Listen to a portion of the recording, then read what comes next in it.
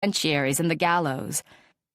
But we shall have the golden age of which Isaiah sang, and the prophets have so long foretold, when the farmers shall be prosperous and happy, dwelling under their own vine and fig tree, when the laborer shall have that for which he toils, when occupancy and use shall be the only title to land, and every one shall obey the divine injunction, in the sweat of thy face shalt thou eat bread. When men shall be just and generous, little less than gods, and women shall be just and charitable toward each other, little less than angels. When we shall have not a government of the people by capitalists, but a government of the people by the people. The Populist Party held its first convention in Omaha, Nebraska in July 1892 and passed the so-called Omaha Platform, initially drafted by Minnesota politician Ignatius Donnelly. Here is an excerpt. The Omaha Platform of the People's Party of America, July 4th, 1892. The conditions which surround us best justify our cooperation. We meet in the midst of a nation brought to the verge of moral, political, and material ruin. Corruption dominates the ballot box, the legislatures, the Congress, and touches even the ermine of the bench. The people are demoralized. Most of the states have been compelled to isolate the voters at the polling places to prevent universal intimidation or bribery. The newspapers are largely subsidized or muzzled, public opinion silenced, business prostrated, our homes covered with mortgages, labor impoverished, and the land concentrating in the hands of the capitalists. The urban workmen are denied the right of organization for self-protection. Imported, pauperized labor beats down their wages. A hireling standing army, unrecognized by our laws, is established to shoot them down, and they are rapidly degenerating into European conditions. The fruits of the toil of millions are boldly stolen to build up colossal fortunes for a few, unprecedented in the history of mankind, and the possessors of these, in turn, despise the Republic and endanger liberty. From the same prolific womb of governmental injustice, we breed the two great classes, tramps and millionaires. The national power to create money is appropriated to enrich bondholders. A vast public debt payable in legal tender currency has been funded into gold-bearing bonds, thereby adding millions to the burdens of the people. Silver, which has been accepted as coin since the dawn of history, has been demonetized to add to the purchasing power of gold by decreasing the value of all forms of property as well as human labor, and the supply of currency is purposely abridged to fatten usurers, bankrupt enterprise, and enslave industry. A vast conspiracy against mankind has been organized on 2 continents, and it is rapidly taking possession of the world. If not met and overthrown at once, it forebodes terrible social convulsions, the destruction of civilization, or the establishment of an absolute despotism. We have witnessed for more than a quarter of a century the struggles of the 2 great political parties for power and plunder, while grievous wrongs have been inflicted upon the suffering people. We charge that the controlling influences dominating both these parties have permitted the existing dreadful conditions to develop without serious effort to prevent or restrain them. Neither do they now promise us any substantial reform. They have agreed together to ignore, in the coming campaign, every issue but one. They propose to drown the outcries of a plundered people with the uproar of a sham battle over the tariff, so that capitalists, corporations, national banks, rings, trusts, watered stock, the demonetization of silver, and the oppressions of the usurers may all be lost sight of. They propose to sacrifice our homes, lives, and children on the altar of Mammon, to destroy the multitude in order to secure corruption funds from the millionaires. Assembled on the anniversary of the birthday of the nation and filled with the spirit of the grand general chief who established our independence, we seek to restore the government of the Republic to the hands of the plain people, with whose class it originated, We assert our purpose is to be identical with the purposes of the national Constitution, to form a more perfect union and establish justice, ensure domestic tranquility, provide for the common defense, promote the general welfare, and secure the blessings of liberty for ourselves and our posterity. We declare that this republic can only endure as a free government while built upon the love of the whole people for each other and for the nation, that it cannot be pinned together by bayonets, that the Civil War is over, and that every passion and resentment which grew out of it must die with it, and that we must be, in fact, as we are in name, one united brotherhood of freedom. Here is an early argument for the idea of an alliance between white and black farmers. In this letter to a Florida newspaper, Reverend J.L. Moore, a leader of the Florida Colored Farmers Alliance, argues that the laboring colored man's interests and the laboring white man's interests are one and the same, urging the formation of political parties that serve the needs of farmers and working people. Reverend J.L. Moore on the Colored Farmers Alliance, March 7th, 1891. In all the discussions of the whites, in all the various meetings they attend, and the different resolutions, remarks, and speeches they make against the Negro, I never hear you, Mr. Editor, nor any of the other leading journals, once criticize their action or say they are antagonizing the races. Neither do you ever call a halt. But let the Negro speak once, and what do you hear? Antagonizing races, Negro uprising, Negro domination, etc. Anything to keep the reading public hostile toward the Negro, not allowing him the privilege to speak his opinion. And if that opinion be wrong, show him by argument, and not at once make it a race issue. As members of the Colored Farmers Alliance, we avowed that we were going to vote with and for the man or party that will secure for the farmer or laboring man his just rights and privileges, and in order that he may enjoy them without experiencing a burden. We want protection at the ballot box, so that the laboring man may have an equal showing and the various labor organizations to secure their just rights. We will join hands with them irrespective of party, and those fellows will have to walk. We are aware of the fact that the laboring colored man's interests and the laboring white man's interests are one and the same. Especially is this true at the South. Anything that can be brought about to benefit the working man will also benefit the Negro more than any other legislation that can be enacted. So I, for one, have fully decided to vote with and work for that party or those who favor the working man. Let them belong to the Democratic or Republican or the People's Party. I know I speak the sentiment of that convention, representing as we do 1/5 of the laborers of this country, 7/8 of our race in this country being engaged in agricultural pursuits. Can you wonder why we have turned our attention from the few pitiful offices a few of our members could secure, and turned our attention toward benefiting the mass of our race, and why we are willing to legislate that this must be benefited? And we ask Congress to protect the ballot box, so they may be justly dealt with in their effort to gain that power. We know, and you know, that neither of the now existing parties is going to legislate in the interest of the farmers or laboring men, except so far as it does not conflict with their interest to do so.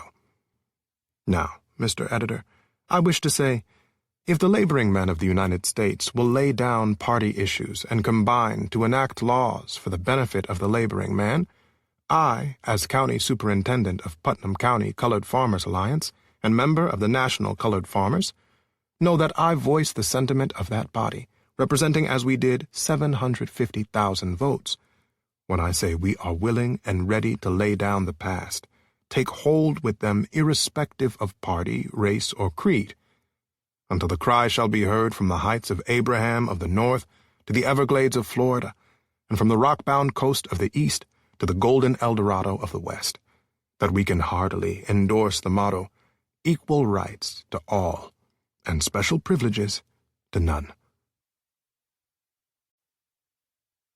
With the betrayal of the former slaves by the National Administration in 1877, violence against black people became widespread in the South and also in parts of the North. Between 1880 and 1920, at least 5,000 blacks were the victims of lynch mobs, with local and national governments looking the other way. In 1892, after learning of a triple lynching in Memphis, Tennessee, the African-American journalist Ida B. Wells Barnett began to document the way lynchings were used as a means of terrorizing and repressing blacks. Ida B. Wells Barnett, Lynch Law, 1893. Lynch law, says the Virginia Lancet, as known by that appellation, had its origin in 1780 in a combination of citizens of Pittsylvania County, Virginia, entered into for the purpose of suppressing a trained band of horse thieves and counterfeiters whose well-concocted schemes had bidden defiance to the ordinary laws of the land, and whose success encouraged and emboldened them in their outrages upon the community. Colonel William Lynch drafted the Constitution for this combination of citizens, and hence lynch law has ever since been the name given to the summary infliction of punishment by private and unauthorized citizens. This law continues in force today in some of the oldest states of the Union, where courts of justice have long been established, whose laws are executed by white Americans. It flourishes most largely in the states which foster the convict lease system, and is brought to bear mainly against the Negro. The first 15 years of his freedom, he was murdered by masked mobs for trying to vote. Public opinion having made lynching for that cause unpopular, a new reason is given to justify the murders of the past 15 years. The Negro was first charged with attempting to rule white people, and hundreds were murdered on that pretended supposition. He is now charged with assaulting or attempting to assault white women. This charge, as false as it is foul, robs us of the sympathy of the world and is blasting the race's good name. The men who make these charges encourage or lead the mobs which do the lynching. They belong to the race which holds Negro life cheap, which owns the telegraph wires, newspapers, and all other communication with the outside world. They write the reports which justify lynching by painting the Negro as black as possible, and those reports are accepted by the press associations and the world without question or investigation. The mob spirit had increased with alarming frequency and violence. Over 1,000 black men, women, and children have been thus sacrificed the past 10 years. Masks have long since been thrown aside, and the lynchings of the present day take place in broad daylight. The sheriffs, police, and state officials stand by and see the work done well. The coroner's jury is often formed among those who took part in the lynching, and a verdict, death at the hands of parties unknown to the jury, is rendered. As the number of lynchings have increased, so has the cruelty and barbarism of the lynchers. 3 human beings were burned alive in civilized America during the first 6 months of this year, 1893. Over 100 have been lynched in this half-year. They were hanged, then cut, shot, and burned. The following table, published by the Chicago Tribune, January 1892, is submitted for thoughtful consideration. 1882, 52 Negroes murdered by mobs. 1883, 39 Negroes murdered by mobs. 1884, 53 Negroes murdered by mobs. 1885, 77 Negroes murdered by mobs. 1886, 73 Negroes murdered by mobs. 1887, 70 Negroes murdered by mobs. 1888, 72 Negroes murdered by mobs. 1889, 95 Negroes murdered by mobs. 1890, 100 Negroes murdered by mobs. 1891, 169 Negroes murdered by mobs. Of this number, 269 were charged with rape, 253 were charged with murder, 44 were charged with robbery, 37 were charged with incendiarism, 4 were charged with burglary, 27 were charged with race prejudice, 13 were charged with quarreling with white men, 10 were charged with making threats, 7 were charged with rioting, 5 were charged with miscegenation, 32 were charged with no reason given. This table shows 1. that only 1/3 of nearly 1,000 murdered black persons have been even charged with the crime of outrage. This crime is only so punished when white women accuse black men, which accusation is never proven.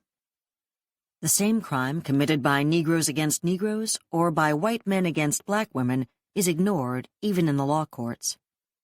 2. That nearly as many were lynched for murder as for the above crime, which the world believes is the cause of all the lynchings. The world affects to believe that white womanhood and childhood, surrounded by their lawful protectors, are not safe in the neighborhood of the black man who protected and cared for them during the 4 years of Civil War. The husbands, fathers, and brothers of those white women were away for 4 years, fighting to keep the Negro in slavery, yet not one case of assault has ever been reported. 3. That robbery, incendiarism, race prejudice, quarreling with white men, making threats, rioting, miscegenation, marrying a white person, and burglary are capital offenses punishable by death when committed by a black against a white person. Nearly as many blacks were lynched for these charges, and unproven, as for the crime of rape. 4. That for nearly 50 of these lynchings, no reason is given. There is no demand for reasons or need of concealment for what no one is held responsible. The simple word of any white person against a Negro is sufficient to get a crowd of white men to lynch a Negro. Investigation as to the guilt or innocence of the accused is never made. Under these conditions, white men have only to blacken their faces, commit crimes against the peace of the community, accuse some Negro, nor rest till he is killed by a mob. Will Lewis, an 18-year-old Negro youth, was lynched at Tullahoma, Tennessee, August 1891, for being drunk and saucy to white folks. In the 1880s, George Pullman built the company town of Pullman outside of Chicago. He slashed his workers' wages, forced them to pay high rents for the dwellings he owned, and controlled every aspect of their lives, treating them like serfs on a feudal estate. Workers struck Pullman on May 11, 1894. To support them, the American Railway Union, led by Eugene Debs, organized a nationwide boycott of the railroads. Soon, all traffic on the 24 railroad lines leading out of Chicago could not move. The strike was broken by court injunctions and federal troops sent by President Grover Cleveland. Debs went to prison for 6 months and came out a socialist. Here is a statement the Pullman workers delivered at the Union's convention at Ulick Hall in Chicago. Statement from the Pullman Strikers, June 15, 1894. Mr. President and brothers of the American Railway Union, we struck at Pullman because we were without hope. We joined the American Railway Union because it gave us a glimmer of hope. 20,000 souls, men, women, and little ones, have their eyes turned toward this convention today, straining eagerly through dark despondency for a glimmer of the heaven-sent message you alone can give us on this earth. In stating to this body our grievances, it is hard to tell where to begin. You all must know that the proximate cause of our strike was the discharge of 2 members of our grievance committee the day after George M. Pullman, himself, and Thomas H. Wicks, his second vice president, had guaranteed them absolute immunity. The more remote causes are still imminent. 5 reductions in wages, in work, and in conditions of employment swept through the shops at Pullman between May and December 1893. The last was the most severe, amounting to nearly 30%, and our rents had not fallen. We owed Pullman $70,000 when we struck May 11th. We owe him twice as much today. He does not evict us for 2 reasons. 1, the force of popular sentiment and public opinion. The other because he hopes to starve us out, to break through in the back of the American Railway Union, and to deduct from our miserable wages when we are forced to return to him the last dollar we owe him for the occupancy of his houses. Rents all over the city, in every quarter of its vast extent, have fallen, in some cases to 1/2. Residences, compared with which ours are hovels, can be had a few miles away at the prices we have been contributing to make a millionaire a billionaire. What we pay $15 for in Pullman is leased for $8 in Roseland. And remember that just as no man or woman of our 4,000 toilers has ever felt the friendly pressure of George M. Pullman's hand, so no man or woman of us all has ever owned or can ever hope to own 1 inch of George M. Pullman's land. Why, even the very streets are his. And do you know what their names are? Why, Fulton, Stevenson, Watt, and Pullman. When we went to tell him our grievances, he said we were all his children. Pullman, both the man and the town, is an ulcer on the body politic. He owns the houses, the schoolhouses, and churches of God in the town he gave his once humble name.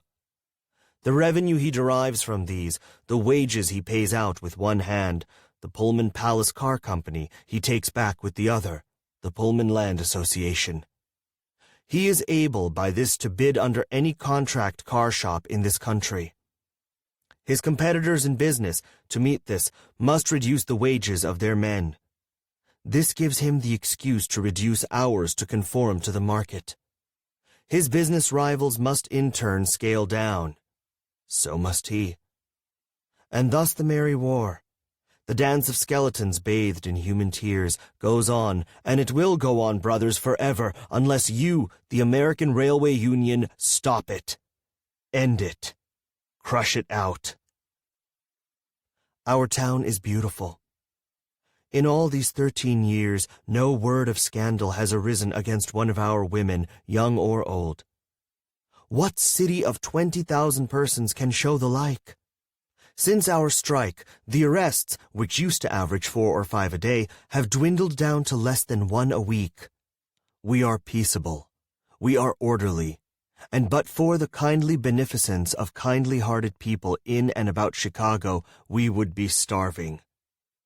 We are not desperate today because we are not hungry, and our wives and children are not begging for bread. But George M. Pullman, who ran away from the public opinion that has arisen against him, like the genie from the bottle in the Arabian Nights, is not feeding us. He is patiently seated beside his millions, waiting for what? To see us starve. We have grown better acquainted with the American Railway Union these convention days, and as we have heard sentiments of the noblest philanthropy fall from the lips of our general officers, your officers and ours, we have learned that there is a balm for all our troubles, and that the box containing it is in your hands today, only awaiting opening to disseminate its sweet savor of hope. George M. Pullman, you know, has cut our wages from 30 to 70%. George M. Pullman has caused to be paid in the last year the regular quarterly dividend of 2% on his stock and an extra slice of 1.5%, making 9.5% on $30 million of capital. George M. Pullman, you know, took 3 contracts on which he lost less than $5,000. Because he loved us? No. Because it was cheaper to lose a little money in his freight car and his coach shops than to let his working men go. But that petty loss, more than made up by us from money we needed to clothe our wives and little ones, was his excuse for effecting a gigantic reduction of wages in every department of his great works, of cutting men and boys and girls, with equal zeal, including everyone in the repair shops of the Pullman Palace cars on which such preposterous profits have been made. We will make you proud of us, brothers, if you will give us the hand we need. Help us make our country better and more wholesome. Pull us out of our slough of despond. Teach arrogant grinders of the faces of the poor that there is still a God in Israel, and if need be a Jehovah, a God of battles. Do this, and on that last great day you will stand, as we hope to stand, before the great white throne, like gentlemen unafraid. One reaction to the poverty and violence of capitalism in the 19th century was to dream of a different kind of world. Edward Bellamy's novel Looking Backward imagined a man waking up in the year 2000 in a society based on equality and justice. His book sold 1 million copies in a few years, and over 100 groups were organized around the country to work toward Bellamy's vision. Edward Bellamy. Looking backward, 2000 to 1887. 1888. And in heaven's name, who are the public enemies? Exclaimed Dr. Leete. Are they France, England, Germany, or hunger, cold, and nakedness? In your day, governments were accustomed, on the slightest international misunderstanding, to seize upon the bodies of citizens and deliver them over by hundreds of thousands to death and mutilation, wasting their treasures the while like water, and all this oftenest for no imaginable profit to the victims. We have no war now, and our governments no war powers, but in order to protect every citizen against hunger, cold, and nakedness, and provide for all his physical and mental needs, the function is assumed of directing his industry for a term of years. No, Mr. West. I am sure on reflection you will perceive that it was in your age, not in ours, that the extension of the functions of governments was extraordinary. Not even for the best ends would men now allow their governments such powers as were then used for the most maleficent. Leaving comparisons aside, I said, the demagoguery and corruption of our public men would have been considered, in my day, insuperable objections to any assumption by government of the charge of the national industries. We should have thought that no arrangement could be worse than to entrust the politicians with control of the wealth-producing machinery of the country. Its material interests were quite too much the football of parties as it was. No doubt you are right, rejoined Dr. Leete, but all that is changed now. We have no parties or politicians, and as for demagoguery and corruption, they are words having only an historical significance. Human nature itself must have changed very much, I said. Not at all, was Dr. Leete's reply, but the conditions of human life have changed, and with them the motives of human action. The organization of society with you was such that officials were under a constant temptation to misuse their power for the private profit of themselves or others. Under such circumstances, it seems almost strange that you dared entrust them with any of your affairs. Nowadays, on the contrary, society is so constituted that there is absolutely no way in which an official, however ill-disposed, could possibly make any profit for himself or anyone else by a misuse of his power.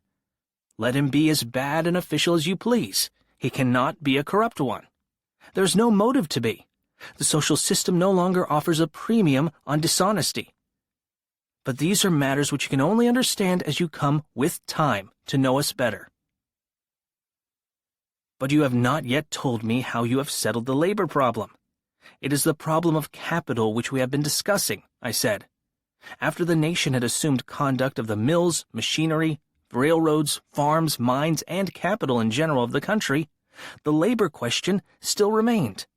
In assuming the responsibilities of capital, the nation had assumed the difficulties of the capitalist's position. The moment the nation assumed the responsibilities of capital, those difficulties vanished, replied Dr. Leete. The national organization of labor under one direction was the complete solution of what was, in your day and under your system, justly regarded as the insoluble labor problem. When the nation became the sole employer, all the citizens, by virtue of their citizenship, became employees, to be distributed according to the needs of industry. That is, I suggested, you have simply applied the principle of universal military service, as it was understood in our day, to the labor question. Yes, said Dr. Leete, that was something which followed as a matter of course as soon as the nation had become the sole capitalist. The people were already accustomed to the idea that the obligation of every citizen not physically disabled to contribute his military services to the defense of the nation was equal and absolute, that it was equally the duty of every citizen to contribute his quota of industrial or intellectual services to the maintenance of the nation was equally evident, though it was not until the nation became the employer of labor that citizens were able to render this sort of service with any pretense either of universality or equity. No organization of labor was possible when the employing power was divided among hundreds or thousands of individuals and corporations, between which concert of any kind was neither desired nor indeed feasible. It constantly happened, then, that vast numbers who desired to labor could find no opportunity, and on the other hand, those who desired to evade a part or all of their debt could easily do so. Service now, I suppose, is compulsory upon all, I suggested. It is rather a matter of course than of compulsion, replied Dr. Leete. It is regarded as so absolutely natural and reasonable that the idea of its being compulsory has ceased to be thought of. Is the term of service in this industrial army for life? Oh no, it both begins later and ends earlier than the average working period in your day. Your workshops were filled with children and old men, but we hold the period of youth sacred to education, and the period of maturity, when the physical forces begin to flag, equally sacred to ease and agreeable relaxation. The period of industrial service is 24 years, beginning at the close of the course of education at 21 and terminating at 45. After 45, while discharged from labor, the citizen still remains liable to special calls, in case of emergencies causing a sudden great increase in the demand for labor, till he reaches the age of 55. But such calls are rarely, in fact, almost never made. Chapter 12. The Expansion of the Empire.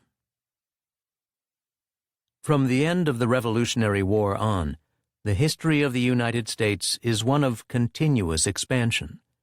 First, it was the march across the continent, initiating a war with Mexico, driving Indians off their land through the breaking of treaties and the use of military force. The culmination of this came in 1890 with the massacre of Indians in the village of Wounded Knee.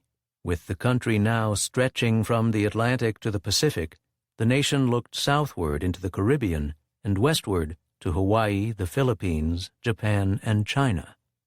There were 103 military interventions in other countries between 1798 and 1895, according to records of the State Department.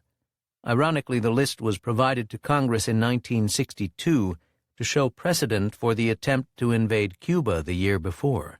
By the 1890s, political leaders and newspaper editors were hailing the idea of manifest destiny. Senator Henry Cabot Lodge of Massachusetts wrote in a magazine article that, in the interests of our commerce, we should build the Nicaragua Canal, and for the protection of that canal and for the sake of our commercial supremacy in the Pacific, we should control the Hawaiian Islands and maintain our influence in Samoa, adding that when the Nicaraguan Canal is built, the island of Cuba will become a necessity. An editorial in the Washington Post declared, "A new consciousness seems to have come upon us, the consciousness of strength, and with it a new appetite, the yearning to show our strength. The taste of empire is in the mouth of the people, even as the taste of blood in the jungle." Even before he was elected president in 1896, William McKinley said, "We want a foreign market for our surplus products." Senator Albert Beveridge of Indiana spoke of the need to sell surplus products abroad. "Fate has written our policy for us. The trade of the world must and shall be ours." In 1893, a number of U.S. officials initiated a failed attempt to annex Hawaii to the United States, supporting the overthrow of the Hawaiian government. Although an investigation found the intervention illegal, President William McKinley arranged for another annexation treaty on June 16, 1897. Under the pressure of a formal letter of protest delivered by Queen Liliuokalani in Washington, D.C., and the opposition of more than 20,000 Hawaiians who signed petitions against the annexation, the Senate did not ratify the arrangement. But, using the pretext of the Spanish-American War, the United States annexed Hawaii through fiat, this time a congressional joint resolution on July 7, 1898, that seized its land for use as a military base needed to fight the Spanish in Guam and the Philippines. The United States also turned Puerto Rico into a protectorate under the pretense of freeing it. But in 1898, writing in the New York Times, the businessman Amos K. Fisk laid out a remarkably honest assessment of the value Puerto Rico would have for the United States. "Of the commercial value of Puerto Rico as a possession, there is no possibility of doubt." The same year, the United States invaded Cuba. The Cuban people had been rebelling against Spanish rule for a long time before 1898, but their cruel treatment by the Spanish was used by the U.S. government to justify going to war with Spain. The blowing up of the battleship Maine in Havana Harbor, leading to the deaths of 268 men, was used to inflame public sentiment against Spain, although there was never any evidence that the Spanish were responsible for that disaster. It was a short, victorious war in Cuba. Secretary of State John Hay called it a splendid little war. The rule of Spain was ended, but Cuba was not free, because now the United States was taking over the country. It was not officially a colony, but U.S. corporations rushed in to dominate the economy, and the new Cuban Constitution was reworked to allow U.S. military intervention any time the United States was so inclined. The Cuban rebels, who had done a great deal of the fighting against Spain, were shunted aside. The United States was not going to allow the Cubans to run their own country. Now the nation turned to the Pacific and invaded another Spanish colony, the Philippines. Unlike the Cuban War, this was a long and bloody affair, lasting for years, in which an American army fought against the Filipino independence movement. Atrocities were committed by U.S. forces in the course of winning the war. At least 500,000 Filipinos died. In the United States, there was opposition to the war in the Philippines. An anti-imperialist league was formed, of which Mark Twain was a leading member. Twain wrote, "We have pacified some thousands of the islanders and buried them. And so by these providences of God, and the phrase is the government's, not mine, we are a world power." There was bitter irony for the black population of the United States, whose sons were sent to fight against the people of the Philippines. Black people were lynched in great numbers during those years of the war, while patience, industry, and moderation was being preached to blacks, and patriotism was being preached to whites. Here are the words of General Calixto Garcia, writing to General William R. Shafter, head of the American Expeditionary Army, about the U.S. seizure of power in Cuba. Calixto Garcia's letter to General William R. Shafter, July 17, 1898. Sir, on May 12th, the government of the Republic of Cuba ordered me, as commander of the Cuban Army in the East, to cooperate with the American Army following the plans and obeying the orders of its commander. I have done my best, sir, to fulfill the wishes of my government, and I have been until now one of your most faithful subordinates, honoring myself in carrying out your orders as far as my powers have allowed me to do it. The city of Santiago surrendered to the American Army, and news of that important event was given to me by persons entirely foreign to your staff. I have not been honored with a single word from yourself informing me about the negotiations for peace or the terms of the capitulation by the Spaniards.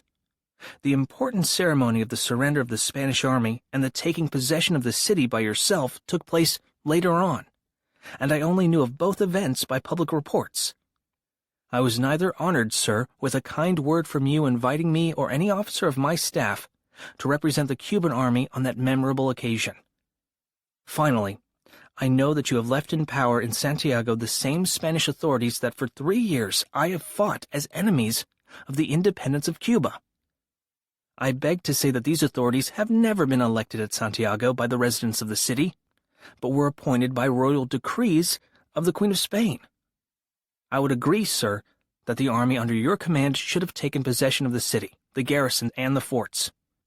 I would give my warm cooperation to any measure you may have deemed best under American military law to hold the city for your army and to preserve public order until the time comes to fulfill the solemn pledge of the people of the United States to establish in Cuba a free and independent government. But when the question arises of appointing authorities in Santiago de Cuba under the special circumstances of our 30 years' strife against Spanish rule, I cannot see but with the deepest regret that such authorities are not elected by the Cuban people, but are the same ones selected by the Queen of Spain, and hence are ministers appointed to defend Spanish sovereignty against the Cubans. A rumor too absurd to be believed, General, describes the reason of your measure and of the orders forbidding my army to enter Santiago for fear of massacres and revenge against the Spaniards. Allow me, sir, to protest against even the shadow of such an idea. We are not savages ignoring the rules of civilized warfare. We are a poor, ragged army, as ragged and poor as was the army of your forefathers in their noble war for independence. But like the heroes of Saratoga and Yorktown, we respect our cause too deeply to disgrace it with barbarism and cowardice. In view of all these reasons, I sincerely regret being unable to fulfill any longer the orders of my government, and therefore I have tendered today to the Commander-in-Chief of the Cuban Army, Major General Maximo Gomez, my resignation as commander of this section of our army. Awaiting his resolution, I have retired with all my forces to Higuani. I am respectfully yours, Calixto Garcia. The expansion of the U.S. empire fueled significant opposition among African Americans, who opposed the racism and the violence of these ventures. In 1903, in The Souls of Black Folk, the writer and agitator W.E.B. Du Bois wrote of black revulsion to the recent course of the United States toward weaker and darker peoples in the West Indies, Hawaii, and the Philippines. Here are 3 accounts of anti-war sentiment among blacks at the time. 3 documents on African American opposition to empire, 1898 to 1899. Lewis H. Douglas on black opposition to McKinley, November 17, 1899. President William McKinley, in the course of his speech at Minneapolis, said of the Filipinos under American sovereignty, "They will not be governed as vassals or serfs or slaves. They will be given a government of liberty, regulated by law, honestly administered, without oppressing exaction, taxation without tyranny, justice without bribe, education without distinction of social conditions, freedom of religious worship, and protection of life, liberty, and pursuit of happiness." I do not believe that President McKinley has any confidence in the statement above. It cannot be successfully asserted that the great tariff statesman is blind to the fact of the race and color prejudice that dominates the greater percentage of the soldiers who are killing Filipinos in the name of freedom and civilization. President McKinley knows that brave, loyal black American soldiers who fight and die for their country are hated, despised, and cruelly treated in that section of the country from which this administration accepts dictation and to the tastes of which the President undoubtedly caters. The President of the United States knows that he dare not station a regiment of black heroes in the state of Arkansas.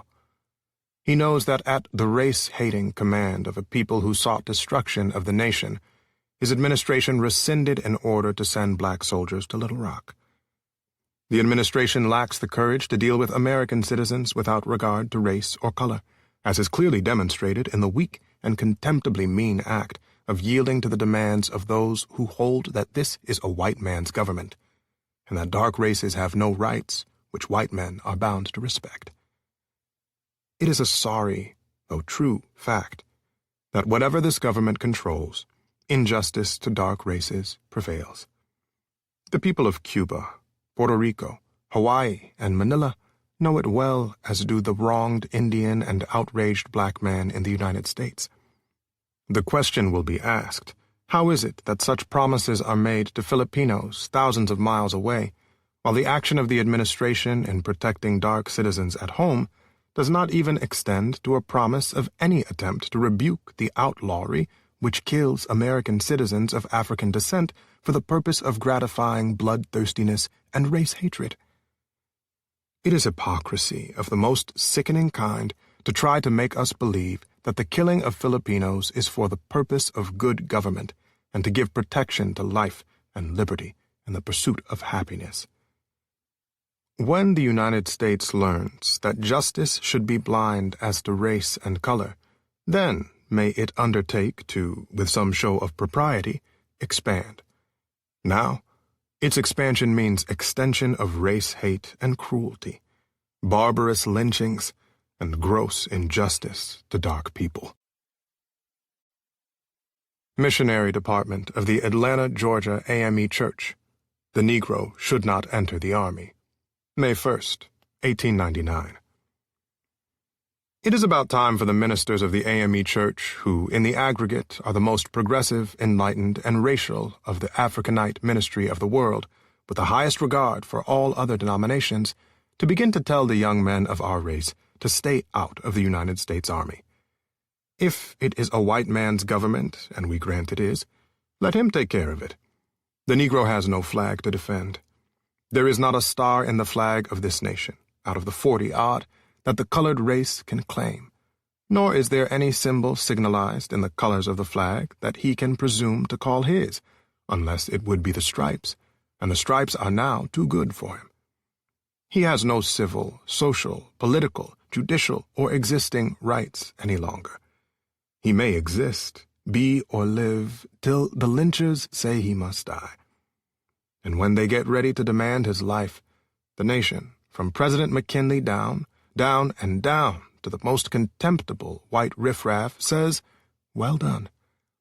If not in words, they say it by their silence, and those who did enlist some months ago were abused, misrepresented, and vilified when they even passed through the country, worse than brutes would have been. If they came out of the cars and walked about the depot, they were charged with trying to kill men, women, and children, and fire the cities and villages. If they sat in the cars and failed to get out, the newspapers branded them with cowardice and said they were afraid. They knew what would follow, while one town would telegraph to the next that Negro soldiers would pass through. Have your armed police at the railroad station, armed to the teeth and ready to shoot them down upon the slightest provocation.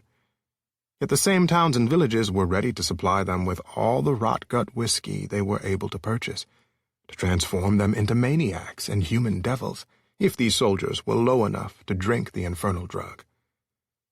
We now ask, in the face of these facts, and they are not half told, what does the Negro want to enlist, lay his life upon the altar of the nation, and die for? What is to be gained? Where is the credit? Who will accord it to him? In what particular will the race be benefited? Suppose the Negro should enlist in great numbers, and go to the Spanish islands and help to subjugate the territory now in dispute, and subordinate it to the dictatorial whim of the United States. What right, what privilege, what immunity, what enjoyment, what possession will he be the recipient of? A Cuban from Havana who was compelled to ride with us in a Jim Crow car a week ago, and who was as mad as vengeance at this restriction of his manhood, told us that the diabolical prejudice of the United States was being exhibited there, and his curse words were sulphuretic vengeance itself. He said, "This valuing a man by his color was unknown in Cuba until the scoundrels and villains of this country went there." He showed us papers which represented him as a great businessman, dealing in the finest tobacco and cigars. Yet he was compelled to ride in the Jim Crow car or be mobbed at every station. And this Cuban was not a black man. We ask the young men of the Negro race if you have got any life to throw away for such a country as this. If you have a spare life on hand that you wish to dispose of by sacrifice, for mercy's sake, for honor's sake, for manhood's sake, and for common sense's sake, throw it away for a better purpose, in a nobler act, in doing something that will perpetuate your memory, to say the least. While we are the first Africanite chaplain in the history of the nation, and have once been proud of the flag of this nation as it waved and flaunted in the air, as a Negro we regard it a worthless rag. It is the symbol of liberty, of manhood, sovereignty, and of national independence to the white man, we grant, and he should justly be proud of it. But to the colored man, that has any sense, any honor, and is not a scullionized fool, it is a miserable, dirty rag. We repeat that the AME ministry, yes, and the Negro ministry of the country should fight the enlistment of colored men in the United States Army as they would liquor brothels, thievery, breaking the Sabbath, or any crime even in the catalog of villainy. The Negro minister of the gospel who would encourage enlistment in the United States Army in the conditions things are now encourages murder and the shedding of innocent blood for nothing. as the foolish young men do not know what steps they are taking. Moreover, the bulk of the white people do not want colored soldiers. Our own governor disapproves of it. The majority of the white press is against it. They regard the black soldiers as monstrosities, and we regard them monstrosities also. Again, we say to the colored men, stay out of the United States Army. Take no oath to protect any flag that offers no protection to its sable defenders. If we had the voice of seven thunders, we would sound a protest against Negro enlistment till the very ground shook below our feet. I.D. Barnett et al. Open letter to President McKinley by colored people of Massachusetts, October 3rd, 1899. Sir, we colored people of Massachusetts in mass meeting assembled to consider our oppressions and the state of the country relative to the same, have resolved to address ourselves to you in an open letter, notwithstanding your extraordinary, your incomprehensible silence on the subject of our wrongs in your annual and other messages to Congress, as in your public utterances to the country at large.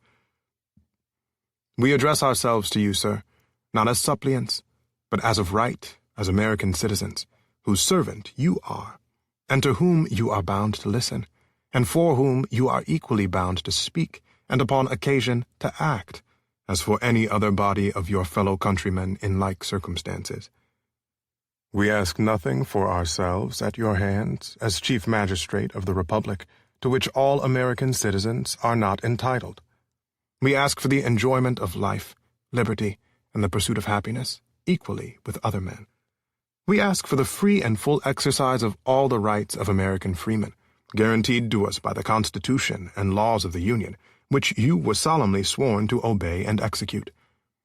We ask you for what belongs to us by the high sanction of Constitution and law, and the democratic genius of our institutions and civilization.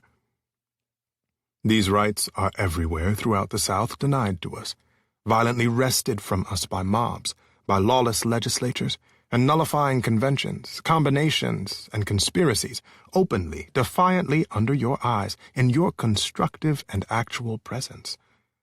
And we demand, which is a part of our rights, protection, security in our life, our liberty, and in the pursuit of our individual and social happiness under a government which we are bound to defend in war, and which is equally bound to furnish us in peace protection at home and abroad. We have suffered, sir. God knows how much we have suffered, since your accession to office, at the hands of a country professing to be Christian, but which is not Christian, from the hate and violence of a people claiming to be civilized, but who are not civilized. And you have seen our sufferings, witnessed from your high place our awful wrongs and miseries, and yet you have at no time and on no occasion opened your lips in our behalf. Why, we ask? Is it because we are black and weak and despised? Are you silent because, without any fault of our own, we were enslaved and held for more than 2 centuries in cruel bondage by your forefathers? Is it because we bear the marks of those sad generations of Anglo-Saxon brutality and wickedness that you do not speak? Is it our fault that our involuntary servitude produced in us widespread ignorance, poverty, and degradation? Are we to be damned and destroyed by the whites because we have only grown the seeds which they planted? Are we to be damned by bitter laws and destroyed by the mad violence of mobs because we are what white men made us? And is there no help in the federal arm for us, or even one word of audible pity, protest, and remonstrance in your own breast, Mr. President, or in that of a single member of your cabinet? Black indeed we are, sir, but we are also men and American citizens. Had 18 months ago the Cuban Revolution to throw off the yoke of Spain, or the attempt of Spain to subdue the Cuban Rebellion, any federal aspect?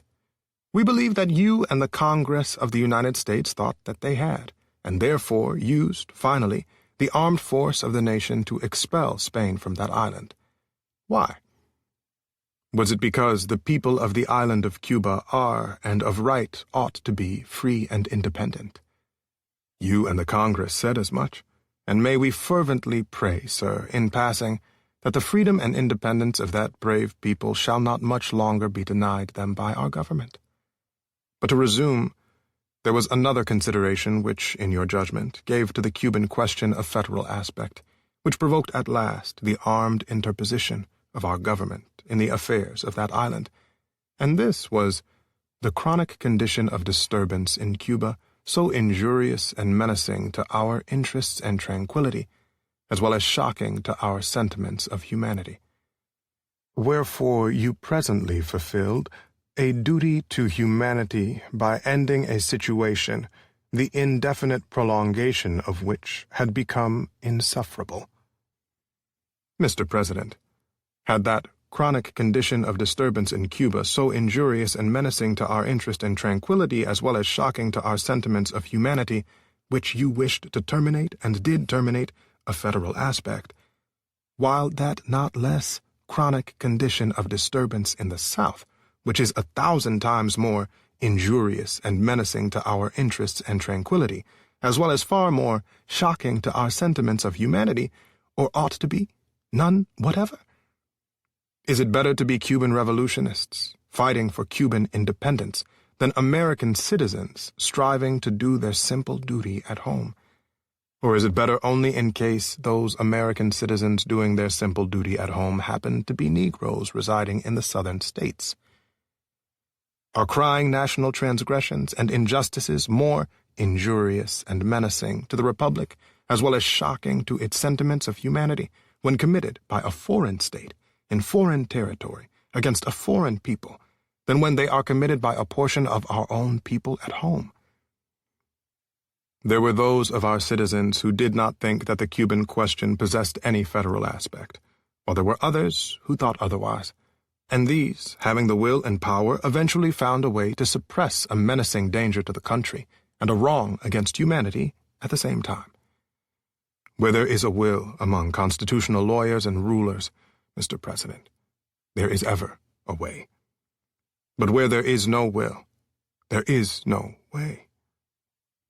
Shall it be said that the federal government, with arms of Briareus reaching to the utmost limits of the habitable globe for the protection of its citizens, for the liberation of alien islanders and the subjugation of others, is powerless to guarantee to certain of its citizens at home their inalienable right to life, liberty, and the pursuit of happiness, because those citizens happen to be Negroes residing in the southern section of our country?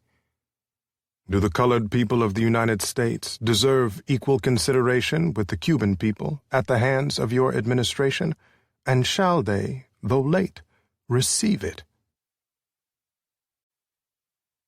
At the end of the 19th century, the United States moved to expand its formal empire, annexing lands in Hawaii, Guam, Cuba, Puerto Rico, Samoa, and the Philippines following the end of the Spanish-American War.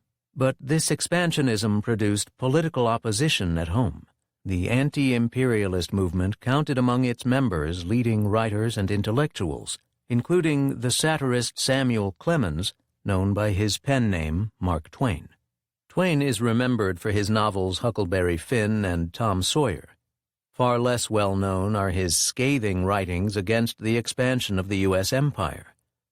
Moved to public opposition against the bloody invasion and occupation of the Philippines in 1899, which President George W. Bush cited in 2003 as a model for the occupation of Iraq, Twain returned after 10 years of living abroad to become the vice president of the recently formed Anti-Imperialist League in 1900.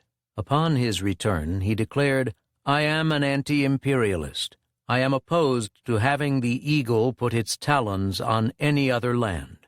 Here is part of his bitter essay about a massacre of some 600 Moros in the Philippines. Samuel Clemens. Comments on the Moro Massacre, March 12, 1906. This incident burst upon the world last Friday in an official cablegram from the commander of our forces in the Philippines to our government at Washington. The substance of it was as follows. A tribe of Moros, dark-skinned savages had fortified themselves in the bowl of an extinct crater not many miles from Holo. And as they were hostiles and bitter against us because we have been trying for 8 years to take their liberties away from them, their presence in that position was a menace. Our commander, General Leonard Wood, ordered a reconnaissance. It was found that the Moros numbered 600, counting women and children, that their crater bowl was in the summit of a peak or mountain 2,200 feet above sea level and very difficult of access for Christian troops and artillery. Then General Wood ordered a surprise and went along himself to see the order carried out. Our troops climbed the heights by devious and difficult trails and even took some artillery with them. The kind of artillery is not specified, but in one place it was hoisted up a sharp acclivity by tackle a distance of some 300 feet. Arrived at the rim of the crater, the battle began. Our soldiers numbered 540. They were assisted by auxiliaries consisting of a detachment of native constabulary in our pay, their numbers not given, and by a naval detachment whose numbers are not stated. But apparently the contending parties were about equal as to number, 600 men on our side, on the edge of the bowl, 600 men, women, and children in the bottom of the bowl. Depth of the bowl, 50 feet. General Wood's order was, kill or capture the 600. The battle began. It is officially called by that name, our forces firing down into the crater with their artillery and their deadly small arms of precision. The savages furiously returning the fire, probably with brickbats, though this is merely a surmise of mine, as the weapons used by the savages are not nominated in the cablegram. Heretofore, the Moros have used knives and clubs mainly, also ineffectual trade muskets when they had any. The official report stated that the battle was fought with prodigious energy on both sides during a day and a half, and that it ended with a complete victory for the American arms. The completeness of the victory is established by this fact. That of the 600 Moros, not one was left alive. The brilliancy of the victory is established by this other fact, to wit, that of our 600 heroes, only 15 lost their lives. General Wood was present and looking on. His order had been, kill or capture those savages. Apparently, our little army considered that the "or" left them authorized to kill or capture according to taste, and that their taste had remained what it has been for 8 years in our army out there, the taste of Christian butchers. The official report quite properly extolled and magnified the heroism and gallantry of our troops, lamented the loss of the 15 who perished, and elaborated the wounds of 32 of our men who suffered injury, and even minutely and faithfully described the nature of the wounds in the interest of future historians of the United States. It mentioned that a private had one of his elbows scraped by a missile, and the private's name was mentioned. Another private had the end of his nose scraped by a missile. His name was also mentioned, by cable, at $1.50 a word. Next day's news confirmed the previous day's report and named our 15 killed and 32 wounded again, and once more described the wounds and gilded them with the right adjectives. Let us now consider 2 or 3 details of our military history. In one of the great battles of the Civil War, 10% of the forces engaged on the two sides were killed and wounded. At Waterloo, where 400,000 men were present on the two sides, 50,000 fell, killed and wounded, in 5 hours, leaving 350,000 sound and all right for further adventures. 8 years ago, when the pathetic comedy called the Cuban War was played, we summoned 250,000 men. We fought a number of showy battles, and when the war was over, we had lost 268 men out of our 250,000, in killed and wounded in the field, and just 14 times as many by the gallantry of the army doctors in the hospitals and camps. We did not exterminate the Spaniards. Far from it. In each engagement, we left an average of 2% of the enemy killed or crippled on the field. Contrast these things with the great statistics which have arrived from that Moro crater. There, with 600 engaged on each side, we lost 15 men killed outright, and we had 32 wounded, counting that nose and that elbow. The enemy numbered 600, including women and children, and we abolished them utterly, leaving not even a baby alive to cry for its dead mother. This is incomparably the greatest victory that was ever achieved by the Christian soldiers of the United States. Now then, how has it been received? The splendid news appeared with splendid display heads in every newspaper in this city of 4,013,000 inhabitants on Friday morning.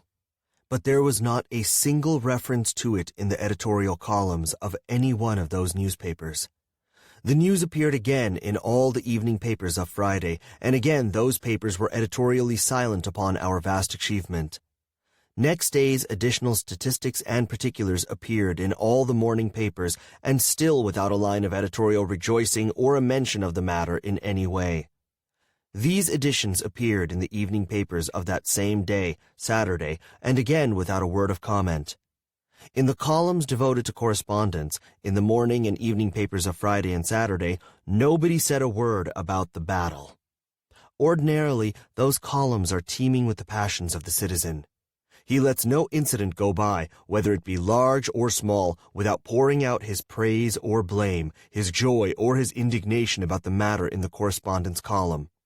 But, as I have said, during those 2 days he was as silent as the editors themselves. So far as I can find out, there was only one person among our 80 millions who allowed himself the privilege of a public remark on this great occasion. That was the President of the United States. All day Friday he was as studiously silent as the rest. But on Saturday he recognized that his duty required him to say something, and he took his pen and performed that duty. If I know President Roosevelt, and I am sure I do, this utterance cost him more pain and shame than any other that ever issued from his pen or his mouth. I am far from blaming him. If I had been in his place, my official duty would have compelled me to say what he said. It was a convention, an old tradition, and he had to be loyal to it. There was no help for it. This is what he said. Washington, March 10th. Wood, Manila. I congratulate you and the officers and men of your command upon the brilliant feat of arms wherein you and they so well upheld the honor of the American flag. Signed, Theodore Roosevelt. His whole utterance is merely a convention. Not a word of what he said came out of his heart. He knew perfectly well that to pen 600 helpless and weaponless savages in a hole like rats in a trap and massacre them in detail during a stretch of a day and a half from a safe position on the heights above was no brilliant feat of arms, and would not have been a brilliant feat of arms even if Christian America, represented by its salaried soldiers, had shot them down with Bibles and the Golden Rule instead of bullets. He knew perfectly well that our uniformed assassins had not upheld the honor of the American flag, but had done as they have been doing continuously for 8 years in the Philippines, that is to say, they had dishonored it. The next day, Sunday, which was yesterday, the cable brought us additional news, still more splendid news, still more honor for the flag. The first display head shouts this information at us in the stentorian capitals. Women slain in Moro slaughter. Slaughter is a good word. Certainly there is not a better one in the unabridged dictionary for this occasion. The next display line says, with children they mixed in mob in crater, and all died together. They were mere naked savages, and yet there is a sort of pathos about it when that word children falls under your eye, for it always brings before us our perfectest symbol of innocence and helplessness. And by help of its deathless eloquence, color, creed, and nationality vanish away, and we see only that they are children, merely children. And if they are frightened and crying and in trouble, our pity goes out to them by natural impulse. We see a picture. We see the small forms. We see the terrified faces. We see the tears. We see the small hands clinging in supplication to the mother, but we do not see those children that we are speaking about. We see in their places the little creatures whom we know and love. The next heading blazes with American and Christian glory like to the sun in the zenith. Death list is now 900. I was never so enthusiastically proud of the flag till now. Smedley Butler was a prominent U.S. Marine Corps Major General who joined the Army in 1898 to fight in the Spanish-American War. After that, he was involved in military interventions in China, the Philippines, Nicaragua, Panama, Honduras, Mexico, and Haiti, twice winning the Congressional Medal of Honor. However, Butler came to see his actions in a new light. Butler wrote, "It may seem odd for me, a military man, to adopt such a comparison. Truthfulness compels me to. I spent 33 years and 4 months in active military service as a member of this country's most agile military force, the Marine Corps. I served in all commissioned ranks from second lieutenant to major general. And during that period, I spent most of my time being a high-class muscle man for big business, for Wall Street and for the bankers. In short, I was a racketeer, a gangster for capitalism. I helped make Mexico, especially Tampico, safe for American oil interests in 1914. I helped make Haiti and Cuba a decent place for the national city bank boys to collect revenues in. I helped in the raping of half a dozen Central American republics for the benefits of Wall Street. The record of racketeering is long. I helped purify Nicaragua for the international banking house of Brown Brothers in 1909 to 1912. Where have I heard that name before? I brought light to the Dominican Republic for American sugar interests in 1916. In China, I helped to see to it that Standard Oil went its way unmolested. During those years, I had, as the boys in the back room would say, a swell racket. Looking back on it, I feel that I could have given Al Capone a few hints. The best he could do was to operate his racket in 3 districts. I operated on 3 continents. In 1935, Butler published a powerful condemnation of the business interests he served in those imperialist ventures. War is a Racket. The section printed here is from the chapter, Who Makes the Profits? Smedley D. Butler. War is a Racket. 1935. War is a racket. It always has been. It is possibly the oldest, easily the most profitable, surely the most vicious. It is the only one international in scope. It is the only one in which the profits are reckoned in dollars and the losses in lives. A racket is best described, I believe, as something that is not what it seems to the majority of the people. Only a small inside group knows what it is about. It is conducted for the benefit of the very few, at the expense of the very many. Out of war, a few people make huge fortunes. In the World War, a mere handful garnered the profits of the conflict. At least 21,000 new millionaires and billionaires were made in the United States during the World War. That many admitted their huge blood gains in their income tax returns. How many other war millionaires falsified their tax returns, no one knows. How many of these war millionaires shouldered a rifle? How many of them dug a trench? How many of them knew what it meant to go hungry in a rat-infested dugout? How many of them spent sleepless, frightened nights, ducking shells and shrapnel and machine gun bullets? How many of them parried a bayonet thrust of an enemy? How many of them were wounded or killed in battle? Out of war, nations acquire additional territory, if they are victorious. They just take it. This newly acquired territory promptly is exploited by the few, the self-same few who wrung dollars out of blood in the war. The general public shoulders the bill. And what is this bill? This bill renders a horrible accounting. Newly placed gravestones, mangled bodies, shattered minds, broken hearts and homes, economic instability, depression and all its attendant miseries, back-breaking taxation for generations and generations. For a great many years as a soldier, I had a suspicion that war was a racket. Not until I retired to civil life did I fully realize it. Now that I see the international war clouds gathering, as they are today, I must face it and speak out. Again, they are choosing sides. France and Russia met and agreed to stand side by side.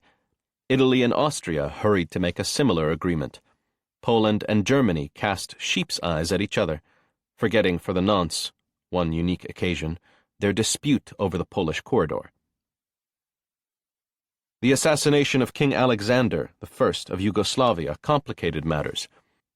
Yugoslavia and Hungary, long bitter enemies, were almost at each other's throats. Italy was ready to jump in, but France was waiting. So was Czechoslovakia. All of them are looking ahead to war.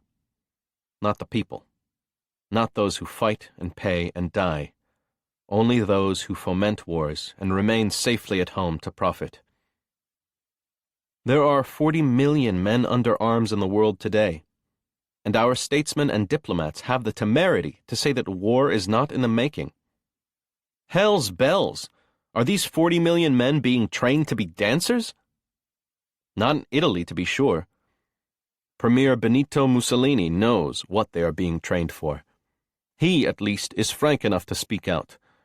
Only the other day, Il Duce in International Conciliation, the publication of the Carnegie Endowment for International Peace, said, and above all, fascism, the more it considers and observes the future and the development of humanity quite apart from political considerations of the moment, believes neither in the possibility nor the utility of perpetual peace.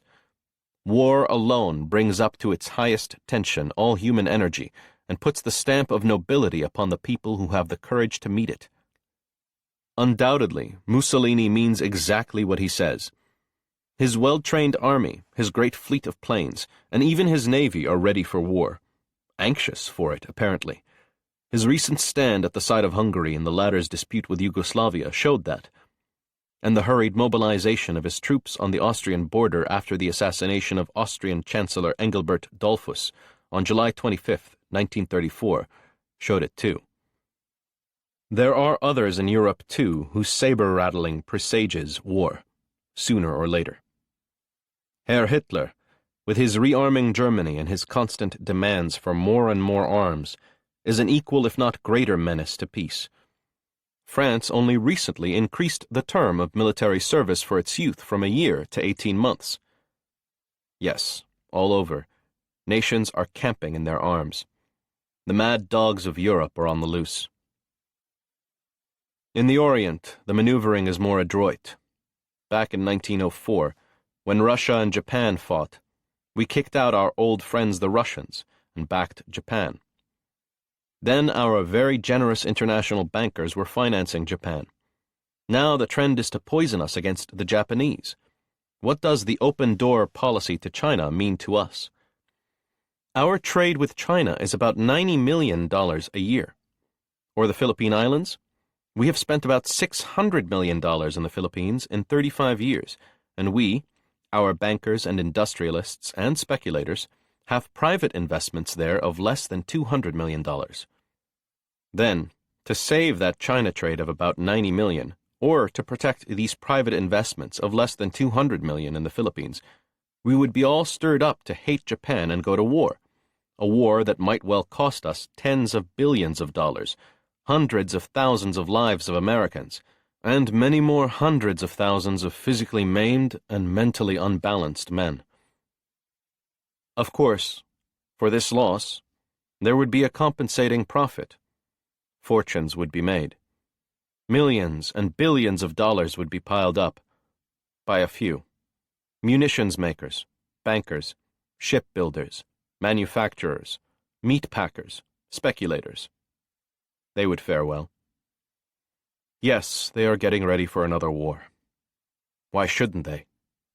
It pays high dividends. But what does it profit the masses? What does it profit the men who are killed? What does it profit the men who are maimed? What does it profit their mothers and sisters, their wives and their sweethearts? What does it profit their children? What does it profit anyone except the very few to whom war means huge profits? Yes, and what does it profit the nation? Take our own case. Until 1898, we didn't own a bit of territory outside the mainland of North America. At that time, our national debt was a little more than $1 billion. Then we became internationally minded. We forgot or shunted aside the advice of the father of our country. We forgot George Washington's warning about entangling alliances. We went to war. We acquired outside territory. At the end of the World War period, as a direct result of our fiddling in international affairs, our national debt had jumped to over $25 billion. Our total favorable trade balance during the 25-year period was about $24 billion. Therefore, on a purely bookkeeping basis, we ran a little behind year for year, and that foreign trade might well have been ours without the wars. It would have been far cheaper, not to say safer, for the average American who pays the bills to stay out of foreign entanglements. For a very few, this racket, like bootlegging and other underworld rackets, brings fancy profits. But the cost of operations is always transferred to the people, who do not profit. Chapter 13. Socialists and Wobblies. The overseas wars, the bitter conditions of workers, the misery of the poor in the crowded cities, these factors contributed to the rise of radicalism in the early part of the 20th century. One important expression of the radicalism of this period was the anarchist-influenced labor union called the Industrial Workers of the World, the IWW, popularly known as the Wobblies.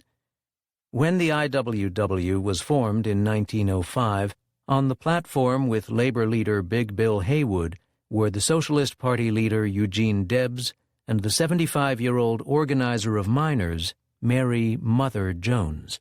The IWW preamble of 1908 spoke of the class struggle. The working class and the employing class have nothing in common. There can be no peace so long as hunger and want are found among millions of the working people, and the few who make up the employing class have all the good things of life. By organizing industrially, we are forming the structure of the new society within the shell of the old. The socialist movement was another powerful movement born of the grievances of this era. Eugene Debs had become a socialist while in prison for his participation in the Pullman strike of 1894. He became a leader of the party, running as its presidential candidate 5 times. The Socialist Party at one time had 100,000 members and 1,200 office holders in 340 municipalities. Distinguished writers of the time, such as Upton Sinclair, Helen Keller, and Jack London, were socialists.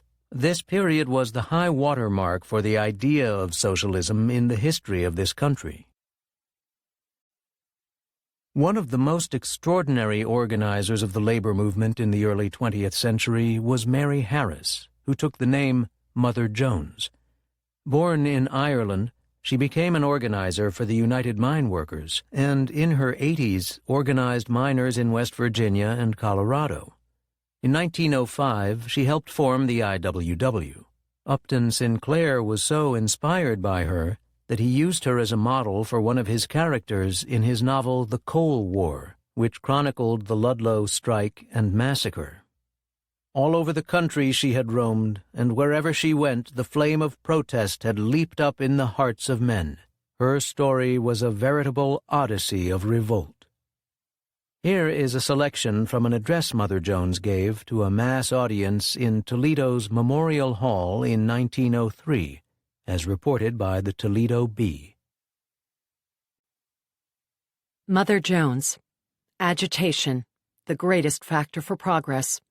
March 24, 1903. Mother Jones, known throughout the country and in fact throughout the world as the Miner's Angel, addressed a motley gathering of about 1,200 persons in Memorial Hall last night. The lower hall was packed. The gallery was full to overflowing, and some even crowded the steps leading to the building. It was truly a motley gathering. The society woman, attracted by mere curiosity to see and hear the woman who has won such fame as the guardian spirit of the miners, the factory girl, the wealthy man and his less fortunate brothers, the black man and the white man, old and young, sat side by side, and each came in for a share of criticism. Mother Jones is an eloquent speaker. There is just enough of the down east accent to her words to make it attractive, and she has the faculty of framing pathetic and beautiful word pictures. Despite her 60 years and her gray hairs, she is hale and hearty, has a voice that reaches to the furthermost corner of almost any hall, but it is nevertheless anything but harsh. "Fellow workers," she began, "'tis well for us to be here. Over 100 years ago, men gathered to discuss the vital questions and later fought together for a principle that won for us our civil liberty. 40 years ago, men gathered to discuss a growing evil under the old flag and later fought side by side until chattel slavery was abolished. But by the wiping out of this black stain upon our country, another great crime, wage slavery, was fastened upon our people. I stand on this platform, ashamed of the conditions existing in this country. I refused to go to England and lecture only a few days ago because I was ashamed, first of all, to make the conditions existing here known to the world, and second, because my services were needed here. I have just come from a God-cursed country known as West Virginia, from a state which has produced some of our best and brightest statesmen, a state where conditions are too awful for your imagination. I shall tell you some things tonight that are awful to contemplate, but perhaps it is best that you know of them. They may arouse you from your lethargy if there is any manhood, womanhood, or love of country left in you. I have just come from a state which has an injunction on every other foot of ground. Some months ago, the president of the United Mine Workers, John Mitchell, asked me to take a look into the condition of the men in the mines of West Virginia. I went. I would get a gathering of miners in the darkness of the night up on the mountainside. Here I would listen to their tale of woe. Here I would try to encourage them. I did not dare to sleep in one of those miners' houses. If I did, the poor man would be called to the office in the morning and would be discharged for sheltering old Mother Jones. I did my best to drive into the downtrodden men a little spirit, but it was a task. They had been driven so long that they were afraid. I used to sit through the night by a stream of water. I could not go to the miners' hovels, so in the morning I would call the ferryman, and he would take me across the river to a hotel not owned by the mine operators. The men in the anthracite district finally asked for more wages. They were refused. A strike was called. I stayed in West Virginia, held meetings, and one day, as I stood talking to some break boys, 2 injunctions were served upon me. I asked the deputy if he had more. We were arrested, but we were freed in the morning. I objected to the food in the jail and to my arrest. When I was called up before the judge, I called him a czar, and he let me go. The other fellows were afraid, and they went to jail. I violated injunction after injunction, but I wasn't rearrested. Why? The courts themselves force you to have no respect for that court. A few days later, that awful wholesale murdering in the quiet little mining camp of Stamford took place. I know those people were law-abiding citizens. I had been there. And their shooting by United States deputy marshals was an atrocious and cold-blooded murder. After the crimes had been committed, the marshals, the murderers, were banqueted by the operators in the swellest hotel in Pennsylvania. You have no idea of the awfulness of that wholesale murder. Before daylight broke in the morning in that quiet little mining camp, deputies and special officers went into the homes, shot the men down in their beds, and all because the miners wanted to try to induce blacklegs, strikebreakers, to leave the mines. I'll tell you how the trouble started. The deputies were bringing these strikebreakers to the mines. The men wanted to talk with them, and at last stepped on ground loaded down with an injunction. There were 36 or 7 in the party of miners. They resisted arrest. They went home finally without being arrested. One of the officials of the miners' unions telegraphed to the men, "Don't resist. Go to jail. We will bail you out." A United States Marshal sent back word that the operators would not let them use the telephone to send the message to the little mining camp, and that he could not get there before hours had passed. The miners' officials secured the names of the men and gave their representatives authority to bail them out of jail the next morning. But when the next morning arrived, they were murdered in cold blood. These federal judges, who continue granting injunctions, are appointed by men who have their political standing through the votes of you labor union fellows. You get down on your knees like a lot of yahoos when you want something. At the same time, you haven't sense enough to take peaceably what belongs to you through the ballot. You are chasing a will-o'-the-wisp, you measly things, and the bullets which should be sent into your own measly, miserable, dirty carcasses shoot down innocent men. Women are not responsible because they have no vote. You'd all better put on petticoats. If you like those bullets, vote to put them into your own bodies. Don't you think it's about time you began to shoot ballots instead of voting for capitalistic bullets? I hate your political parties, you Republicans and Democrats. I want you to deny, if you can, what I am going to say. You want an office and must necessarily get into the ring. You must do what that ring says, and if you don't, you won't be elected. There you are. Each time you do that, you are voting for a capitalistic bullet, and you get it. I want you to know that this man, Samuel Milton Jones, who is running for mayor of your beautiful city, is no relative of mine, no sir. He belongs to that school of reformers who say capital and labor must join hands. He may be all right. He prays a good deal. But I wonder if you would shake hands with me if I robbed you. He builds parks to make his workmen contented. But a contented workman is no good. All progress stops in the contented man. I'm for agitation. It's the greater factor for progress. Here the speaker changed her attention to the society woman. I see a lot of society women in this audience, attracted here out of a mere curiosity to see that old Mother Jones. I know you better than you do yourselves. I can walk down the aisle and pick every one of you out.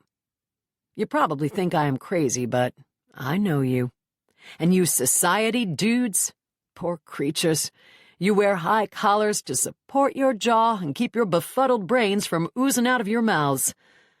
While this commercial cannibalism is reaching into the cradle, pulling girls into the factory to be ruined, pulling children into the factory to be destroyed, you, who are doing all in the name of Christianity, you are at home nursing your poodle dogs.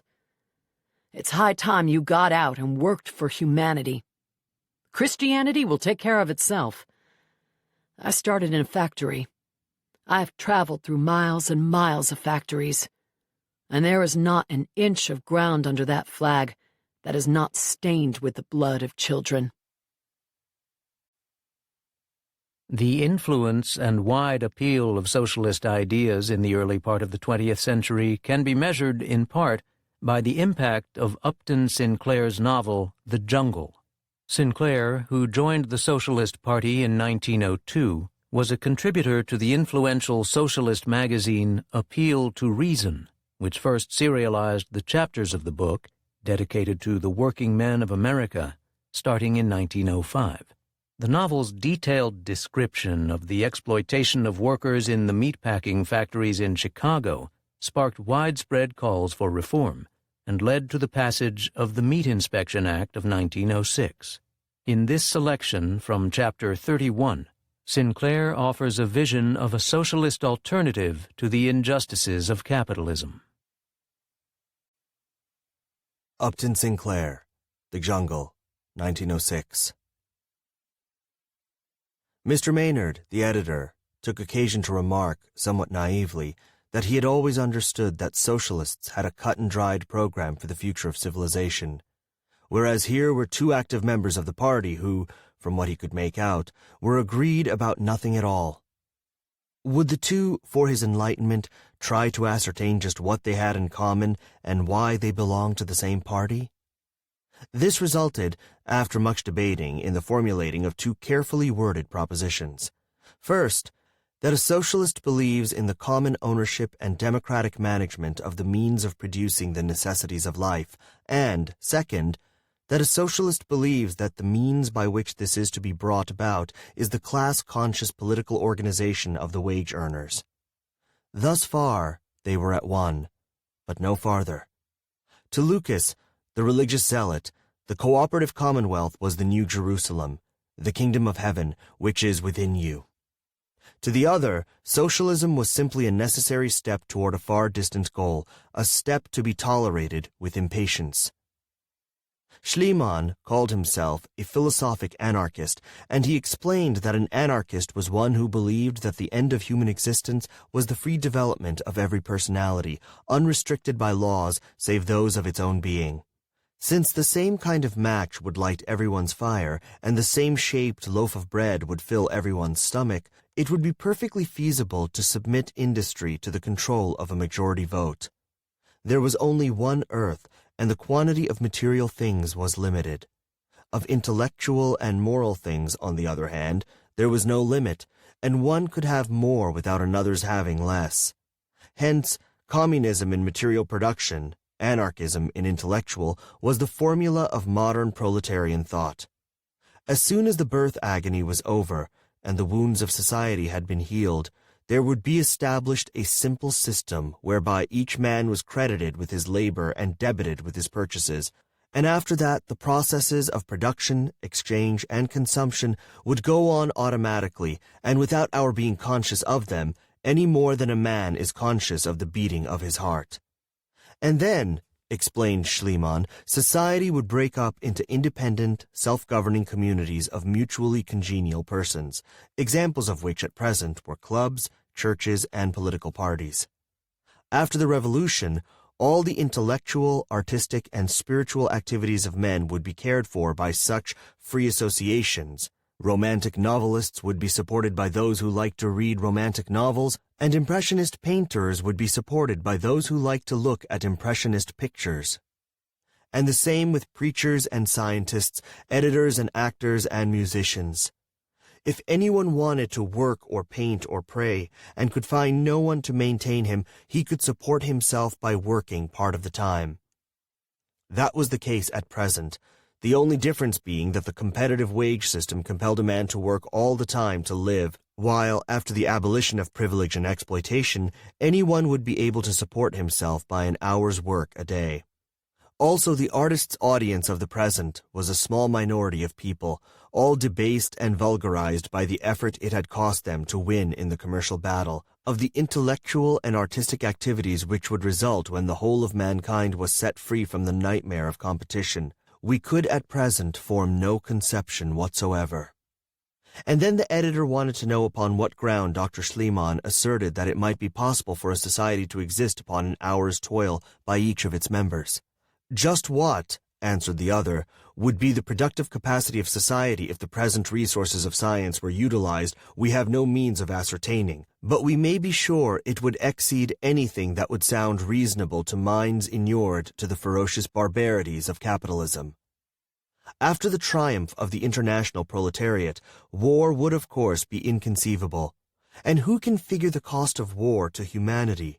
Not merely the value of the lives and the material that it destroys, not merely the cost of keeping millions of men in idleness, of arming and equipping them for battle and parade, but the drain upon the vital energies of society by the war attitude and the war terror, the brutality and ignorance, the drunkenness, prostitution, and crime it entails, the industrial impotence and the moral deadness.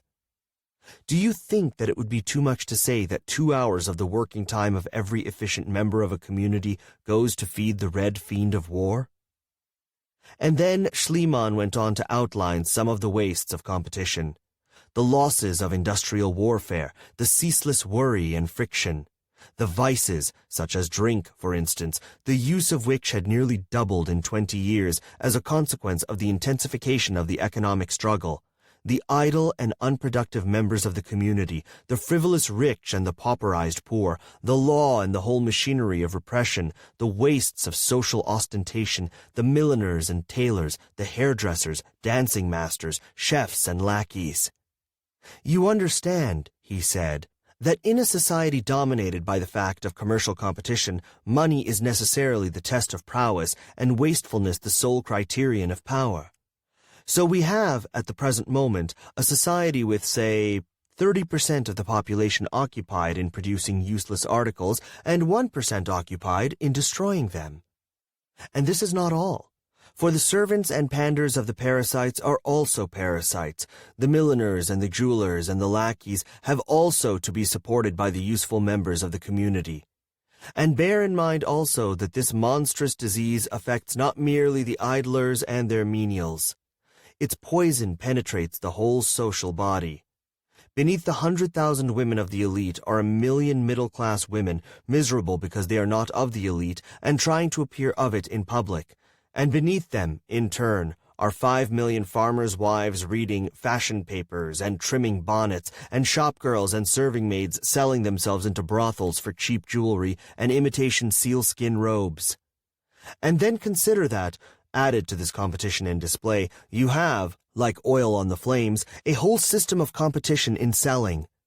You have manufacturers contriving tens of thousands of catchpenny devices, storekeepers displaying them, and newspapers and magazines filled up with advertisements of them.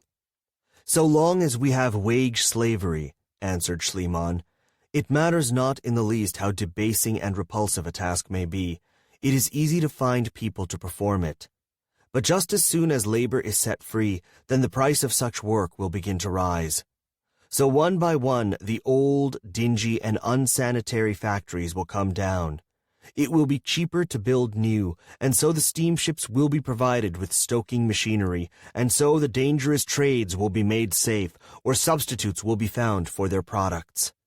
In exactly the same way, as the citizens of our industrial republic become refined, year by year, the cost of slaughterhouse products will increase, until eventually those who want to eat meat will have to do their own killing. And how long do you think the custom would survive then? To go on to another item, one of the necessary accompaniments of capitalism in a democracy is political corruption. And one of the consequences of civic administration by ignorant and vicious politicians is that preventable diseases kill off half our population. And even if science were allowed to try, it could do little, because the majority of human beings are not yet human beings at all, but simply machines for the creating of wealth for others. They are penned up in filthy houses and left to rot and stew in misery, and the conditions of their life make them ill faster than all the doctors in the world could heal them, and so, of course, they remain as centers of contagion, poisoning the lives of all of us, and making happiness impossible for even the most selfish. For this reason, I would seriously maintain that all the medical and surgical discoveries that science can make in the future will be of less importance than the application of the knowledge we already possess, when the disinherited of the earth have established their right to a human existence. In The Souls of Black Folk, the black sociologist, activist, and socialist W.E.B. Du Bois set out to describe the strange meaning of being black here in the dawning of the 20th century, stating prophetically that the problem of the 20th century is the problem of the color line. In this classic study, Du Bois foreshadowed the growth of the civil rights movement in the 20th century. Here is a reading from the first chapter of Our Spiritual Strivings. W.E.B. Du Bois, The Souls of Black Folk, 1903. Between me and the other world, there is ever an unasked question. Unasked by some through feelings of delicacy, by others through the difficulty of rightly framing it. All, nevertheless, flutter round it. They approach me in a half-hesitant sort of way, eye me curiously or compassionately, and then instead of saying directly, "How does it feel to be a problem?" they say, "I know an excellent colored man in my town," or "I fought at Mechanicsville," or "Do not these Southern outrages make your blood boil?" At these I smile, or am interested, or reduce the boiling to a simmer, as the occasion may require. To the real question, how does it feel to be a problem, I answer seldom a word. And yet, being a problem is a strange experience. Peculiar even for one who has never been anything else, save perhaps in babyhood and in Europe. It is in the early days of rollicking boyhood that the revelation first bursts upon one, all in a day, as it were. I remember well when the shadow swept across me. I was a little thing, away up in the hills of New England, where the dark Housatonic winds between Hoosic and Taconic to the sea. In a wee wooden schoolhouse, something put it into the boys' and girls' heads to buy gorgeous visiting cards, 10 cents a package, and exchange. The exchange was merry, till one girl, a tall newcomer, refused my card. Refused it peremptorily, with a glance. Then it dawned upon me with a certain suddenness that I was different from the others, or like, mayhap, in heart and life and longing, but shut out from their world by a vast veil. I had thereafter no desire to tear down that veil, to creep through. I held all beyond it in common contempt, and lived above it in a region of blue sky and great wandering shadows. That sky was bluest when I could beat my mates at examination time, or beat them at a foot race, or even beat their stringy heads. Alas, with the years all this fine contempt began to fade, for the worlds I longed for and all their dazzling opportunities were theirs, not mine.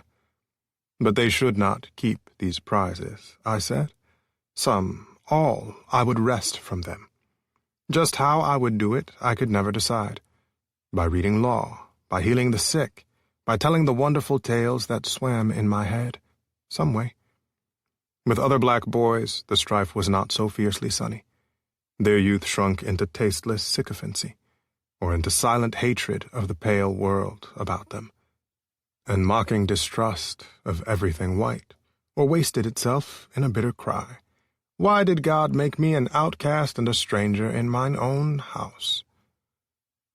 The shades of the prison house closed round about us all, walls straight and stubborn to the widest, but relentlessly narrow, tall, and unscalable to sons of night, who must plod darkly on in resignation, or beat unavailing palms against the stone, or steadily, half hopelessly, watch the streak of blue above. After the Egyptian and Indian, the Greek and Roman, the Teuton and Mongolian, the Negro is a sort of seventh son, born with a veil, and gifted with second sight in this American world, a world which yields him no true self-consciousness, but only lets him see himself through the revelation of the other world.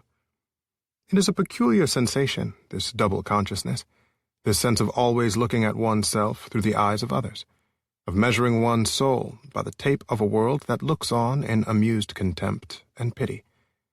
One ever feels his two-ness, an American, a Negro, two souls, two thoughts, two unreconciled strivings, two warring ideals in one dark body, whose dogged strength alone keeps it from being torn asunder.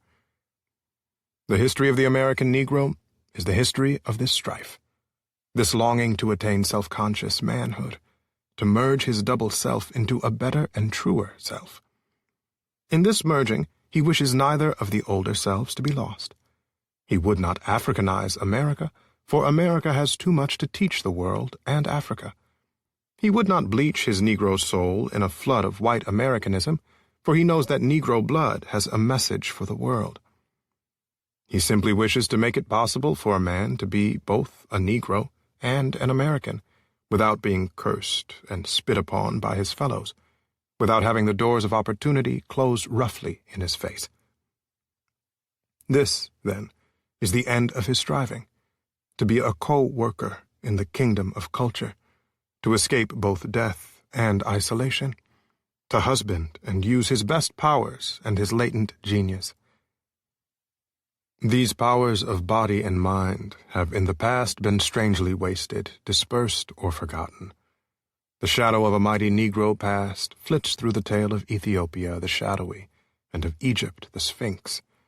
Throughout history, the powers of single black men flash here and there like falling stars, and die sometimes before the world has rightly gauged their brightness. Here in America, in the few days since emancipation, the black man's turning hither and thither in hesitant and doubtful striving has often made his very strength to lose effectiveness, to seem like absence of power, like weakness.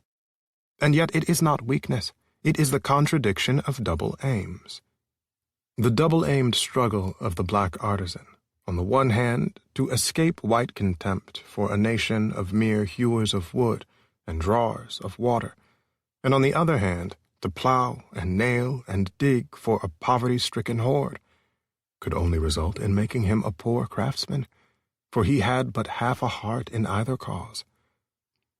By the poverty and ignorance of his people, the Negro minister or doctor was tempted toward quackery and demagogy, and by the criticism of the other world toward ideals that made him ashamed of his lowly tasks. The would-be black savant was confronted by the paradox that the knowledge his people needed was a twice-told tale to his white neighbors, while the knowledge which would teach the white world was Greek to his own flesh and blood. The innate love of harmony and beauty that set the ruder souls of his people a-dancing and a-singing raised but confusion and doubt in the soul of the black artist. For the beauty revealed to him was the sole beauty of a race which his larger audience despised, and he could not articulate the message of another people. This waste of double aims, this seeking to satisfy two unreconciled ideals, has wrought sad havoc with the courage and faith and deeds of 10,000 people, has sent them often wooing false gods and invoking false means of salvation, and at times has even seemed about to make them ashamed of themselves. Away back in the days of bondage, they thought to see in one divine event the end of all doubt and disappointment. Few men ever worshipped freedom with half such unquestioning faith as did the American Negro for 2 centuries. To him, so far as he thought and dreamed, slavery was indeed the sum of all villainies, the cause of all sorrow, the root of all prejudice. Emancipation was the key to a promised land of sweeter beauty than ever stretched before the eyes of wearied Israelites. The nation has not yet found peace from its sins. The freedman has not yet found in freedom his promised land.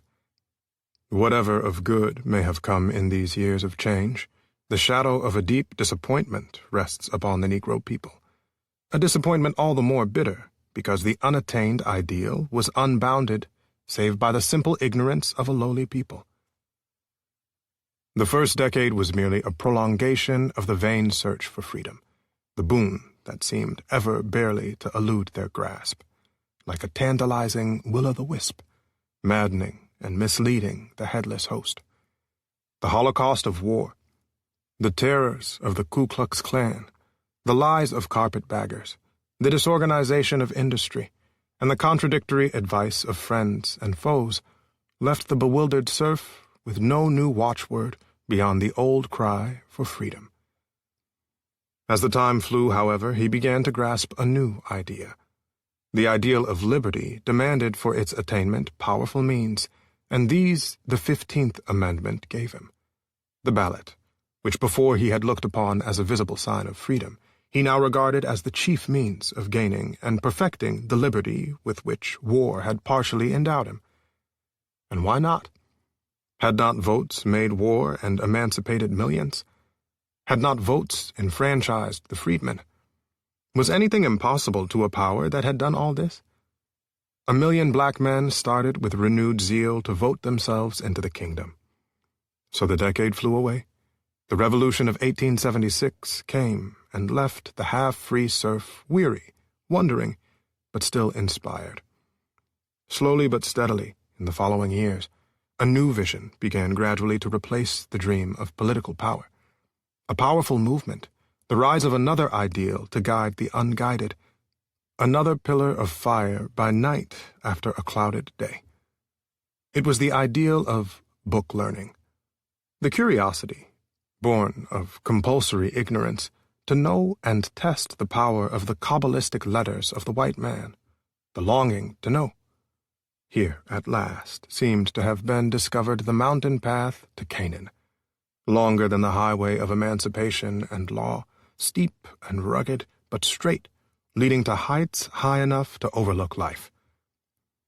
Up the new path the advance guard toiled, slowly, heavily, doggedly. Only those who have watched and guided the faltering feet, the misty minds, the dull understandings of the dark pupils of these schools know how faithfully, how piteously this people strove to learn. It was weary work. The cold statistician wrote down the inches of progress here and there, noted also where here and there a foot had slipped or someone had fallen. To the tired climbers, the horizon was ever dark. The mists were often cold. The Canaan was always dim and far away. If, however, the vistas disclosed as yet no goal, no resting place, little but flattery and criticism, the journey at least gave leisure for reflection and self-examination. It changed the child of emancipation to the youth with dawning self-consciousness, self-realization, self-respect. In those somber forests of his striving, his own soul rose before him, and he saw himself, darkly as through a veil. And yet he saw in himself some faint revelation of his power, of his mission. He began to have a dim feeling that to attain his place in the world, he must be himself and not another. For the first time he sought to analyze the burden he bore upon his back, that dead weight of social degradation partially masked behind a half-named Negro problem. He felt his poverty. Without a cent, without a home, without land, tools, or savings, he had entered into competition with rich, landed, skilled neighbors. To be a poor man is hard, but to be a poor race in a land of dollars is the very bottom of hardships. He felt the weight of his ignorance, not simply of letters, but of life, of business, of the humanities, the accumulated sloth and shirking and awkwardness of decades and centuries shackled his hands and feet. Nor was his burden all poverty and ignorance. The red stain of bastardy, which 2 centuries of systematic legal defilement of Negro women had stamped upon his race, meant not only the loss of ancient African chastity, but also the hereditary weight of a mass of corruption from white adulterers, threatening almost the obliteration of the Negro home. A people thus handicapped ought not to be asked to race with the world, but rather allowed to give all its time and thought to its own social problems. But alas, while sociologists gleefully count his bastards and his prostitutes, the very soul of the toiling, sweating black man is darkened by the shadow of a vast despair. Men call the shadow prejudice, and learnedly explain it as the natural defense of culture against barbarism, learning against ignorance, purity against crime, the higher against the lower races. To which the Negro cries, Amen, and swears that to so much of this strange prejudice as is founded on just homage to civilization, culture, righteousness, and progress, he humbly bows and meekly does obeisance. But before that nameless prejudice that leaps beyond all this, he stands helpless, dismayed, and well-nigh speechless. Before that personal disrespect and mockery, the ridicule and systematic humiliation, the distortion of fact and wanton license of fancy, the cynical ignoring of the better and the boisterous welcoming of the worse, the all-pervading desire to inculcate disdain for everything black, from Toussaint Louverture to the devil. Before this, there rises a sickening despair that would disarm and discourage any nation save that black host to whom discouragement is an unwritten word. But the facing of so vast a prejudice could not but bring the inevitable self-questioning, self-disparagement, and lowering of ideals which ever accompany repression, and breed in an atmosphere of contempt and hate. Whisperings and portents came borne upon the four winds. Lo, we are diseased and dying, cried the dark hosts. We cannot write. Our voting is vain. What need of education, since we must always cook and serve? And the nation echoed and enforced this self-criticism, saying, Be content to be servants and nothing more. What need of higher culture for half men? Away with the black man's ballot, by force or fraud, and behold the suicide of a race. Nevertheless, out of the evil came something of good.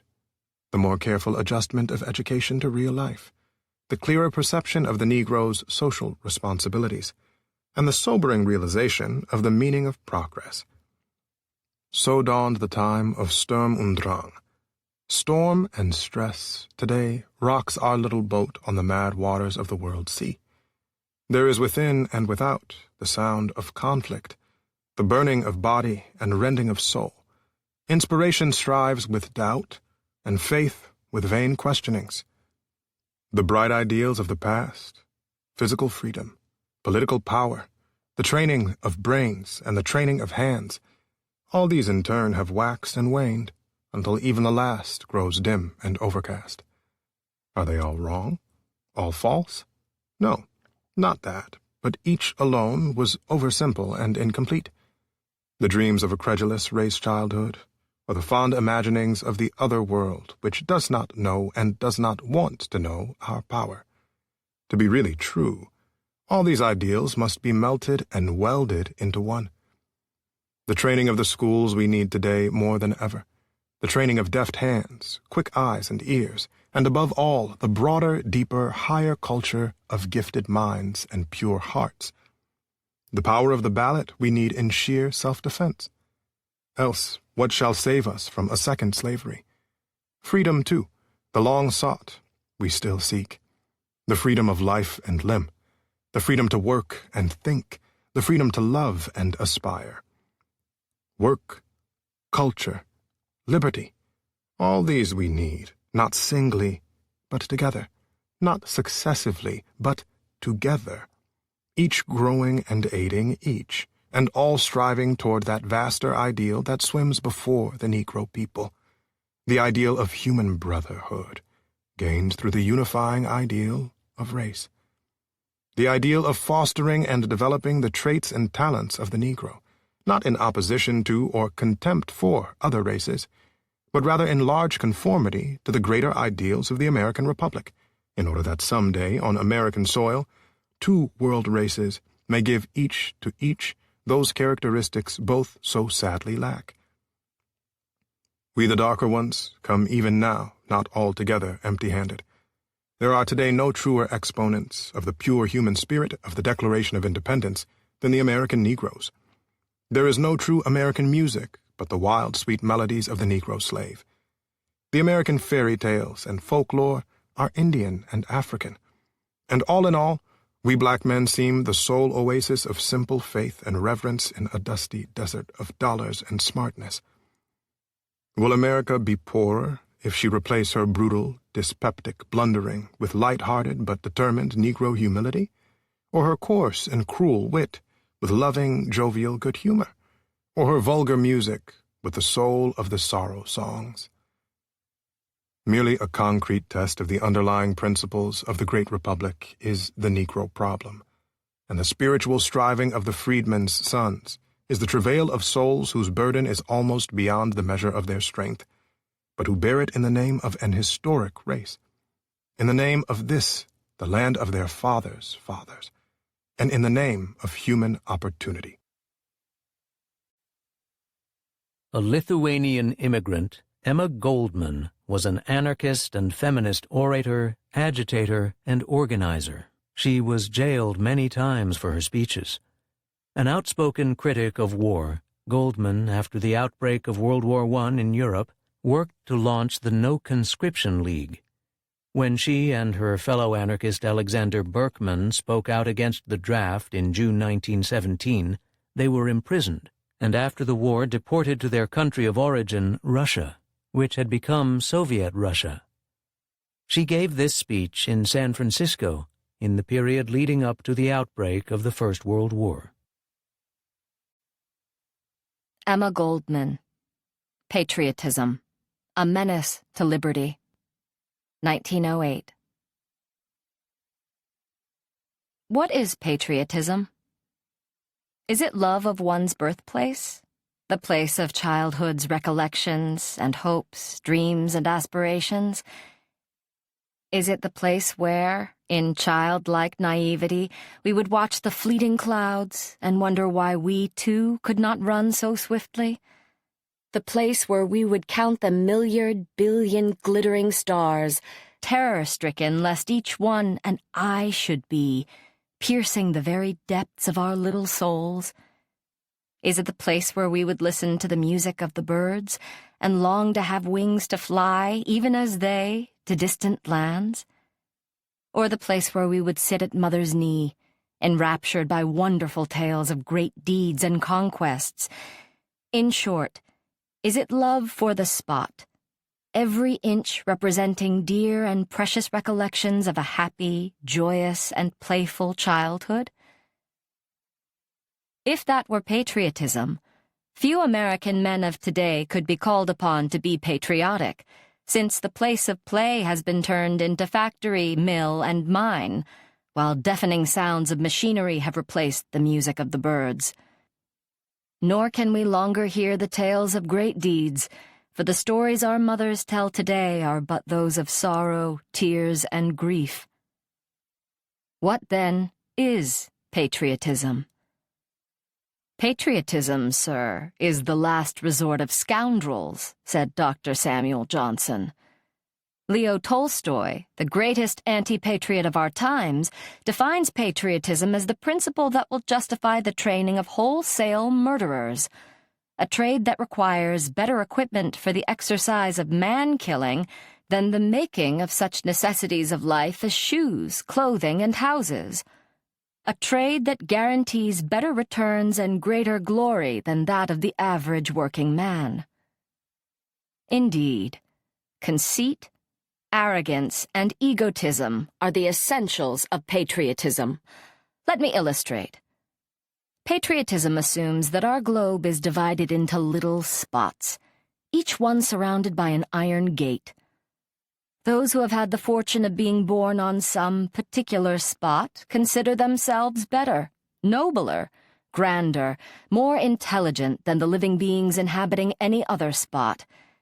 It is, therefore, the duty of everyone living on that chosen spot to fight, kill, and die in the attempt to impose his superiority upon all the others. The inhabitants of the other spots reason in like manner, of course, with the result that, from early infancy, the mind of the child is poisoned with blood-curdling stories about the Germans, the French, the Italians, Russians, etc. When the child has reached manhood, he is thoroughly saturated with the belief that he is chosen by the Lord himself to defend his country against the attack or invasion of any foreigner. It is for that purpose that we are clamoring for a greater army and navy, more battleships and ammunition. An army and navy represents the people's toys. To make them more attractive and acceptable, hundreds and thousands of dollars are being spent for the display of these toys. That was the purpose of the American government in equipping a fleet and sending it along the Pacific coast, that every American citizen should be made to feel the pride and glory of the United States. The city of San Francisco spent $100,000 for the entertainment of the fleet. Los Angeles, $60,000. Seattle and Tacoma, about $100,000. To entertain the fleet, did I say? To dine and wine a few superior officers, while the brave boys had to mutiny to get sufficient food? Yes. $260,000 were spent on fireworks, theater parties, and revelries, at a time when men, women, and children through the breadth and length of the country were starving in the streets, when thousands of unemployed were ready to sell their labor at any price. $260,000. What could not have been accomplished with such an enormous sum? But instead of bread and shelter, the children of those cities were taken to see the fleet, that it may remain, as one of the newspapers said, a lasting memory for the child. A wonderful thing to remember, is it not? The implements of civilized slaughter. If the mind of the child is to be poisoned with such memories, what hope is there for a true realization of human brotherhood? We Americans claim to be a peace-loving people. We hate bloodshed. We are opposed to violence. Yet we go into spasms of joy over the possibility of projecting dynamite bombs from flying machines upon helpless citizens. We are ready to hang, electrocute, or lynch anyone who, from economic necessity, will risk his own life in the attempt upon that of some industrial magnate. Yet our hearts swell with pride at the thought that America is becoming the most powerful nation on earth, and that it will eventually plant her iron foot on the necks of all other nations. Such is the logic of patriotism. Thinking men and women the world over are beginning to realize that patriotism is too narrow and limited a conception to meet the necessities of our time. The centralization of power has brought into being an international feeling of solidarity among the oppressed nations of the world, a solidarity which represents a greater harmony of interests between the working man of America and his brothers abroad than between the American miner and his exploiting compatriot, a solidarity which fears not foreign invasion, because it is bringing all the workers to the point when they will say to their masters, "Go and do your own killing. We have done it long enough for you." This solidarity is awakening the consciousness of even the soldiers, they, too, being flesh of the great human family. A solidarity that has proven infallible more than once during past struggles, and which has been the impetus inducing the Parisian soldiers during the Commune of 1871, to refuse to obey when ordered to shoot their brothers. It has given courage to the men who mutinied on Russian warships during recent years. It will eventually bring about the uprising of all the oppressed and downtrodden against their international exploiters. When we have undermined the patriotic lie, we shall have cleared the path for that great structure wherein all nationalities shall be united into a universal brotherhood. A truly free society.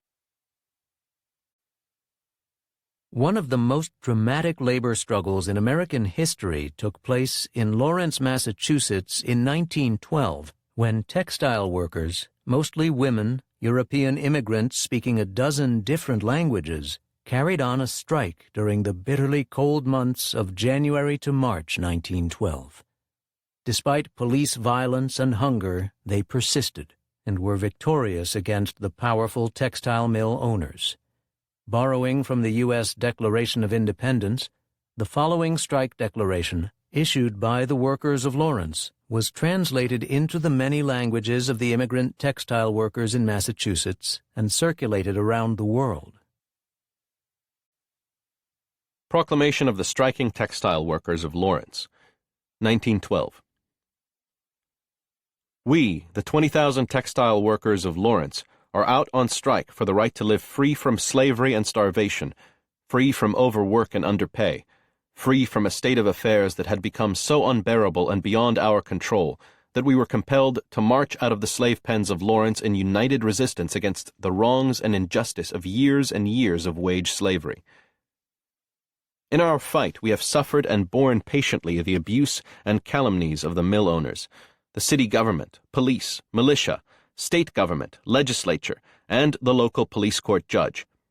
We feel that in justice to our fellow workers, we should at this time make known the causes which compelled us to strike against the mill owners of Lawrence. We hold that as useful members of society and as wealth producers, we have the right to lead decent and honorable lives. that we ought to have homes and not shacks, that we ought to have clean food and not adulterated food at high prices, that we ought to have clothes suited to the weather and not shoddy garments, that to secure sufficient food, clothing, and shelter in a society made up of a robber class on the one hand and a working class on the other hand, it is absolutely necessary for the toilers to band themselves together and form a union, organizing its powers in such form as to them seem most likely to affect their safety and happiness. Prudence, indeed, will dictate that conditions long established should not be changed for light or transient causes, and accordingly all experience has shown that the workers are more disposed to suffer, while evils are sufferable, than to right themselves by striking against the misery to which they are accustomed. But when a long train of abuses and ill treatment, pursuing invariably the same object, evinces a design to reduce them to a state of beggary, it is their duty to resist such tactics and provide new guards for their future security. Such has been the patient sufferance of these textile workers, and such is now the necessity which compels them to fight the mill-owning class.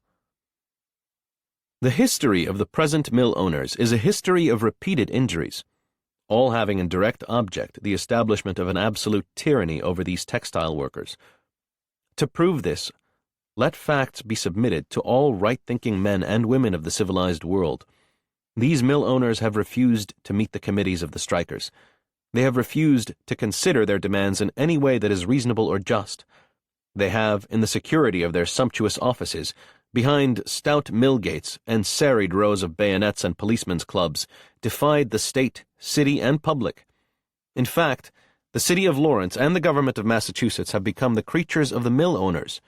They have declared that they will not treat with the strikers till they return to the slavery against which they are in rebellion.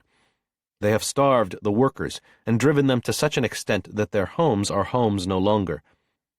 Inasmuch as the mothers and children are driven by the low wages to work side by side with the father in the factory for a wage that spells bare existence and untimely death. To prove this to the world, the large death rate of children under 1 year of age in Lawrence proves that most of these children perish because they were starved before birth, and those who survive the starving process grow up the victims of malnutrition. The brutality of the police in dealing with the strikers has aroused them to a state of rebellious opposition to all such methods of maintaining order. The crimes of the police during this trouble are almost beyond human imagination. They have dragged young girls from their beds at midnight. They have clubbed the strikers at every opportunity. They have dragged little children from their mothers' arms, and with their clubs they have struck women who were in a state of pregnancy. They have placed people under arrest for no reason whatsoever. They have prevented mothers from sending their children out of the city, and have laid hold of the children and the mothers violently, and thrown the children into waiting patrol wagons like so much rubbish. They have caused the death of a striker by clubbing the strikers into a state of violence.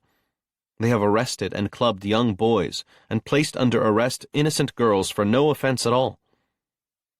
The city government has denied the strikers the right to parade through the streets. They have abridged public assemblage by refusing the strikers the use of the city hall and public grounds for public meetings. They have turned the public buildings of the city into so many lodging houses for an army of hirelings and butchers. They have denied the strikers the right to use the common for mass meetings, and they have ordered the police to take little children away from their parents, and they are responsible for all the violence and brutality on the part of the police. The Massachusetts legislature has refused to use any of the money of the state to help the strikers. They have voted $150,000 to maintain an army of 1,500 militiamen to be ready to shoot down innocent men, women, and children who are out on strike for a living wage. They have refused to use the powers of the state for the workers. They have appointed investigation committees who declare, after perceiving the signs of suffering on the part of the strikers on every side, that there is no trouble with these people. All the nations of the world are represented in this fight of the workers for more bread. The flaxen-haired son of the North marches side by side with his dark-haired brother of the South. They have toiled together in the factory for one boss, and now they have joined together in a great cause. and they have cast aside all racial and religious prejudice for the common good, determined to win a victory over the greed of the corrupt, unfeeling mill owners, who have ruled these people so long with the whip of hunger and the lash of the unemployed. Outlawed, with their children taken away from them, denied their rights before the law, surrounded by bayonets of the militia, and driven up and down the streets of the city by an overfed and arrogant body of police. These textile workers, sons and daughters of the working class, call upon the entire civilized world to witness what they have suffered at the hands of the hirelings of the mill-owning class. These men and women cannot suffer much longer. They will be compelled to rise in armed revolt against their oppressors if the present state of affairs is allowed to continue in Lawrence. Among the many Wobblies who came to Massachusetts to show solidarity with the Lawrence textile strikers was Arturo Giovannitti, an Italian-born poet and labor organizer. Soon after their arrival, Giovannitti and his friend Joseph Ettore were accused by the mill owners of inciting violence after a soldier in the Massachusetts state militia killed an Italian woman, Anna Lopizzo, during the strike. Local authorities charged an Italian striker and arrested Giovannitti and Ettore as accessories to the murder. An international campaign was organized to support the three defendants, who were finally acquitted in November 1912, 8 months after the textile strike had ended in victory. Here is Giovannitti's address to the jury before the verdict. Arturo Giovannitti's address to the jury, November 23, 1912. Mr. Foreman and gentlemen of the jury, it is the first time in my life that I speak publicly in your wonderful language, and it is the most solemn moment in my life. I know not if I will go to the end of my remarks. The district attorney and the other gentlemen here who are used to measure all human emotions with the yardstick may not understand the tumult that is going on in my soul in this moment. There has been brought only one side of this great industrial question, only the method and only the tactics. But what about, I say, the ethical part of this question? What about the human and humane part of our ideas? What about the grand condition of tomorrow as we see it, and as we foretell it now to the workers at large? Here in this same cage where the felon has sat, in this same cage where the drunkard, where the prostitute, where the hired assassin has been. What about the ethical side of that? What about the better and nobler humanity where there shall be no more slaves, where no man will ever be obliged to go on strike in order to obtain 50 cents a week more, where children will not have to starve any more, where women no more will have to go and prostitute themselves, let me say, even if there are women in this courtroom here, because the truth must out at the end, where at last there will not be any more slaves, any more masters, but just one great family of friends and brothers. It may be, gentlemen of the jury, that you do not believe in that. It may be that we are dreamers. It may be that we are fanatics, Mr. District Attorney. We are fanatics. But yet so was Socrates a fanatic, who instead of acknowledging the philosophy of the aristocrats of Athens, preferred to drink the poison. And so was Jesus Christ a fanatic, who instead of acknowledging that Pilate or that Tiberius was emperor of Rome, and instead of acknowledging his submission to all the rulers of the time and all the priestcraft of the time, preferred the cross between two thieves. And so were all the philosophers and all the dreamers and all the scholars of the Middle Ages, who preferred to be burned alive by one of these very same churches concerning which you reproach me now of having said that no one of our membership should belong to them. Yes, gentlemen of the jury, you are judges. You must deal with facts. You must not deal with ideas. If there was any violence in Lawrence, it was not Joe Etter's fault. It was not my fault. If you must go back to the origin of all the trouble, gentlemen of the jury, you will find that the origin and reason was the wage system. It was the infamous rule of domination of one man by another man. It was the same reason that 40 years ago impelled your great martyred president, Abraham Lincoln, by an illegal act, to issue the Proclamation of Emancipation, a thing which was beyond his powers as the Constitution of the United States expressed before that time. I say it is the same principle now, the principle that made a man at that time a chattel slave, a soulless human being, a thing that could be bought and bartered and sold, and which now, having changed the term, makes the same man, but a white man, the slave of the machine. They say you are free in this great and wonderful country.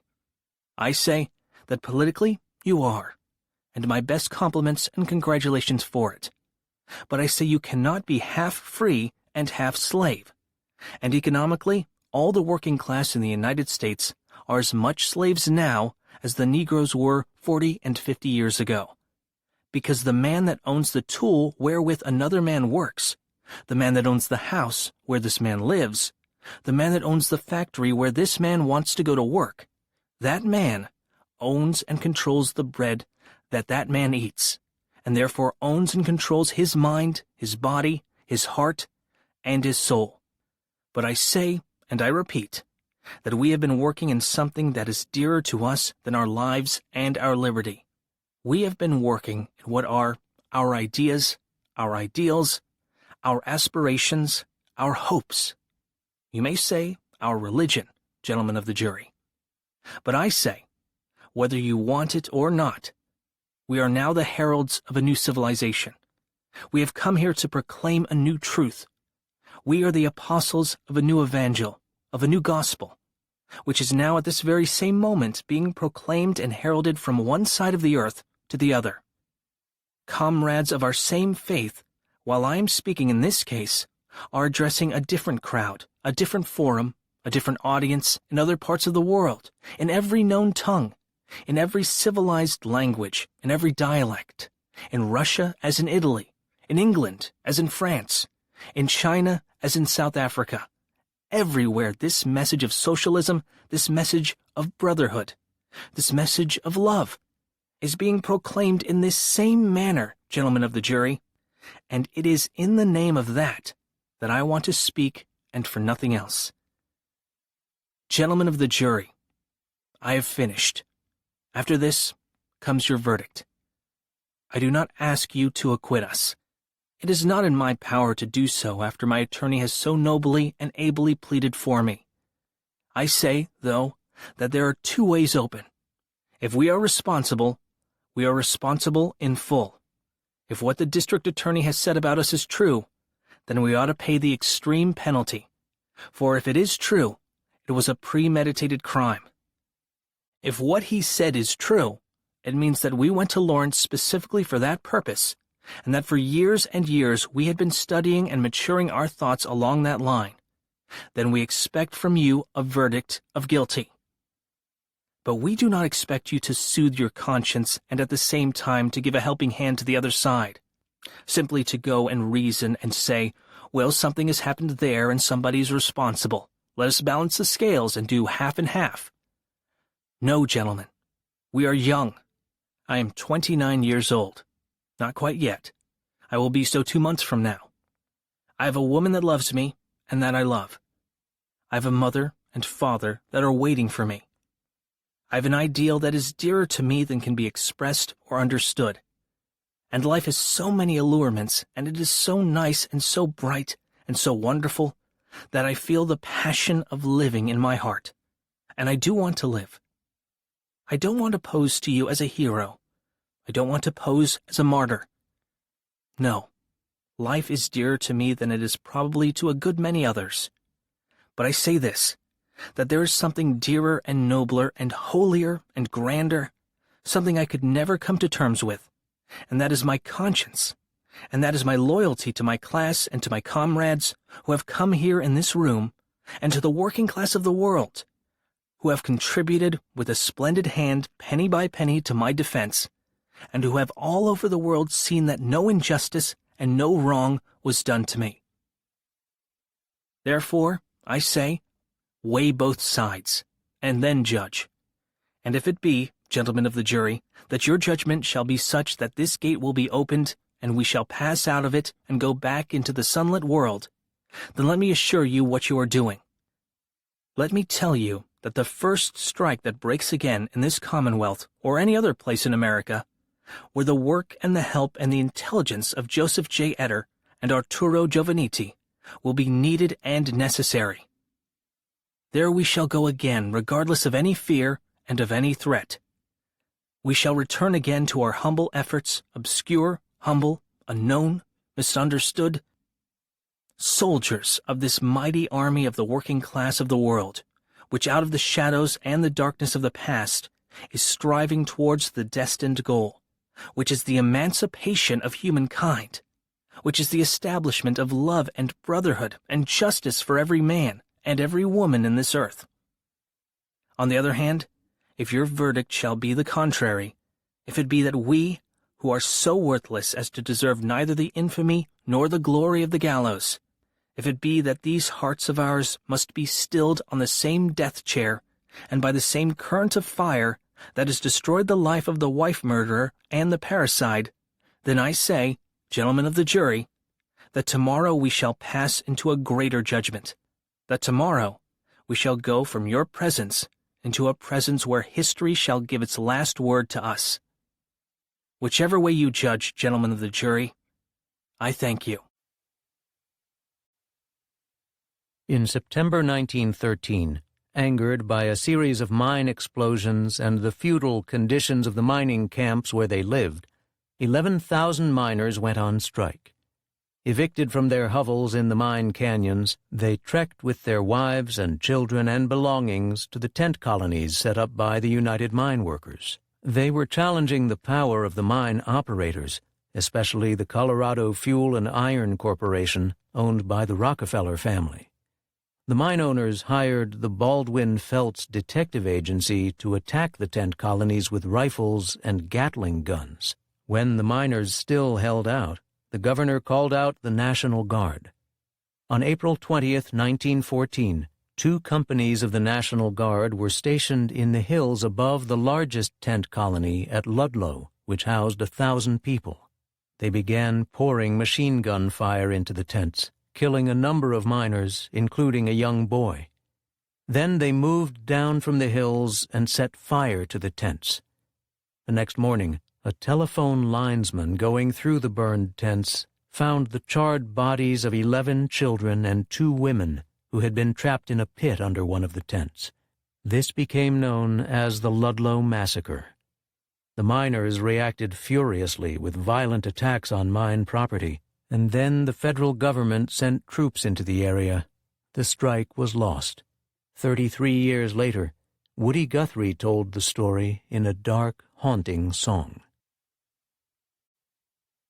Woody Guthrie, Ludlow Massacre, 1946. It was early springtime when the strike was on. They drove us miners out of doors, out from the houses that the company owned. We moved into tents up at Old Ludlow. I was worried bad about my children, soldiers guarding the railroad bridge. Every once in a while a bullet would fly, kick up gravel under my feet. We were so afraid he would kill our children, we dug us a cave that was 7 foot deep, carried our young ones and pregnant women down inside the cave to sleep. That very night your soldiers waited until all us miners were asleep. You snuck around our little tent town, soaked our tents with your kerosene. You struck a match, and in the blaze that started, you pulled the triggers of your Gatling guns. I made a run for the children, but the firewall stopped me. 13 children died from your guns. I carried my blanket to a wire fence corner, watched the fire till the blaze died down. I helped some people drag their belongings, while your bullets killed us all around. I never will forget the look on the faces of the men and women that awful day when we stood around to preach their funerals and lay the corpses of the dead away. We told the Colorado governor to call the president, tell him to call off his National Guard, but the National Guard belonged to the governor, so he didn't try so very hard. Our women from Trinidad, they hauled some potatoes up to Walsenburg in a little cart. They sold their potatoes and brought some guns back, and they put a gun in every hand. The state soldiers jumped us in a wire fence corners. They did not know we had these guns. and the redneck miners mowed down these troopers, you should have seen those poor boys run. We took some cement and walled that cave up where you killed these 13 children inside. I said, God bless the Mine Workers Union, and then I hung my head and cried. The Colorado anarchist Julia May Courtney penned this account of the Ludlow massacre for Emma Goldman's magazine, Mother Earth. Julia May Courtney, Remember Ludlow, May 1914.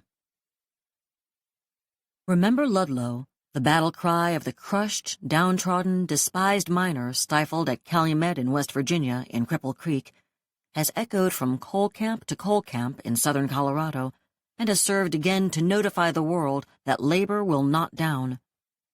Peaceful Colorado, slumbering in her eternal sunshine, has been rudely awakened, and her comfortable citizens, tremendously busy with their infinitely important little affairs, have been shocked into a mental state wavering between terror and hysteria. And the terrified and hysterical community, like the individual, has grabbed for safety at the nearest straw. The federal troops are called to the strike zone in the vain hope that their presence would intimidate the striking miners into submission, and the first spasm of the acute attack has subsided. But the end is not yet. In September, the coal miners in the southern Colorado district went out on strike. Immediately, the word went forth from number 26 Broadway, the Rockefeller headquarters in New York City, and the thugs and gunmen of the Phelps-Baldwin Agency were shipped from the Virginia and Texas fields and sent by hundreds into the coal camps. With their wives and children, the miners were evicted from their huts on the company's ground, and just as the heavy winter of the mountains settled down, the strikers put up their tents and prepared for the long siege. It was then that the puerile, weak-kneed Governor Elias Ammons, fawning on the representatives of the coal companies at the request of the Colorado Fuel and Iron Company, called out the militia to keep order. And the climax came when the first spring winds blew over the hills and the snows melted from the mountainsides. On the 20th of April, the cry was heard, "Remember Ludlow," the battle cry that every working man in Colorado and in America will not forget. For on that day, the men of the tent colony were shot in the back by soft-nosed bullets, and their women and children were offered in burning sacrifice on the field of Ludlow. The militia had trained the machine guns on the miners' tent colony. At a ball game on Sunday between two teams of strikers, the militia interfered, preventing the game. The miners resented, and the militia, with a sneer and a laugh, fired the machine guns directly into the tents, knowing at the time that the strikers' wives and children were in them. Charging the camp, they fired the two largest buildings, the strikers' stores, and going from tent to tent, poured oil on the flimsy structures, setting fire to them. From the blazing tents rushed the women and children, only to be beaten back into the fire by the rain of bullets from the militia. The men rushed to the assistance of their families, and as they did so, they were dropped as the whirring messengers of death sped surely to the mark. Louis Tikas, leader of the Greek colony, fell a victim to the mine guards' fiendishness, being first clubbed, then shot in the back while he was their prisoner. 52 bullets riddled his body. Into the cellars, the pits of hell under their blazing tents, crept the women and children, less fearful of the smoke and flames than of the nameless horror of the spitting bullets. One man counted the bodies of 9 little children taken from one ashy pit, their tiny fingers burned away as they held to the edge in their struggle to escape. As the smoking ruins disclosed the charred and suffocated bodies of the victims of the Holocaust, thugs in state uniform hacked at the lifeless forms, in some instances nearly cutting off heads and limbs to show their contempt for the strikers. 55 women and children perished in the fire of the Ludlow tent colony. Relief parties carrying the Red Cross flag were driven back by the gunmen, and for 24 hours the bodies lay crisping in the ashes while rescuers vainly tried to cross the firing line. And the militiamen and gunmen laughed when the miners petitioned Czar Chase, General John Chase, and Governor Ammons for the right to erect their homes and live in them. For the first time in the history of the labor war in America, the people are with the strikers. They glory in their success. The trainmen have refused to carry the militia. Entire companies of the National Guard have mutinied, Nearly every union in the state has offered funds and support of men and arms to the strikers, and the governor has asked for federal troops. The federal troops are here. The women who forced the governor to ask for them believe they have secured peace, but it is a dead hope, for peace can never be built on the foundation of greed and oppression, and the federal troops cannot change the system. Only the strikers can do that. And though they may lay down their arms for a time, they will remember Ludlow. The labor troubadour Joe Hill was executed by the state of Utah on November 19, 1915, accused of murdering 2 shopkeepers.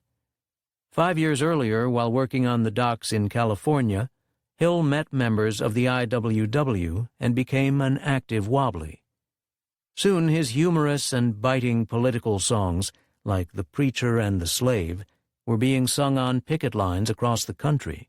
From his jail cell in Utah, Hill wrote to Big Bill Haywood in a telegram, "Don't waste time mourning, organize," a line that became a slogan of the U.S. labor movement. On the eve of his execution, Hill penned these words. Joe Hill, My Last Will. November 18, 1915. My will is easy to decide, for there is nothing to divide. My kin don't need to fuss and moan. Moss does not cling to rolling stone. My body? Oh, if I could choose, I would want to ashes it reduce, and let the merry breezes blow my dust to where some flowers grow. Perhaps some fading flower then would come to life and bloom again. This is my last and final will. Good luck to all of you. Joe Hill. Chapter 14. Protesting the First World War. In the war between the Allied powers, England, France, Russia, and later the United States, and Germany, Italy, Austria-Hungary, and Turkey, between 1914 and 1918, 10 million men died on the battlefields of Europe. They died often for 100 yards of land, for a line of trenches. Many who didn't die ended up without arms or legs, or blinded, or simply driven out of their minds. It was called shell shock. One memorable photograph of the war shows soldiers walking in a single line, each with a hand on the shoulder of the soldier in front of him, all of them blind. When it was all over, no one could explain what the war had been about. No wonder, then, that there had been widespread opposition in the United States to the country's entrance into that war. No wonder also that the government had passed legislation allowing it to put anti-war protesters in prison. A huge propaganda effort had been launched by the Wilson administration, backed up by punitive laws, the Espionage Act of 1917 and the Sedition Act of 1918. Using those laws, the government had sent to prison close to 1,000 people for speaking out against the war, many of them labor activists and radicals, including the socialist leader Eugene Debs, who had been sentenced to 10 years in prison. The anarchists Emma Goldman and Alexander Berkman would be deported. After the war, as the wartime atmosphere of hysterical patriotism dissipated, a powerful anti-war literature appeared by Ernest Hemingway, John Dos Passos, Irwin Shaw, Dalton Trumbo. One of the most important and earliest voices against the war was Helen Keller. In our schools we learn about Helen Keller, the deaf and blind girl who became a famous writer, but we do not learn that she was a socialist and an agitator. Here is the text of a speech Keller delivered before U.S. entry into the war in 1917. Helen Keller, Strike Against War, January 5th, 1916. To begin with, I have a word to say to my good friends, the editors, and others who are moved to pity me. Some people are grieved because they imagine I am in the hands of unscrupulous persons who lead me astray and persuade me to espouse unpopular causes and make me the mouthpiece of their propaganda. Now let it be understood once and for all that I do not want their pity. I would not change places with one of them. I know what I am talking about. My sources of information are as good and reliable as anybody else's. I have papers and magazines from England, France, Germany, and Austria that I can read myself. Not all the editors I have met can do that. Quite a number of them have to take their French and German second-hand. No, I will not disparage the editors. They are an overworked, misunderstood class.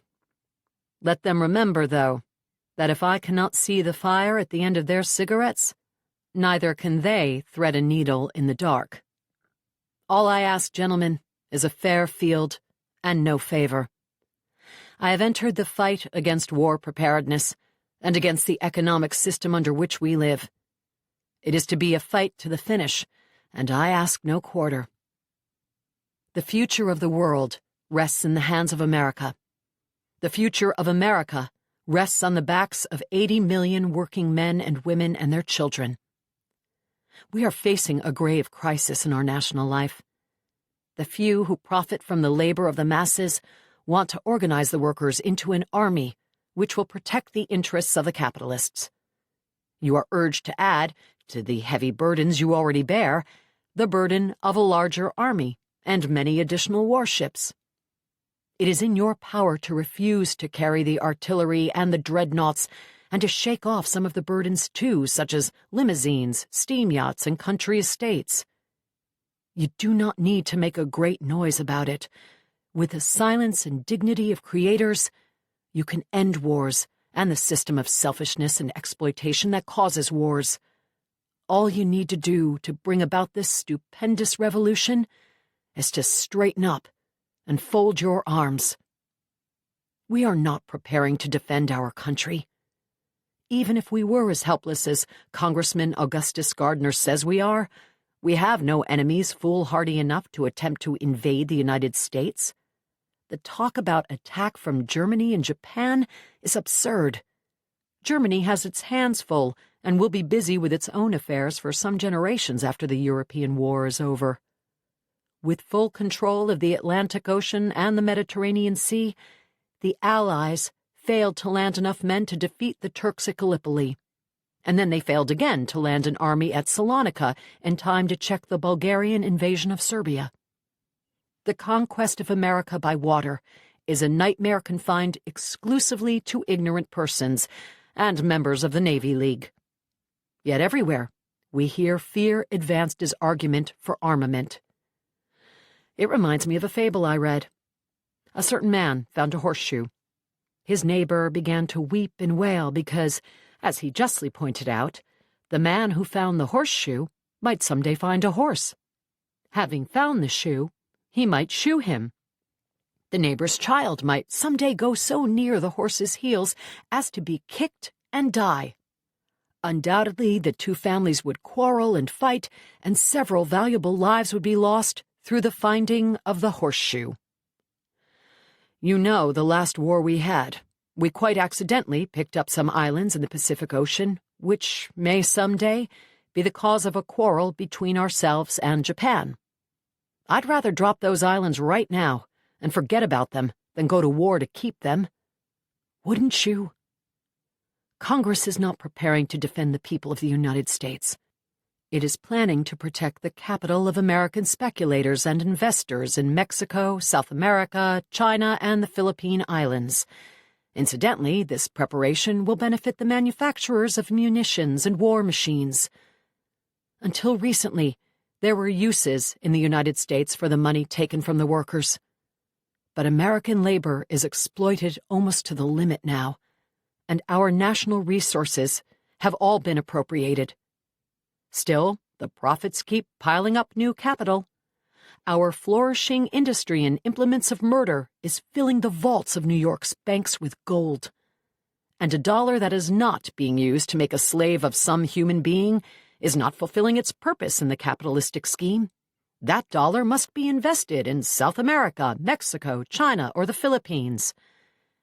It was no accident that the Navy League came into prominence at the same time that the National City Bank of New York established a branch in Buenos Aires. It is not a mere coincidence that 6 business associates of J.P. Morgan are officials of defense leagues. And chance did not dictate that Mayor John Mitchell should appoint to his Committee of Safety 1,000 men that represent 1/5 of the wealth of the United States. These men want their foreign investments protected. Every modern war has had its root in exploitation. The Civil War was fought to decide whether the slaveholders of the South or the capitalists of the North should exploit the West. The Spanish-American War decided that the United States should exploit Cuba and the Philippines. The South African War decided that the British should exploit the diamond mines. The Russo-Japanese War decided that Japan should exploit Korea. The present war is to decide who shall exploit the Balkans, Turkey, Persia, Egypt, India, China, Africa. And we are whetting our sword to Forces. John Reed. Whose War? April 1917. By the time this goes to press, the United States may be at war. The day the German note arrived, Wall Street flung the American flag to the breeze. The brokers on the floor of the stock exchange sang the Star-Spangled Banner with tears rolling down their cheeks, and the stock market went up. And the theaters there singing patriotic ballads of the George M. Cohan Irving Berlin variety, playing the national anthem and flashing the flag and the portrait of long-suffering Lincoln, while the tired suburbanite who has just been scalped by a ticket speculator goes into hysterics. Exclusive ladies whose husbands own banks are rolling bandages for the wounded, just like they do in Europe. A $1 million fund for ICE infield hospitals has been started, and the Boston budget for conveying virgins inland has grown enormously. The directors of the British, French, and Belgian Permanent Blind Relief Fund have added American to the name of the organization in gruesome anticipation. Our soldier boys, guarding the aqueducts and bridges, are shooting each other by mistake for Teutonic spies. There is talk of conscription, war brides, and on to Berlin. I know what war means. I've been with the armies of all the belligerents except one. And I've seen men die and go mad and lie in hospitals suffering hell. But there's a worse thing than that. War means an ugly mob madness, crucifying the truth-tellers, choking the artists, sidetracking reforms, revolutions, and the working of social forces. Already in America, those citizens who oppose the entrance of their country into the European melee are called traitors, and those who protest against the curtailing of our meager rights of free speech are spoken of as dangerous lunatics. We have had a forecast of the censorship.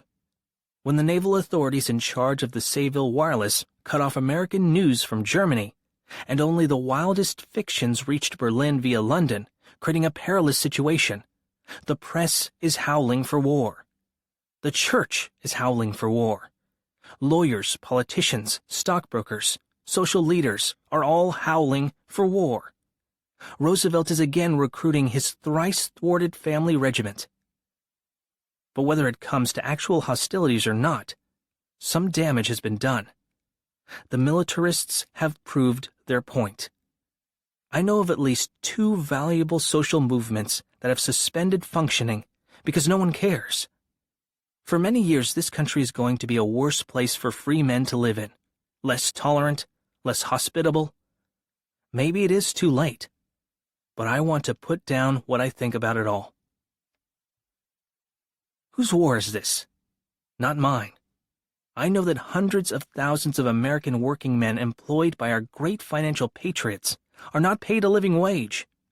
I have seen poor men sent to jail for long terms without trial, and even without any charge.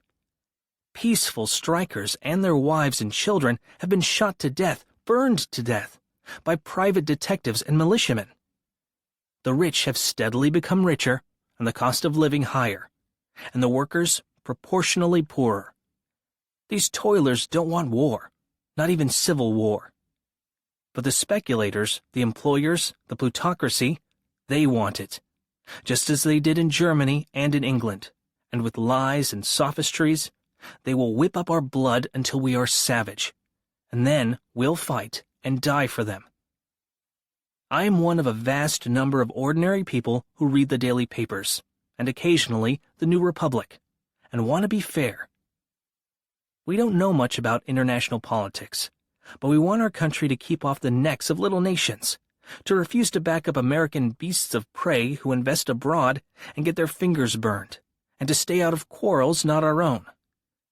We've got an idea that international law is the crystallized common sense of nations, distilled from their experiences with each other, and that it holds good for all of them, and can be understood by anybody. We are simple folk. Prussian militarism seemed to us insufferable. We thought the invasion of Belgium a crime. German atrocities horrified us, and also the idea of German submarines exploding ships full of peaceful people without warning. But then we began to hear about England and France, jailing, fining, exiling, and even shooting men who refused to go out and kill. The Allied armies invaded and seized a part of neutral Greece, and a French admiral forced upon her an ultimatum as shameful as Austria's to Serbia. Russian atrocities were shown to be more dreadful than German, and hidden mines sown by England in the open sea exploded ships full of peaceful people without warning. Other things disturbed us.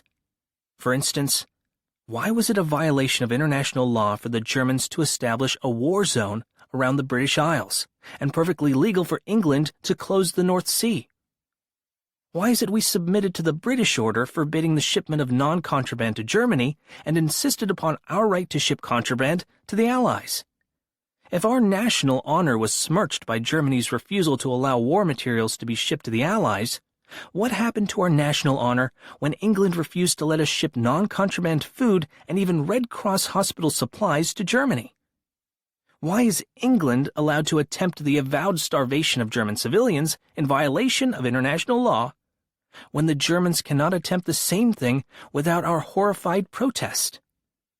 How is it that the British can arbitrarily regulate our commerce with neutral nations while we raise a howl whenever the Germans threaten to restrict our merchant ships going about their business? Why does our government insist that Americans should not be molested while traveling on Allied ships armed against submarines? We have shipped and are shipping vast quantities of war materials to the Allies. We have floated the Allied loans. We have been strictly neutral toward the Teutonic powers only. Hence the inevitable desperation of the last German note. Hence this war we are on the brink of. Those of us who voted for Woodrow Wilson did so because we felt his mind and his eyes were open, because he had kept us out of the mad dog fight of Europe, and because the plutocracy opposed him.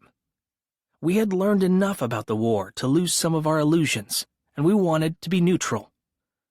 We grant that the president, considering the position he'd got himself into, couldn't do anything else but answer the German note as he did. But if we had been neutral, that note wouldn't have been sent. The president didn't ask us. He won't ask us if we want war or not. The fault is not ours. It is not our war. From its founding in 1905, the IWW had organized workers around the country in the mines and lumber camps, the textile mills and iron works, uniting them by their workplace, including the skilled, unskilled, black, white, native-born, and foreign-born, into one big union. It was militant, fearless, and determinedly class-conscious, and although it had only 100,000 members at its peak, its influence went far beyond that. Its opposition to World War I gave the government an opportunity to put its leaders in prison. Here is one of its members addressing the court, pointing to the class character of the war the IWW was opposing. Why the IWW is not patriotic to the United States. 1918. You ask me why the IWW is not patriotic to the United States.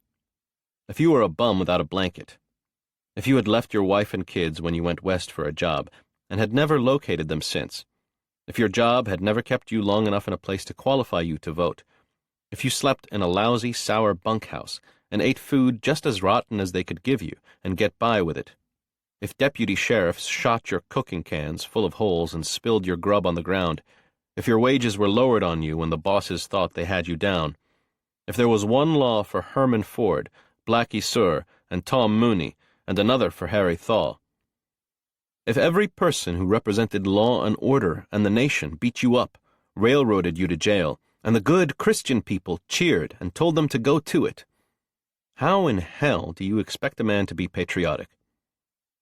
This war is a businessman's war, and we don't see why we should go out and get shot in order to save the lovely state of affairs which we now enjoy.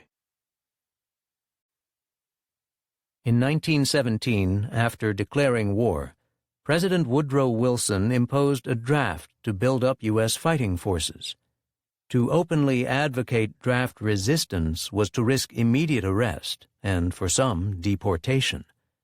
After the 1917 draft began, Emma Goldman and Alexander Berkman helped found the No Conscription League. They were both tried and convicted for conspiracy to obstruct the draft, a crime under the Espionage Act, and were sentenced to 2 years in prison. Goldman was sent to a state penitentiary in Missouri, and Berkman served in a federal penitentiary in Atlanta.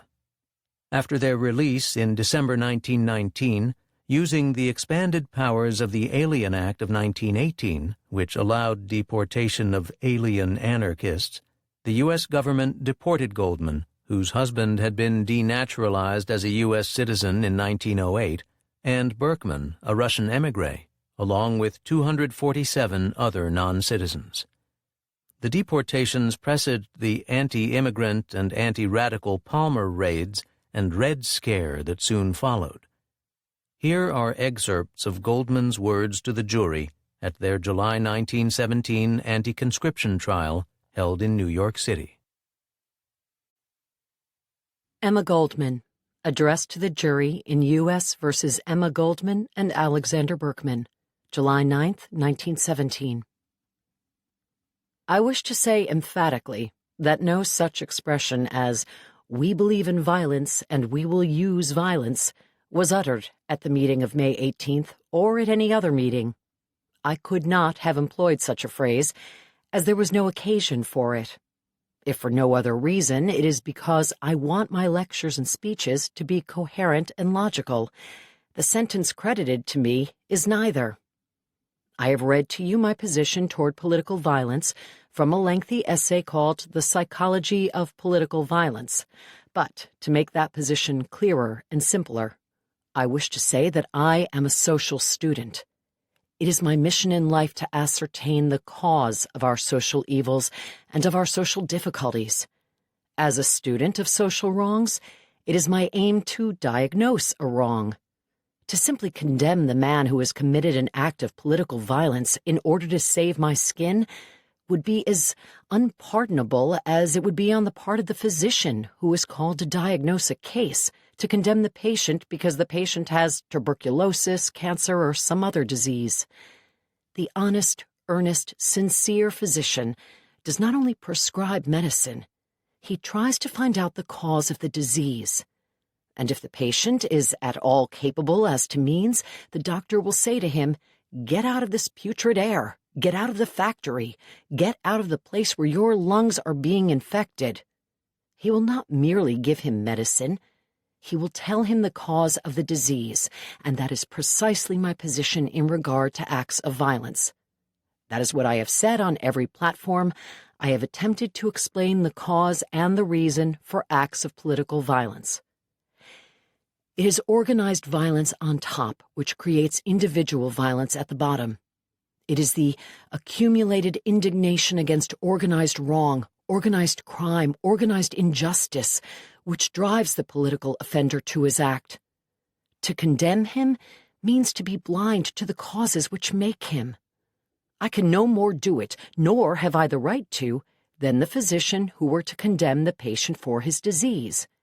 You and I and all of us who remain indifferent to the crimes of poverty, of war, of human degradation, are equally responsible for the act committed by the political offender. May I therefore be permitted to say, in the words of a great teacher, "He who is without sin among you, let him cast the first stone." Does that mean advocating violence? You might as well accuse Jesus of advocating prostitution because he took the part of the prostitute Mary Magdalene. Gentlemen of the jury, the meeting of the 18th of May was called primarily for the purpose of voicing the position of the conscientious objector and to point out the evils of conscription. Now, who and what is the conscientious objector? Is he really a shirker, a slacker, or a coward? To call him that is to be guilty of dense ignorance of the forces which impel men and women to stand out against the whole world like a glittering lone star upon a dark horizon. The conscientious objector is impelled by what President Wilson in his speech of February 3, 1917, called the righteous passion for justice upon which all war, all structure of family, state, and of mankind must rest as the ultimate base of our existence and our liberty. The righteous passion for justice, which can never express itself in human slaughter, that is the force which makes the conscientious objector. Poor indeed is the country which fails to recognize the importance of that new type of humanity as the ultimate base of our existence and liberty. It will find itself barren of that which makes for character and quality in its people. Gentlemen of the jury, we have been in public life for 27 years. We have been hauled into court, in and out of season. We have never denied our position. Even the police know that Emma Goldman and Alexander Berkman are not shirkers. You have had occasion during this trial to convince yourselves that we do not deny. We have gladly and proudly claimed responsibility, not only for what we ourselves have said and written, but even for things written by others and with which we did not agree. Is it plausible, then, that we would go through the ordeal, trouble, and expense of a lengthy trial to escape responsibility in this instance? 1,000 times no. But we refuse to be tried on a trumped-up charge, or to be convicted by perjured testimony merely because we are anarchists and hated by the class whom we have openly fought for many years. Whatever your verdict, gentlemen, it cannot possibly affect the rising tide of discontent in this country against war, which, despite all boasts, is a war for conquest and military power. Neither can it affect the ever-increasing opposition to conscription, which is a military and industrial yoke placed upon the necks of the American people. Least of all will your verdict affect those to whom human life is sacred, and who will not become a party to the world's slaughter. Your verdict can only add to the opinion of the world as to whether or not justice and liberty are a living force in this country, or a mere shadow of the past. Your verdict may, of course, affect us temporarily in a physical sense. It can have no effect whatever upon our spirit. For even if we were convicted and found guilty, and the penalty were that we be placed against a wall and shot dead, I should nevertheless cry out with the great Luther, "Here I am, and here I stand, and I cannot do otherwise." And gentlemen, in conclusion, let me tell you that my co-defendant, Mr. Berkman, was right when he said the eyes of America are upon you. They are upon you not because of sympathy for us or agreement with anarchism. They are upon you because it must be decided sooner or later whether we are justified in telling people that we will give them democracy in Europe when we have no democracy here. Shall free speech and free assemblage, shall criticism and opinion, which even the espionage bill did not include, be destroyed? Shall it be a shadow of the past, the great historic American past? Shall it be trampled underfoot by any detective or policeman, anyone who decides upon it? Or shall free speech and free press and free assemblage continue to be the heritage of the American people? Gentlemen of the jury, whatever your verdict will be, as far as we are concerned, nothing will be changed. I have held ideas all my life. I have publicly held my ideas for 27 years. Nothing on earth would ever make me change my ideas except one thing. And that is if you will prove to me that our position is wrong, untenable, or lacking in historic fact. But never would I change my ideas because I am found guilty.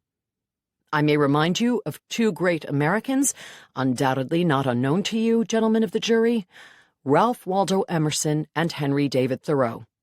When Thoreau was placed in prison for refusing to pay taxes, he was visited by Ralph Waldo Emerson, and Emerson said, "David, what are you doing in jail?" And Thoreau replied, "Ralph, what are you doing outside when honest people are in jail for their ideals?"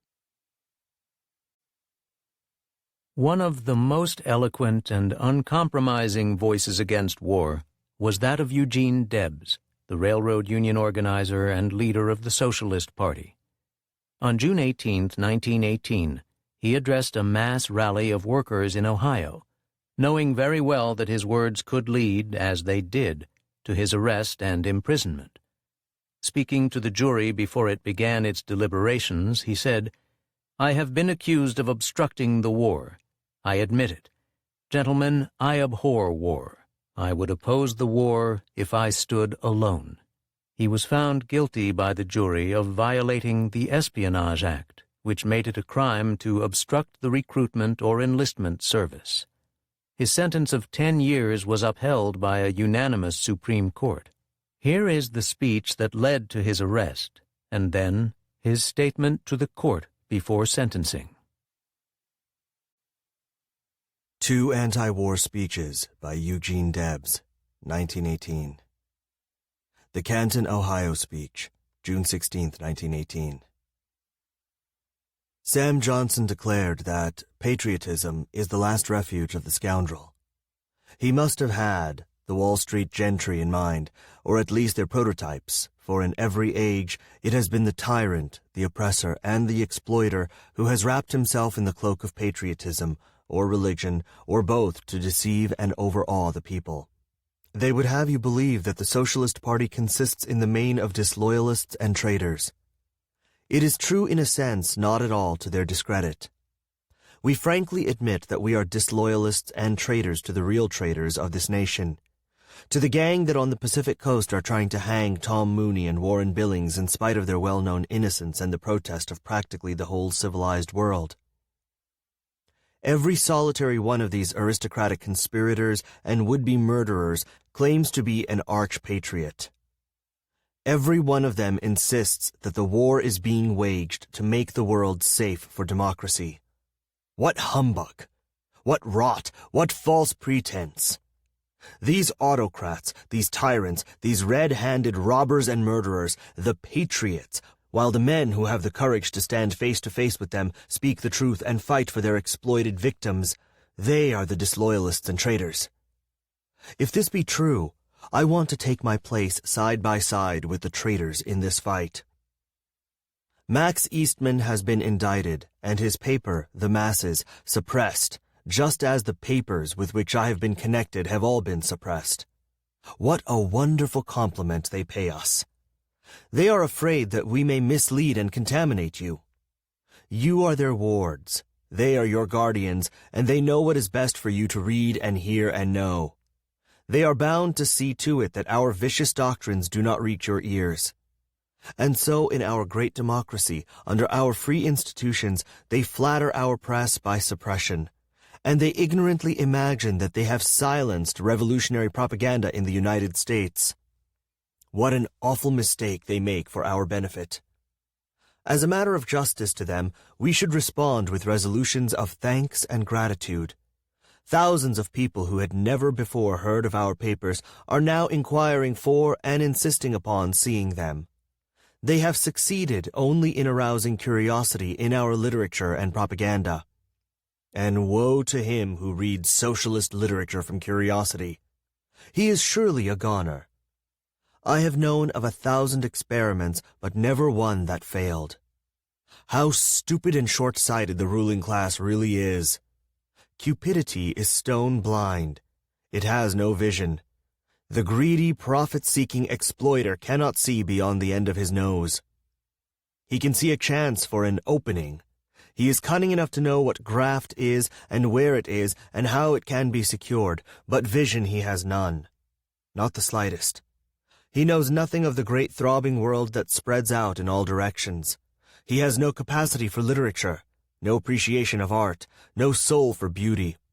That is the penalty the parasites pay for the violation of the laws of life.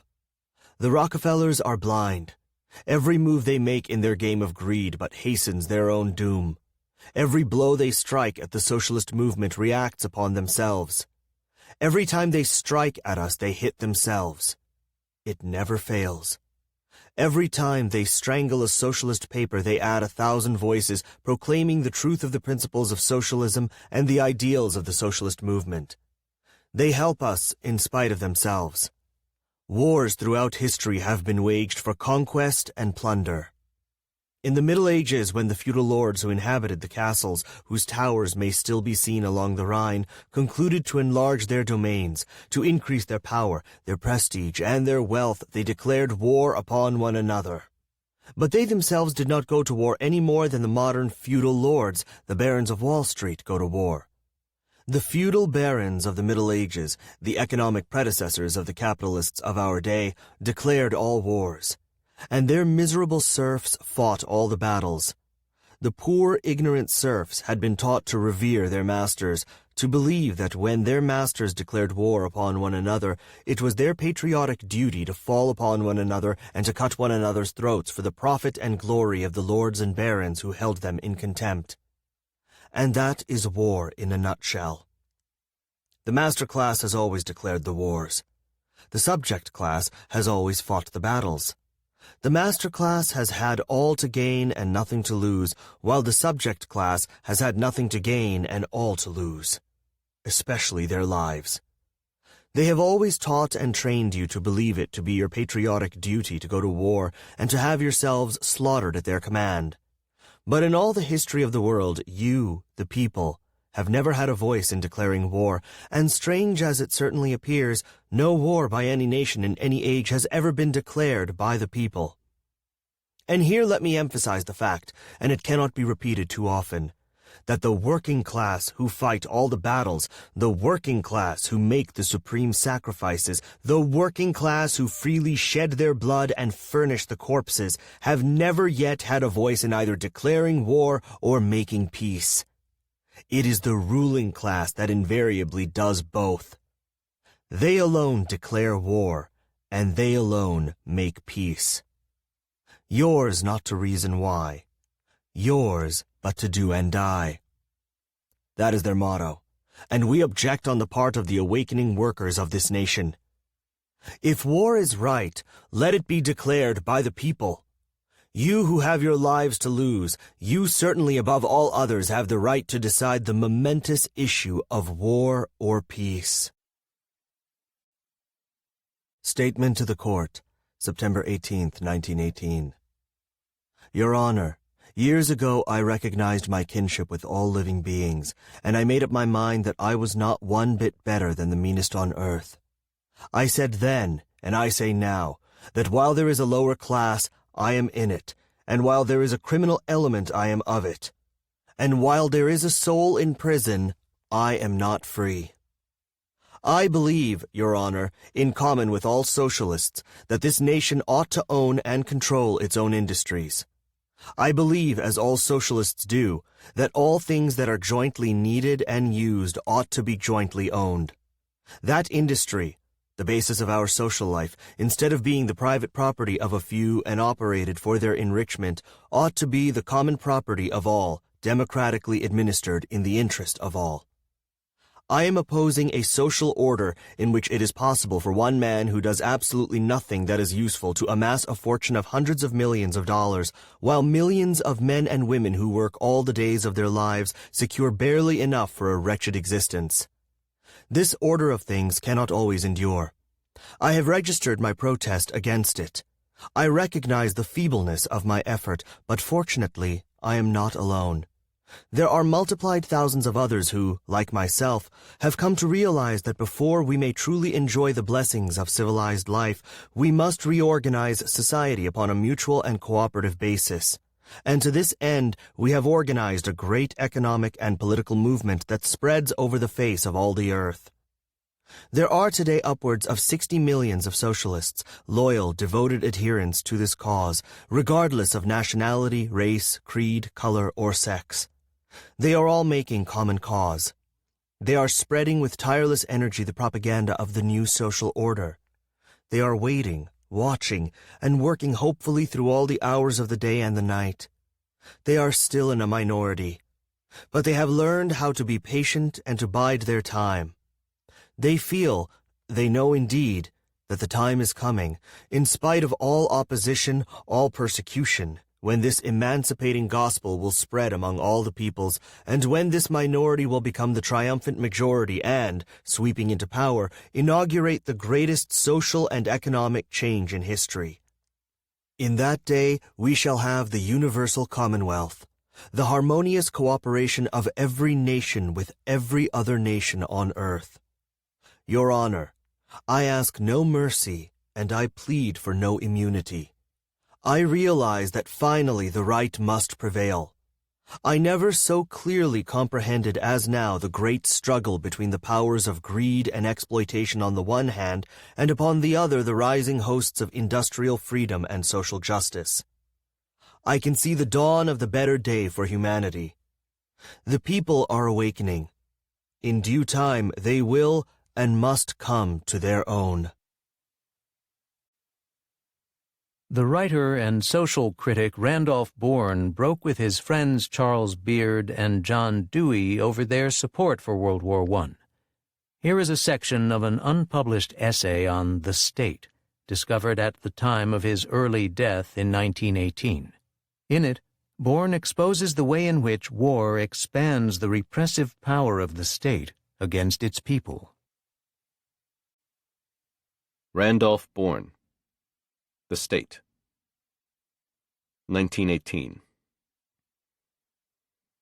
The moment war is declared, the mass of the people, through some spiritual alchemy, become convinced that they have willed and executed the deed themselves. They then, with the exception of a few malcontents, proceed to allow themselves to be regimented, coerced, deranged in all the environments of their lives, and turned into a solid manufactory of destruction toward whatever other people may have, in the appointed scheme of things, come within the range of the government's disapprobation. The citizen throws off his contempt and indifference to government, identifies himself with its purposes, revives all his military memories and symbols, and the state once more walks, an august presence, through the imaginations of men. Patriotism becomes the dominant feeling, and produces immediately that intense and hopeless confusion between the relations which the individual bears and should bear toward the society of which he is a part. Wartime brings the ideal of the state out into very clear relief, and reveals attitudes and tendencies that were hidden. In times of peace, the sense of the state flags in a republic that is not militarized, for war is essentially the health of the state. The ideal of the state is that within its territory its power and influence should be universal. As the Church is the medium for the spiritual salvation of man, so the state is thought of as the medium for his political salvation. Its idealism is a rich blood flowing to all the members of the body politic, and it is precisely in war that the urgency for union seems greatest, and the necessity for universality seems most unquestioned. The state is the organization of the herd to act offensively or defensively against another herd similarly organized. The more terrifying the occasion for defense, the closer will become the organization, and the more coercive the influence upon each member of the herd. War sends the current of purpose and activity flowing down to the lowest level of the herd, and to its most remote branches. All the activities of society are linked together as fast as possible to this central purpose of making a military offensive or a military defense, and the state becomes what in peacetime it has vainly struggled to become, the inexorable arbiter and determinant of men's business and attitudes and opinions. The slack is taken up, the cross-currents fade out, and the nation moves lumberingly and slowly, but with ever-accelerated speed and integration, toward the great end, toward the peacefulness of being at war, of which L.P. Jacks has so unforgettably spoken. War is the health of the state. It automatically sets in motion throughout society those irresistible forces for uniformity, for passionate cooperation with the government in coercing into obedience the minority groups and individuals which lack the larger herd sense. The machinery of government sets and enforces the drastic penalties. The minorities are either intimidated into silence or brought slowly around by a subtle process of persuasion, which may seem to them really to be converting them. Of course, the ideal of perfect loyalty, perfect uniformity, is never really attained. The classes upon whom the amateur work of coercion falls are unwearied in their zeal, but often their agitation, instead of converting, merely serves to stiffen their resistance. Minorities are rendered sullen, and some intellectual opinion bitter and satirical. But, in general, the nation in wartime attains a uniformity of feeling, a hierarchy of values culminating at the undisputed apex of the state ideal, which could not possibly be produced through any other agency than war. Loyalty, or mystic devotion to the state, becomes the major imagined human value.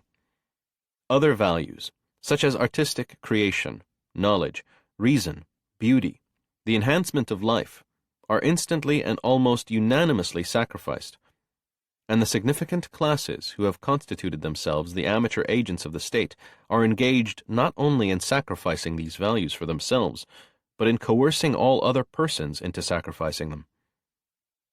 War, or at least modern war waged by a democratic republic against a powerful enemy, seems to achieve for a nation almost all that the most inflamed political idealist could desire. Citizens are no longer indifferent to their government, but each cell of the body politic is brimming with life and activity. We are at last on the way to full realization of that collective community in which each individual somehow contains the virtue of the whole. In a nation at war, every citizen identifies himself with the whole, and feels immensely strengthened in that identification.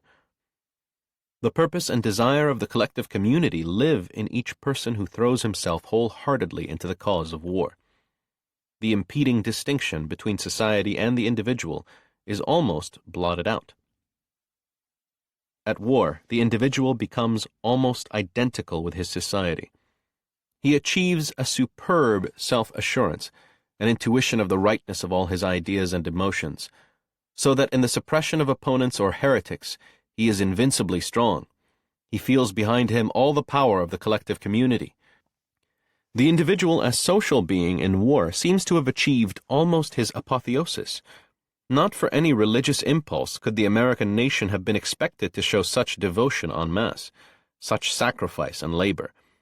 Certainly not for any secular good, such as universal education or the subjugation of nature, would it have poured forth its treasure and its life, or would it have permitted such stern coercive measures to be taken against it, such as conscripting its money and its men. But, for the sake of a war of offensive self-defense, undertaken to support a difficult cause to the slogan of democracy, it would reach the highest level ever known of collective effort.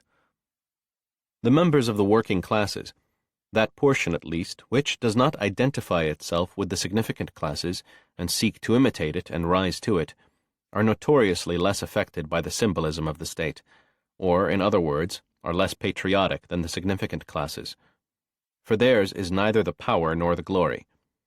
The state in wartime does not offer them the opportunity to regress, for, never having acquired social adulthood, they cannot lose it. If they have been drilled and regimented, as by the industrial regime of the last century, they go out docilely enough to do battle for their state. But they are almost entirely without that filial sense and even without that herd intellect sense which operates so powerfully among their betters. They live habitually in an industrial serfdom, by which, though nominally free, they are in practice, as a class, bound to a system of machine production, the implements of which they do not own, and in the distribution of whose product they have not the slightest voice, except what they can occasionally exert by a veiled intimidation, which draws slightly more of the product in their direction.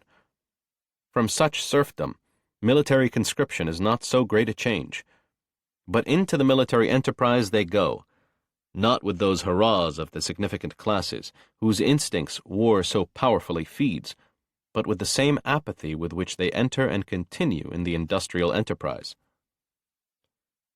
Thus arises conflict within the state. War becomes almost a sport between the hunters and the hunted. The pursuit of enemies within outweighs in psychic attractiveness the assault on the enemy without. The whole terrific force of the state is brought to bear against the heretics. The nation boils with a slow, insistent fever. A white terrorism is carried on by the government against pacifists, socialists, enemy aliens, and a milder, unofficial persecution against all persons or movements that can be imagined as connected with the enemy. War, which should be the health of the state, unifies all the bourgeois elements and the common people, and outlaws the rest. The revolutionary proletariat shows more resistance to this unification, is, as we have seen, psychically out of the current. Its vanguard, as the IWW, is remorselessly pursued, in spite of the proof that it is a symptom, not a cause, and its persecution increases the disaffection of labor, and intensifies the friction instead of lessening it. It cannot be too firmly realized that war is a function of states and not of nations. Indeed, that it is the chief function of states. War is a very artificial thing. It is not the naive, spontaneous outburst of herd pugnacity. It is no more primary than is formal religion. War cannot exist without a military establishment, and a military establishment cannot exist without a state organization. War has an immemorial tradition and heredity only because the state has a long tradition and heredity, but they are inseparably and functionally joined. We cannot crusade against war without crusading implicitly against the state, and we cannot expect or take measures to ensure that this war is a war to end war unless at the same time we take measures to end the state in its traditional form. The state is not the nation, and the state can be modified and even abolished in its present form without harming the nation. On the contrary, with the passing of the dominance of the state, the genuine life-enhancing forces of the nation will be liberated. If the state's chief function is war, then the state must suck out of the nation a large part of its energy for its purely sterile purposes of defense and aggression. It devotes to waste or to actual destruction as much as it can of the vitality of the nation. No one will deny that war is a vast complex of life-destroying and life-crippling forces. If the state's chief function is war, then it is chiefly concerned with coordinating and developing the powers and techniques which make for destruction. And this means not only the actual and potential destruction of the enemy, but of the nation at home as well.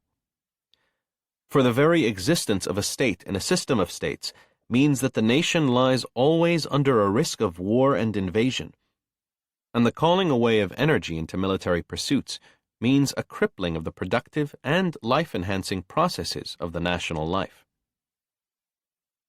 All of which goes to show that the state represents all the autocratic, arbitrary, coercive, belligerent forces within a social group.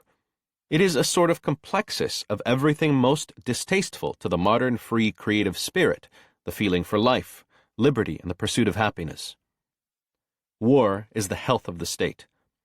Only when the state is at war does the modern society function with that unity of sentiment, simple, uncritical, patriotic devotion, cooperation of services, which have always been the ideal of the state lover. With the ravages of democratic ideas, however, the modern republic cannot go to war under the old conceptions of autocracy and death-dealing belligerency. If a successful animus for war requires a renaissance of state ideals, they can only come back under democratic forms. Under this retrospective conviction of democratic control of foreign policy, democratic desire for war, and particularly of this identification of the democracy with the state. How unregenerate the ancient state may be, however, is indicated by the laws against sedition and by the government's unreformed attitude on foreign policy. One of the first demands of the more far-seeing Democrats in the democracies of the Alliance was that secret diplomacy must go. The war was seen to have been made possible by a web of secret agreements between states, alliances that were made by governments without the shadow of popular support or even popular knowledge, and vague, half-understood commitments that scarcely reached the stage of a treaty or agreement, but which proved binding in the event. Certainly, said these democratic thinkers, war can scarcely be avoided unless this poisonous underground system of secret diplomacy is destroyed, this system by which a nation's power, wealth, and manhood may be signed away like a blank check to an allied nation to be cashed in at some future crisis. Agreements which are to affect the lives of whole peoples must be made between peoples and not by governments, or at least by their representatives in the full glare of publicity and criticism. On November 11, 1918, World War I ended. 10 million people were dead, including more than 100,000 Americans. Disillusionment quickly set in and was reflected in a burst of anti-war literature, as in the poems of Wilfred Owen and Siegfried Sassoon, Erich Maria Remarque's All Quiet on the Western Front, Ernest Hemingway's A Farewell to Arms, and Ford Madox Ford's No More Parades.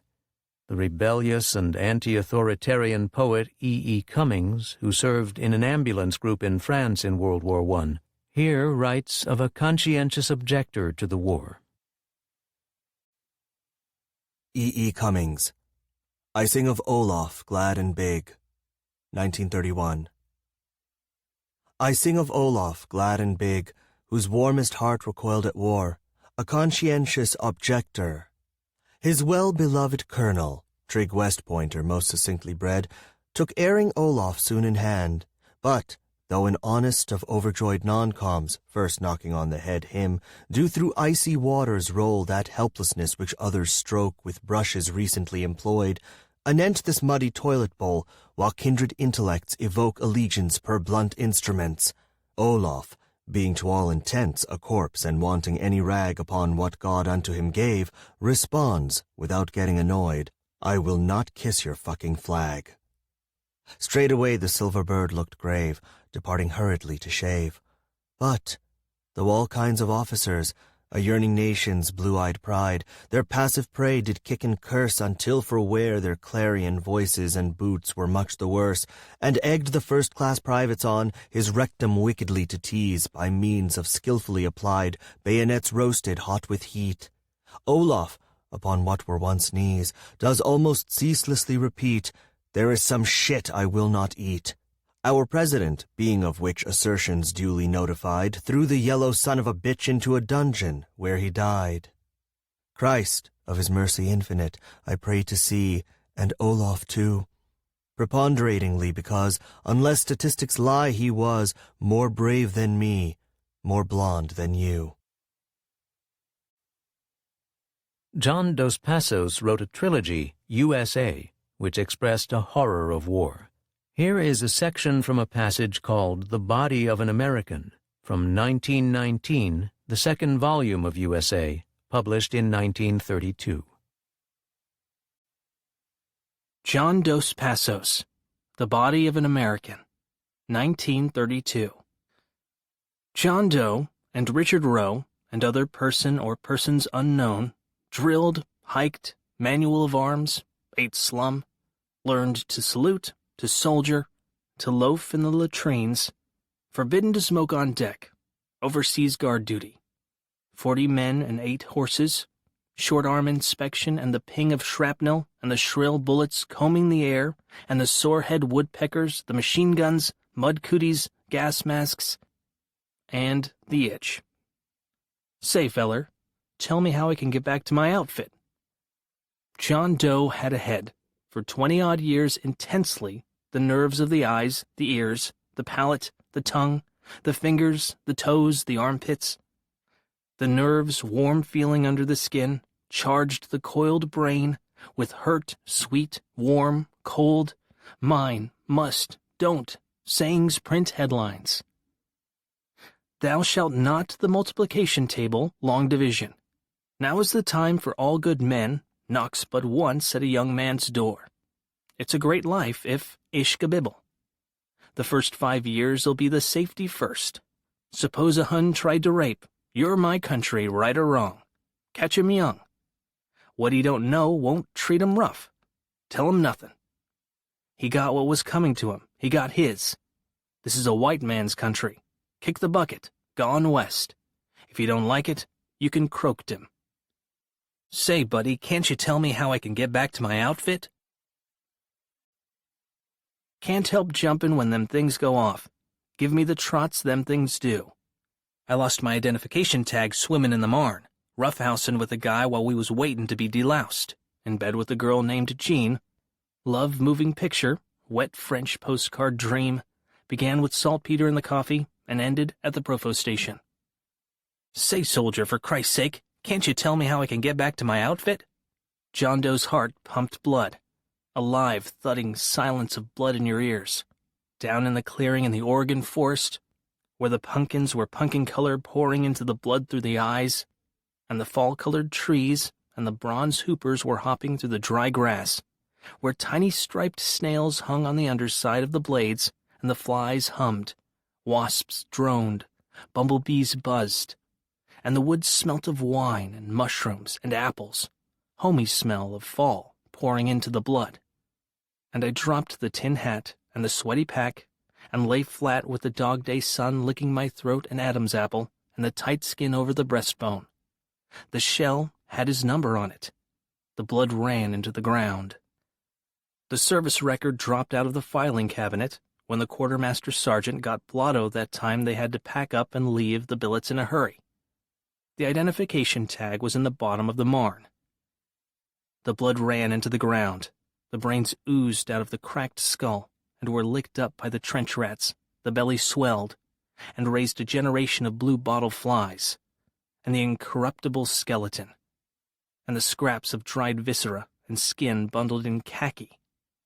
They took to Chalons-sur-Marne and laid it out neat in a pine coffin, and took it home to God's country on a battleship, and buried in a sarcophagus in the Memorial Amphitheater in the Arlington National Cemetery, and draped the Old Glory over it, and the bugler played taps, and Mr. Harding prayed to God and the diplomats and the generals and the admirals and the brass hats and the politicians and the handsomely dressed ladies out of the society column of Washington Post stood up solemn, and thought, how beautiful, sad Old Glory God's country it was.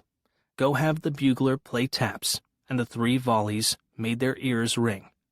Where his chest ought to have been, they pinned the Congressional Medal, the DSC, the Médaille Militaire, the Belgian Croix de Guerre, the Italian Gold Medal, the Virtuti Militara sent by Queen Marie of Romania, the Czechoslovak War Cross, the Virtuti Militari of the Poles, a wreath sent by Hamilton Fish Jr. of New York, and a little wampum presented by a deputation of Arizona Redskins in war paint and feathers. All the Washingtonians brought flowers. Woodrow Wilson brought a bouquet of poppies. 2 decades after the end of World War I, on the eve of yet another World War, one of the most damning indictments of the realities of war was written by the screenwriter Dalton Trumbo. A few years after the release of the book, which became an international bestseller, Trumbo was blacklisted as one of the Hollywood 10. Johnny Got His Gun is written from the point of view of Joe Bonham, a World War I soldier found on the battlefield with all his limbs severed, blind, a torso and a brain, all that was left of him. Dalton Trumbo, Johnny Got His Gun, 1939.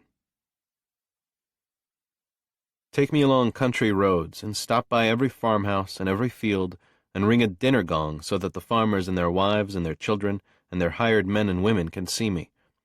Say to the farmers, here is something I'll bet you haven't seen before. Here is something you can't plow under. Here is something that will never grow and flower. The manure you plow into your fields is filthy enough, but here is something less than manure because it won't die and decay and nourish even a weed. Here is something so terrible that if it were born to a mare or a heifer or a sow or a ewe, you would kill it on the spot. But you can't kill this because it is a human being. It has a brain. It is thinking all the time. Believe it or not, this thing thinks, and it is alive, and it goes against every rule of nature, although nature didn't make it so. You know what made it so. Look at it. Metals, real metals, probably of solid gold. Lift up the top of the case, and you'll know what made it so. It stinks of glory. Take me into the places where men work and make things. Take me there and say, boys, here's a cheap way to get by. Maybe times are bad and your salaries are low. Don't worry, boys, because there's always a way to cure things like that. Have a war, and then prices go up, and wages go up, and everybody makes a hell of a lot of money. There'll be one along pretty soon, boys, so don't get impatient. It'll come, and then you'll have your chance. Either way, you win. If you don't have to fight, why, you stay at home and make $16 a day working in the shipyards. And if they draft you, why, you've got a good chance of coming back without so many needs. Maybe you'll need only one shoe instead of two. That's saving money. Maybe you'll be blind. And if you are, why then you never need worry about the expense of glasses. Maybe you'll be lucky, like me. Look at me close, boys. I don't need anything. A little broth or something 3 times a day, and that's all. No shoes, no socks, no underwear, no shirt, no gloves, no hat, no necktie, no collar buttons, no vest, no coat, no movies, no vaudeville, no football, not even a shave. Look at me, boys. I have no expenses at all. You're suckers, boys. Get on the gravy train. I know what I'm talking about. I used to need all the things that you need right now. I used to be a consumer. I've consumed a lot in my time. I've consumed more shrapnel and gunpowder than any living man. So don't get blue, boys, because you'll have your chance. There'll be another war along pretty soon, and then maybe you'll be lucky like me. Take me into the schoolhouses, all the schoolhouses in the world. Suffer little children to come unto me, isn't that right? They may scream at first and have nightmares at night, but they'll get used to it because they've got to get used to it, and it's best to start them young. Gather them around my case and say, here, little girl, here, little boy, come and take a look at your daddy. Come and look at yourself. You'll be like that when you grow up to be great, big, strong men and women. You'll have a chance to die for your country. And you may not die. You may come back like this. Not everybody dies, little kiddies. Closer, please. You, over there against the blackboard, what's the matter with you? Quit crying, you silly little girl. Come over here and look at the nice man who was a soldier boy. You remember him, don't you? Don't you remember, little crybaby, how you waved flags and saved tinfoil and put your savings in thrift stamps? Of course you do, you silly. Well, here's the soldier you did it for. Come on, youngsters, take a nice look, and then we'll go into our nursery rhymes. New nursery rhymes for new times. Hickory-dickory-dock, my daddy's nuts from shell shock. Humpty Dumpty thought he was wise till gas came along and burned out his eyes. A diller, a dollar, a 10 o'clock scholar, blow off his legs and then watch him holler. Rockabye baby in the treetop, don't stop a bomb or you'll probably flop. Now I lay me down to sleep, my bomb-proof cellar's good and deep, but if I'm killed before I wake, remember, God, it's for your sake. Amen. Take me into the colleges and universities and academies and convents. Call the girls together, all the healthy, beautiful young girls. Point down to me and say, here, girls, is your father. Here is that boy who was strong last night. Here is your little son, your baby son, the fruit of your love, the hope of your future. Look down on him, girls, so you won't forget him. See that red gash there with mucus hanging to it? That was his face, girls. Here, girls, touch it, don't be afraid. Bend down and kiss it. You'll have to wipe your lips afterward, because they will have a strange, rotten stuff on them. But that's all right, because a lover is a lover, and here is your lover. Call all the young men together and say, here is your brother. Here's your best friend. Here you are, young men. This is a very interesting case, young men, because we know there is a mind buried down there. Technically, this thing is living meat, like that tissue we kept alive all last summer in the lab. But this is a different cut of meat, because it also contains a brain. Now listen to me closely, young gentlemen. That brain is thinking. Maybe it's thinking about music. Maybe it has a great symphony all thought out, or a mathematical formula that would change the world, or a book that would make people kinder, or the germ of an idea that would save 100 million people from cancer. This is a very interesting problem, young gentlemen, because if this brain does hold such secrets, how in the world are we ever going to find out? In any event, there you are, young gentlemen, breathing and thinking, and dead like a frog under chloroform with its stomach laid open so that its heartbeat may be seen, so quiet, so helpless, but yet alive. There is your future, and your sweet, wild dreams. There is the thing your sweethearts loved, and there is the thing your leaders urged it to be. Think well, young gentlemen. Think sharply, young gentlemen. And then we will go back to our studies of the barbarians who sacked Rome. Take me wherever there are parliaments and diets and congresses and chambers of statesmen. I want to be there when they talk about honor and justice and making the world safe for democracy and 14 points and the self-determination of peoples. I want to be there to remind them I haven't got a tongue to stick into the cheek I haven't got either. But the statesmen have tongues. The statesmen have cheek. Put my glass case upon the speaker's desk, and every time the gavel descends, let me feel its vibration through my little jewel case. Then let them speak of trade policies and embargoes and new colonies and old grudges.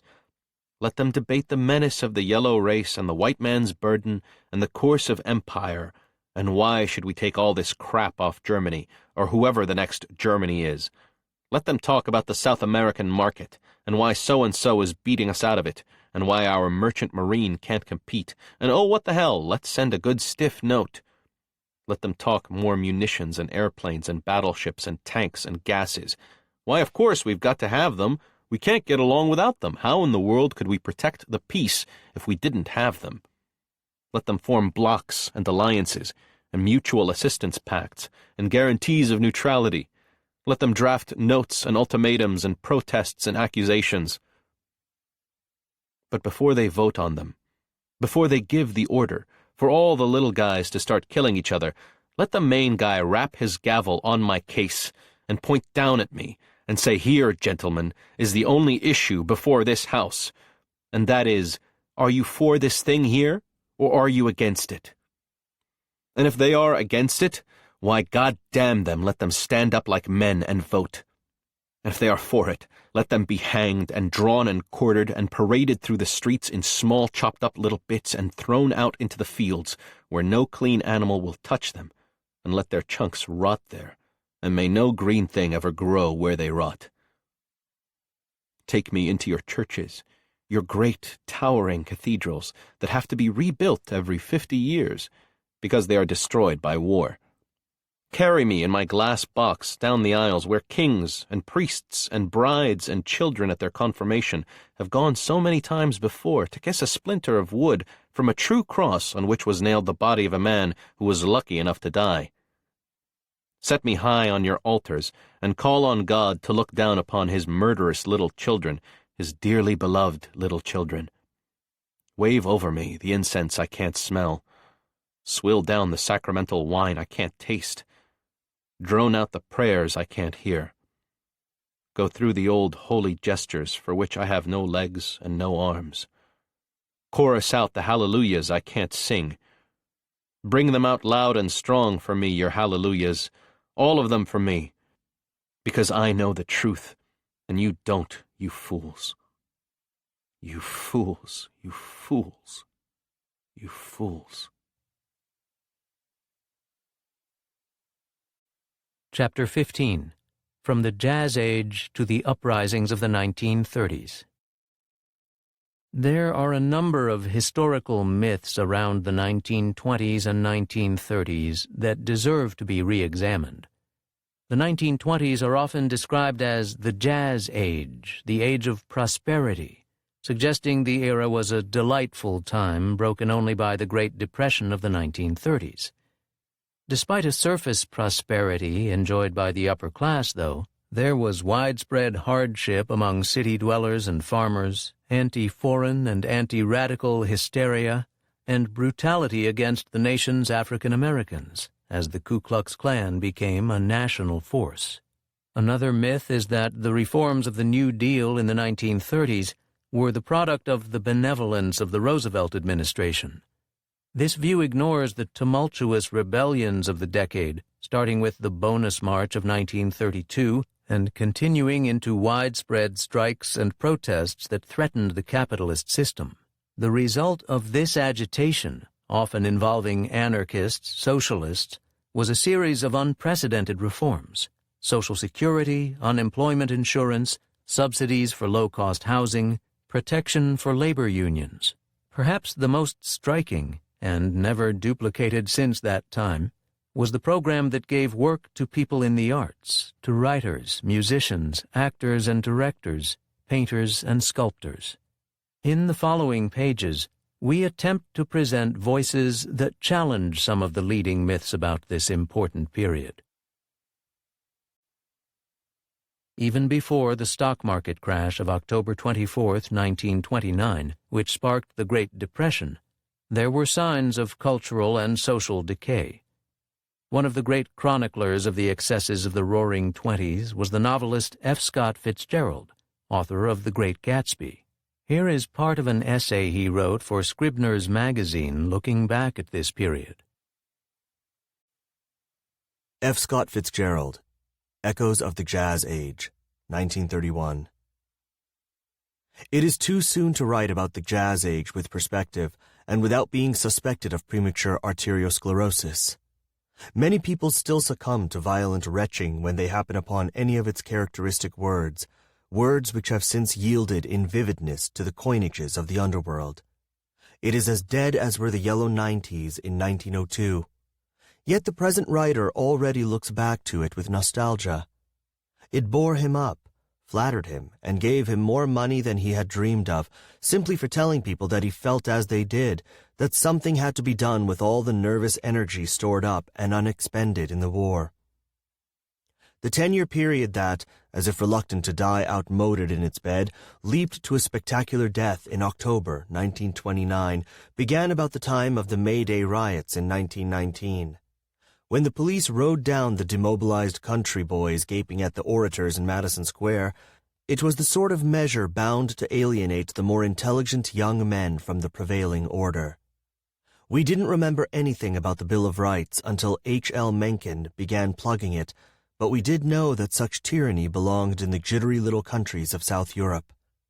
If goose-livered businessmen had this effect on the government, then maybe we had gone to war for J.P. Morgan's loans after all. But, because we were tired of great causes, there was no more than a short outbreak of moral indignation. Scarcely had the stater citizens of the Republic caught their breaths when the wildest of all generations, the generation which had been adolescent during the confusion of the war, brusquely shouldered my contemporaries out of the way and danced into the limelight. This was the generation whose girls dramatized themselves as flappers, the generation that corrupted its elders and eventually overreached itself less through lack of morals than through lack of taste. May one offer in exhibit the year 1922.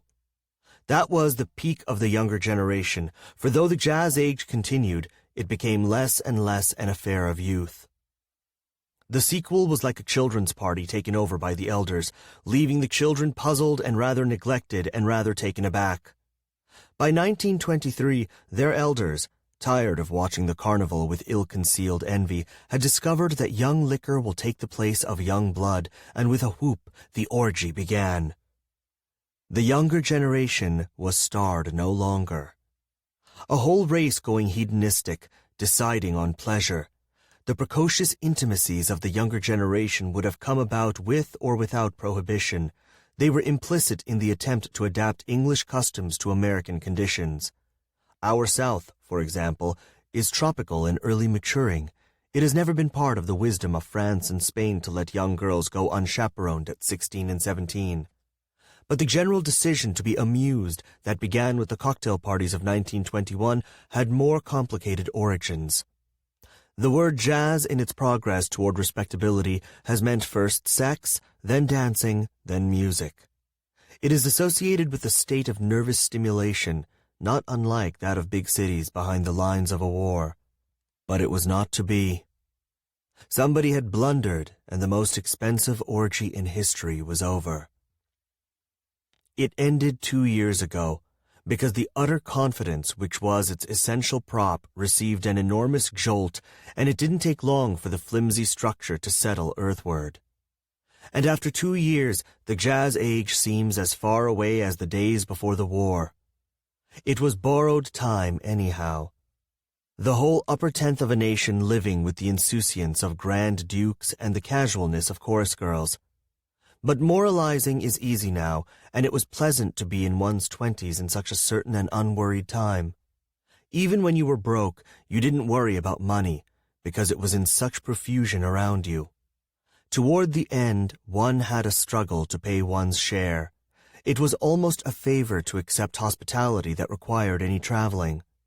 Charm, notoriety, mere good manners weighed more than money as a social asset.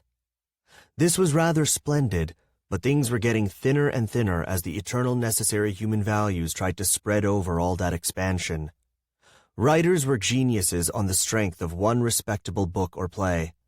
Just as during the war officers of 4 months' experience commanded hundreds of men, so there were now many little fish lording it over great big bowls.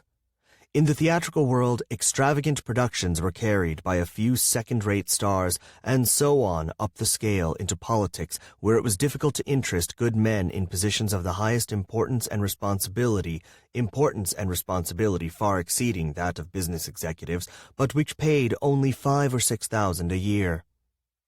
Now once more the belt is tight, and we summon the proper expression of horror as we look back on our wasted youth. Sometimes, though, there is a ghostly rumble among the drums, an asthmatic whisper in the trombones that swings me back into the early 20s when we drank wood alcohol, and every day in every way grew better and better, and there was the first abortive shortening of skirts, and girls all looked alike in sweater dresses, and people you didn't want to know said, "Yes, we have no bananas," and it seemed only a question of a few years before the older people would step aside and let the world be run by those who saw things as they were. And it all seems so rosy and romantic to us who were young then, because we will never feel quite so intensely about our surroundings anymore. One of the best-known songs of the Depression era was written by E.Y. Yip Harburg, the son of Jewish immigrants from Russia who lived in the Lower East Side of New York City. Working with composer Jay Gorney, Harburg wrote "Brother, Can You Spare a Dime" in 1932. Yip Harburg, Brother, Can You Spare a Dime, 1932. They used to tell me I was building a dream, and so I followed the mob. When there was earth to plow or guns to bear, I was always there, right there on the job. They used to tell me I was building a dream, with peace and glory ahead.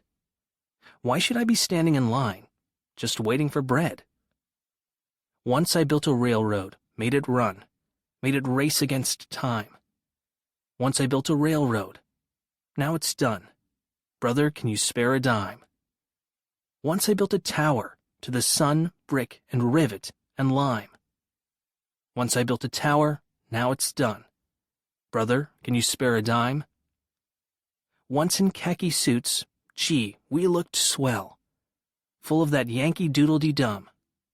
500,000 boots went slogging through hell, and I was the kid with the drum. Say, don't you remember? They called me Al. It was Al all the time. Say, don't you remember? I'm your pal. Buddy, can you spare a dime? Returning soldiers from World War I had been issued a bonus in 1924 in the form of government bonds that would be paid out in 1945. But with the onset of the Depression, many veterans were hard hit. They were without jobs and their families were going hungry. They began to organize, demanding immediate payment of the bonds. They gathered all over the country and came to Washington with wives and children or alone in broken-down autos, stealing rides on freight trains, hitchhiking. 20,000 came. They called themselves the Bonus Expeditionary Force or the Bonus Army. They set up camp across the Potomac River from the Capitol on Anacostia Flats. But Congress refused to act, and when the veterans remained in their encampment, President Herbert Hoover ordered the Army to evict them. The officers in charge of the operation included Douglas MacArthur, Dwight Eisenhower, and George Patton. The veterans were attacked with tear gas and bayonets. Their tents were burned down. Here is a first-hand account of the Bonus Army March by Paul Anderson, a Missouri journalist who was an organizer of the American Newspaper Guild and had come to national prominence through his coverage of the East St. Louis massacre. Paul Y. Anderson. Tear Gas, Bayonets, and Votes. August 17, 1932. Hoover's campaign for re-election was launched Thursday, July 28th, at Pennsylvania Avenue and 3rd Street, with 4 troops of cavalry, 4 companies of infantry, a mounted machine gun squadron, 6 Whippet tanks, 300 city policemen, and a squad of Secret Service men and Treasury agents. Among the results immediately achieved were the following. 2 veterans of the World War shot to death. 1 11-weeks-old baby in a grave condition from gas, shock, and exposure. 1 8-year-old boy partially blinded by gas. 2 policemen's skulls fractured. 1 bystander shot through the shoulder. 1 veteran's ear severed with a cavalry saber. 1 veteran stabbed in the hip with a bayonet. More than a dozen veterans, policemen, and soldiers injured by bricks and clubs.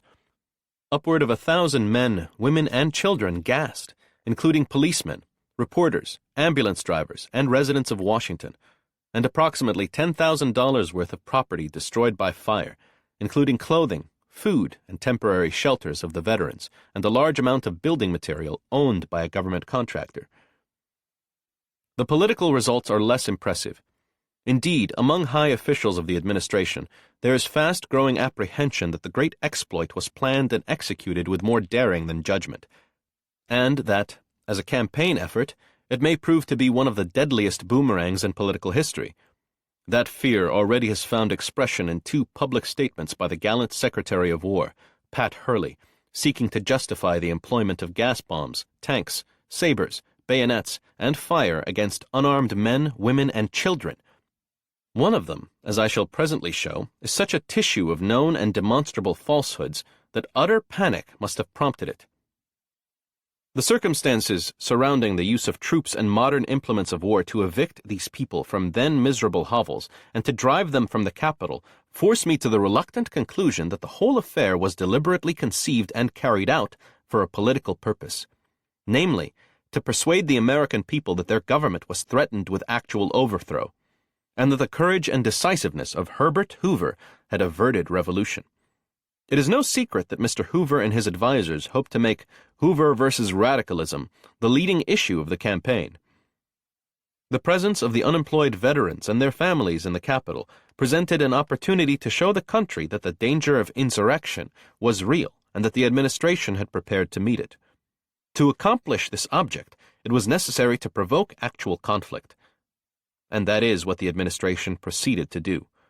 A simple review of the salient facts would seem to make this apparent.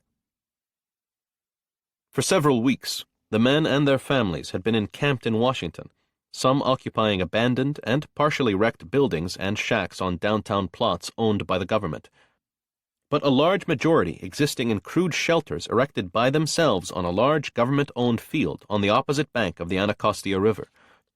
Excepting a small unit of communists, which the main body promptly outlawed, the behavior of the men was characterized by extraordinary discipline and restraint. To one who visited their camps many times and talked to scores of them, any suggestion that they constituted a threat against the government is preposterous. Even the communist gestures were confined mainly to 2 futile attempts to parade before the White House, which got them nothing but broken heads, jail sentences, and fines. The attitude of the great majority was one of good-humored and patient fortitude, under incredibly primitive conditions of existence. In 1,000 ways they exhibited the instinct to make comedy out of their own vicissitudes, an instinct as characteristic now as it was in France.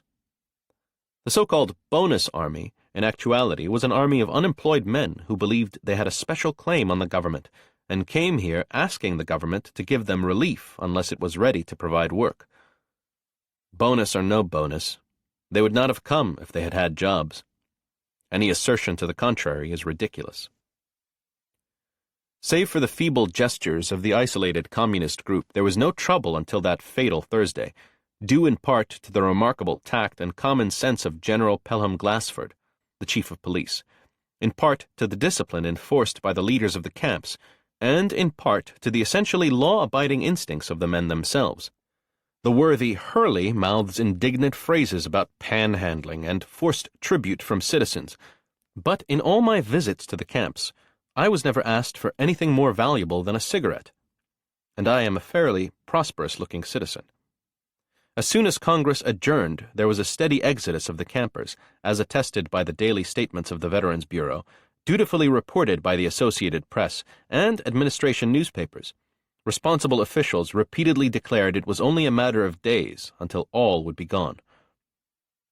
But suddenly, someone high in authority decided the government must have immediate possession of the partially raised block, bounded by 3rd and 4th Streets and Pennsylvania and Missouri Avenues, where about 1,500 were existing in abandoned buildings and makeshift huts.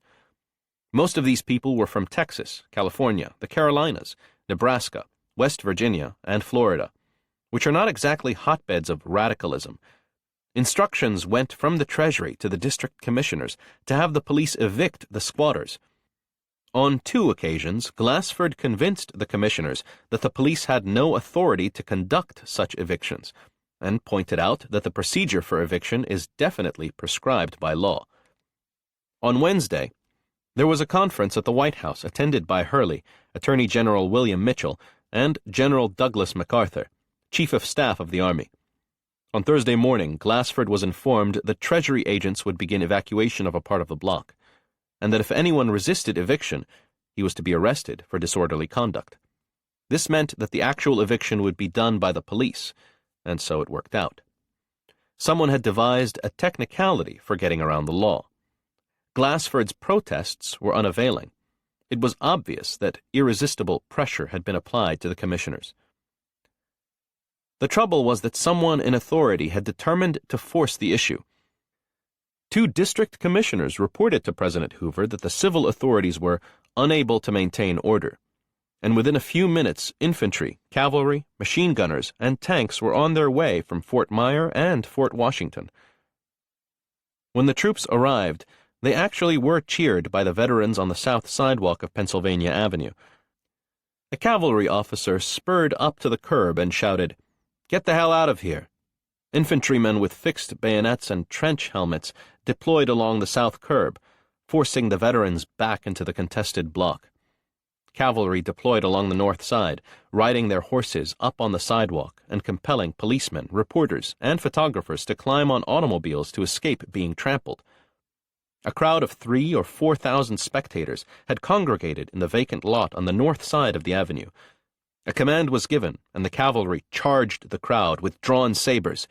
Men, women, and children fled, shrieking across the broken ground, falling into excavations as they strove to avoid the rearing hoofs and saber points.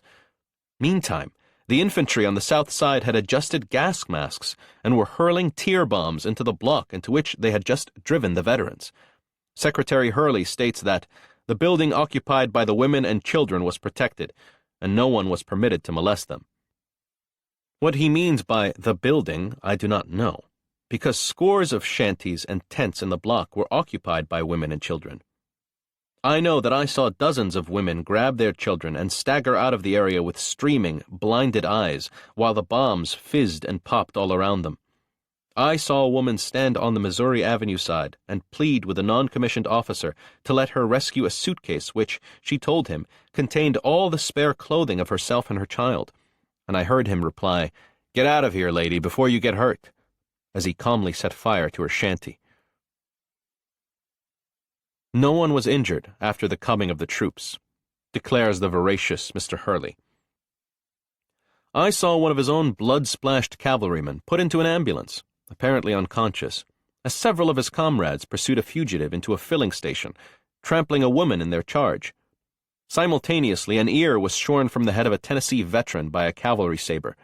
As a matter of fact, there was hardly a minute when an ambulance did not dash in and dash off with a victim. I was in that hapless mass of policemen, reporters, and spectators at 3rd and C Streets a few minutes later, when an order was given from a staff officer's car, and a company of infantry came up on the double, quick, tossing gas bombs right and left. Some exploded on the sidewalk. Some fell in front yards, jammed with Negro women and children. One appeared to land on the front porch of a residence. 2 small girls fell to the sidewalk, choking and screaming. Secretary Hurley defiantly announced that statements made to the effect that the billets of the marchers were fired by troops is a falsehood. On the day when he first made this declaration, it appeared in dozens of newspapers, which also published a graphic Underwood and Underwood photograph of an infantryman applying a torch to a veteran's shanty. I am only one of numerous reporters who stood by while the soldiers set fire to many such shelters. In the official apologia, the Secretary asserts that the shacks and tents at Anacostia were set on fire by the bonus marchers before the troops crossed the Anacostia Bridge. I was there when the troops crossed.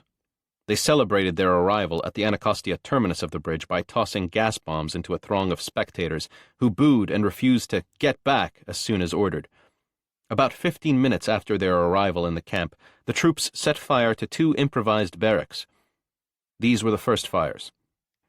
Prior to this, General MacArthur had summoned all available reporters and told them that operations are completely suspended, that our objective has been accomplished, that the camp is virtually abandoned, and that it would not be burned. Soon after making that statement, he departed for the White House. When the 2 barracks ignited by the soldiers had been burning fiercely for at least 30 minutes, the veterans began firing their own shelters as they abandoned them. On the high embankment which bounds the plain opposite the Anacostia River, thousands of veterans had gathered, and with them mingled thousands of Anacostia residents, all intent on the lurid spectacle below. Promptly at midnight, General MacArthur had gone to the White House more than an hour earlier. A long and shadowy line of infantry and cavalry advanced across the fiery plain toward the embankment. Sabers and bayonets gleamed in the red light cast by the flames. Virtually everyone had deserted the camp. It seemed incredible that the offensive would be pushed still further. It seemed so to the veterans and the residents of Anacostia. But an officer had told me earlier in the evening that the strategy was to drive all the campers into the open country of Maryland. For many blocks along the embankment, similar scenes were being enacted. With unparalleled humanity and kindliness, the troops tossed scores of gas bombs into the vast crowds lining the hillside, driving them back to the main thoroughfare of Anacostia. Automobilists, unable either to turn or back up, abandoned their vehicles and ran from the stinging fumes and menacing bayonets. Within 5 yards of the main business corner, a veteran carrying an American flag failed to move rapidly enough, and I saw a gleaming blade sink into his hip. Moaning, he staggered toward a drugstore, still clutching his flag. Chief Glassford, who was in the best position to know, has said that it was unnecessary. But although a brilliant soldier and an even more brilliant policeman, he is not a politician. The politicians had decided it was necessary. It was necessary to dramatize the issue of Hoover versus radicalism. One hitch has developed. The president has asserted that less than half of the campers were men who had actually served under the flag, and Hurley assures us that the disorders were led by Reds and agitators. How unfortunate, then, that those killed were bona fide veterans of the World War, entitled to honorable burial in Arlington. But how much more tragic is it that, in a crisis like this, the United States government should be under the control of such a trio of adventurers as Hoover, Hurley, and Mills. In March 1931, a group of 9 black youths were pulled off a freight train in Point Rock, Alabama, and charged with assault, soon followed by charges of rape of 2 white women. Within 5 days, all 9 were indicted by a federal grand jury. Within another 9 days, 8 of the Scottsboro Boys, as the group was called, were sentenced to death. The case aroused outrage around the world, symbolizing the lack of justice for African Americans in the U.S. legal system. Even after Ruby Bates testified in court in 1933 that the rapes never took place, the 9 continued to be imprisoned. With protests continuing, twice the Supreme Court called for new trials, ruling that their counsel was inadequate and noting that the jury selection was limited to whites. But they were tried again, found guilty, and sentenced to long prison terms ranging from 20 to 99 years, with one of them given the death penalty. The Supreme Court refused to hear their case, but agitation continued around the country, and after many years in prison, the one death sentence was commuted, and the others eventually were released from prison. The Communist Party was a leading force in demanding justice for the Scottsboro Boys. Here, one of its organizers recalls the case. Mary Licht. I remember the Scottsboro defense. February 15th, 1997. On March 25th, 1931, an armed mob stopped a freight train at Paint Rock, Alabama, and rounded up 9 African-American youths, the youngest of whom was 13. 2 young white women and 1 white man were also taken off the train. Hoboing, or hitching rides on freight trains, the original pretext for stopping the train, was illegal. Sheriff's deputies arrested the 9 young men, loaded them onto a flatbed truck, and took them to the Jackson County Jail in Scottsboro. There they were charged with a second offense, having raped the white girls in a freight car passing through Alabama. When a crowd gathered at the jail, the sheriff called the governor, who, in turn, called out the National Guard, and the mob dispersed. 12 days later, all were put on trial, and in 4 days, 4 separate, all-white, all-male juries convicted 8 and sentenced them to death. In the years since, many people have asked how I became involved in the case, an involvement that makes it possible for me to categorically deny Denton L. Watson's crude lies about the role of the Communist Party in building the campaign to defend the 9. Yes, we did embarrass the Klan, white supremacists, and Alabama authorities, and yes, we plucked a few tail feathers from Jim Crow. But our first and only goal was to save the lives of 9 innocent young African-American youth. I'm proud to say that we accomplished that task and that I had a role in it. I lived in Chattanooga, Tennessee at that time, as did 4 of the 9. I first heard of the case while I was in jail awaiting trial for sedition. I considered the arrest of the Scottsboro Boys and my arrest as 2 sides of the same coin. They were riding the rails in search of work, and I was working to organize the unemployed who had been thrown out of work. For me, the arrest, trial, and conviction of these unemployed black youth was a symbol of the inequality of the then 12 million African Americans in America. I believed their trial was a legal lynching, that they had been framed and sentenced to death under the pretext of rape. During the Hoover administration of the early 1930s, America found itself in the midst of a devastating economic depression, with millions out of work. Although things were hard in the North, they were desperate in the South, where the Depression had really begun in 1927. But by 1931, a mass fight back had begun. Throughout the country, unemployed councils, led by the Trade Union Unity League and the Communist Party, were organizing. Petitions with more than 1 million signatures demanding relief and unemployment insurance had been presented to the White House in December 1930. I was a leader of the Unemployed Council in Chattanooga. The councils called mass demonstrations across the country for March 6th to demand that Congress pass the Lundin Bill for relief, unemployment insurance, and Social Security. Our demonstration in Chattanooga was attended by many black and white workers, but even before the rally started, the 3 scheduled speakers, I was one of them, were arrested. We were indicted for sedition and held without bail while awaiting trial. Nothing like this happened anywhere else in the country, but it gives one a taste of the South at that time. When I read about the conviction of the Scottsboro youth, I told my co-worker that when we were released, I would secure the International Labor Defense, ILD, for this case. I said the way the ILD had conducted our trial convinced me that it was the only organization that would mobilize the kind of campaign that would overturn the savage death sentences given these youngsters.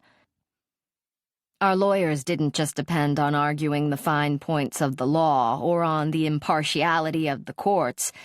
They said we had to pack the courtroom with our supporters and appeal to the public for support, and they were right.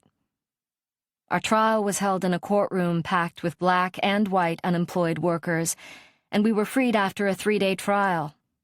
Thanks in part to the eloquence of Joe Brodsky, the ILD lawyer who helped us defeat the city's sedition charge.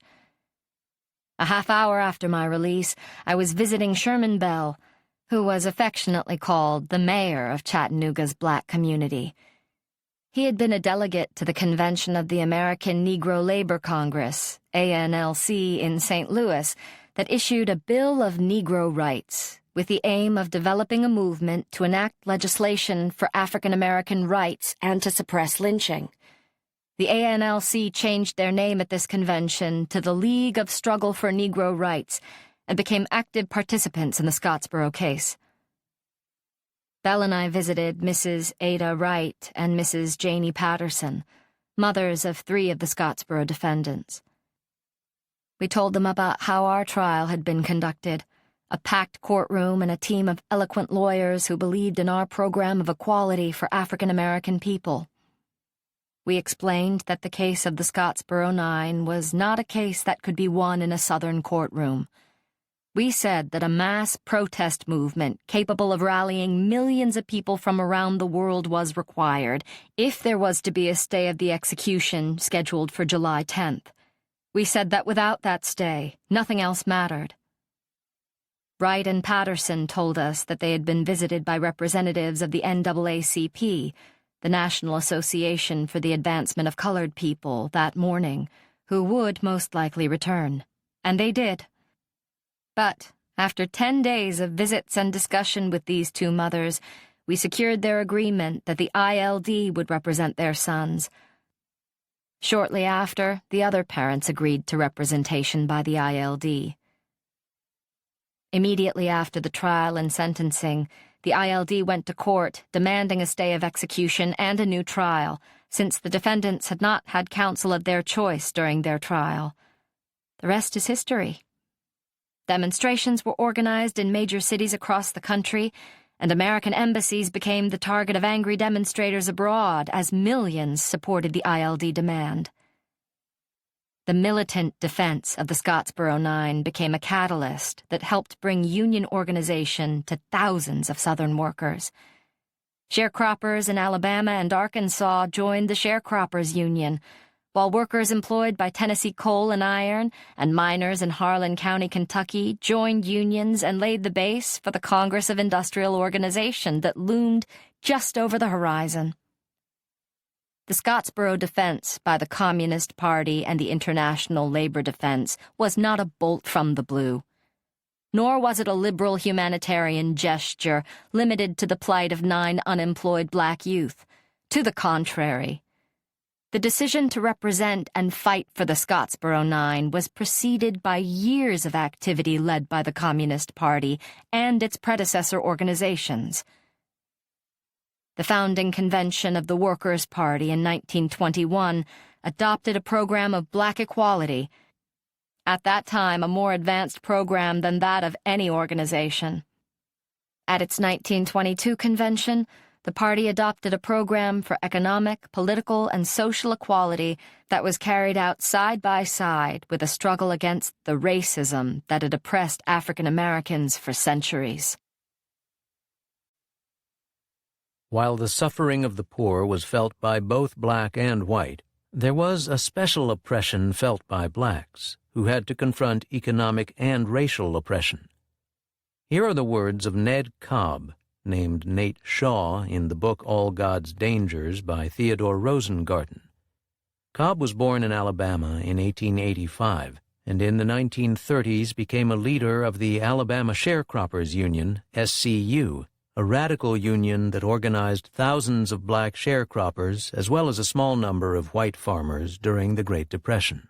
With the help of organizers from the Communist Party, the SCU organized in the face of threats against blacks who dared to engage in union activity.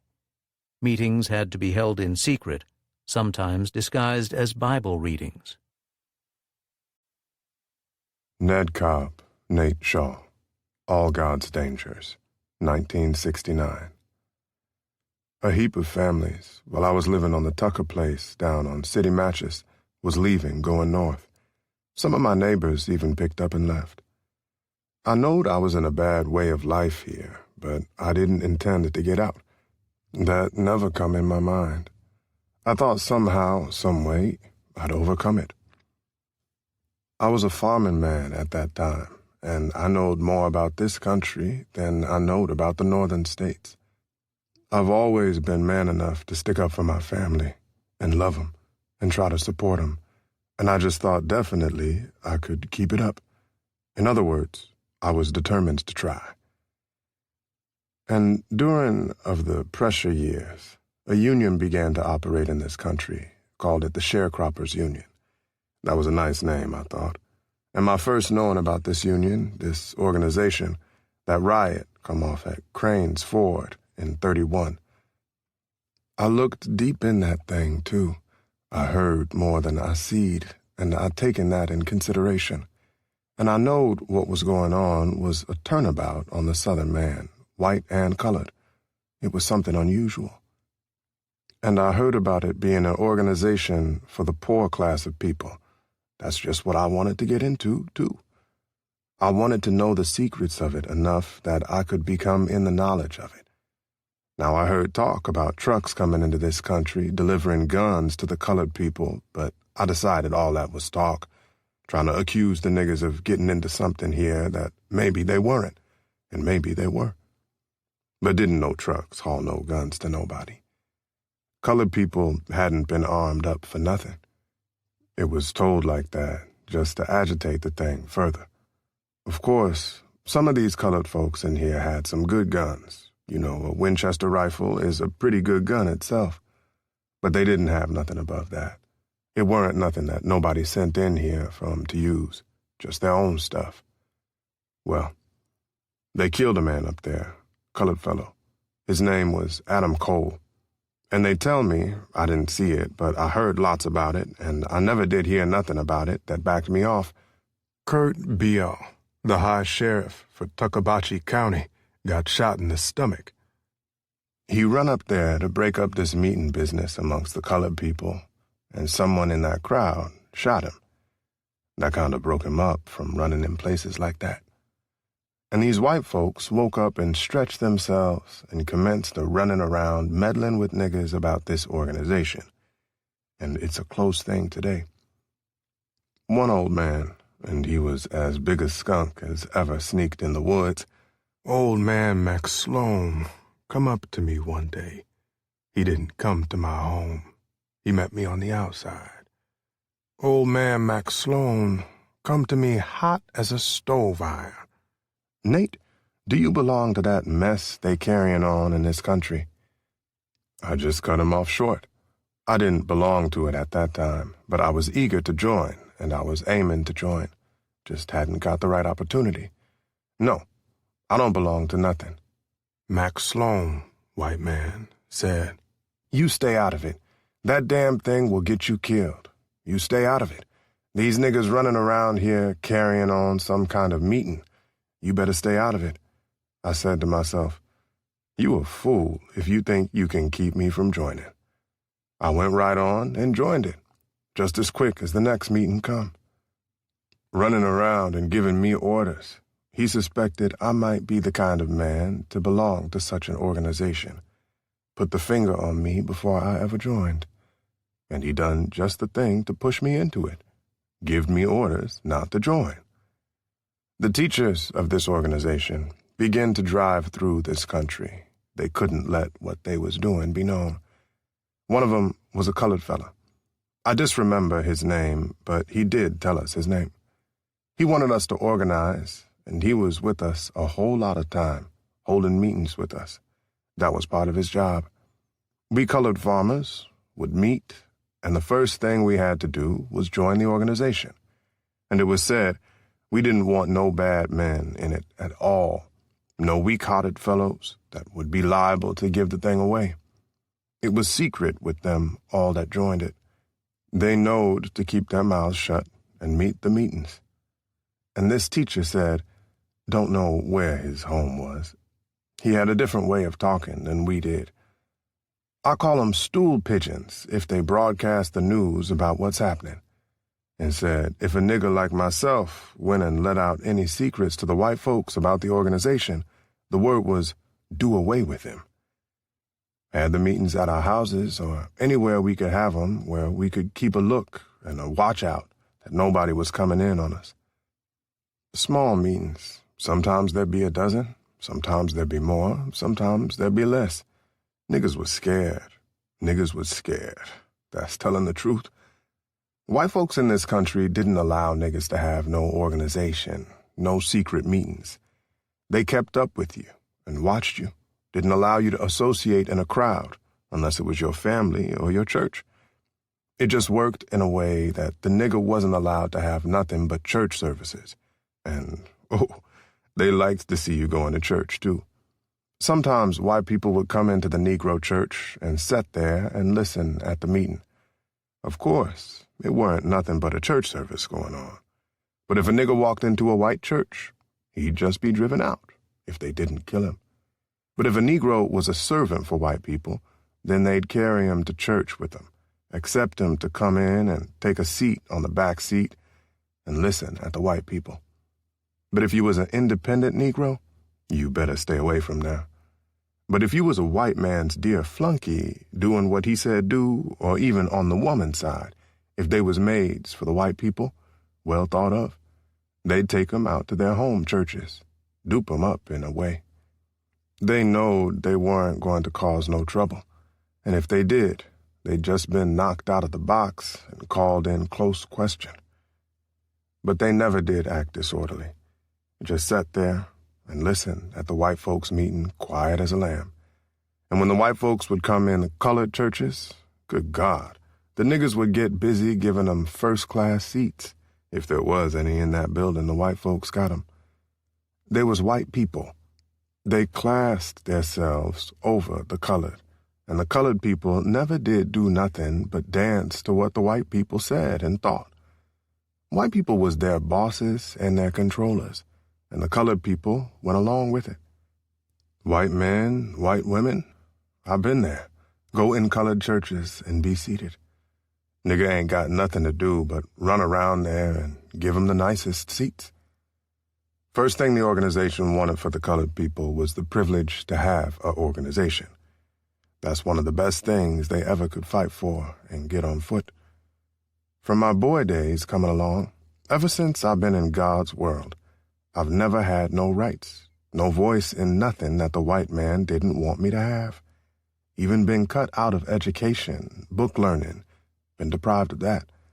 How could I favor such rulings as have been the past?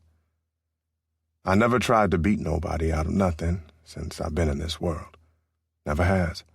But I understands that there's a whole class of people tries to beat the other class of people out of what they has. I've had it put on me. I've seen it put on others with these eyes. Oh, it's plain. If every man thoroughly got his rights, there wouldn't be so many rich people in the world. I spied that a long time ago. And I've looked deep in that angle. How can one man get out there and labor for his own way of life and get to be a rich man? Where is his earnings coming from that he's palming off and sticking it behind? It come out of the poor little farmers and other laboring men. Oh, it's desperately wrong. There's many a man today ain't able to support his family. There's many a man ain't able to wear the clothes that he should wear and accumulate nothing that he should have and accomplish nothing that he should do. And who is the backbone of the world? It's the laboring man. It's the laboring man. My God, the big man been on him with both foots all these years and now don't want to get off him. I found out all of that because they tried to take I don't know what all away from me. I've gotten along in this world by studying the races and knowing that I was one of the underdogs. I was under many rulings, just like the other Negro, that I knowed was injurious to man and displeasing to God, and still I had to fall back. I got tired of it, but no help did I know. Weren't nobody to back me up. I've taken every kind of insult and went on. In my years past, I'd accommodate anybody. But I didn't believe in this way of bowing to my knees and doing what any white man said do. Still, I always knowed to give the white man his time of day, or else he's ready to knock me in the head. I just ain't going to go nobody's way against my own self. First thing of all, I care for myself and respect myself. I come into the world with this against me, that if a man comes to take away what I have, and he don't have a fair claim against me, I'll die before I stand quiet as a fence post and let him do it. If I die trying to defend myself, why, let me go. I'm going to try, definitely. In 1937, a Bronx schoolteacher, Abel Meeropol, saw a gruesome picture of two black teenagers, Thomas Shipp and Abram Smith, who had been lynched in Marion, Indiana 7 years earlier. Afterwards, he wrote the haunting poem Bitter Fruit. Meeropol, who was a member of the Communist Party, published the words to the song in the New York Teacher and New Masses. But fame for the song came after Meeropol showed it to the extraordinary blues singer Billie Holiday. Though her record company refused to record the song, she released it through a specialty label under the title Strange Fruit and performed it live, crediting the lyrics to Lewis Allen, Meeropol's pseudonym. It was Meeropol and his wife who later adopted the two sons of Ethel Rosenberg and Julius Rosenberg after their execution in 1953. Billie Holiday, Strange Fruit, 1937. Southern trees bear a strange fruit, blood on the leaves and blood at the root. Black bodies swinging in the southern breeze, strange fruit hanging from the poplar trees. Pastoral scene of the gallant South, the bulging eyes and the twisted mouth.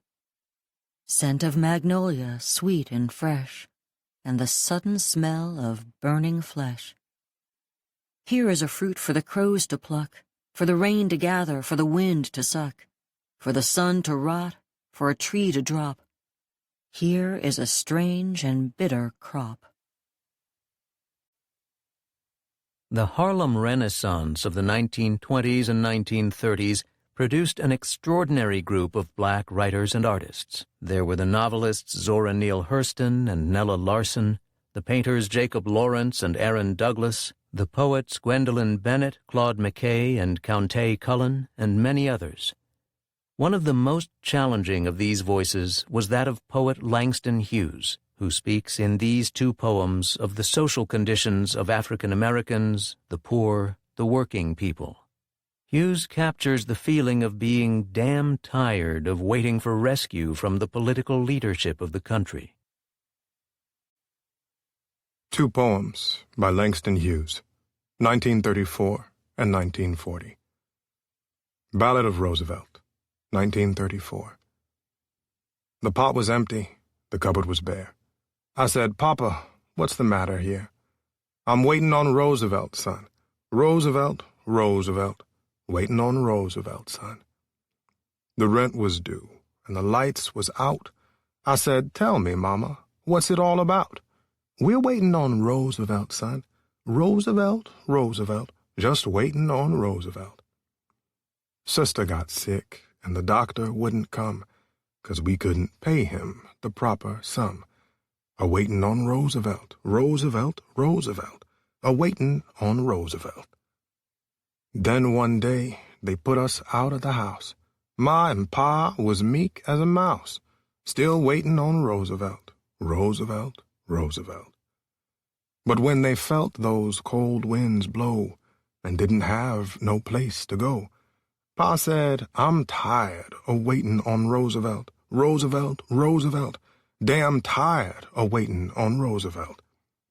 I can't get a job, and I can't get no grub. Backbone and navel's doing the belly rub, a-waiting on Roosevelt, Roosevelt, Roosevelt. And a lot of other folks, what's hungry and cold, done stopped believing what they been told by Roosevelt, Roosevelt, Roosevelt. 'Cause the pot's still empty, and the cupboard's still bare, and you can't build a bungalow out of air. Mr. Roosevelt, listen, what's the matter here? Ballad of the Landlord, 1940. Landlord, landlord, my roof has sprung a leak. Don't you 'member I told you about it way last week? Landlord, landlord, these steps is broken down. When you come up yourself, it's a wonder you don't fall down. $10 you say I owe you, $10 you say is due. Well, that's $10 more'n I'll pay you till you fix this house up new. What? You gonna get eviction orders? You gonna cut off my heat? You gonna take my furniture and throw it in the street? Mm-hmm. You talking high and mighty. Talk on till you get through. You ain't gonna be able to say a word if I land my fist on you. Police, police, come and get this man. He's trying to ruin the government and overturn the land. Copper's whistle, patrol bell, arrest. Precinct station, iron cell, headlines in press. Man threatens landlord, tenant held no bail. Judge gives Negro 90 days in county jail. In 1921, Nicola Sacco, a shoemaker, and Bartolomeo Vanzetti, a fish peddler, both Italian immigrants and anarchists, were arrested and charged with a murder and holdup in South Braintree, Massachusetts. Their trial took place before a jury contemptuous of foreigners and a judge who referred to them privately as anarchist bastards, in an atmosphere still filled with wartime patriotism, the bodies of soldiers still being returned from Europe. They were found guilty and sentenced to death. During the next 6 years, their case became famous throughout the world, but all appeals pointing to tainted evidence and judicial bias were turned down. Their guilt was affirmed by a special panel consisting of the president of Harvard, the president of MIT, and a retired judge. The prominent journalist Haywood Broun wrote bitterly, "What more can the immigrants from Italy expect? It is not every person who has a president of Harvard University throw the switch for him. If this is lynching, at least the fish peddler and his friend, the factory hand, may take unction to their souls that they will die at the hands of men in dinner jackets or academic gowns." On August 23, 1927, as police broke up protests with arrests and beatings, and troops surrounded Charlestown Prison, they were electrocuted. What follows is the voice of Vanzetti from his trial in 1927. Bartolomeo Vanzetti, Speech to the Court, April 9th, 1927. Clerk Worthington. Bartolomeo Vanzetti, have you anything to say why sentence of death should not be passed upon you? Bartolomeo Vanzetti. Yes. What I say is that I am innocent. not only of the Braintree crime, but also of the Bridgewater crime. That I am not only innocent of these two crimes, but in all my life I have never stolen, and I have never killed, and I have never spilled blood. That is what I want to say. And it is not all. Not only am I innocent of these two crimes, not only in all my life I have never stolen, never killed, never spilled blood, but I have struggled all my life, since I began to reason, to eliminate crime from the earth.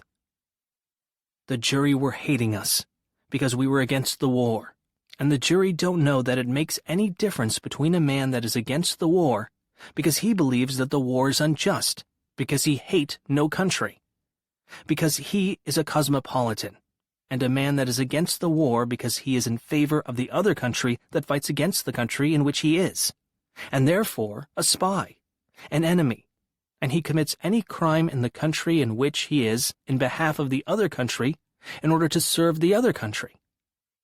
We are not men of that kind. Nobody can say that we are German spies or spies of any kind.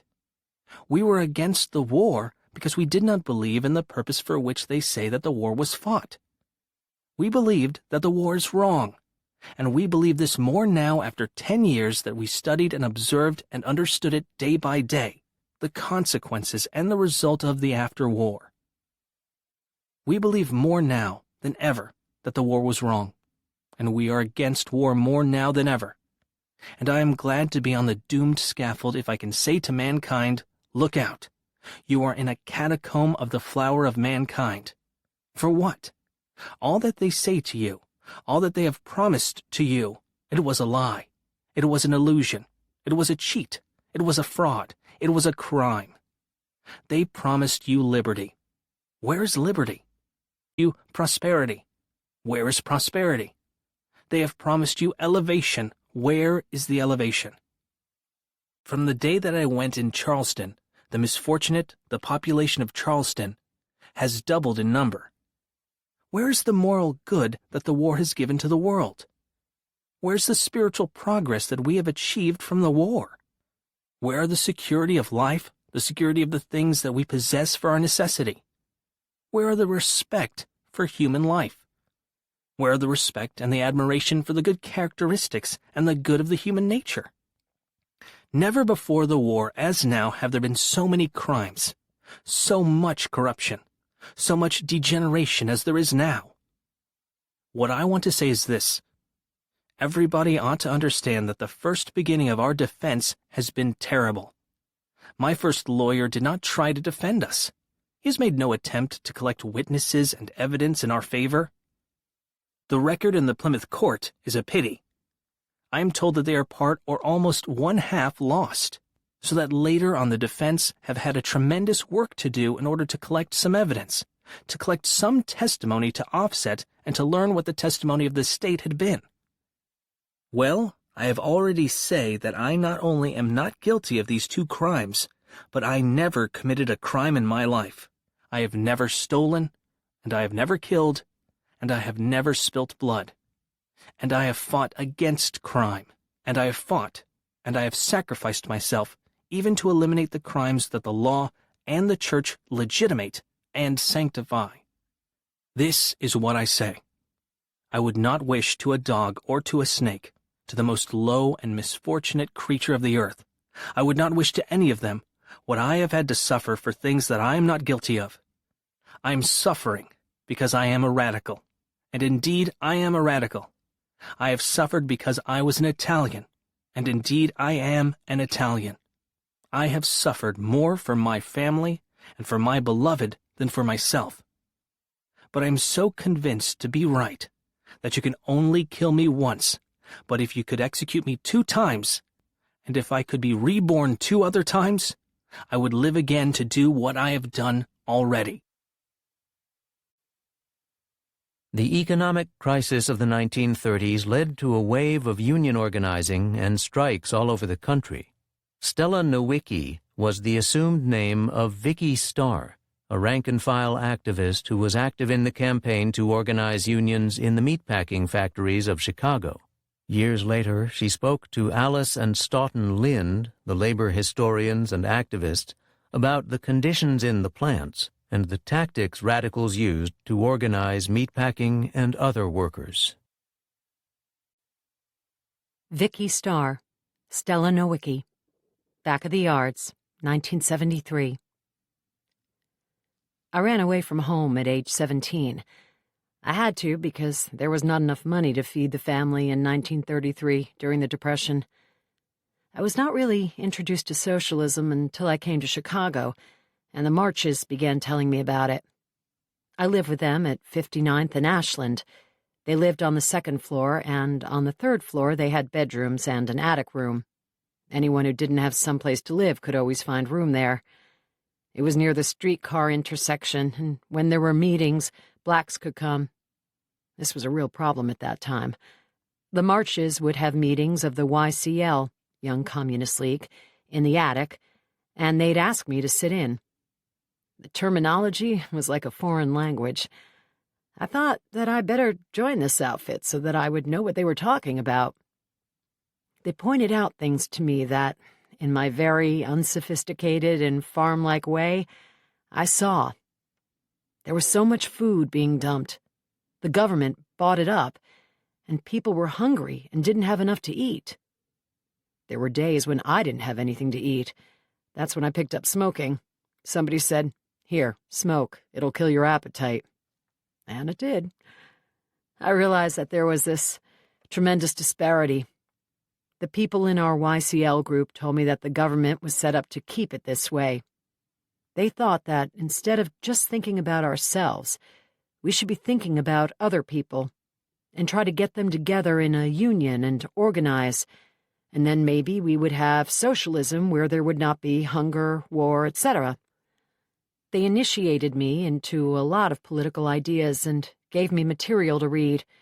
We had classes, and we would discuss industrial unionism, the craft unions, and the history of the labor movement in this country. We talked about Debs. We talked about the 8-hour day. Many things. I was doing housework for $4 a week, and I hated it. I would cry and cry. I was horribly homesick because I hated the restraint of being in a house all the time. I was used to being out a lot on the farm, so Herb suggested that I get a job in the stockyards. Herb was working at Armour's at the time. He bought me a steel, with which one sharpens a knife, and I took it with me. He took me down to the stockyards, and I said, "Those beautiful cows. They can't kill those beautiful cows." At home, we'd just had cows for milking, but here were all these cows, and they were going to be killed, and they were crying, mooing, as they were going to be killed. But one had to get a job. One of the ways to get a job was to go down to the employment office. Every morning you got there by 6 or 6:30. There were just so many benches, and they would all be filled early. They would only need 1, maybe 2 people. This woman, Mrs. McCann, women's hiring director, would look around for the biggest and brawniest person. At 17, I weighed 157 pounds coming from the farm, rosy-cheeked and strong. "Have you had experience?" I said, "Well, not in the stockyards, but we used to butcher our own hogs at home." I carried this big steel, and that impressed her. Mrs. McCann hired me. I was in the cookroom. At that time, the government bought up drought cattle, and they were killed, canned, and given to people on relief to eat. The meat would be cut into big hunks and steamed. Then it would come on a rail and be dumped out on the table. The women would be all around the table, and we would cut up the meat, remove the gristle and bad parts, and make hash out of it. The government inspector would come around to see that bad meat wasn't being thrown into the hash. But as soon as his back would be turned, the foreman would push this stuff right down the chute to go into the cans. All the stuff we had put aside to be thrown away, he would push right down in, including gloves, cockroaches, anything. The company didn't give a damn. The meat would be so hot and steamy, your fingers almost blistered, but you just stayed on. In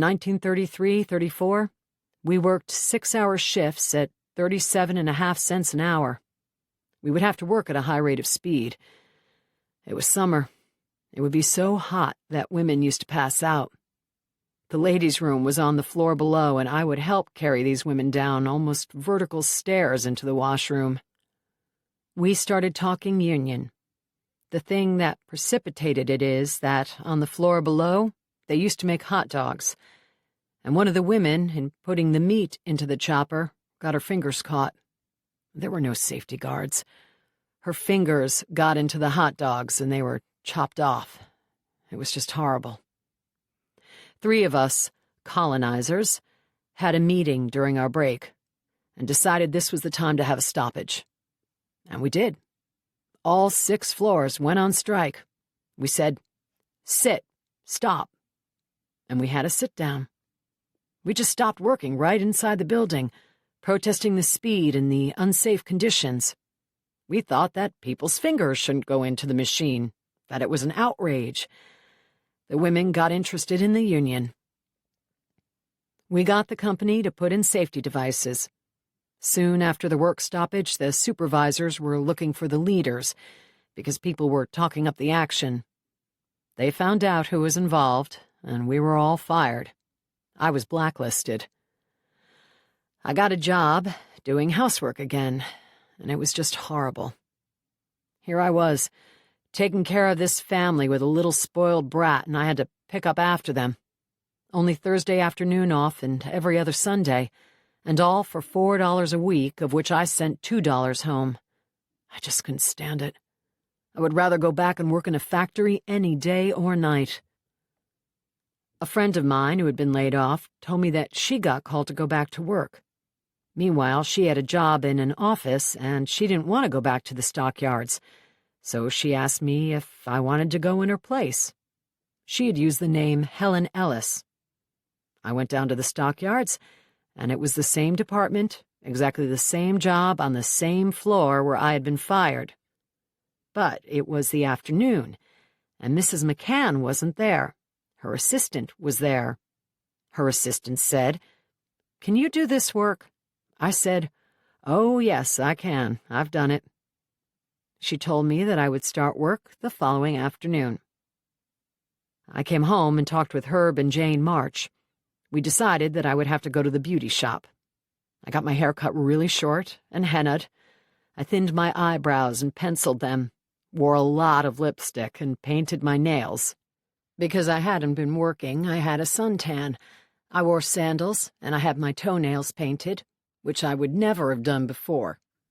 I came in looking sharp and not like a country girl, so I passed right through, and I was hired as Helen Ellis on the same job, the same forelady. After several days, the forelady, Mary, who was also Polish, came around and said, "Okay, Helen, I know you're Stella. I won't say anything, but just keep quiet," if I wanted to keep the job. I answered her in Polish that I knew that the job wouldn't last long, and I thanked her. She knew I was pro-union, and I guess she was too. So I kept the job as Helen Ellis until I got laid off. Later on, I was blacklisted under the name Ellis. If you even talked union, you were fired. Jobs were at a premium. You didn't have the law which guaranteed people the right to organize. So we actually had secret meetings. Everybody had to vouch for anyone that they brought to the meeting, that they were people that we could trust. Because as soon as the company found out that people were trying to organize, they would try to send in stool pigeons. They paid people to come in and try to get information. When I look back now, I really think we had a lot of guts. But I didn't even stop to think about it at the time. It was something that had to be done. We had a goal. That's what we felt had to be done, and we did it. We got into sending people all over to different groups and into different shops, so that when union organization picked up, we would have people everywhere. Women had an awfully tough time in the union because the men brought their prejudices there. The fellows couldn't believe that women in the union were there for the union's sake. They thought that they were there to get a guy or something else. Some thought that we were frivolous. I would be approached by men for dates, and they would ask me why I was in the union. So I would tell them that I was for socialism, and I thought that this was the only way of bringing it about. Some of my brothers, who believed in equality and that women should have rights, didn't crank the mimeograph, didn't type. I did the shit work, until all hours, as did the few other women who didn't have family obligations. And then, when the union came around giving out jobs with pay, the guys got them. I and the other women didn't. It was the men who got the organizing jobs. Men who worked in plants got paid for their time loss. Women didn't. I never did. But we were a dedicated group. We worked in coolers, and from there I would go to the union hall and get out leaflets, write material for shop papers, turn in dues, etc., get home and make supper, get back. These guys had wives to do this, but there was nobody to do mine. Sometimes I'd be up until 11, 12, or 1 o'clock, and then have to get up early and be punched in by 6:45 and be working on the job by 7. We organized women's groups, young women's groups. They liked to dance, and I loved to dance, so we went dancing together. And I talked to them about the union. The women were interested after a while when they saw that the union could actually win things for them, bread and butter things. Later on, during the war, there was one department where I got the women but couldn't get the guys in. They hung out in the tavern, and so I went there and started talking with them. I didn't like beer, but I'd drink ginger ale and told them to show me how to play pool. I learned to play pool, and I got the men into the union. I did what they did. I went into the taverns. I became a bowler, and I joined the League. The only thing I didn't do is rejoin the Catholic Church. If you are an honest leader, recognized and supported by the workers, you could raise and talk about issues. You couldn't talk about socialism and what it meant in an abstract sense. You had to talk about it in terms of what it would mean for that person. We learned that you can't manipulate people, but that you really had to be concerned with the interests and needs of the people. However, you also had to have a platform, a projection of where you were going. At certain times, we felt that the union wasn't enough.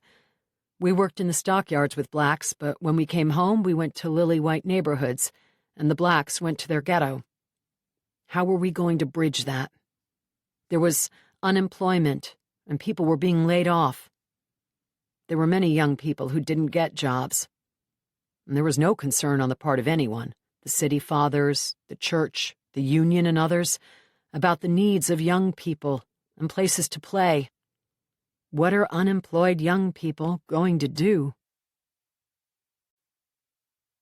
Another of the rank-and-file leaders interviewed by the Linds was Sylvia Woods, a pioneer in the struggle of African American and women trade unionists. Here she describes how she and others confronted racism and sexism and organized under the difficult conditions of the Depression. Sylvia Woods. You Have to Fight for Freedom, 1973. I was born March 15, 1909. My father was a roofer. In those days, they put slates on the roofs, and he was a slater. It was a very skilled job. You had to nail the slate. They used to make a fancy diamond with different colors. And he was a union man. There was a dual union, one for whites and one for blacks. He said we should have one big union, but a white and a black is better than none. He was making big money, $8 a day. I used to brag that my father makes $8 a day. But he taught me that you gotta belong to the union even if it's a black union. If I wasn't in the union, I wouldn't make $8 a day. When I was maybe 10 years old, I changed schools. On the way to school, I had to go through a park that was for white people only. We could walk through the park, but we couldn't stop at all, just pass through it. There were swings in this park, and I so much wanted sometimes to just stop and swing a little while, but we couldn't because we were black. I would walk through this park to my school, where there weren't any swings. Every morning all the kids would line up according to classrooms, and we would have prayers and sing the Star-Spangled Banner and then we'd march to our respective groups after this business. I decided I wasn't going to sing the Star-Spangled Banner. I just stood there every morning, and I didn't sing it. One morning, one of the teachers noticed that I wasn't doing it. So she very quietly called me over and asked me why didn't I sing the Star-Spangled Banner. I said I just didn't feel like singing it. So she said, "Well then, you have to go into the principal and explain that to him. All of the children in the school take part, and you've got to do it too."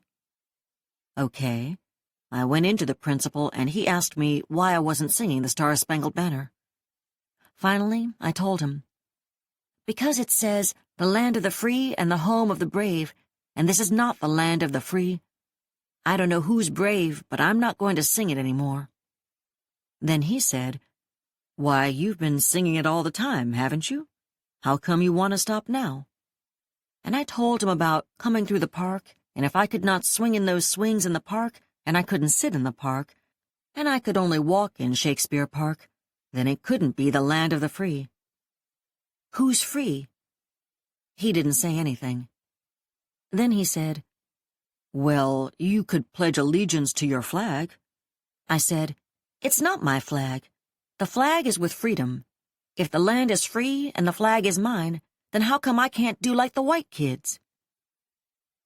Later on, I moved to Chicago and got this job in a laundry.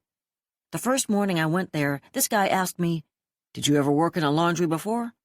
I said, "No." He said, "Well, there's no point in your coming here because we only hire people who know how to work in a laundry." I said, "Okay," and I left. The next morning, I went back because I didn't know any place else to go. "Weren't you here yesterday?"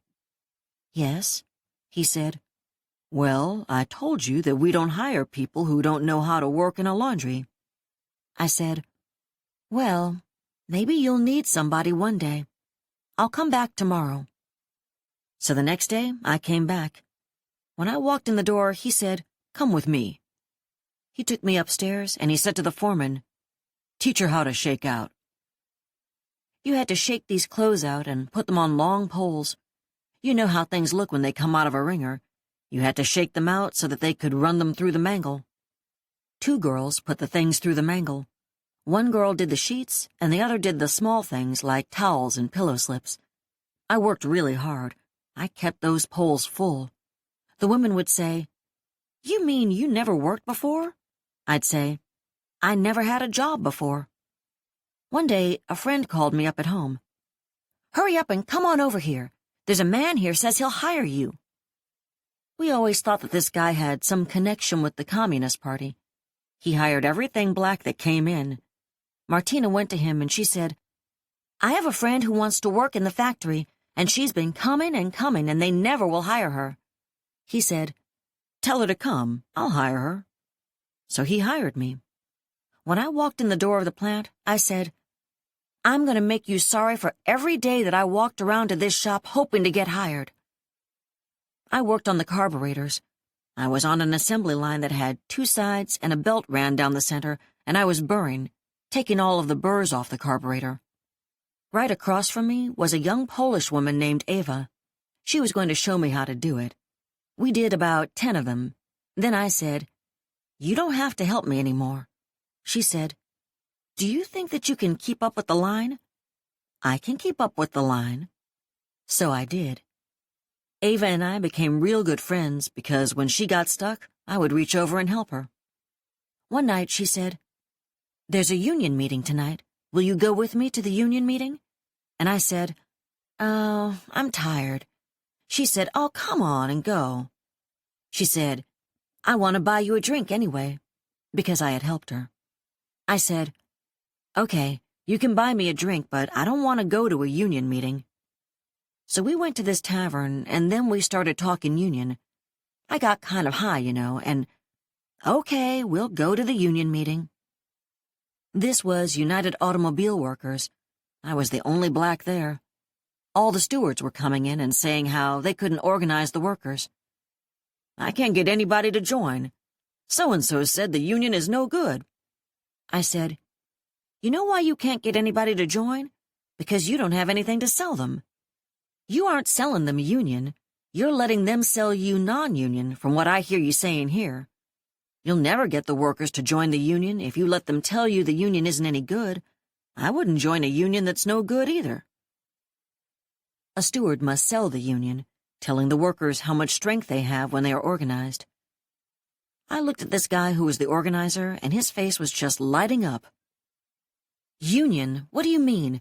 I'll bet you if I was the steward, I could sign them up. The next day, I was elected steward of my department. 2 nights later, everybody in that department was signed up. I only joined the union for what it could do for black people. I didn't care anything about whites. I didn't care if they lined them all up and shot them down. I wished they would. I had no knowledge of the unity of white and black. I had no knowledge that you can't go any place alone. The only thing that I was interested in was what happened to black people. Every night, I would have departmental meetings. The women were coming off the night shift at 3 o'clock in the morning. They didn't have to go home, so this was some recreation for them. We'd have beer and sandwiches and coffee and cake or whatever. We'd sit there and eat and talk. People would voice their grievances about the shop, home, family, or whatever. They'd love to come. Every night we met, department by department. This kept us organized. We had good union meetings, too. We would have speakers. Either I would speak, or Mamie Harris would speak, or we would invite a speaker to come in. We would talk about trade unionism. How were trade unions organized? What was the very beginning? How come they were organized? We would talk about the structure of the International Union, how it was set up and how it worked, and why it worked like it did, how the CIO was born. We would have a question period where the workers could ask questions. We would discuss current events. 2 years after the plant closed up, we still had union meetings. We would have full crowds. We were fighting for unemployment compensation. We made 90 cents an hour, and some, of course, made more. You would go to get your compensation, and they'd offer you a job. You weren't supposed to take a job that was less than the rate you had been getting. We would fight these cases. They would throw them out, and we would go down to the arbitration board and fight the cases and win them. We could call a union meeting and bring in maybe 75% of our plant 2 years after it closed down. We had representation in the International because we still had the workers together. The main thing that I would say is that you have to have faith in people. You know, I had very little faith in white people. I think that I had faith in black people, but you have to have faith in people, period. The whites, probably a lot of them feel towards blacks like I felt. But people, as a rule, come through. You have to tell people things that they can see. Then they'll say, "Oh, I never thought of that," or "I have never seen it like that." I've seen it done. Like Tennessee. He hated black people. A poor sharecropper who only came up here to earn enough money to go back and buy the land he had been renting. After the plant closed, he went back there with a different outlook on life. He danced with a black woman. He was elected steward, and you just couldn't say anything to a black person. So, I've seen people change. This is the faith you gotta have in people. The big job is teaching them, and I was not patient. That is another thing, you must be patient. I just didn't have any patience. If a worker did something, to hell with you. You didn't come to the last union meeting, so don't tell me when you have a grievance. You just handle it the best way you can by yourself. But you can't do that. You better go talk to Mamie Harris, because I don't talk to non-union people, and folks who don't come to the union meeting don't talk to me. This I learned was wrong. You have to be patient with people. People have to learn, and they can't learn unless we give them a chance.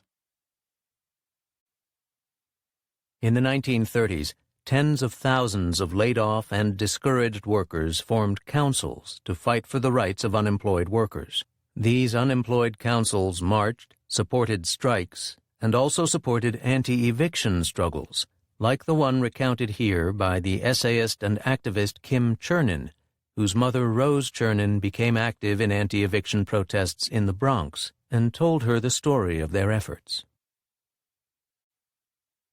Rose Chernin, on organizing the unemployed in the Bronx in the 1930s, 1949. The things we take for granted now, part of the American way of life, these were revolutionary ideas when we began to demand them in the 30s. We wanted unemployment insurance. We wanted home relief, hot meals for children in schools, and housing for the destitute people living in the city dumps. In that time, who heard of the 8-hour day? If a man would be hurt on the job, you think the employer would pay a cent to him? Why should he care? There was always another poor man to take his place. Even the idea of a union was in this time a new concept in the world. No one expected decent wages. The others with the privilege were born up there. But we were on the bottom. To us, the idea that we had the right to strike was something hard even to imagine. So what could be done about all this? How could a person, a woman not even 5 feet tall, change the world? I'll tell you. It's a good story, because in those days we began to organize. We formed unemployed councils. They were spontaneous people's organizations, and I want you to know about them because I helped to organize them from the first days. In this activity, I was already involved before I joined the Communist Party. We would open an office in the middle of a neighborhood. We'd come in during the morning, make coffee, people would bring donuts, and we would talk. Suddenly another person would come in, and we'd say, "Hi, who are you?" "I was just laid off." And you should have heard the shout, "Hooray! Another one laid off! Wonderful!" He would look at us as though we were crazy. Why should we celebrate that he was laid off? For him, it meant no wages, no rent, no place to sleep, nothing to eat. So why were we excited? We said, "We're glad you're here. We'll have one more person to distribute leaflets." This was the way we changed the terrible thing that was happening to this man and to all of us into productive action. We got into control of our lives. We were no longer victims. It's so simple. I used to wonder why other people didn't see it too. You cannot fail.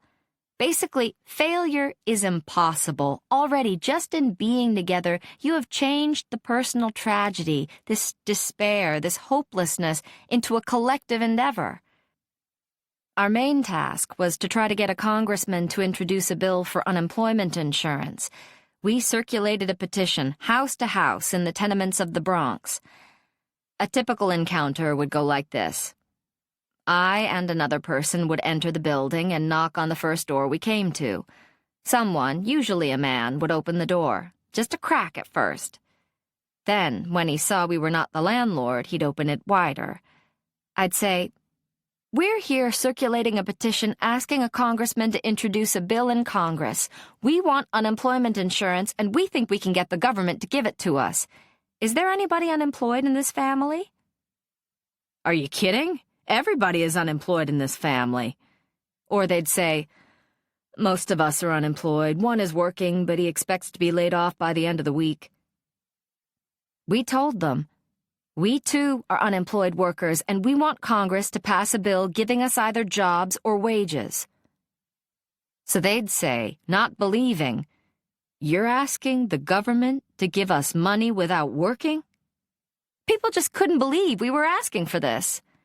And we'd answer, "Yes, we're asking the government to give us jobs. If they can't give us jobs, they have to support us." "But you're asking for socialism." "We're asking for jobs or money." We organized around our basic needs.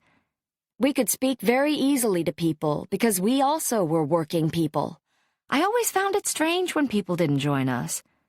I used to think about this because, to me, organization seemed so essential.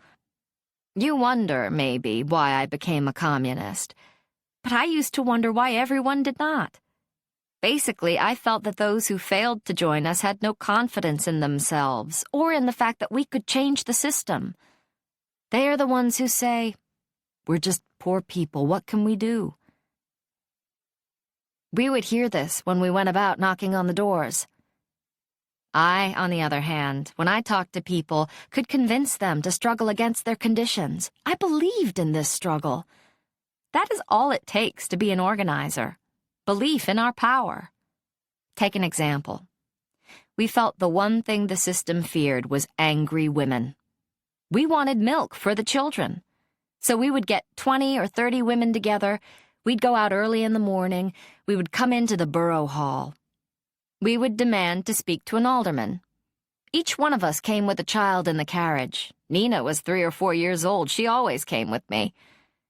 Who could forget it? A sight like this. There was a woman in a red sweater, rolled up at the sleeves. Another one with a kerchief on her head. The faces with a look of determination. And the children.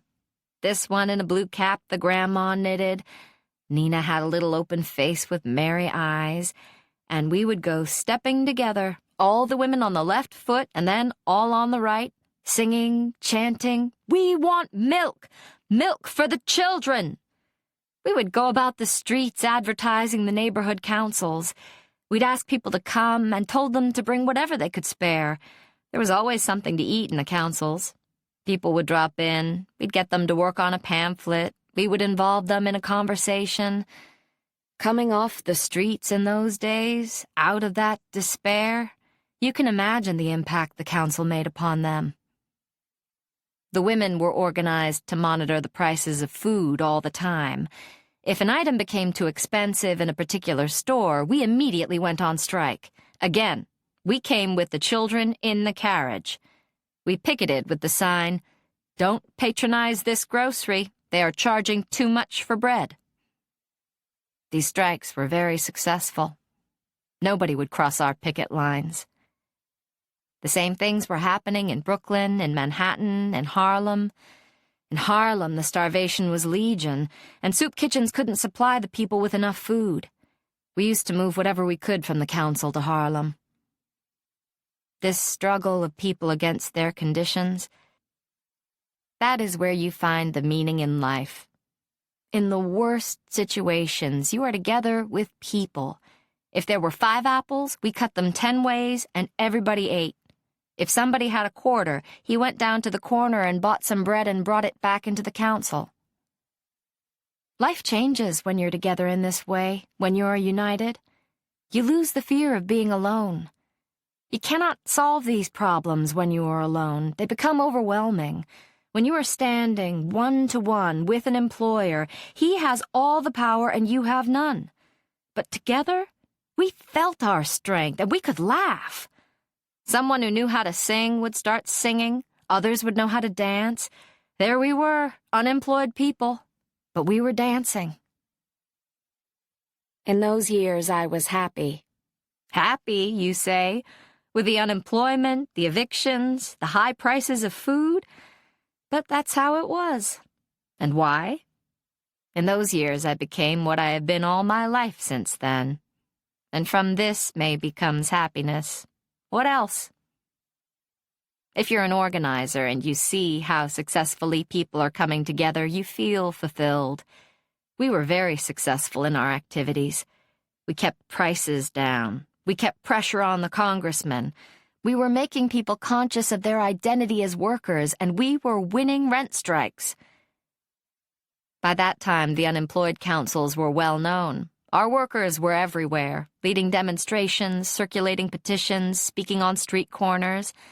So we would go into a building, introduce ourselves, and ask the people to organize. We said, as long as we strike, we certainly don't pay rent. Let's say we're striking for 3 months. That rent will never be paid. The people listened. The idea appealed to them. We promised that we would fight the evictions and help take care of the people who were thrown out. In those days, you would walk down the street and see whole families with their children sitting on the sidewalk surrounded by furniture. When an entire building was organized and willing to participate in a strike, we formed negotiating committees for the tenants, put up large signs in every window facing the street, and picketed the house. The signs read, "Rent strike. Don't rent apartments in this building." The landlord, of course, would rather die than give in to the tenants' demands. So the strike began. We knew that one day he would give some eviction notices. But he could never evict everyone. It cost too much. On the day of the eviction, we would tell all the men to leave the building. We knew that the police were rough and would beat them up. It was the women who remained in the apartments in order to resist. We went out onto the fire escapes and spoke through bullhorns to the crowd that gathered below. In the Bronx, you could get 200 people together if you just looked up at the sky. As soon as the police came to begin the eviction, we roped off the street and people gathered. The police put machine guns on the roofs. They pointed them down at the people in the street. We, meanwhile, were standing out on the balcony. I would address the crowd gathered in the street below. People! Fellow workers! We're the wives of unemployed men, and the police are evicting us. Today we are being evicted. Tomorrow it will be you. So stand by and watch. What is happening to us will happen to you. We have no jobs. We can't afford food. Our rents are too high. The marshal has brought the police to carry out our furniture. Are you going to let it happen? Or sometimes we would address the workers who had been brought to take the furniture. We are talking to you. You men who have come here to throw out the furniture of unemployed workers. Who are you? You too are unemployed men who have had to take this job in order to eat. We don't blame you. You are one of us. We represent the Unemployed Council, and last night we made a collection among the unemployed. We have enough money to pay you off. How much are you going to get for evicting an unemployed worker? $5? $6? We have the money for you. Come up here without the police and without the marshal, and we will pay you off. Look at the marshal standing there. Is he working?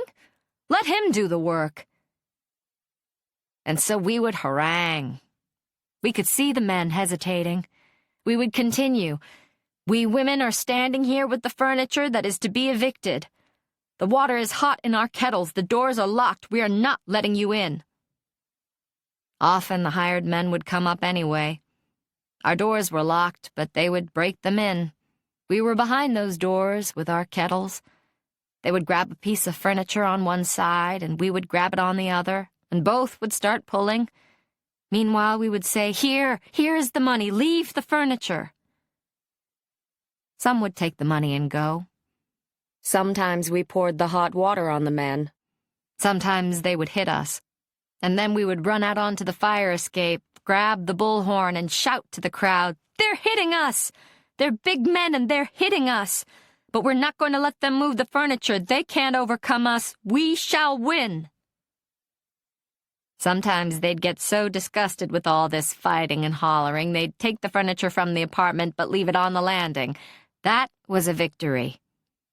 We'd stay there and wait for the husbands to return, and then we'd put the furniture back into the apartment. We'd put a new lock on the door, and the landlord would have to get a new eviction notice.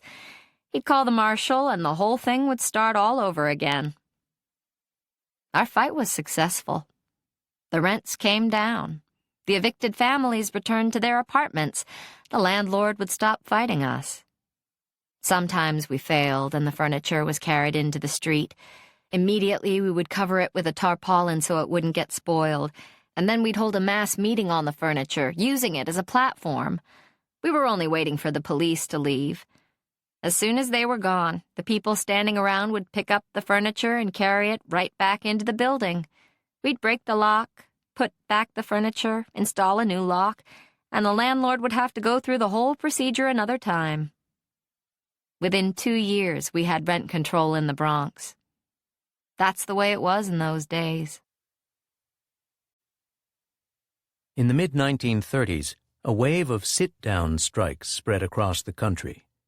Workers figured out that if they sat down and occupied the factories, they could not only stop production, they could prevent strikebreakers from coming in to replace them.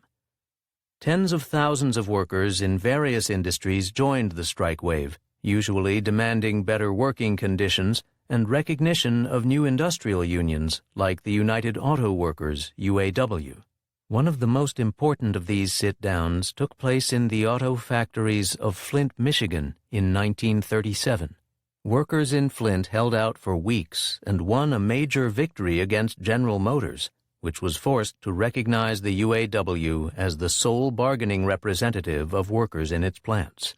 Decades after the strike, the socialist Genora Johnson Dollinger described the sit-downs and their impact. Genora Johnson Dollinger, striking Flint. Janora Johnson Dollinger remembers the 1936-37 GM sit-down strike, February 1995. Conditions in Flint before the strike were very, very depressing for working people.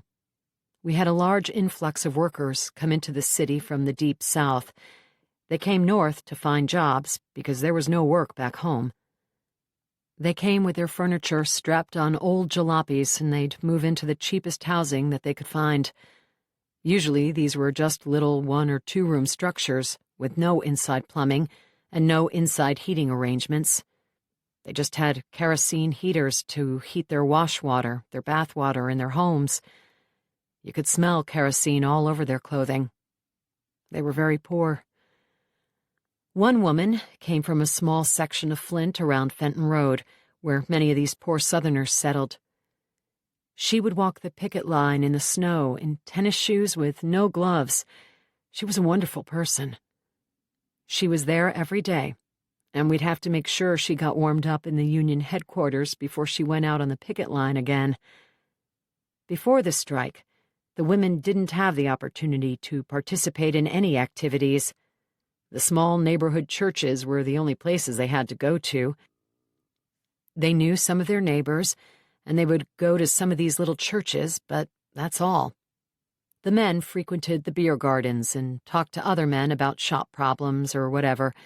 They got to be shop buddies. When you worked in the factory in those days, no one cared what your name was. You became Whitey if you happened to be blonde, or you might be Blackie if you had black hair. If you asked, "Well, who is he?" you'd get, "I don't know, he works in department so-and-so, plant 4 on the line halfway down." It was just Blackie or Shorty or some nickname. They were wage slaves, with a complete loss of identity and rights inside the plant. At first, when these workers were approached to join a union, they were afraid they might lose this job that was so very valuable to them. At that time, men working in the auto plants were getting around 45 cents an hour. The younger girls that worked in the AC spark plug division of General Motors were being paid 12.5 cents an hour to make minor car instruments. That was the only plant that employed women. They used to say, "Once you pass the gates of General Motors, forget about the United States Constitution." Workers had no rights when they entered that plant. If a foreman didn't like the way you parted your hair or whatever he didn't like about you, you may have looked at him the wrong way or said something that rubbed him the wrong way. He could fire you. No recourse, no nothing. And practically all foremen expected workers to bring them turkeys on Thanksgiving and gifts for Christmas and repair their motor cars and even paint their houses. The workers were kept intimidated because if they didn't comply with what the foreman told them to do, they would lose their jobs, and their families would starve. You can see what a feeling of slavery and domination workers felt inside the GM plants. Not only that, but when workers started talking about organizing, management hired lip readers to watch the men talk to each other, even when they were right close to each other, so they could tell if they were talking union. One of our friends, who was a member of the Socialist Party, wore the first UAW button into the Chevrolet plant. He was fired immediately. He didn't even get to his job. They spotted the button, and that was it. If you went into a beer garden or other place like that and began to talk about unions, very often you didn't get home without getting an awful beating by GM-hired thugs. That was the condition inside the plants. Combined with the bad conditions on the outside, poor living conditions, lack of proper food, lack of proper medical attention, and everything else, the auto workers came to the conclusion that there was no way they could ever escape any of this injustice without joining a union. But they didn't all decide at one time. A considerable amount of preparatory work was done before the strike. That preparatory work was done by radical parties.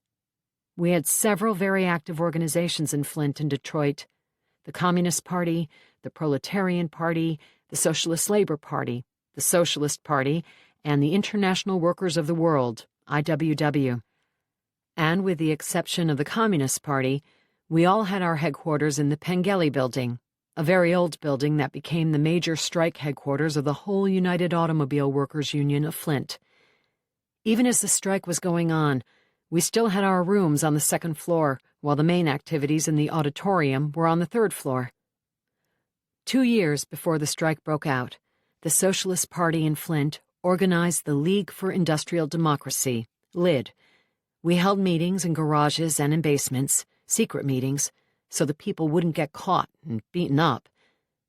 As we got bigger, the Socialist Party started sending us their speakers from New York. Many of them were from the Brookwood Labor College. We put out leaflets and sold tickets for these meetings, which were held in the basement of the biggest Methodist church and in the Masonic Temple. We held lectures in socialism mainly, plus labor history and current events, focusing on what was happening politically. Those were very popular meetings. We would get 300 and 400 people at some of our meetings. This was all before the strike, in preparation for when the struggle actually broke out, when the workers couldn't take any more and rebelled. A core of socialists understood that this would eventually happen. The first sit-down was on December 30th in the small Fisher Body Plant 2 over a particularly big grievance that had occurred. The workers were at the point where they had just had enough, and under a militant leadership, they sat down. When the UAW leaders in the big Fisher Body Plant 1 heard about the sit-down in Fisher 2, they sat down also. And that took real guts, and it took political leadership. The leaders of the political parties knew what they had to do because they'd studied labor history and the ruthlessness of the corporations. After the first sit-down started, I went down to see what I could do to help. I was either on the picket lines or up at the Pengelly Building all the time, but some of the strike leaders didn't know who I was and didn't know that I had been teaching classes in unionism and so on. So they said, "Go to the kitchen. We need a lot of help out there." They didn't know what else to tell a woman to do. I said, "You've got a lot of little skinny men around here who can't stand to be out on the cold picket lines for very long. They can peel potatoes as well as women can." I turned down the idea of kitchen duty. Instead, I organized a children's picket line. I got Bristol board and paints, and I was painting signs for this children's picket line. One of my socialist comrades came up and said, "Hey, Denora, what are you doing here?" I said, "I'm doing your job." Since he was a professional sign painter, I turned the sign painting project over to him, and that was the beginning of the sign painting department. We could only do the children's picket line once because it was too dangerous. But we got an awful lot of favorable publicity from it, much of it international. The picture of my 2-year-old son, Jarvis, holding a picket sign saying, "My daddy strikes for us little tykes," went all over the nation. And people sent me articles from French newspapers and from Germany and from other European countries. I thought it was remarkable that the news traveled so far. The company decided they had to break the strike. On January 11th, they attacked the smaller Fisher Body Plant 2. I happened to be on the picket line that day, and I was amazed to see what was happening. The plant guards prevented the men from getting any food for about 24 hours. It was very cold, and they turned off the heat in the building.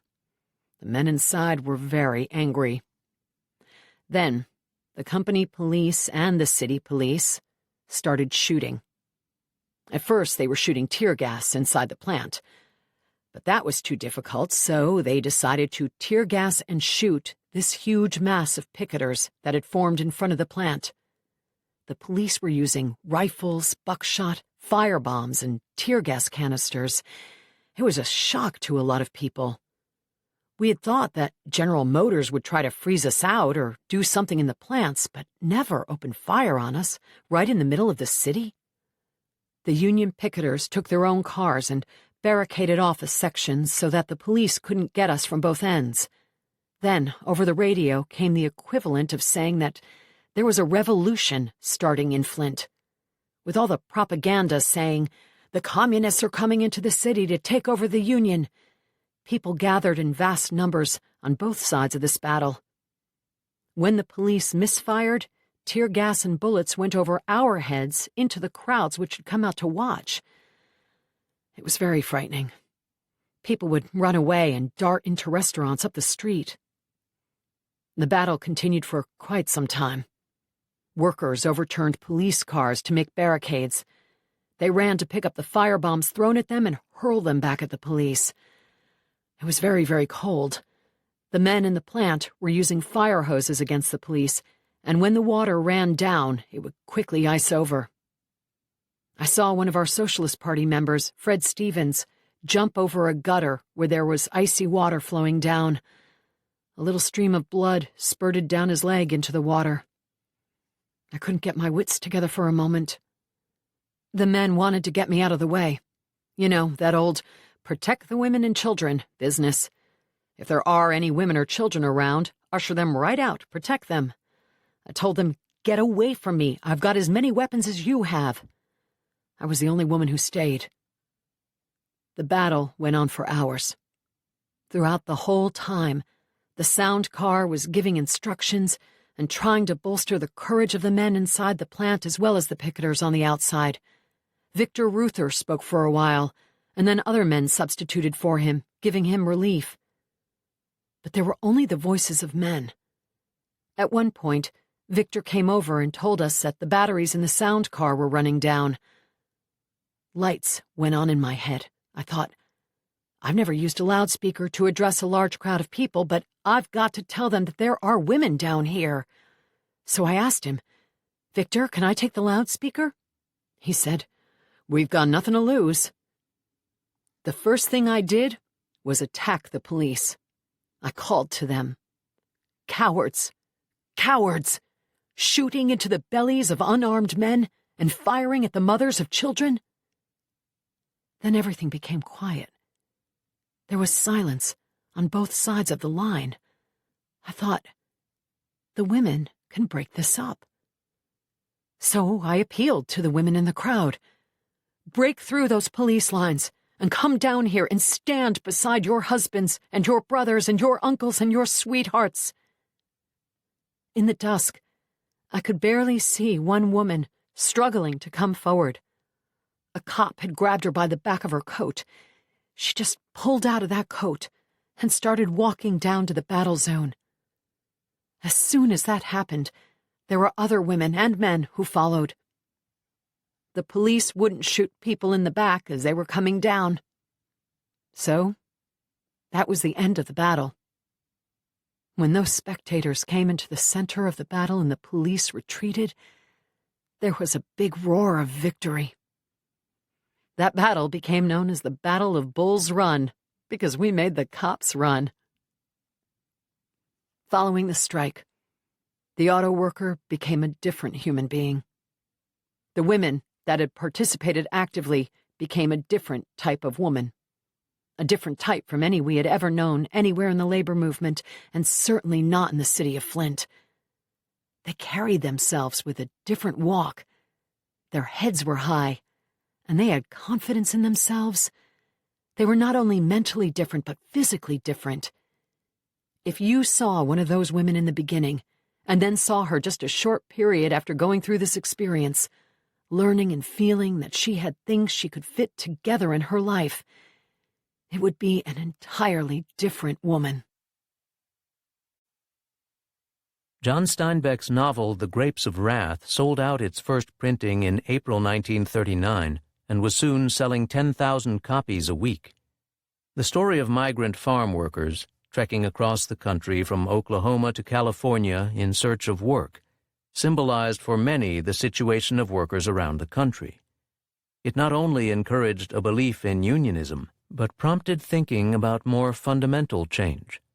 In this scene from Chapter 28, the novel's protagonist, Tom Joad, talks about people living like pigs and the good rich land laying fallow, or maybe one fellow with 1 million acres, while 100,000 good farmers is starving.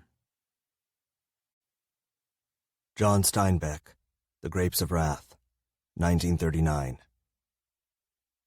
Ma went down on her hands and knees. She felt sand under her, and then the black inside of the mound no longer touched her, and she felt Tom's blanket on the ground. He arranged the vines in place again. It was lightless in the cave. "Where are you, Ma?" "Here. Right here. Talk soft, Tom." "Don't worry. I've been living like a rabbit some time." She heard him unwrap his tin plate. "Pork chops," she said, "and fried potatoes. God almighty and still warm." Ma could not see him at all in the blackness, but she could hear him chewing, tearing at the meat and swallowing. "It's a pretty good hideout," he said. Ma said uneasily, "Tom, Ruthie told about you." She heard him gulp. "Ruthie? What for?" "Well, it wasn't her fault. Got in a fight and says her brother'll lick that other girl's brother. You know how they do. And she told that her brother killed a man and was hiding." Tom was chuckling. "With me, I was always going to get Uncle John after him, but he never would do it." "That's just kid talk, Ma. That's all right." "No, it ain't," Ma said. "Them kids'll tell it around, and then the folks'll hear, and then they'll tell around, and pretty soon, well, they liable to get men out to look, just in case. Tom, you got to go away." "That's what I said right along. I was always scared somebody'd see you put stuff in that culvert, and then they'd watch." "I know, but I wanted you near. I was scared for you. I ain't seen you. Can't see you now. How's your face?" "Getting well quick." "Come close, Tom. Let me feel it. Come close." He crawled near. Her reaching hand found his head in the blackness, and her fingers moved down to his nose. "It wasn't on record, I'd be glad." He went back to his eating. "Hush," she said. "Listen." "It's the wind, Ma. Just the wind." The gust poured down the stream, and the trees rustled under its passing. She crawled close to his voice. "I want to touch you again, Tom. It's like I'm blind. It's so dark. I want to remember, even if it's only my fingers that remember. You got to go away, Tom." "Yeah, I knowed it from the start." "We made pretty good," she said. "I've been squirreling money away. Hold out your hand, Tom. I got $7 here." "I ain't gonna take your money," he said. "I'll get long all right." "Hold out your hand, Tom. I ain't gonna sleep none if you got no money. Maybe you got to take a bus or something. I want you should go a long ways off, 300-400 miles. I ain't gonna take it." "Tom," she said sternly, "you take this money, you hear me? You got no right to cause me pain." "You ain't playing fair," he said. "I thought maybe you could go to a big city, Los Angeles maybe. They wouldn't never look for you there." He said. "Looky, Ma. I've been all day and all night hiding alone. Guess who I've been thinking about? Casey. He talked a lot. Used to bother me. But now I've been thinking what he said, and I can remember. All of it. Says one time he went out in the wilderness to find his own soul, and he found he didn't have no soul that was his'n. Says he found he just got a little piece of a great big soul. Says a wilderness ain't no good, 'cause his little piece of a soul wasn't no good 'less it was with the rest, and was whole. Funny how I remember. Didn't think I was even listening, but I know now a fella ain't no good alone." "He was a good man," Ma said. Tom went on. "He spouted out some scripture once, and it didn't sound like no hellfire scripture. He told it twice it, and I remember it. Says it's from the preacher." "How's it go, Tom?" "Goes, 2 are better than 1, because they have a good reward for their labor. For if they fall, the one will lift up his fellow. But woe to him that is alone when he falleth, for he hath not another to help him up." That's part of her. "Go on," Ma said. "Go on, Tom." "Just a little bit more. Again, if 2 lie together, then they have heat. But how can 1 be warm alone? And if 1 prevail against him, 2 shall withstand him, and a 3-fold cord is not quickly broken. And that's scripture? Casey said it was. Called it the preacher. Hush! Listen. Only the wind, Ma. I know the wind. And I got to thinking, Ma, most of the preachin' is about the poor we shall always have with us, and if you got nothing, why just fold your hands into hell with it? You're gonna get ice cream on gold plates when you're dead. And then this here preacher says two get a better reward for their work. Tom, she said, what you aimin' to do? He was quiet for a long time. I've been thinking how it was in that government camp, how our folks took care of theirselves, and if there was a fight, they fixed it theirself. And they wasn't no cops waggling their guns, but they was better order than them cops ever give. I've been a-wondering why we can't do that all over. Throw out the cops that ain't our people. All work together for our own thing. All farm our own land. Tom, Ma repeated, what you gonna do? What Casey done, he said. But they killed him. Yeah, said Tom. He didn't duck quick enough. He wasn't doing nothing against the law, Ma. I've been thinking a hell of a lot, thinking about our people living like pigs and the good rich land laying fallow, or maybe one fella with 1,000,000 acres while 100,000 good farmers is starving.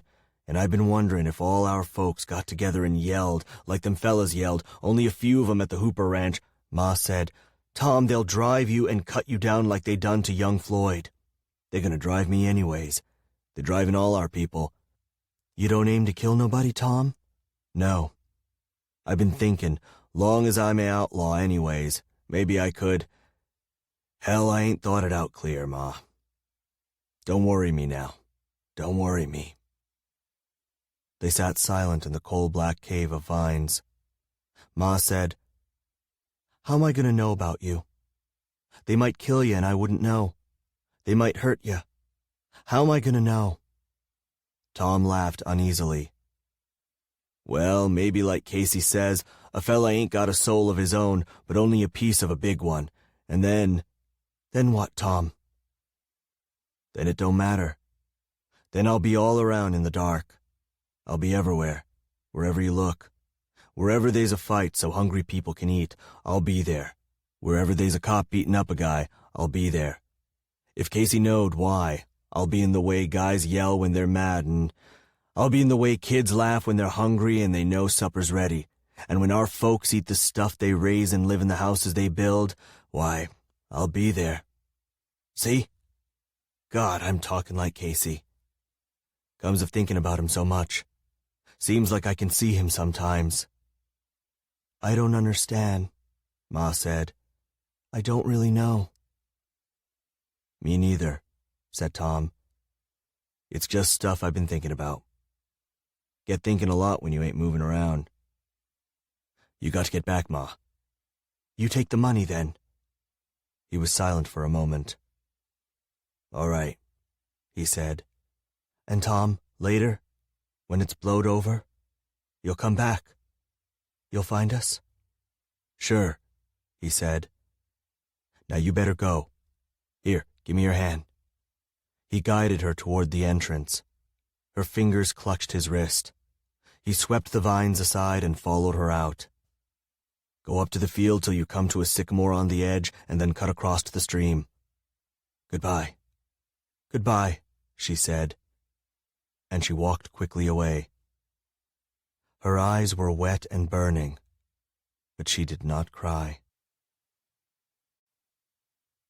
Woody Guthrie, born in Oklahoma in 1912 in a poor and troubled family, was one of the great folk singers of the 20th century, a model for the socially conscious singer-songwriters of the 1960s like Bob Dylan, Joan Baez, Pete Seeger, and Phil Ochs.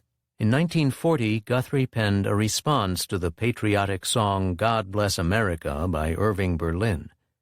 This Land is Your Land, though quite radical in its spirit, became a patriotic anthem in its own right, and has been printed in textbooks and sung in schools around the country.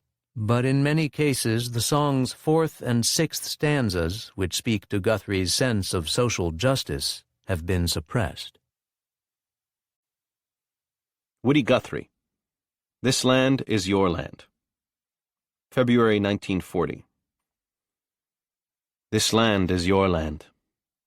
This land is my land. From California to the New York Island. From the redwood forest to the Gulf Stream waters.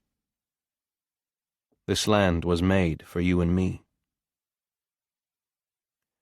As I went walking that ribbon of highway, and saw above me that endless skyway, and saw below me the golden valley, I said, this land was made for you and me.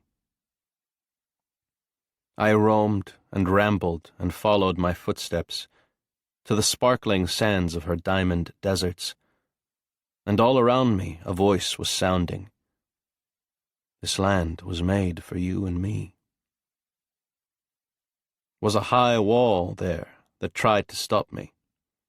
A sign was painted, said private property. But on the back side it didn't say nothing. That side was made for you and me.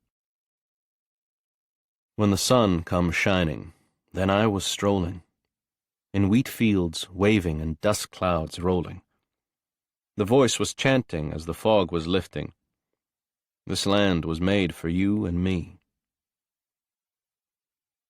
One bright sunny morning, in the shadow of the steeple, by the relief office I saw my people. As they stood hungry, I stood there wondering if this land was made for you and me. Chapter 16. World War II and McCarthyism. World War I had given war a bad name. But World War II had a moral core absent in the previous conflict. This was the Good War. It was a war against great evils, the Nazi system, the invasion of European countries, the Holocaust against the Jews, the Japanese cruelties in China. Despite the initial reluctance of Americans to enter the war, the attack on Pearl Harbor brought a surge of support for military action. It was probably the most popular war the United States had ever fought. And yet, when it was over, although no one questioned the evils of Nazism, there were questions to be raised about the moral purity of the Allies, racial segregation in the U.S. Army, putting Japanese Americans in concentration camps. There was the ruthless bombing of civilian populations in Germany and Japan, the devastation of Dresden, the firebombing of Tokyo, and the atomic bombs killing hundreds of thousands in Hiroshima and Nagasaki. Altogether, the bombings killed more than 1 million civilians. In the years that followed the war, the promise of a new world free of militarism and war or racism and inequality was not fulfilled.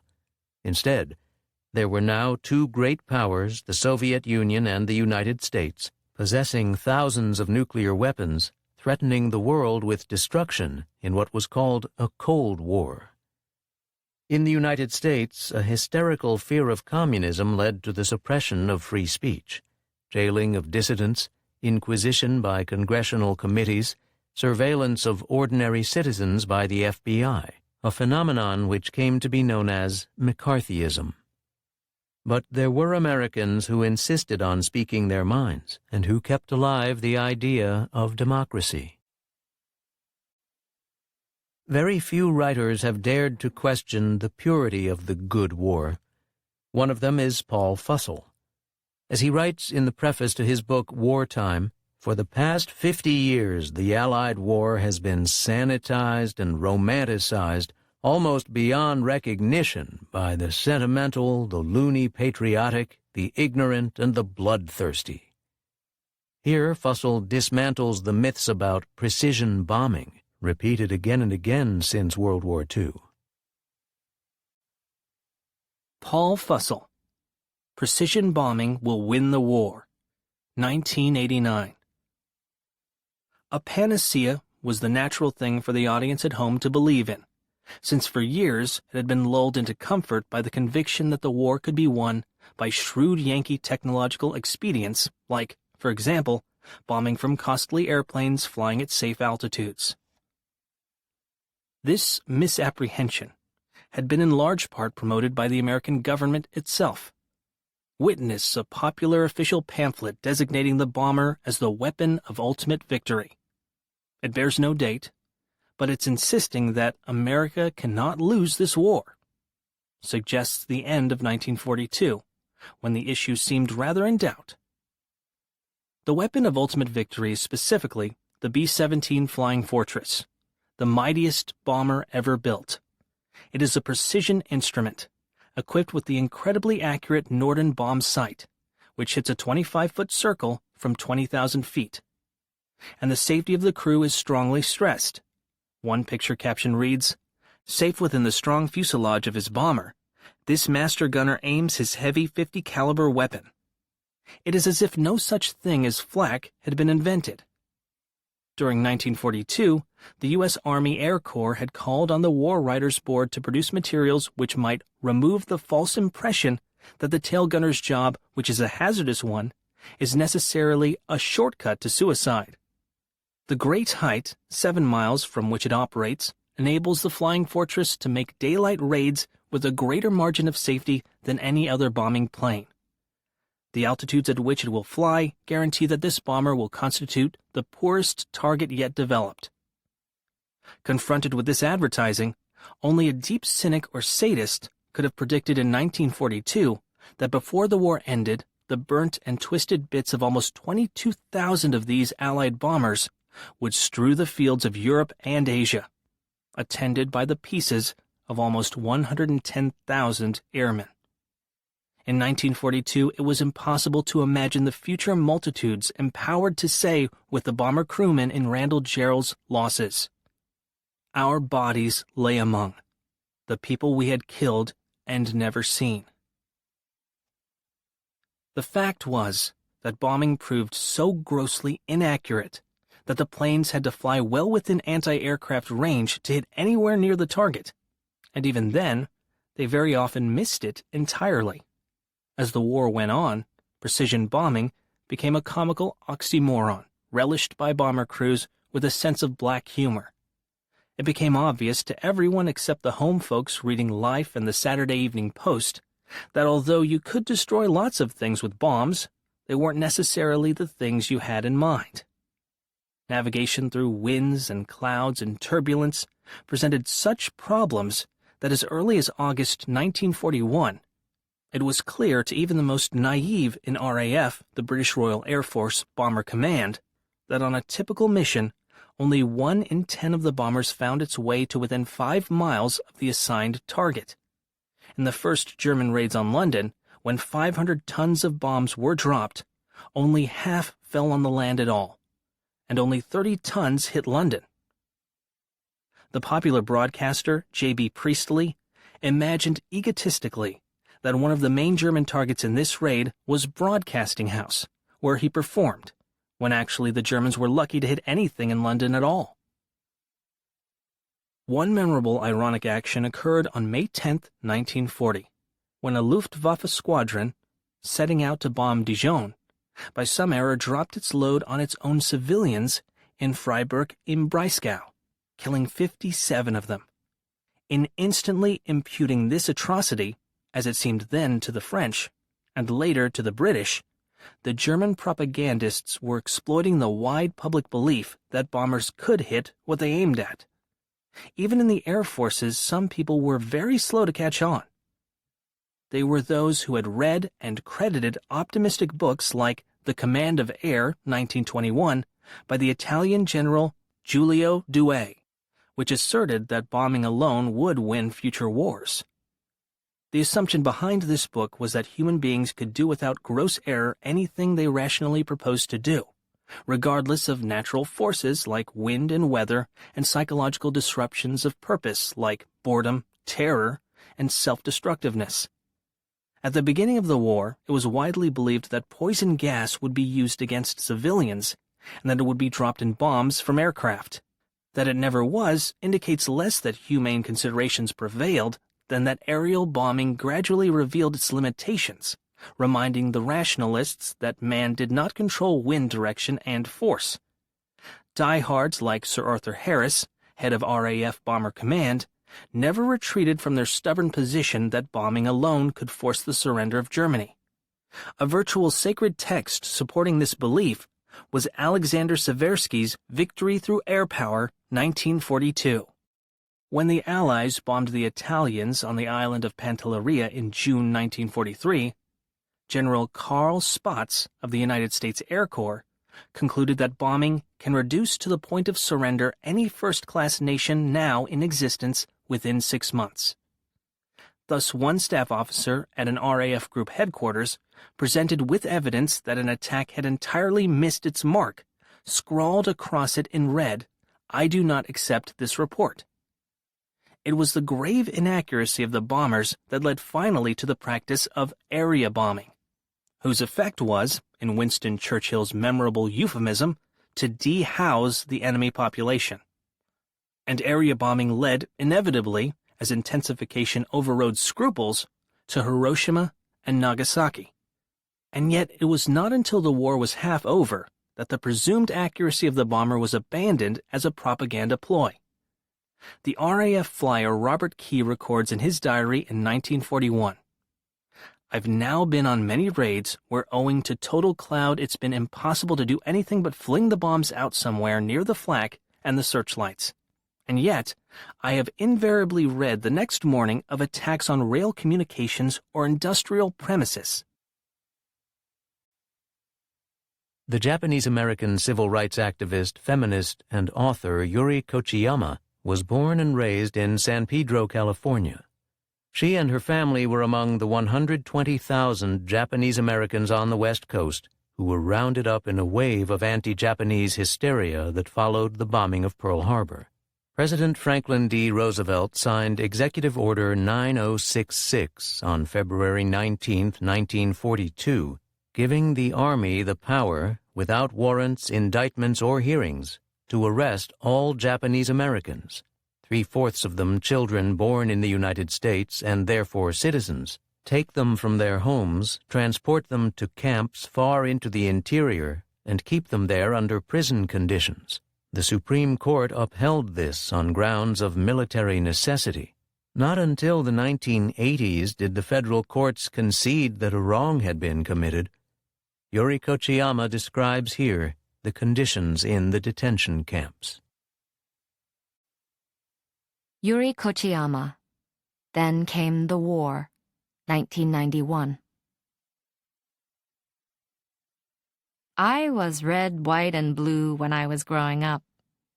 I taught Sunday school and was very, very American, but I was also very provincial. We were just kids rooting for our high school. I was 19 at the time of the evacuation. I had just finished junior college. I was looking for a job and didn't realize how different the school world was from the work world. In the school world, I never felt racism. But when you got into the work world, it was very different. This was 1941, just before the war. I finally did get a job at a department store.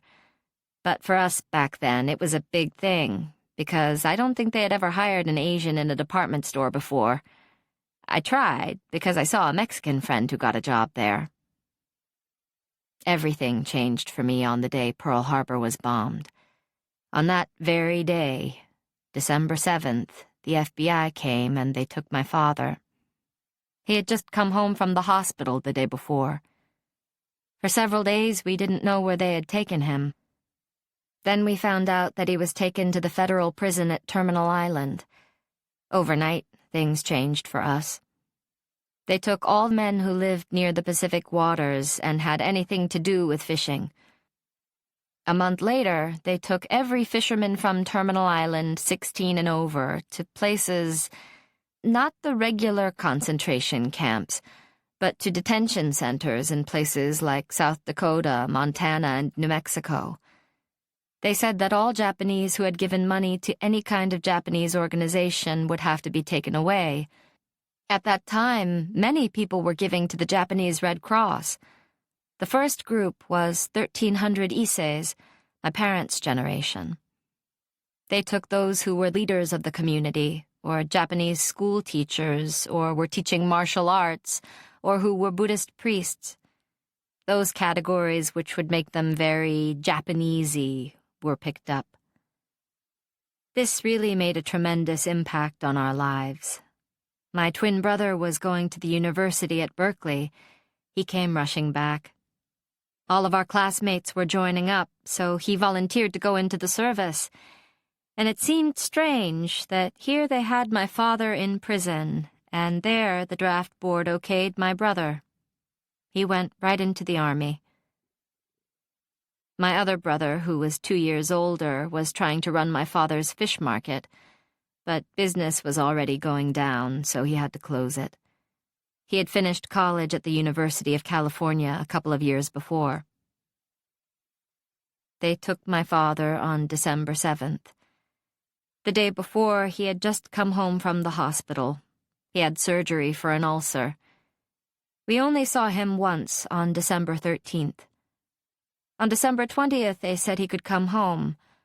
By the time they brought him back, he couldn't talk. He made guttural sounds, and we didn't know if he could hear. He was home for 12 hours. He was dying. The next morning, when we got up, they told us that he was gone. He was very sick, and I think the interrogation was very rough. My mother kept begging the authorities to let him go to the hospital until he was well, then put him back in the prison. They did finally put him there a week or so later. But they put him in a hospital where they were bringing back all these American merchant marines who were hit on Wake Island. So he was the only Japanese in that hospital, so they hung a sheet around him that said prisoner of war. The feeling where he was very bad.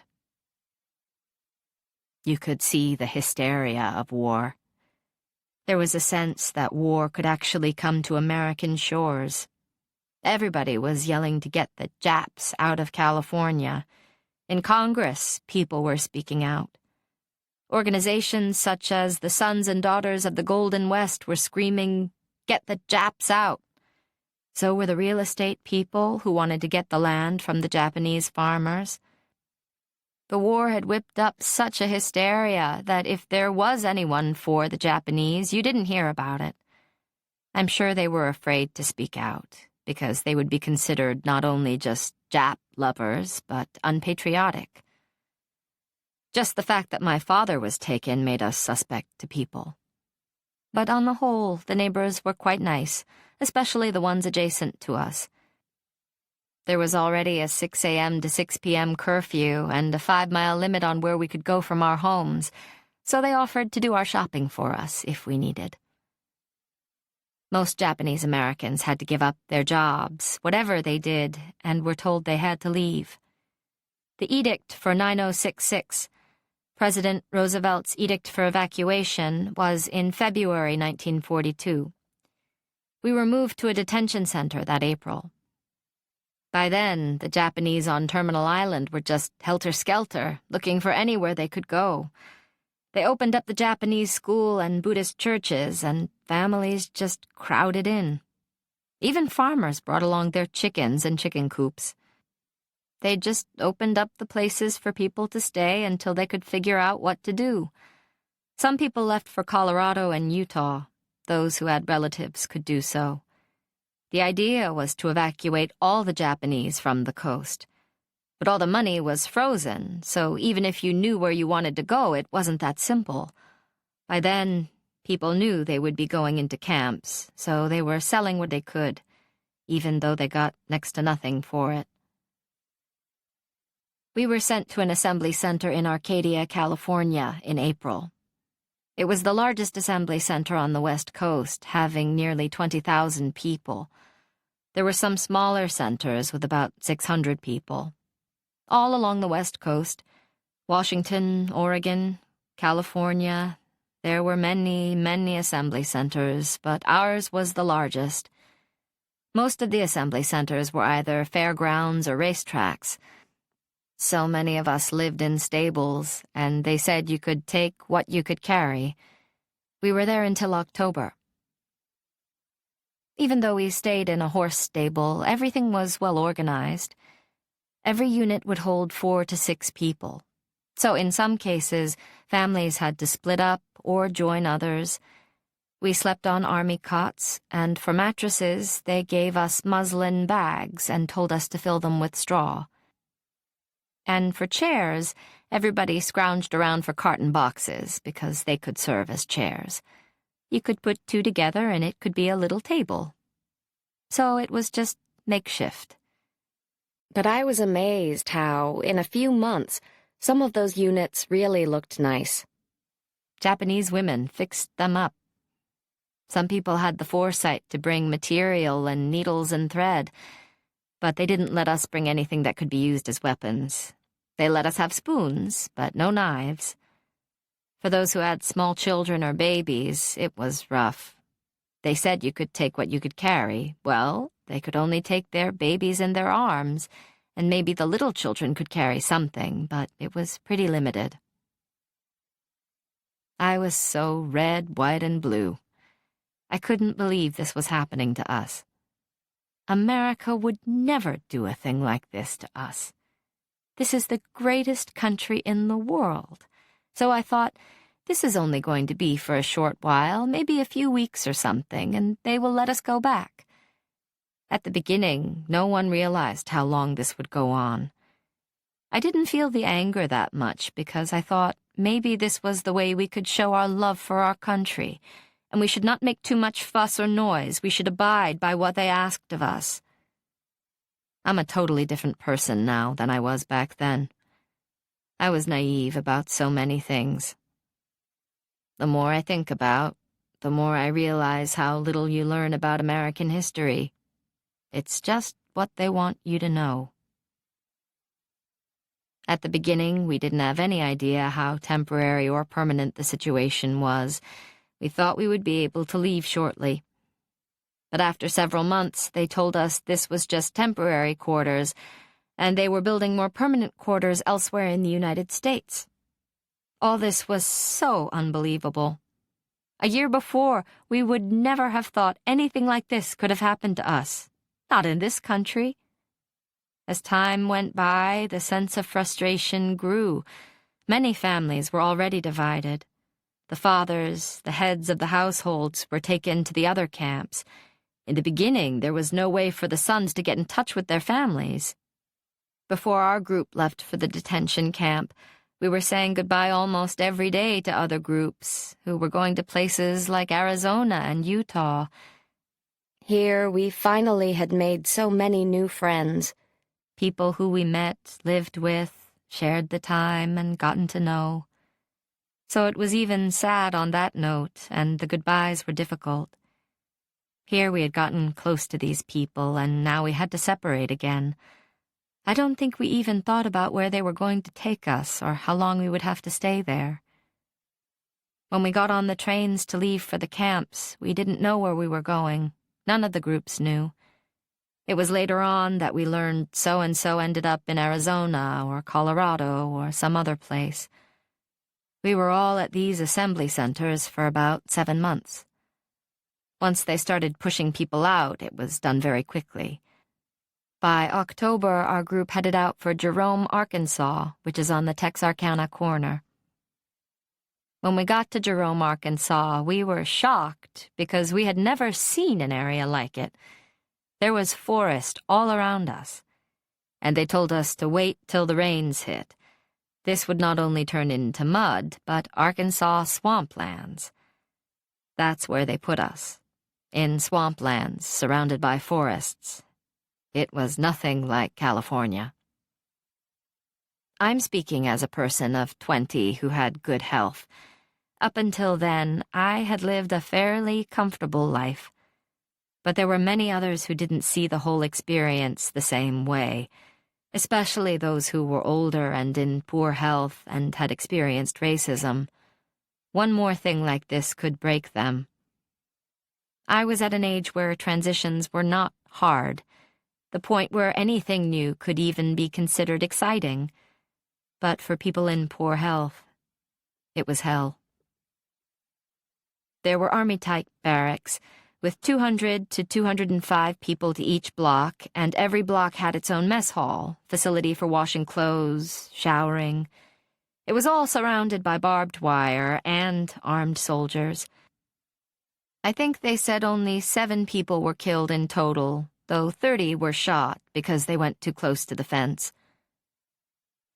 When we first arrived, there were some things that weren't completely fixed.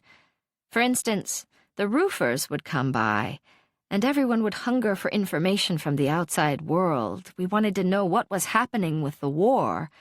We weren't allowed to bring radios. That was contraband. And there were no televisions then. So we would ask the workers to bring us back some papers, and they would give us papers from Texas or Arkansas. So for the first time, we would find out about news from the outside. Just before we went into the camps, we saw that being a Japanese wasn't such a good thing, because everybody was turning against the Japanese, thinking we were saboteurs or linking us with Pearl Harbor. But when I saw the kind of work they did at camp, I felt so proud of the Japanese, and proud to be Japanese, and wondered why I was so white. White when I was outside, because I was always with white folks. Many people had brothers or sons who were in the military, and Japanese-American servicemen would come into the camp to visit the families, and we felt so proud of them when they came in their uniforms. We knew that it would only be a matter of time before they would be shipped overseas. We always called the camps relocation centers while we were there. Now we feel it is apropos to call them concentration camps. It is not the same as the concentration camps of Europe. Those, we feel, were death camps. Concentration camps were a concentration of people placed in an area and disempowered and disenfranchised. So it is apropos to call what I was in a concentration camp. After 2 years in the camp, I was released. I returned in October of 1945. It was very hard to find work, at least for me. I wasn't expecting to find anything good, just something to tie me over until my boyfriend came back from New York. The only thing I was looking for was to work in a restaurant as a waitress. But I couldn't find anything. I would walk from one end of the town to the other, and down every main avenue, but as soon as they found out I was Japanese, they would say no. Or they would ask me if I was in the Union, and of course I couldn't be in the Union because I had just gotten there. Anyway, no Japanese could be in the Union, so if the answer was no, I'm not in the Union, they would say no. So finally what I did was go into the rough area of San Pedro. There's a strip near the wharf, and I went down there. I was determined to keep the jobs as long as I could. But for a while, I could last maybe 2 hours, and somebody would say, "Is that a Jap?" And as soon as someone would ask that, the boss would say, "Sorry, you gotta go. We don't want trouble here." Historically, Americans have always been putting people behind walls. First, there were the American Indians who were put on reservations, Africans in slavery, their lives on plantations, Chicanos doing migratory work, and the kinds of camps they lived in, and even to the Chinese when they worked on the railroad camps, where they were almost isolated, dispossessed people, disempowered. And I feel those are the things we should fight against so they won't happen again. It wasn't so long ago, in 1979, that the feelings against the Iranians were so strong because of the takeover of the U.S. Embassy in Iran, where they wanted to deport Iranian students. And that is when a group called Concerned Japanese Americans organized. And that was the first issue we took up. And then we connected it with what the Japanese had gone through. This whole period of what the Japanese went through is important.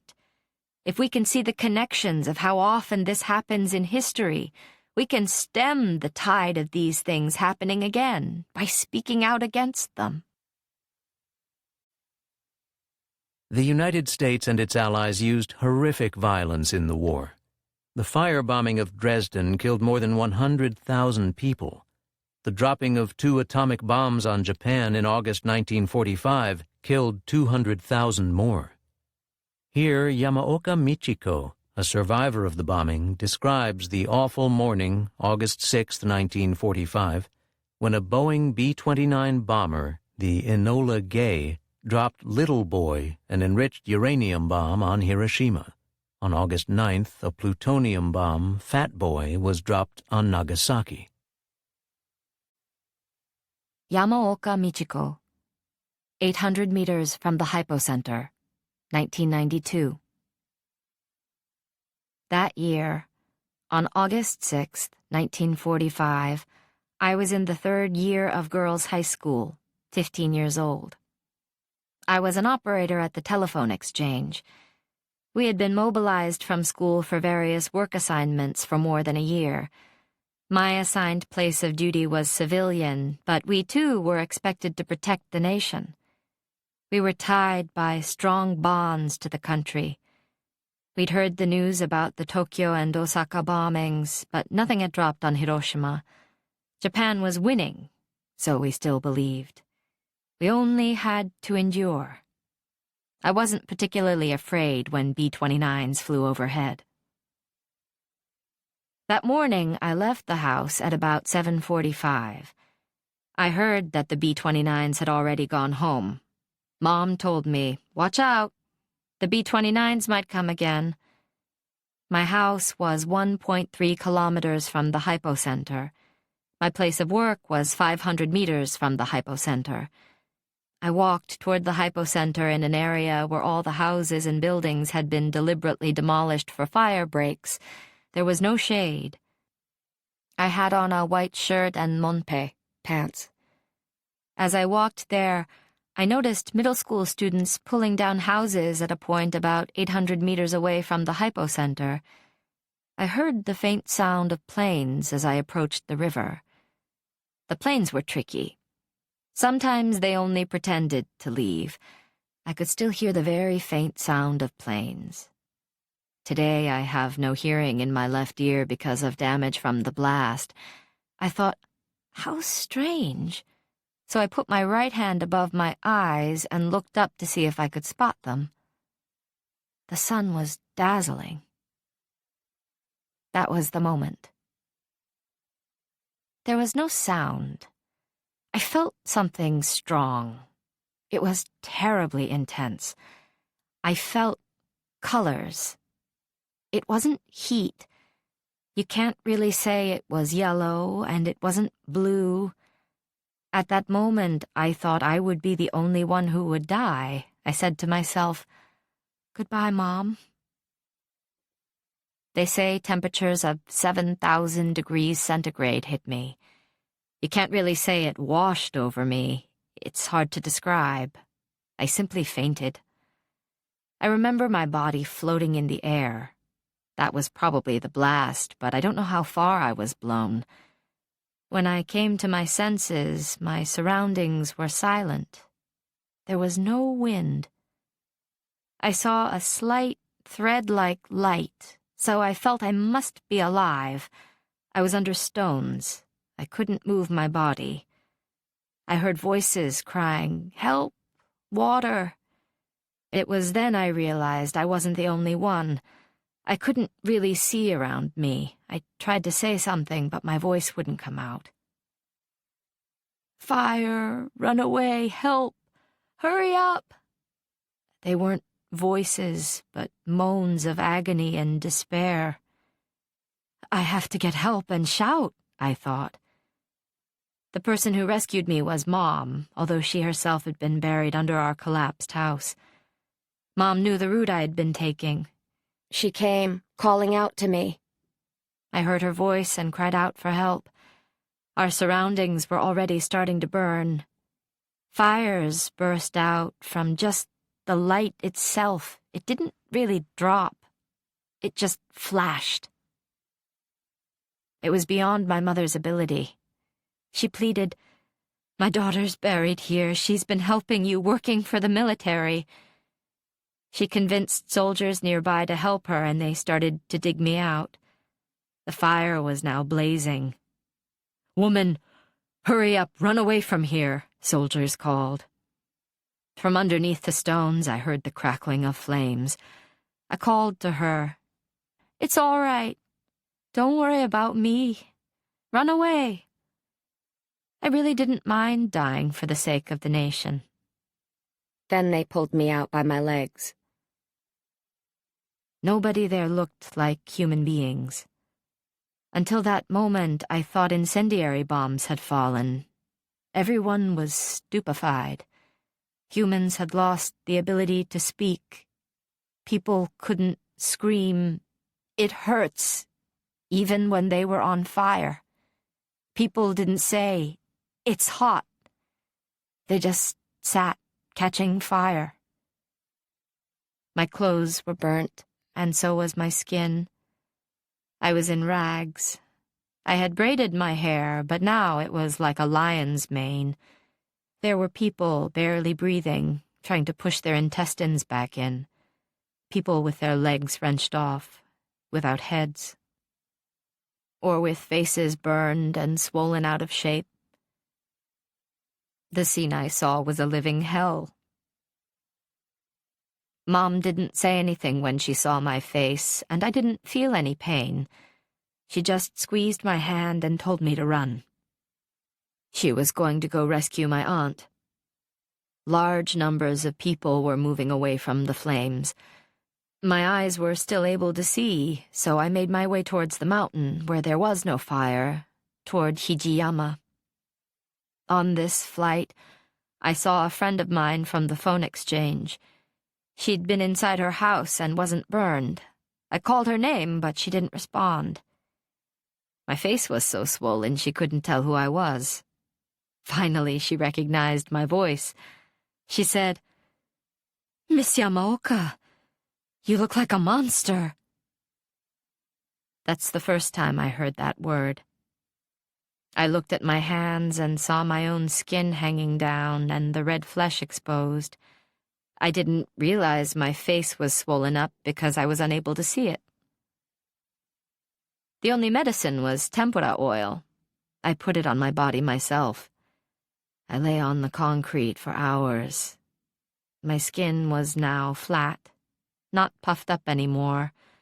1 or 2 layers had peeled off.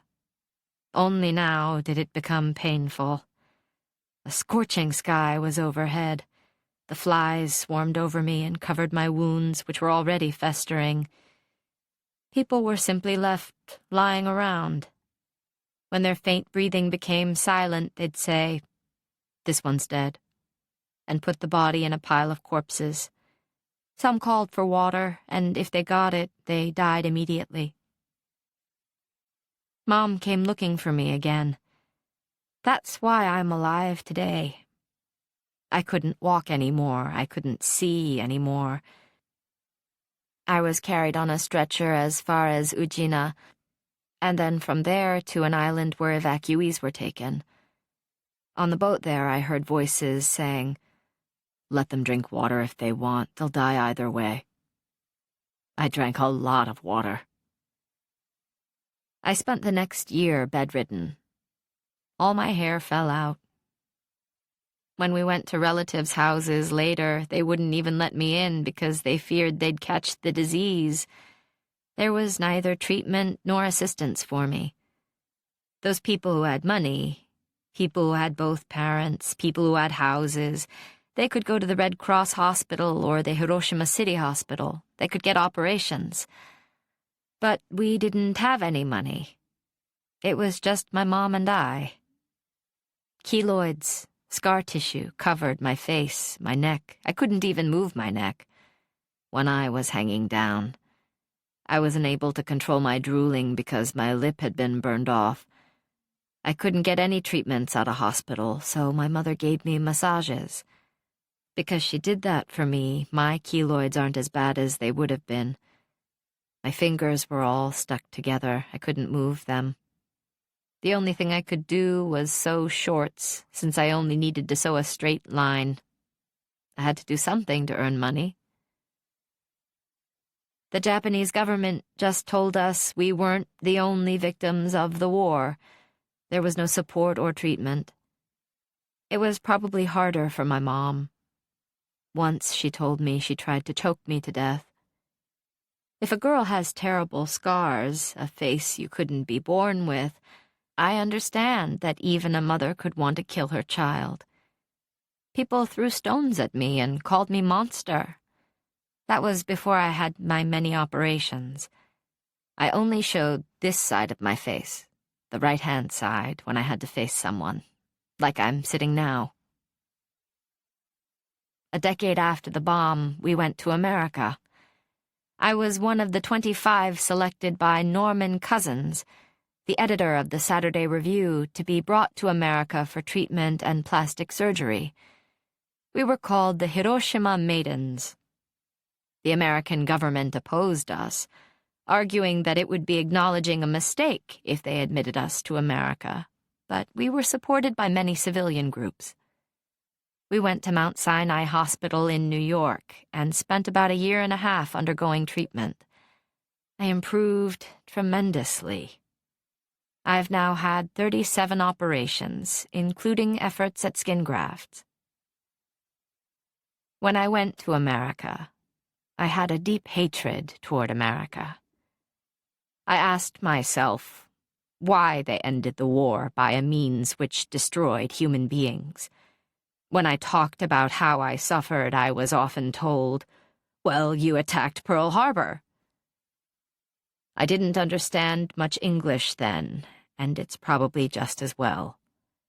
From the American point of view, they dropped that bomb in order to end the war faster, in order to create more damage faster. But it's inexcusable to harm human beings in this way. I wonder what kind of education there is now in America about atomic bombs.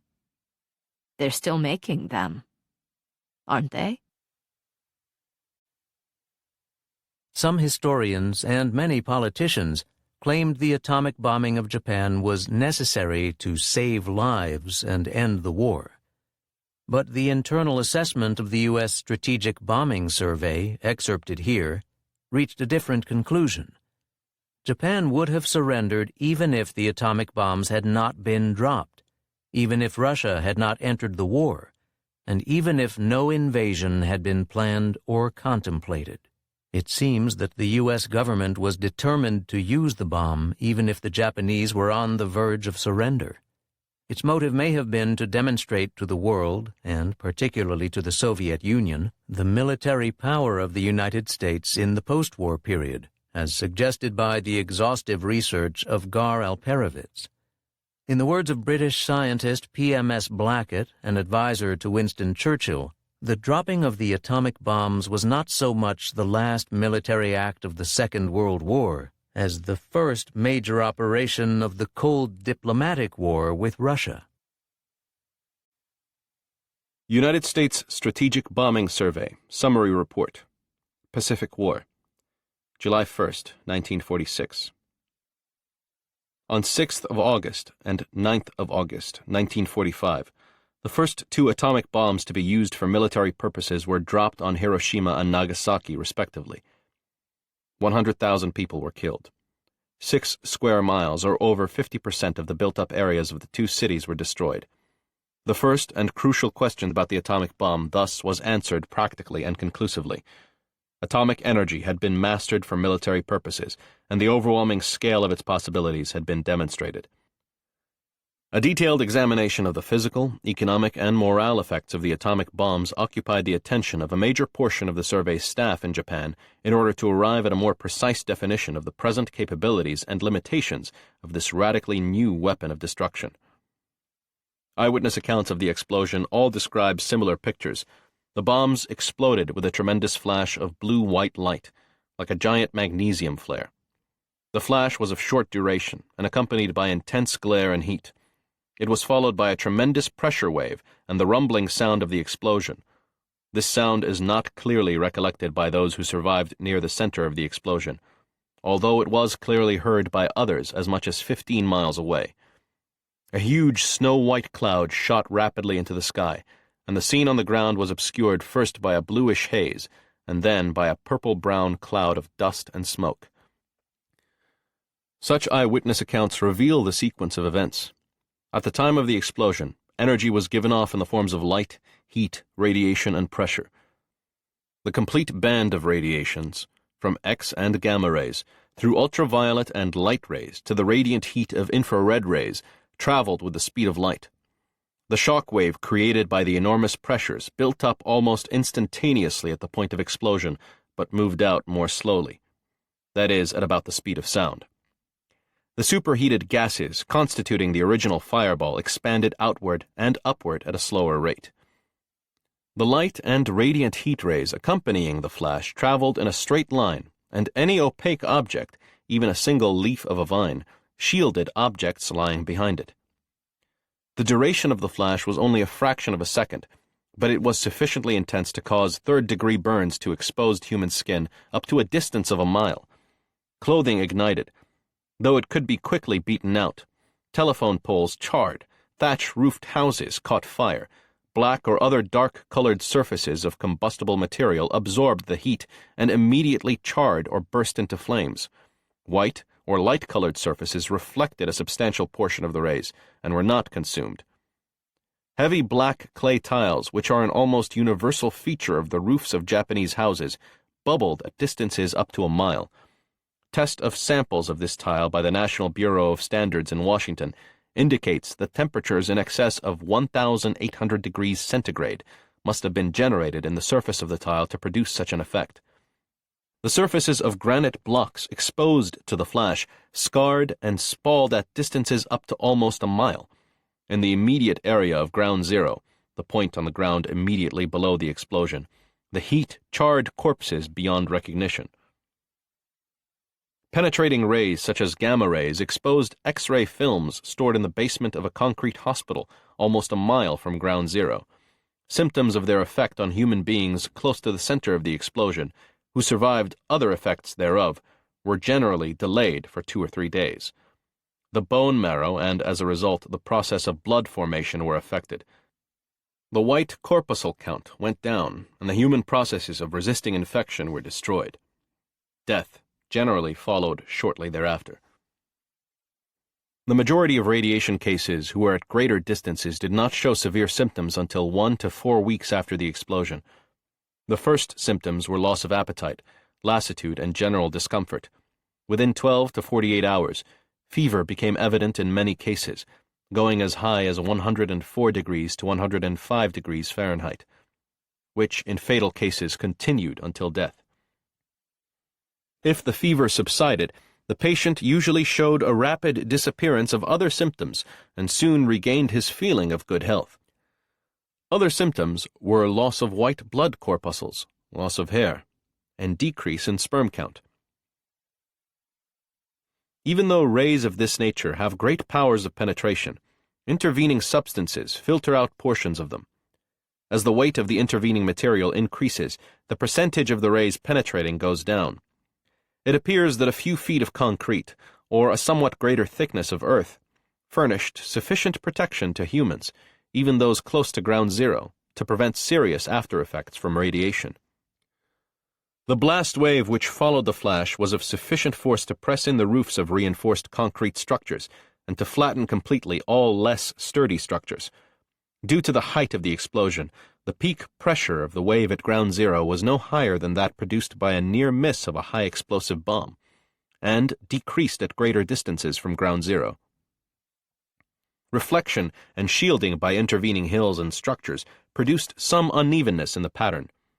The blast wave, however, was of far greater extent and duration than that of a high-explosive bomb, and most reinforced concrete structures suffered structural damage or collapse up to 700 feet at Hiroshima and 2,000 feet at Nagasaki.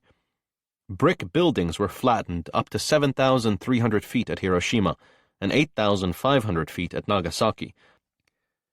Typical Japanese houses of wood construction suffered total collapse up to approximately 7,300 feet at Hiroshima and 8,200 feet at Nagasaki. Beyond these distances, structures received less serious damage to roofs, wall partitions, and the like. Glass windows were blown out at distances up to 5 miles. The blast wave, being of longer duration than that caused by high explosive detonations, was accompanied by more flying debris. Window frames, doors, and partitions, which would have been shaken down by a near miss of a high explosive bomb, were hurled at high velocity through those buildings which did not collapse. Machine tools and most other production equipment in industrial plants were not directly damaged by the blast wave, but were damaged by collapsing buildings or ensuing general fires. The above description mentions all the categories of the destructive action by the atomic bomb explosions at Hiroshima and Nagasaki. There were no other types of action. Nothing was vaporized or disintegrated. Vegetation is growing again immediately under the center of the explosions. There are no indications that radioactivity continued after the explosion to a sufficient degree to harm human beings. Let us consider, however, the effect of these various types of destructive action on the cities of Hiroshima and Nagasaki and their inhabitants. Hiroshima is built on a broad river delta. It is flat and little above sea level. The total city area is 26 square miles, but only 7 square miles at the center were densely built up. The principal industries, which had been greatly expanded during the war, were located on the periphery of the city. The population of the city had been reduced from approximately 340,000 to 245,000 as a result of a civilian defense evacuation program. The explosion caught the city by surprise. An alert had been sounded, but in view of the small number of planes, the all-clear had been given. Consequently, the population had not taken shelter.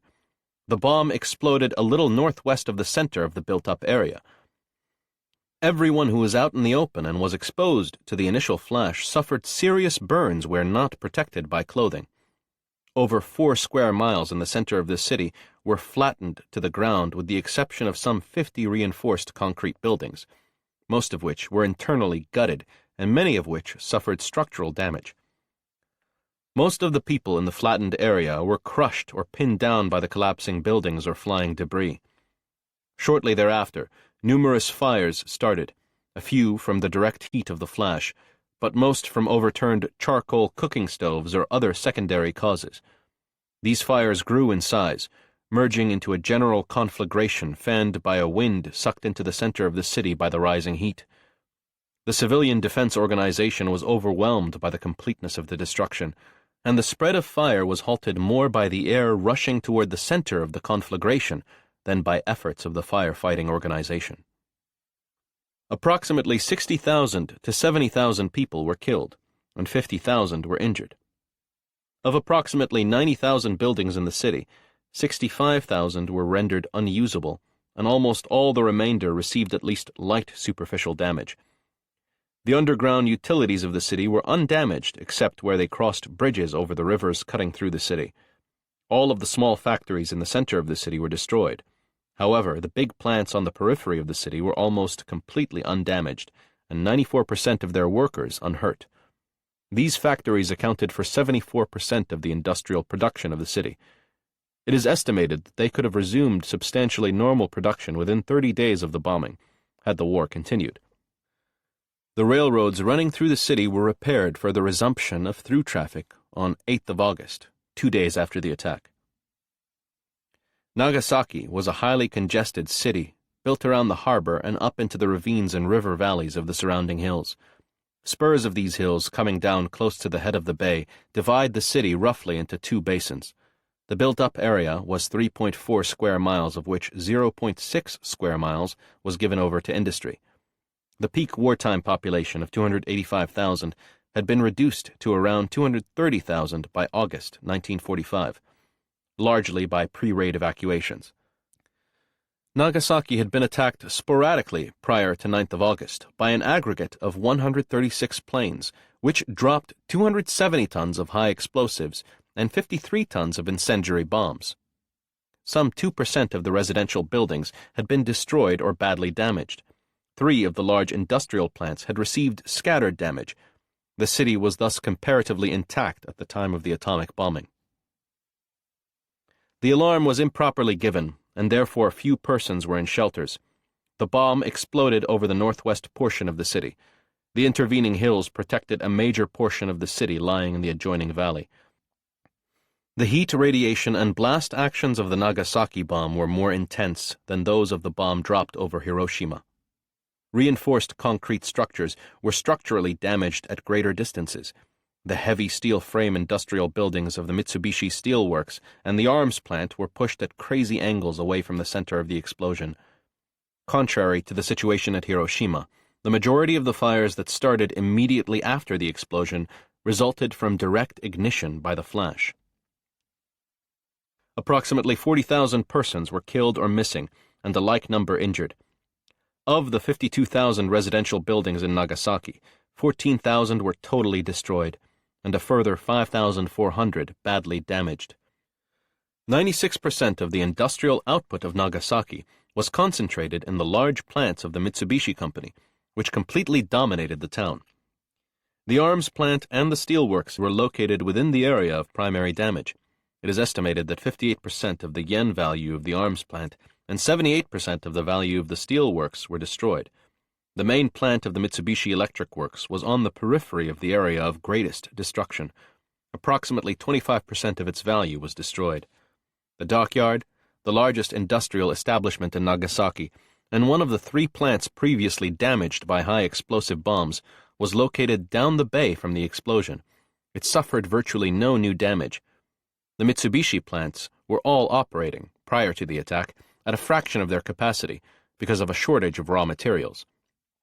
Had the war continued, and had the raw material situation been such as to warrant their restoration, it is estimated that the dockyard could have been in a position to produce at 80% of its full capacity within 3 to 4 months, that the steel works would have required a year to get into substantial production, that the electric works could have resumed some production within 2 months and been back at capacity within 6 months, and that restoration of the arms plant to 60 to 70% of former capacity would have required 15 months.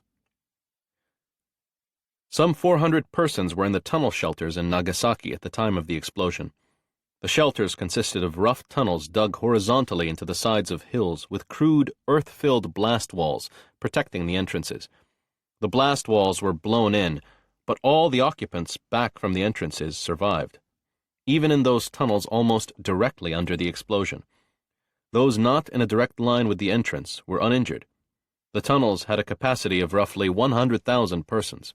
Had the proper alarm been sounded, and these tunnel shelters been filled to capacity, the loss of life in Nagasaki would have been substantially lower. The survey has estimated that the damage and casualties caused at Hiroshima by the one atomic bomb dropped from a single plane would have required 220 B-29s carrying 1,200 tons of incendiary bombs, 400 tons of high explosive bombs, and 500 tons of anti-personnel fragmentation bombs.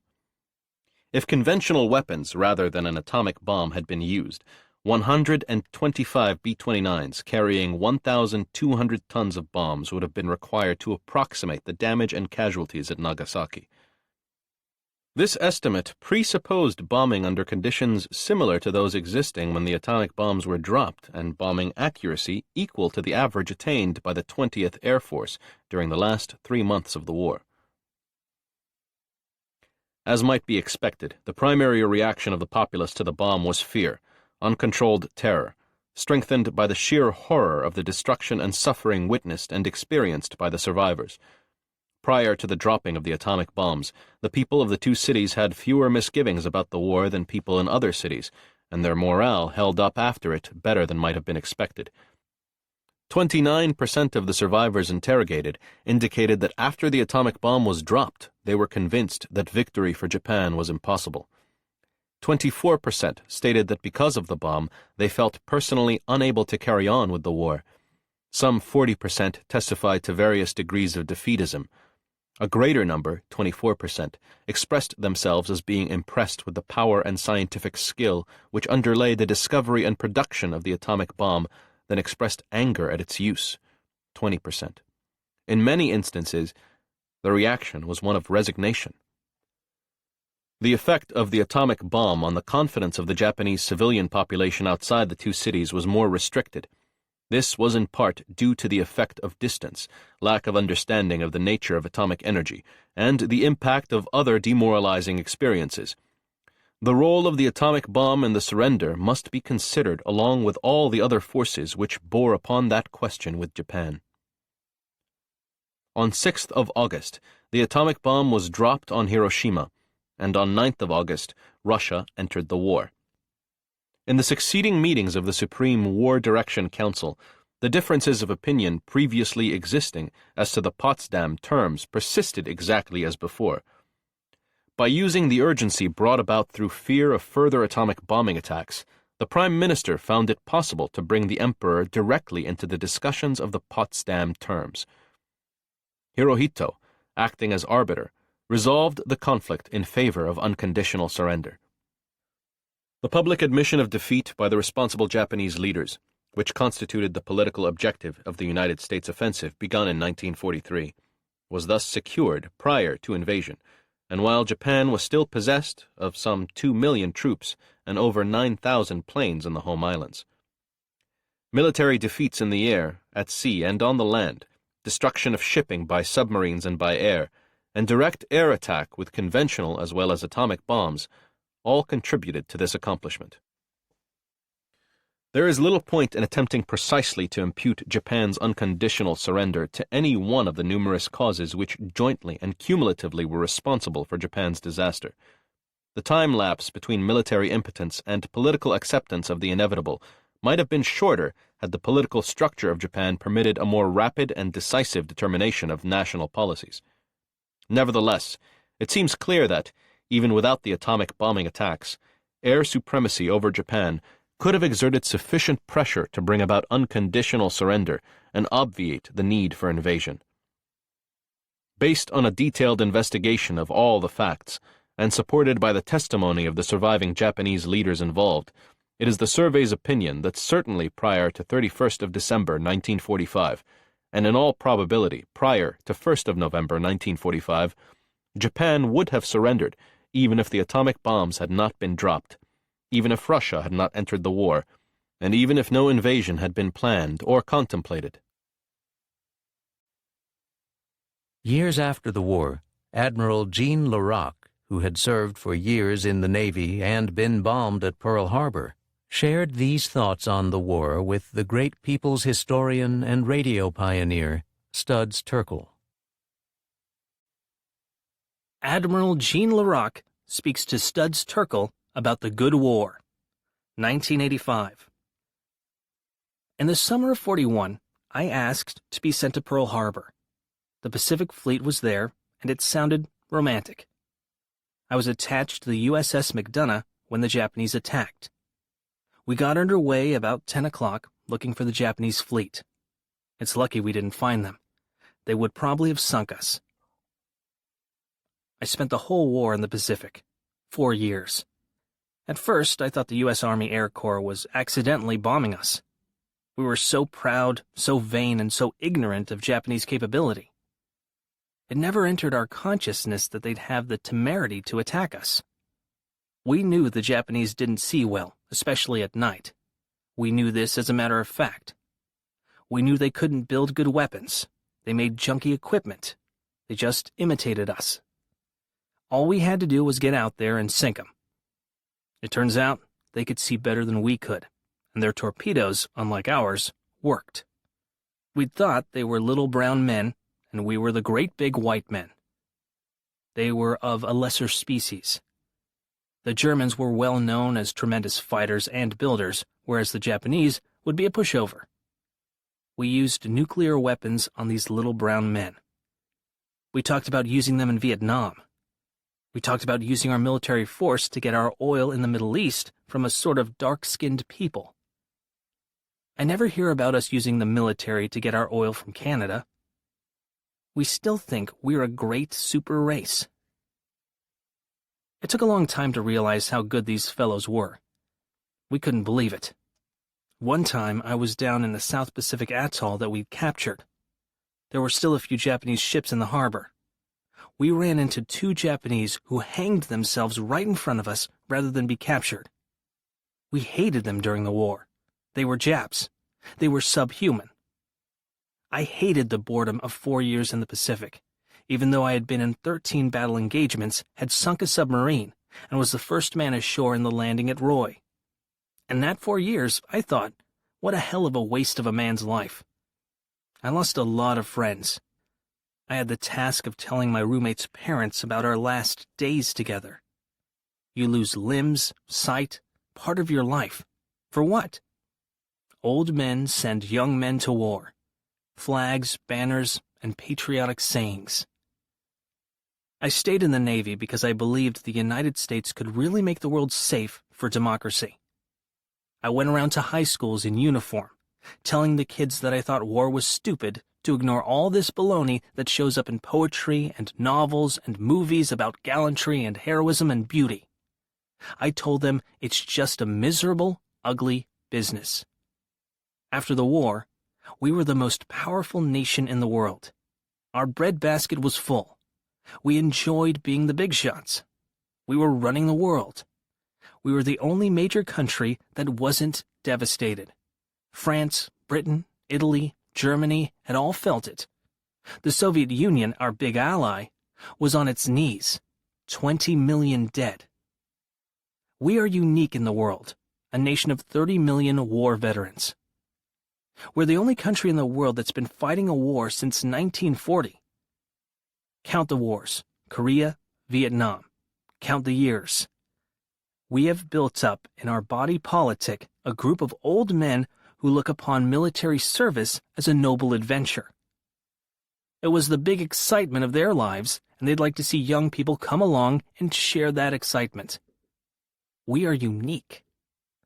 We've always gone somewhere else to fight our wars, so we've not really learned about its horror. 70% of our military budget is to fight somewhere else. We've institutionalized militarism. This came out of World War II. In 1947, we passed the National Security Act. You can't find that term, national security, in any literature before that year. It created the Department of Defense. Up till that time, when you appropriated money for the War Department, you knew it was for war, and you could see it clearly. Now it's for the Department of Defense. Everybody's for defense. Otherwise, you're considered unpatriotic. So there's absolutely no limit to the money you must give to it. So they've captured all the Christians, the right of self-defense. Even the just war thing can be wrapped into it. We never had a Joint Chiefs of Staff before. In World War II, there was a loose coalition, but there was no institution. It gave us the National Security Council. It gave us the CIA that is able to spy on you and me this very moment. For the first time in the history of man, a country has divided up the world into military districts. No nation in the world has done that before or has done it since. They have a military solution for everything that happens in their area. They write up contingency plans, a euphemism for war plans. General Bernie Rogers has intelligence, has logistics, has airplanes, has people, has an international staff. There's not one U.S. ambassador in Europe who makes any significant move without checking with Bernie Rogers. He's the most important man in Europe, and he has tenure. You can't fire him. Our military runs our foreign policy. The State Department simply goes around and tidies up the messes the military makes. The State Department has become the lackey of the Pentagon. Before World War II, this never happened. You had a War Department, you had a Navy Department.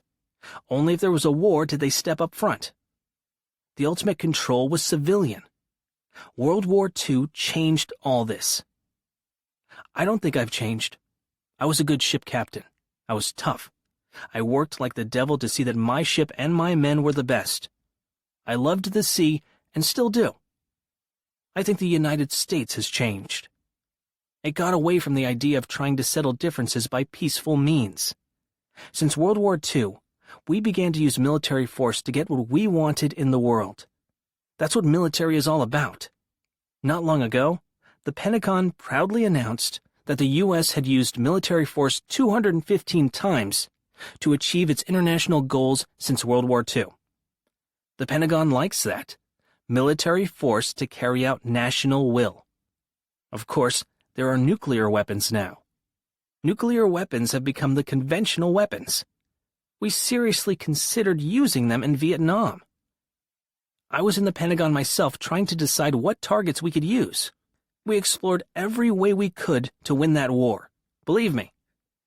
We just couldn't find a good enough target. We were not concerned about the opprobrium attached to the use of nuclear weapons. I was in Vietnam. I saw the senseless waste of human beings. I saw this bunch of Marines come off this air-conditioned ship. Nothing was too good for our sailors, soldiers, and Marines. We send them ashore as gung-ho young 19-year-old husky, nice-looking kids and bring them back in black rubber body bags. There are a few little pieces left over, some entrails and limbs that don't fit in the bags. Then you take a fire hose and you hose down the deck and push that stuff over the side. I myself volunteered to go to Vietnam and fight. I didn't question whether it was in the nation's interest. I was a professional naval officer, and there was a war. I hope as we get older, we get smarter. You could argue World War II had to be fought. Hitler had to be stopped. Unfortunately, we translate it unchanged to the situation today. I met some Russians during World War II, officers from ships. They looked to me like human beings. I had been burned before, having been taught to hate the Japanese with such fervor. I saw no good reason at that point to hate the Russians, who I knew had fought valiantly in World War II. I think they want to be accepted as a world power and perhaps spread their hegemony around the world. I think we have to compete with communism wherever it appears. Our mistake is trying to stem it with guns. It alienates the very people we're trying to win over. The Russians really have influence only in the buffer areas around their country. They've been a flop in other countries. Yet the Russian bear determines just about everything we do. I wonder how much of my whole life and my generation has been influenced to hate the Russians, even when I didn't even know where it was. I remember a Tom Swift book when I was 13, Beware the Russian Bear. World War II has warped our view of how we look at things today. We see things in terms of that war, which in a sense was a good war. But the twisted memory of it encourages the men of my generation to be willing, almost eager, to use military force anywhere in the world. For about 20 years after the war, I couldn't look at any film on World War II. It brought back memories that I didn't want to keep around. I hated to see how they glorified war. In all those films, people get blown up with their clothes and fall gracefully to the ground. You don't see anybody being blown apart. You don't see arms and legs and mutilated bodies. You see only an antiseptic, clean, neat way to die gloriously. I hate it when they say, he gave his life for his country. Nobody gives their life for anything. We steal the lives of these kids. We take it away from them. They don't die for the honor and glory of their country. We kill them. In the afterglow of righteousness about World War II that went on for years, it seemed that only in fiction was it possible to challenge the smug confidence in the good war. Kurt Vonnegut did it in Slaughterhouse-Five, his novel on the bombing of Dresden, where he had been held as a prisoner of war. Joseph Heller, who had flown bombing missions over France and Italy, wrote an outrageously comic novel about the war titled Catch-22. It was turned down by 25 publishers, but when finally published, it was read by millions of people. Here is a selection from Slaughterhouse-Five. Kurt Vonnegut, Slaughterhouse-Five, 1969. 8 Dresdeners crossed the steel spaghetti of the railroad yard. They were wearing new uniforms. They had been sworn into the army the day before. They were boys and men past middle age, and 2 veterans who had been shot to pieces in Russia. Their assignment was to guard 100 American prisoners of war who would work as contract labor. A grandfather and his grandson were in the squad. The grandfather was an architect. The 8 were grim as they approached the boxcars containing their wards. They knew what sick and foolish soldiers they themselves appeared to be. One of them actually had an artificial leg and carried not only a loaded rifle but a cane. Still, they were expected to earn obedience and respect from tall, cocky, murderous American infantrymen who had just come from all the killing at the front. And then they saw bearded Billy Pilgrim in his blue toga and silver shoes, with his hands in a muff. He looked at least 60 years old. Next to Billy was little Paul Lazaro with a broken arm. He was fizzing with rabies. Next to Lazaro was the poor old high school teacher, Edgar Derby, mournfully pregnant with patriotism and middle age and imaginary wisdom, and so on. The 8 ridiculous Dresdeners ascertained that these 100 ridiculous creatures really were American fighting men fresh from the front. They smiled, and then they laughed. Their terror evaporated. There was nothing to be afraid of. Here were more crippled human beings, more fools like themselves. Here was light opera. So out of the gate of the railroad yard and into the streets of Dresden marched the light opera.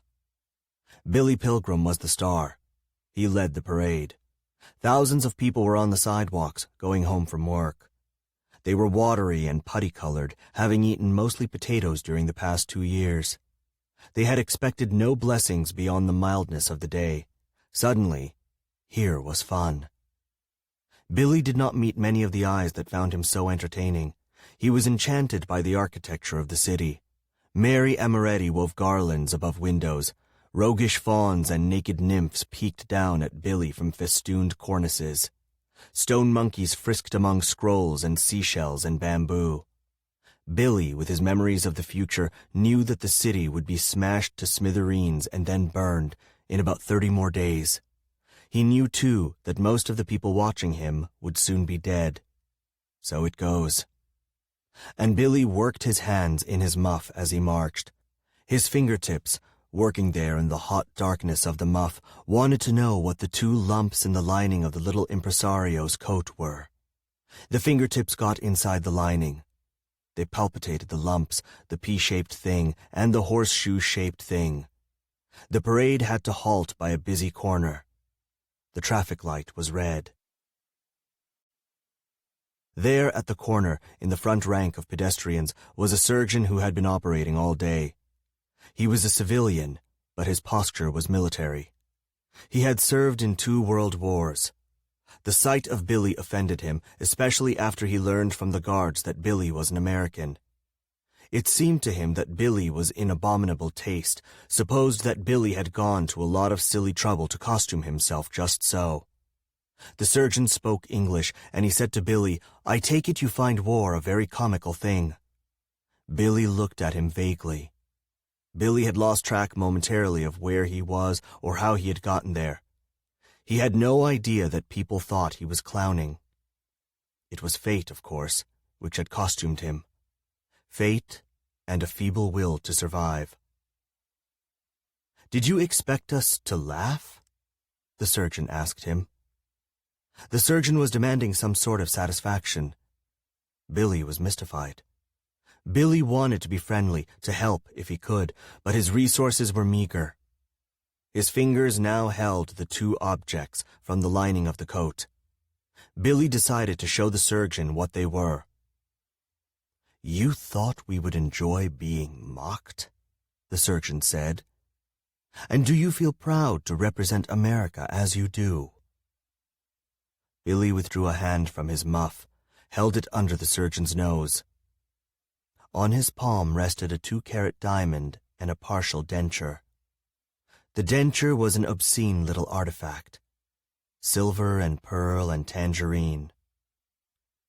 Billy smiled. At the end of World War II, the House Committee on Un-American Activities, known commonly as HUAC, set up in 1938 to investigate subversive activity in the United States, called before it Hollywood writers, actors, and directors, presumably to find evidence of communist influence in the movie industry. A number of these artists, who became known as the Hollywood 10, were sent to prison for refusing to answer the committee's questions about ties with the Communist Party. The committee also interrogated folk singer Pete Seeger, playwright Arthur Miller, and many others.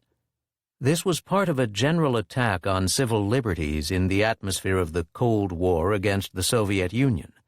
Loyalty oaths for government employees instituted by President Harry Truman, hearings before a Senate panel chaired by Senator Joseph McCarthy, giving the events of that period its name, McCarthyism. The FBI accumulated lists of hundreds of thousands of Americans who had signed certain petitions, attended certain meetings. The leaders of the Communist Party were imprisoned. One of the artists singled out for attack was the great singer and actor Paul Robeson, who had been a fierce opponent of racism and the foreign policy of the United States. Here is a statement Robeson intended to present before HUAC, but which he was not allowed to read. Paul Robeson's unread statement before the House Committee on Un-American Activities. June 12, 1956. It is a sad and bitter commentary on the state of civil liberties in America that the very forces of reaction, typified by Representative Francis Walter and his Senate counterparts, who have denied me access to the lecture podium, the concert hall, the opera house, and the dramatic stage, now hail me before a committee of inquisition in order to hear what I have to say. It is obvious that those who are trying to gag me here and abroad will scarcely grant me the freedom to express myself fully in a hearing controlled by them. It would be more fitting for me to question Walter, James Eastland, and John Foster Dulles than for them to question me, for it is they who should be called to account for their conduct, not I. Why does Walter not investigate the truly un-American activities of Eastland and his gang, to whom the Constitution is a scrap of paper when invoked by the Negro people, and to whom defiance of the Supreme Court is a racial duty? And how can Eastland pretend concern over the internal security of our country while he supports the most brutal assaults on 15 million Americans by the white citizens' councils and the Ku Klux Klan? When will Dulles explain his reckless, irresponsible brink-of-war policy, by which the world might have been destroyed? And, specifically, why is Dulles afraid to let me have a passport, to let me travel abroad, to sing, to act, to speak my mind? This question had been partially answered by State Department lawyers who have asserted in court that the State Department claims the right to deny me a passport because of what they called my recognized status as a spokesman for large sections of Negro Americans, and because I have been for years extremely active in behalf of independence of colonial peoples of Africa. The State Department has also based its denial of a passport to me on the fact that I sent a message of greeting to the Bandung Conference, convened by Jawaharlal Nehru, Sukarno, and other great leaders of the colored people of the world. Principally, however, Dulles objects to speeches I have made abroad against the oppression suffered by my people in the United States. I am proud that those statements can be made about me. It is my firm intention to continue to speak out against injustices to the Negro people, and I shall continue to do all within my power in behalf of independence of colonial peoples of Africa. It is for Dulles to explain why a Negro who opposes colonialism and supports the aspirations of Negro Americans should for those reasons be denied a passport. My fight for a passport is a struggle for freedom. Freedom to travel, freedom to earn a livelihood, freedom to speak, freedom to express myself artistically and culturally. I have been denied these freedoms because Dulles, Eastland, Walter, and their ilk oppose my views on colonial liberation, my resistance to oppression of Negro Americans, and my burning desire for peace with all nations. But these are views which I shall proclaim whenever given the opportunity, whether before this committee or any other body. President Dwight D. Eisenhower has strongly urged the desirability of international cultural exchanges. I agree with him. The American people would welcome artistic performances by the great singers, actors, ballet troupes, opera companies, symphony orchestras, and virtuosos of South America, Europe, Africa, and Asia, including the folk and classic art of African peoples, the ancient culture of China, as well as the artistic works of the Western world. I hope the day will come soon when Walter will consent to lowering the cruel bars which deny the American people the right to witness performances of many great foreign artists. It is certainly high time for him to drop the ridiculous Keystone Cop antics of fingerprinting distinguished visitors. I find no such restrictions placed upon me abroad as Walter has had placed upon foreign artists whose performances the American people wish to see and hear. I have been invited to perform all over the world, and only the arbitrary denial of a passport has prevented realization of this particular aspect of the cultural exchange which the President favors. I have been invited by Leslie Linder Productions to play the title role in a production of Othello in England. British Actors Equity Association has unanimously approved of my appearance and performance in England. I have been invited by Workers' Music Association Limited to make a concert tour of England under its auspices. The invitation was signed by all of the vice presidents, including Benjamin Britten, and was seconded by a personal invitation of R. Vaughan Williams. I have been invited by Adam Hollander, impresario, to make a concert tour of Israel, and he has tendered to me a proposed contract for that purpose. Mosfilm, a Soviet moving picture producing company, has invited me to play the title role in a film version of Othello, assuring me of the tremendous artistic joy which association with your wonderful talent will bring us. The British Electrical Trades Union requested me to attend their annual policy conference, recalling my attendance at a similar conference held in 1949, at which, they wrote me, you sang and spoke so movingly. The British Workers' Sports Association, erroneously crediting a false report that I would be permitted to travel, wrote me, we view the news with very great happiness. They invited me to sing to our members in London, Glasgow, Manchester, or Cardiff, or all four, under the auspices of our international fund, and on a financial basis favorable to yourself and to be mutually agreed.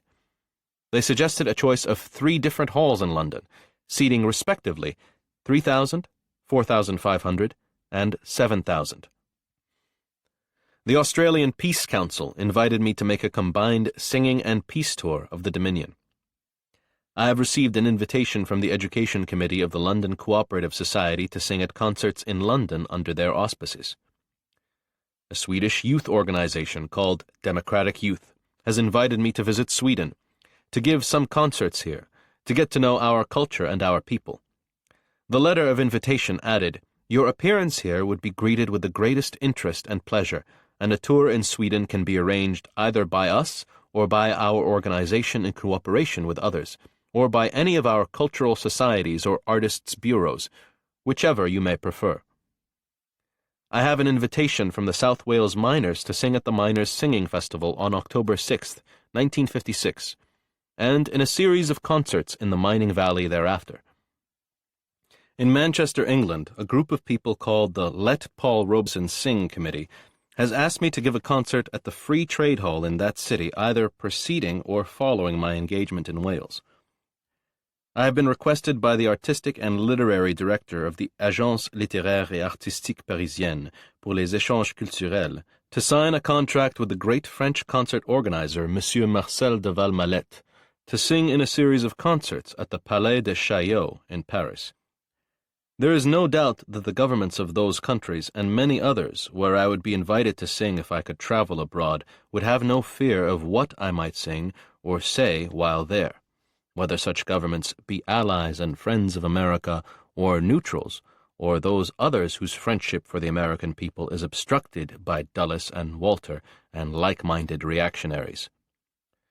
My travels abroad to sing and act and speak cannot possibly harm the American people.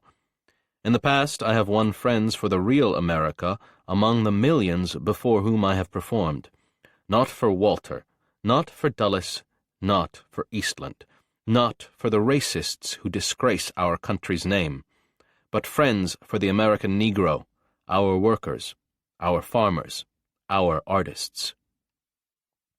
By continuing the struggle at home and abroad for peace and friendship with all of the world's people, for an end to colonialism, for full citizenship for Negro Americans, for a world in which art and culture may abound, I intend to continue to win friends for the best in American life. On September 4, 1949, I took my wife and 2-year-old daughter to a concert given in an outdoor area near the town of Peekskill, New York. The concert artist was Paul Robeson. A week before, on August 27th, racists had violently prevented Robeson from performing. This night, protected by unionists and others, he defiantly sang under the open sky to an audience of thousands. Meanwhile, a shouting, angry crowd gathered around the field. When the concert was over and we drove off the grounds, the cars moving in a long, slow line, we saw the sides of the road filled with cursing, jeering men and women. Then the rocks began to fly. My wife was pregnant at the time. She ducked and pushed our daughter down near the floor of our car. All 4 side windows and the rear window were smashed by rocks. Sitting in the back seat was a young woman, a stranger to whom we had given a lift. A flying rock fractured her skull. There were dozens of casualties that day. Here, the folk singer Pete Seeger describes that night's terrible events. Seeger would go on to write a song with Lee Hayes, Hold the Line, that proclaimed, "As we held the line in Peekskill, we hold it everywhere." Peter Seeger, Thou Shalt Not Sing. 1989. The Peekskill riot was in September 1949. From the conversations I've had with various people, it now seems pretty clear it was organized by the Ku Klux Klan, which had members in the local police departments. When Paul Robeson made the statement in Paris that American blacks would not fight against the Soviet Union, the one country that had outlawed race discrimination, they were outraged. He touched America's Achilles heel. And when he was going to give a concert in Peekskill, they said, "Let's go get him." The mob came to the site of the concert, overturned the stage, beat up the people who were setting up the public address system, and the police didn't do a thing to stop it. The police just stood there and made sure that the Ku Kluxers did what they wanted to do. But then, they were surprised because Robeson got on the radio and said, "I've got a right to sing anywhere I want to. I'm going to sing in Peekskill next week." The next week, 10,000 people came to hear him. The field was surrounded by 1,000 or more union members, shoulder to shoulder, to see that no mob would get in to disrupt the concert. There were people with eagle eyes standing next to Robeson. There was an opposition crowd of maybe 100 to 150 at the gate. They were hollering things like, "Go back to Russia," "Kikes," "Nigger lovers." There were about 3 or 4 policemen, though, who kept the gate open. The 10,000 or more people drove their cars in, parked them, and then sat down and enjoyed a wonderful concert. I was among the singers in the first half. Robeson did me the honor. I was very unknown and very unskilled, but I sang 3 or 4 songs, including the song, "If I Had a Hammer." Then Robeson took over the second half. At the end of the concert, the crowd moved very slowly out the gate. It must have been an hour and a half at least before my family and I finally got our car through. I wanted to turn left because my home was north of Peekskill. A policeman said, "No, all cars go here." He pointed south, along the road which is ironically called Division Street.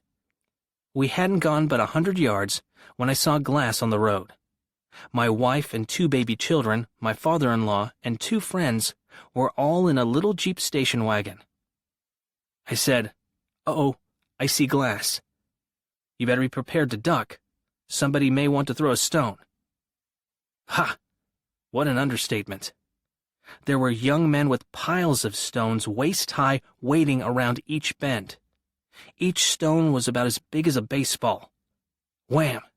Into every car that passed they would throw a stone at close range with all their strength.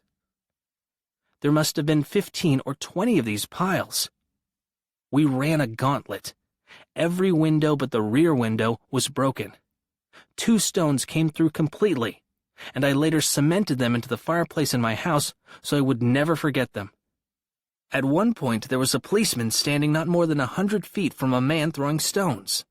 I stopped and I said, "Officer, aren't you going to do something?" He said, "Move on, move on." I looked around. The man in back of me couldn't move because I was in front of him, and he was getting stone after stone. He was a sitting duck, so I moved on. When we got back home, we put our children in the shower and washed the broken glass out of their hair. No one in our car was hurt, but others were. One person at the concert lost his eyesight. Robeson himself was saved by people who put their bodies on top of his.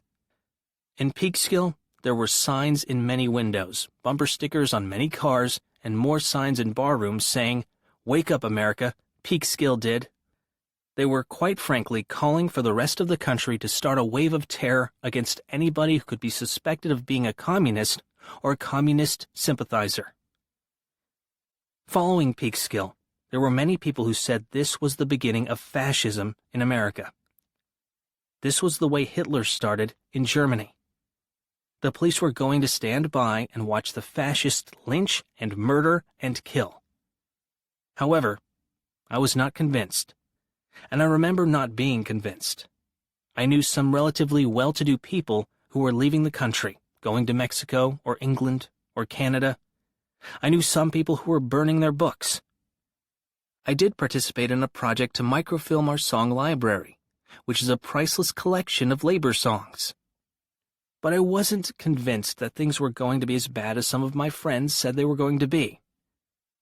About a month or 6 weeks after the Peekskill affair, many of those Wake Up America signs disappeared, although I don't have any proof. I'm personally convinced that in many a family there was an argument. It might have been a grandmother who said, "You mean you threw stones at women and children?" Well, I don't like these people either, but still, you don't throw stones at women and children. There's a strain of decency in America. I bet there were people saying, "Well, is this what Thomas Jefferson was talking about? Is this what Abe Lincoln was talking about? I mean, we've heard of lynchings down south. Do we really like them?" And so while there was terror in many places during the 1950s, Peekskill actually wasn't repeated. The journalist I.F. Stone, who for years edited the invaluable I.F. Stone's Weekly, was a rare voice of journalistic integrity, speaking out on the lies behind the wars in Korea and Vietnam. In this essay, he challenges not just Joe McCarthy, but the entire anti-communist hysteria and Cold War framework accepted by many of McCarthy's liberal critics. I.F. Stone. But it's not just Joe McCarthy. March 15, 1954. Buds are beginning to appear on the Forsythia and welts on Joe McCarthy. The early arrival of spring and a series of humiliations for our would-be Führer have made this a most pleasant week in the capital. The events of the week are worth savoring. Blunt Charlie Wilson called McCarthy's charges against the Army Tommy rot, and for once Joe had no comeback. Next day came the ignominious announcement that he was dropping that $2 million suit against former Senator William Benton for calling McCarthy a crook and a liar. The lame excuse promised to launch a nationwide I Believe Benton movement. Adlai Stevenson followed with a speech calculated to impress those decent conservatives who had grown disgusted with the Eisenhower administration's cowardice in the General Ralph Zwicker affair. When McCarthy sought to answer Stevenson, the Republican National Committee turned up in Ike's, Dwight D. Eisenhower's, corner and grabbed the radio and TV time away from him.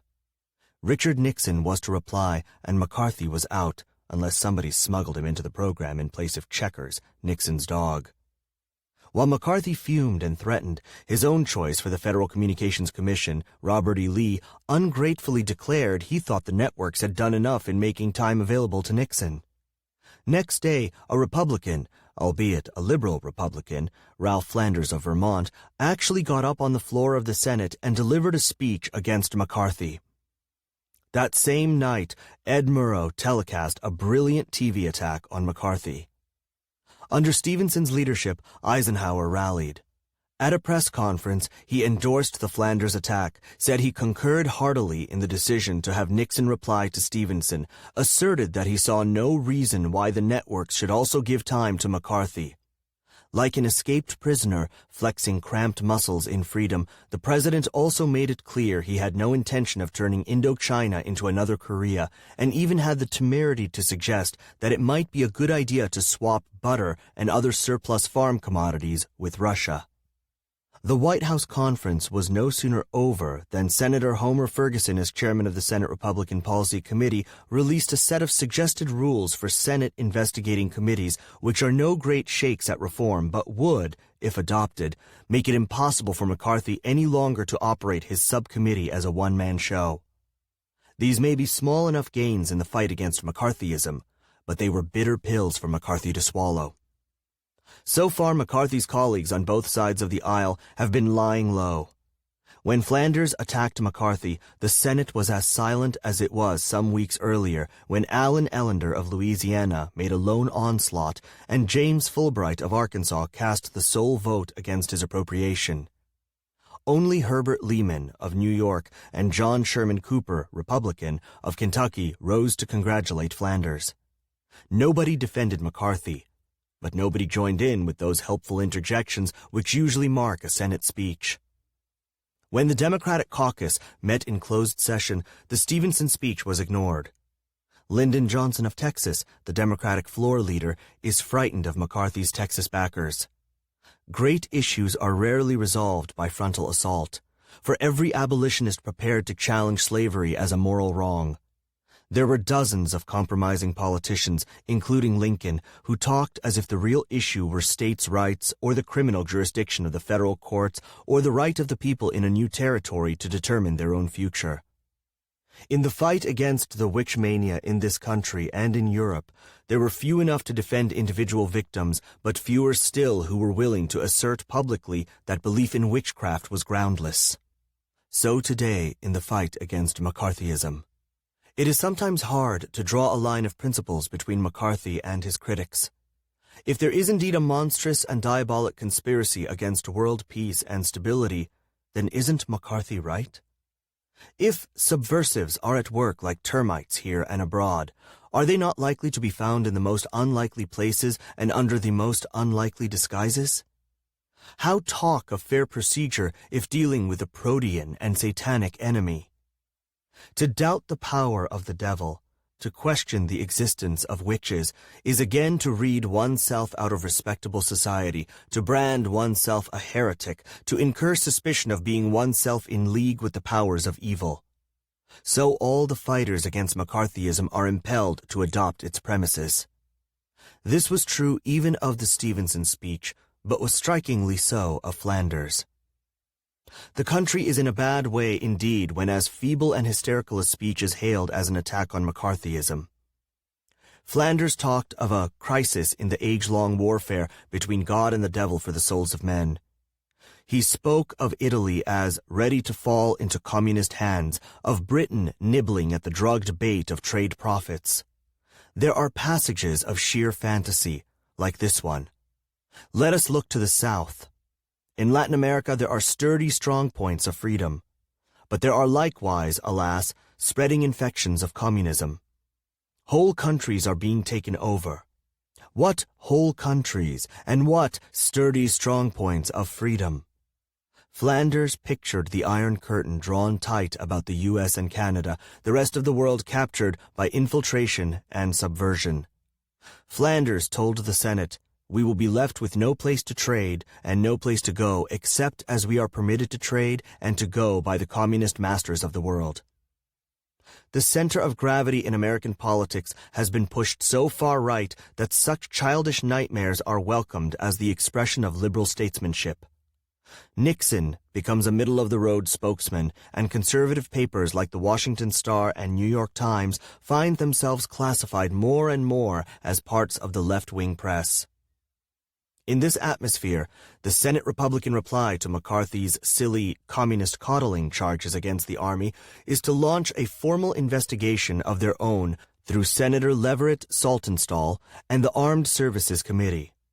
This will be the Republican and Army analog of the Senator Millard Tidings inquiry into the charges against the State Department and will be greeted with the same cry of whitewash by the growing lunatic fringe behind McCarthy. There are some charges which must be laughed off or brushed off. They cannot be disproved. If a man charges that he saw Eisenhower riding a broomstick over the White House, he will never be convinced to the contrary by sworn evidence that the president was in bed reading a Western at the time. Formal investigations, like Saltonstall's, merely pander to paranoia and reward demagoguery. What if McCarthy were next to attack the president and the Supreme Court? Are they too to be investigated? Is America to become a country in which any adventurer flanked by 2 ex-communist screwballs will put any institution on the defensive? McCarthy is personally discomfited, but McCarthyism is still on the march. Dean Acheson fought McCarthy, but preached a more literate variation of the boogeyman theory of history.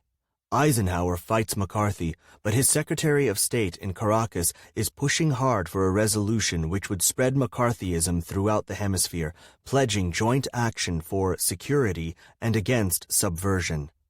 Nowhere in American politics is there evidence of any important figure, even Stevenson, prepared to talk in sober, mature, and realistic terms of the real problems which arise in a real world where national rivalries, mass aspirations, and ideas clash as naturally as the waves of the sea. The premises of free society and of liberalism find no one to voice them, yet McCarthyism will not be ended until someone has the nerve to make this kind of fundamental attack on it. What are the fundamentals which need to be recognized? The first is that there can be no firm foundation for freedom in this country unless there is real peace. There can be no real peace without a readiness for live and let live, that is, for coexistence with communism. The fear cannot be extirpated without faith in man and freedom. The world is going socialist in one form or another everywhere. Communism is merely the extreme form this movement takes when and where blind and backward rulers seek by terror and force to hold back the tide, as the Tsar did and as Chiang Kai-shek did. There must be renewed recognition that societies are kept stable and healthy by reform, not by thought police. This means that there must be free play for so-called subversive ideas. Every idea subverts the old to make way for the new. To shut off subversion is to shut off peaceful progress and to invite revolution and war. American society has been healthy in the past because there has been a constant renovating subversion of this kind. Had we operated on the boogeyman theory of history, America would have destroyed itself long ago. It will destroy itself now unless and until a few men of stature have the nerve to speak again the traditional language of free society. The business of saying, "Of course there are witches, and their power is dreadfully pervasive, and they are all around us, but we must treat suspects fairly," is not good enough. To acquiesce in the delusions which create a panic is no way to stem it. One of the darkest moments of the anti-communist hysteria of the Cold War was the execution of Ethel and Julius Rosenberg on June 19, 1953. They were accused of delivering atomic secrets to the Soviet Union, and the controversy has continued over the years about that charge.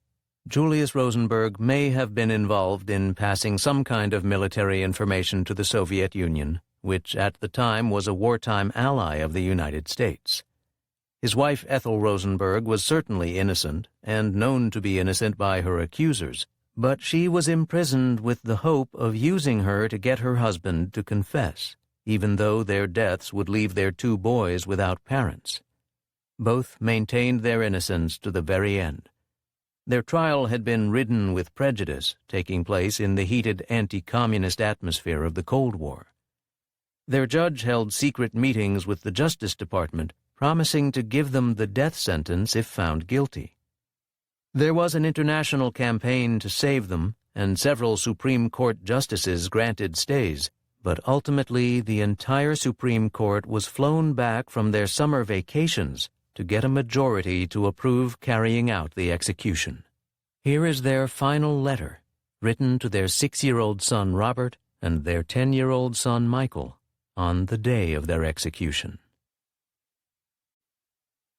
The final letter from Ethel and Julius Rosenberg to their children, June 19, 1953. Dearest sweethearts, my most precious children. Only this morning it looked like we might be together again after all. Now that this cannot be, I want so much for you to know all that I have come to know. Unfortunately, I may write only a few simple words.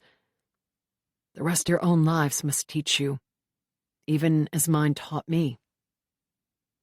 At first, of course, you will grieve bitterly for us, but you will not grieve alone.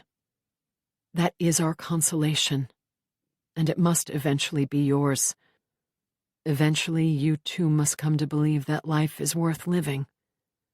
Be comforted that even now, with the end of ours slowly approaching, that we know this with a conviction that defeats the executioner. Your lives must teach you, too, that good cannot flourish in the midst of evil, that freedom and all the things that go to make up a truly satisfying and worthwhile life must sometime be purchased very dearly. Be comforted, then, that we were serene and understood with the deepest kind of understanding that civilization had not as yet progressed to the point where life did not have to be lost for the sake of life, and that we were comforted in the sure knowledge that others would carry on after us. We wish we might have had the tremendous joy and gratification of living our lives out with you. Your daddy, who is with me in the last momentous hours, sends his heart and all the love that is in it for his dearest boys. Always remember that we were innocent and could not wrong our conscience. We press you close and kiss you with all our strength. Lovingly, Daddy and Mommy. Chapter 17. The Black Upsurge Against Racial Segregation. For almost 100 years after the passage of the 14th and 15th Amendments to the Constitution, those amendments, guaranteeing the right to vote, proclaiming equal rights for all, were left unenforced by the federal government. In short, for all that time, black people in the South were abandoned by the U.S. government, ignoring the constitutional rights won after the Civil War. The result was disfranchisement, racial segregation, beatings, and murders. But under the surface there was resentment, indignation, and anger, and little forays against the system, most of them unsuccessful and unnoticed.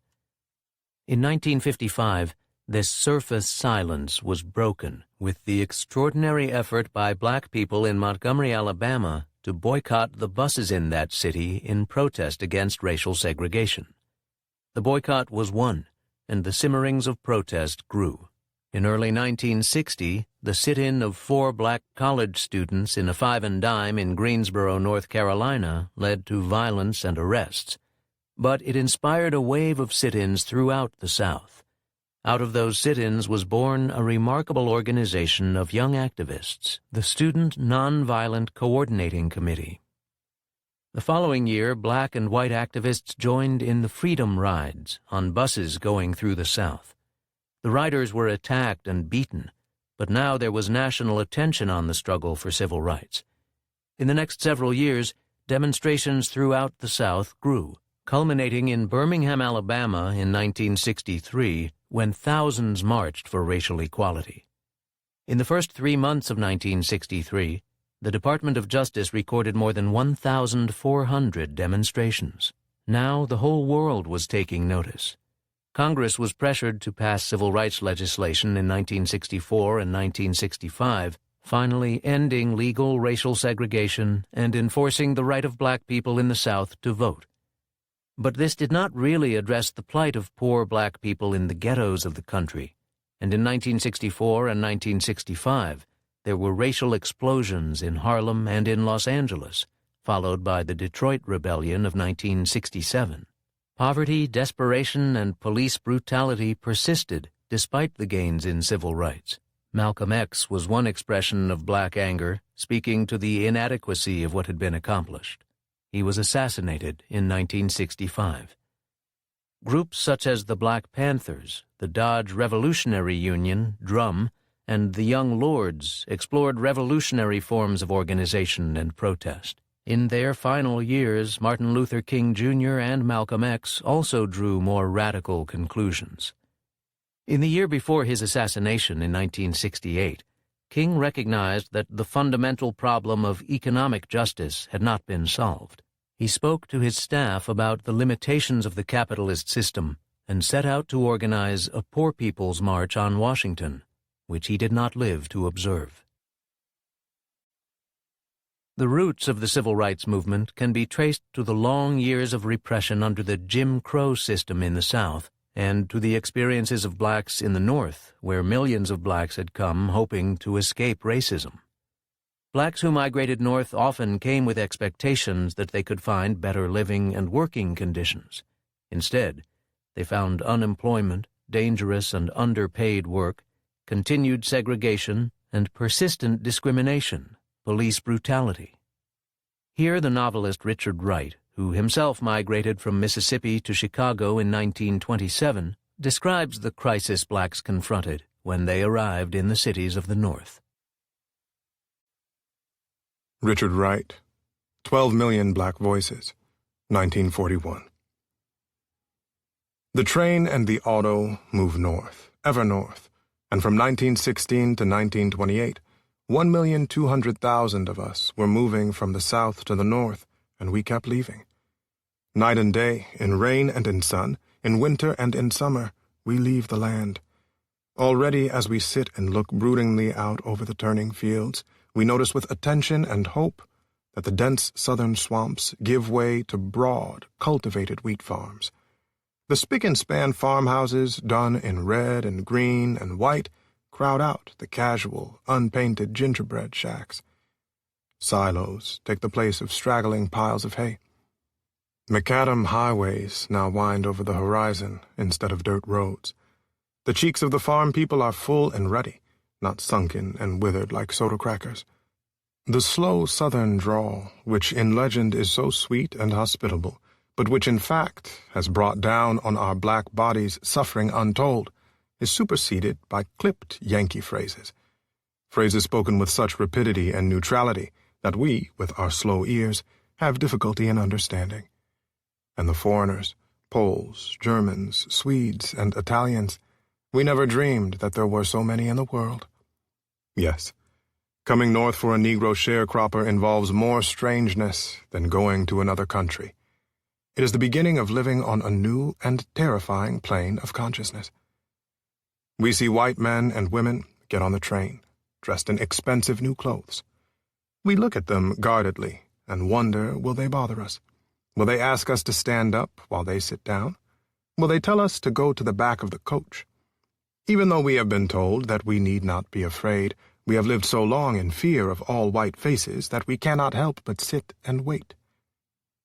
We look around the train, and we do not see the old familiar signs, for colored and for white.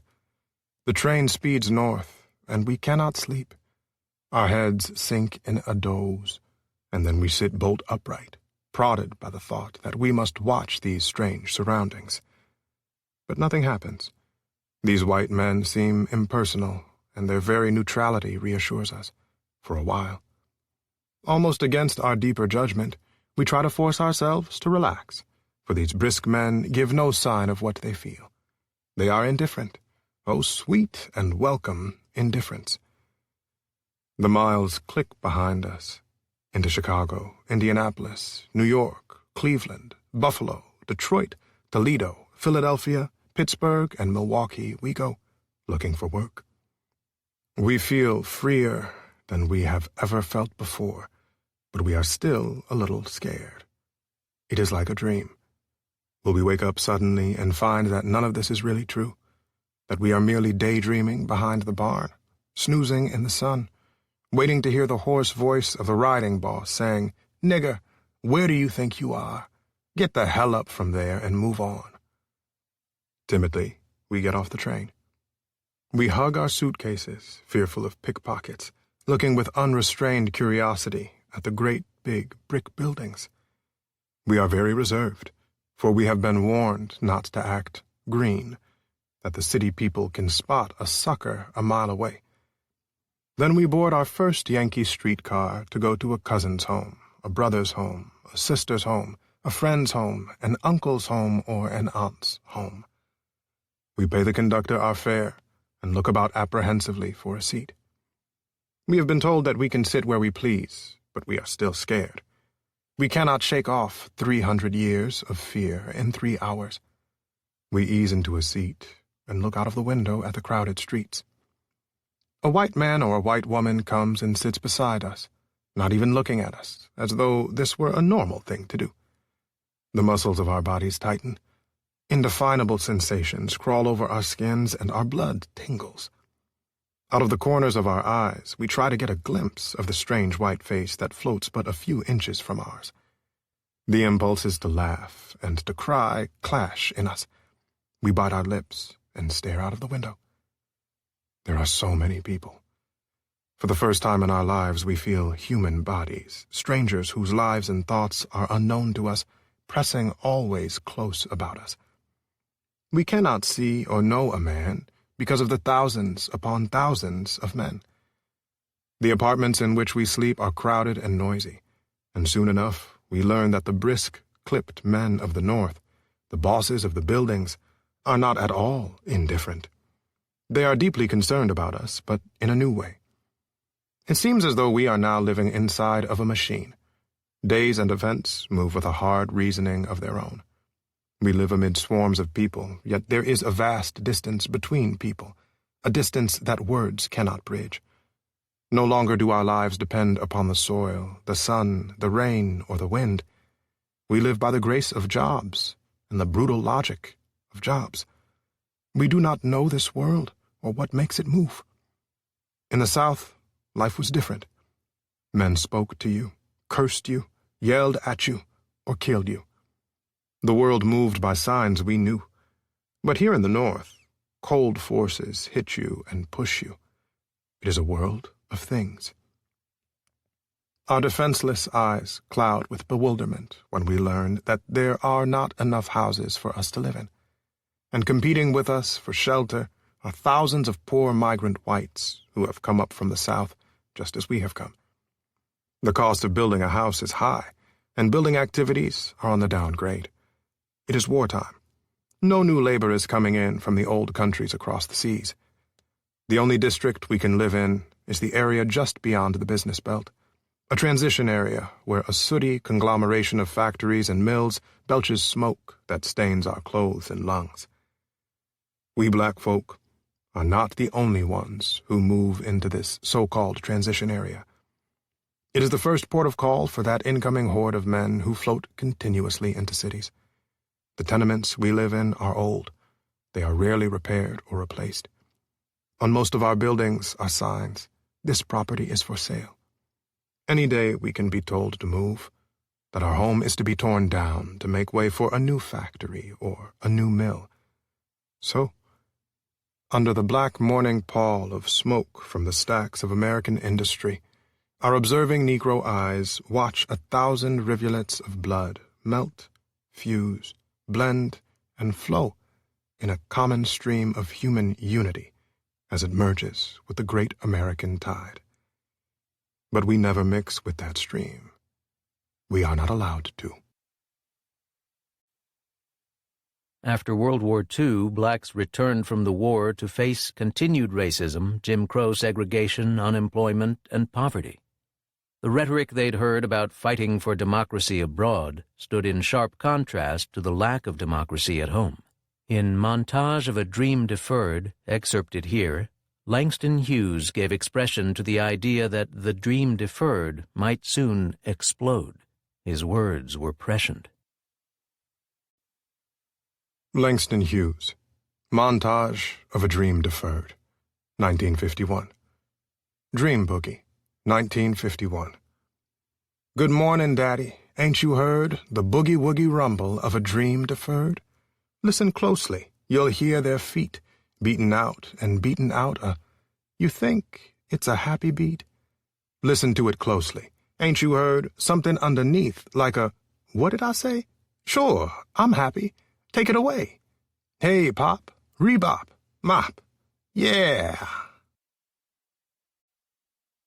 Harlem, 1951. What happens to a dream deferred? Does it dry up like a raisin in the sun? Or fester like a sore and then run? Does it stink like rotten meat?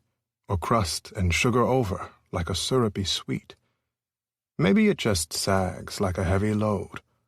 Or does it explode? At great personal risk to themselves, blacks began to physically challenge the boundaries of segregation through civil disobedience. In December 1955, Rosa Parks was arrested when she refused to give up her seat to a white passenger in Montgomery, Alabama, helping spark a bus boycott that lasted 381 days before ending in a victory. In the early 1960s, students began a campaign to desegregate lunch counters in the South. One of the most important of these sit-ins took place on May 23, 1963, in Jackson, Mississippi, at a Woolworth's department store. Here, the civil rights activist and author Anne Moody, who at the time was a student at Tougaloo College, recalls the sit-in. Anne Moody. Coming of Age in Mississippi, 1968. I had become very friendly with my social science professor, John Salter, who was in charge of NAACP activities on campus. All during the year, while the NAACP conducted a boycott of the downtown stores in Jackson, I had been one of Salter's most faithful canvassers and church speakers. During the last week of school, he told me that sit-in demonstrations were about to start in Jackson, and that he wanted me to be the spokesman for a team that would sit in at Woolworth's lunch counter. The two other demonstrators would be classmates of mine, Memphis Norman and Perlina Lewis. Perlina was a dedicated NAACP worker, but Memphis had not been very involved in the movement on campus. It seemed that the organization had a rough time finding students who were in a position to go to jail. I had nothing to lose one way or the other. Around 10 o'clock the morning of the demonstrations, NAACP headquarters alerted the news services. As a result, the police department was also informed, but neither the policemen nor the newsmen knew exactly where or when the demonstrations would start. They stationed themselves along Capitol Street and waited. To divert attention from the sit-in at Woolworth's, the picketing started at JCPenney's a good 15 minutes before. The pickets were allowed to walk up and down in front of the store 3 or 4 times before they were arrested. At exactly 11 a.m., Perlina, Memphis, and I entered Woolworth's from the rear entrance. We separated as soon as we stepped into the store and made small purchases from various counters. Perlina had given Memphis her watch. He was to let us know when it was 11:14. At 11:14, we were to join him near the lunch counter, and at exactly 11:15, we were to take seats at it. Seconds before 11:15, we were occupying 3 seats at the previously segregated Woolworth's lunch counter. In the beginning, the waitresses seemed to ignore us, as if they really didn't know what was going on. Our waitress walked past us a couple of times before she noticed we had started to write our own orders down and realized we wanted service. She asked us what we wanted. We began to read to her from our order slips. She told us that we would be served at the back counter, which was for Negroes. "We would like to be served here," I said. The waitress started to repeat what she had said, then stopped in the middle of the sentence. She turned the lights out behind the counter, and she and the other waitresses almost ran to the back of the store, deserting all their white customers. I guess they thought that violence would start immediately after the whites at the counter realized what was going on. There were 5 or 6 other people at the counter. A couple of them just got up and walked away. A girl sitting next to me finished her banana split before leaving. A middle-aged white woman who had not yet been served rose from her seat and came over to us. "I'd like to stay here with you," she said, "but my husband is waiting." The newsmen came in just as she was leaving. They must have discovered what was going on shortly after some of the people began to leave the store. One of the newsmen ran behind the woman who spoke to us and asked her to identify herself. She refused to give her name, but said she was a native of Vicksburg and a former resident of California.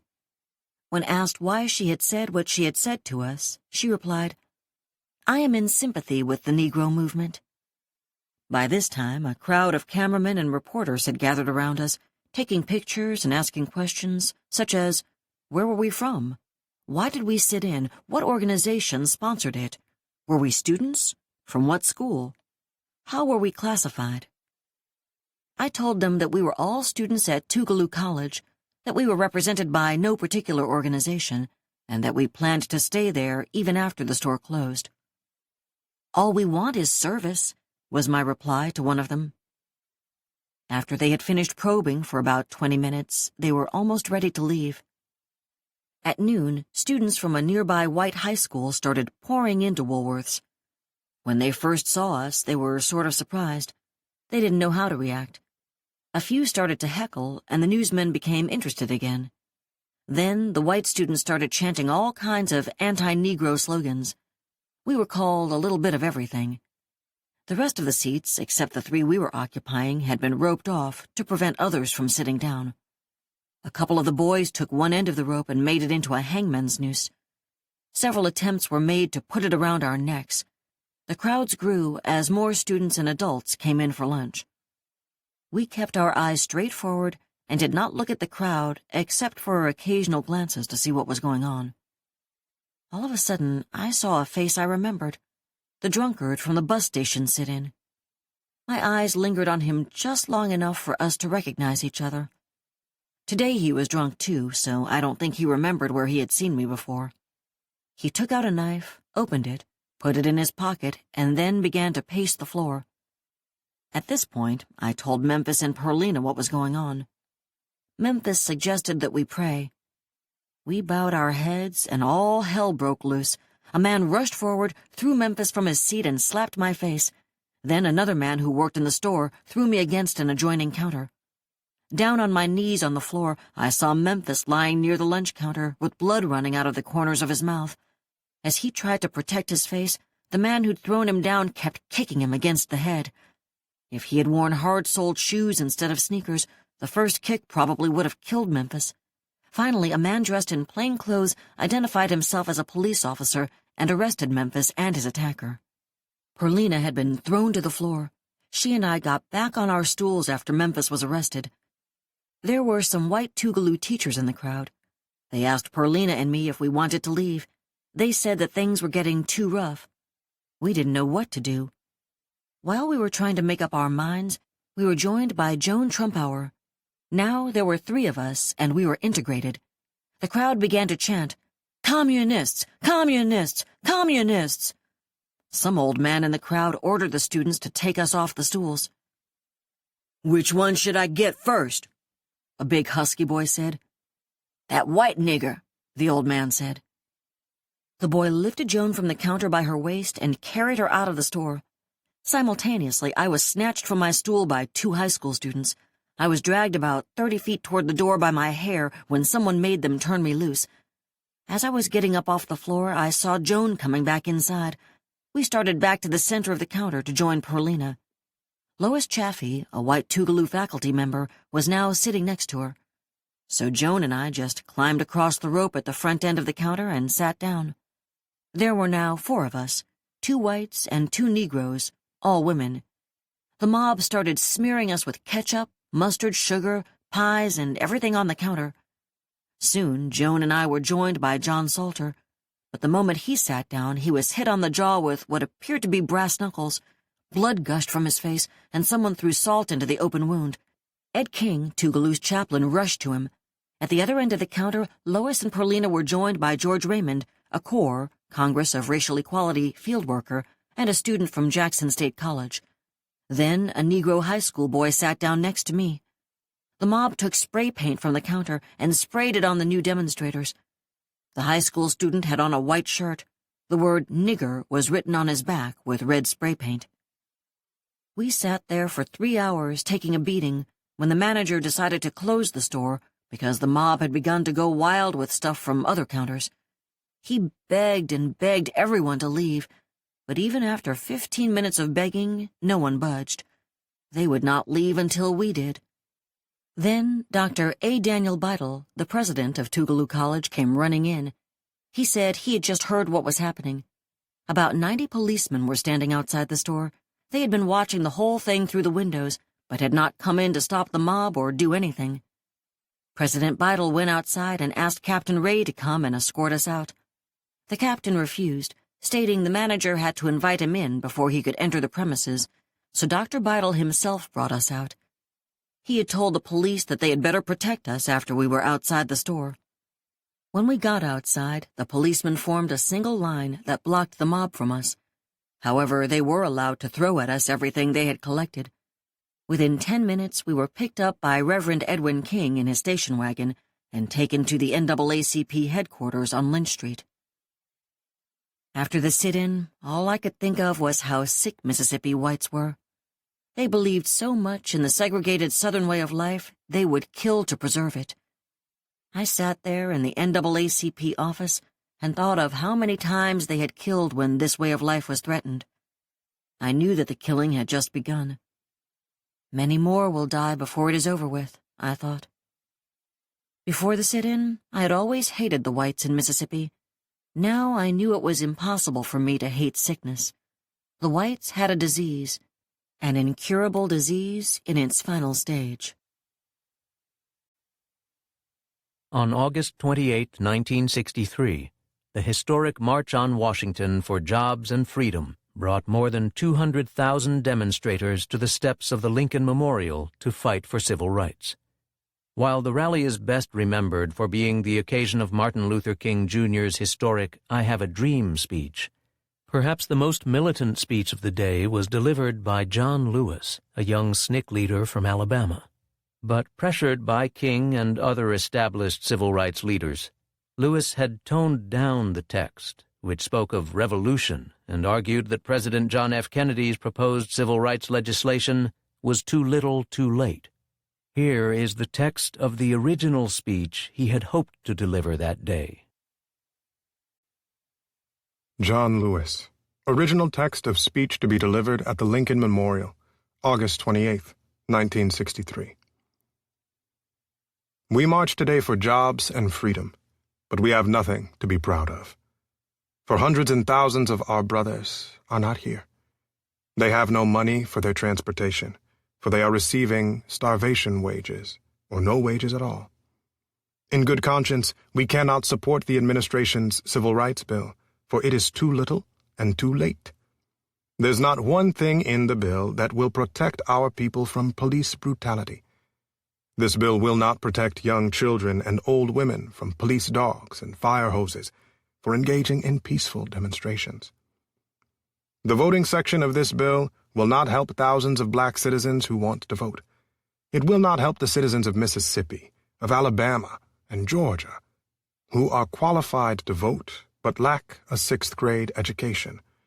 One man, one vote is the African cry. It is ours, too. It must be ours. We are now involved in revolution. This nation is still a place of cheap political leaders who build their careers on immoral compromise and ally themselves with open forms of political, economic, and social exploitation. What political leader here can stand up and say, "My party is the party of principles"? The party of Kennedy is also the party of James Eastland. The party of Jacob Javits is also the party of Barry Goldwater. Where is our party? In some parts of the South, we work in the fields from sunup to sundown for $12 a week. In Albany, Georgia, 9 of our leaders have been indicted not by Dixiecrats, but by the federal government for peaceful protest. But what did the federal government do when Albany's deputy sheriff, Cole Campbell, beat attorney C.B. King and left him half dead? What did the federal government do when local police officials kicked and assaulted the pregnant wife, Marion of Slater King, and she lost her baby? It seems to me that the Albany indictment is part of a conspiracy on the part of the federal government and local politicians in the interest of expediency. I want to know, which side is the federal government on? The revolution is at hand, and we must free ourselves of the chains of political and economic slavery. The nonviolent revolution is saying, we will not wait for the courts to act, for we have been waiting for hundreds of years. We will not wait for the President, the Justice Department, nor Congress, but we will take matters into our own hands and create a source of power outside any national structure that could and would assure us a victory. To those who have said, be patient and wait, we must say that patience is a dirty and nasty word. We cannot be patient. We do not want to be free gradually. We want our freedom, and we want it now. We cannot depend on any political party, for both the Democrats and Republicans have betrayed the basic principles of the Declaration of Independence. We all recognize the fact that if any radical social, political, and economic changes are to take place in our society, the people, the masses, must bring them about. In the struggle, we must seek more than civil rights. We must work for the community of love, peace, and true brotherhood. Our minds, souls, and hearts cannot rest until freedom and justice exist for all the people. The revolution is a serious one. Mr. Kennedy is trying to take the revolution out of the street and put it in the courts. Listen, Mr. Kennedy. Listen, Mr. Congressman. Listen, fellow citizens. The black masses are on the march for jobs and freedom, and we must say to the politicians that there won't be a cooling off period. We won't stop now. All the forces of Eastland, Ross Barnett, George Wallace, and Strom Thurmond won't stop this revolution. The time will come when we will not confine our marching to Washington. We will march through the South, through the heart of Dixie, the way General William Sherman did. We shall pursue our own scorched earth policy and burn Jim Crow to the ground, non-violently. We shall fragment the South into 1,000 pieces and put them back together in the image of democracy.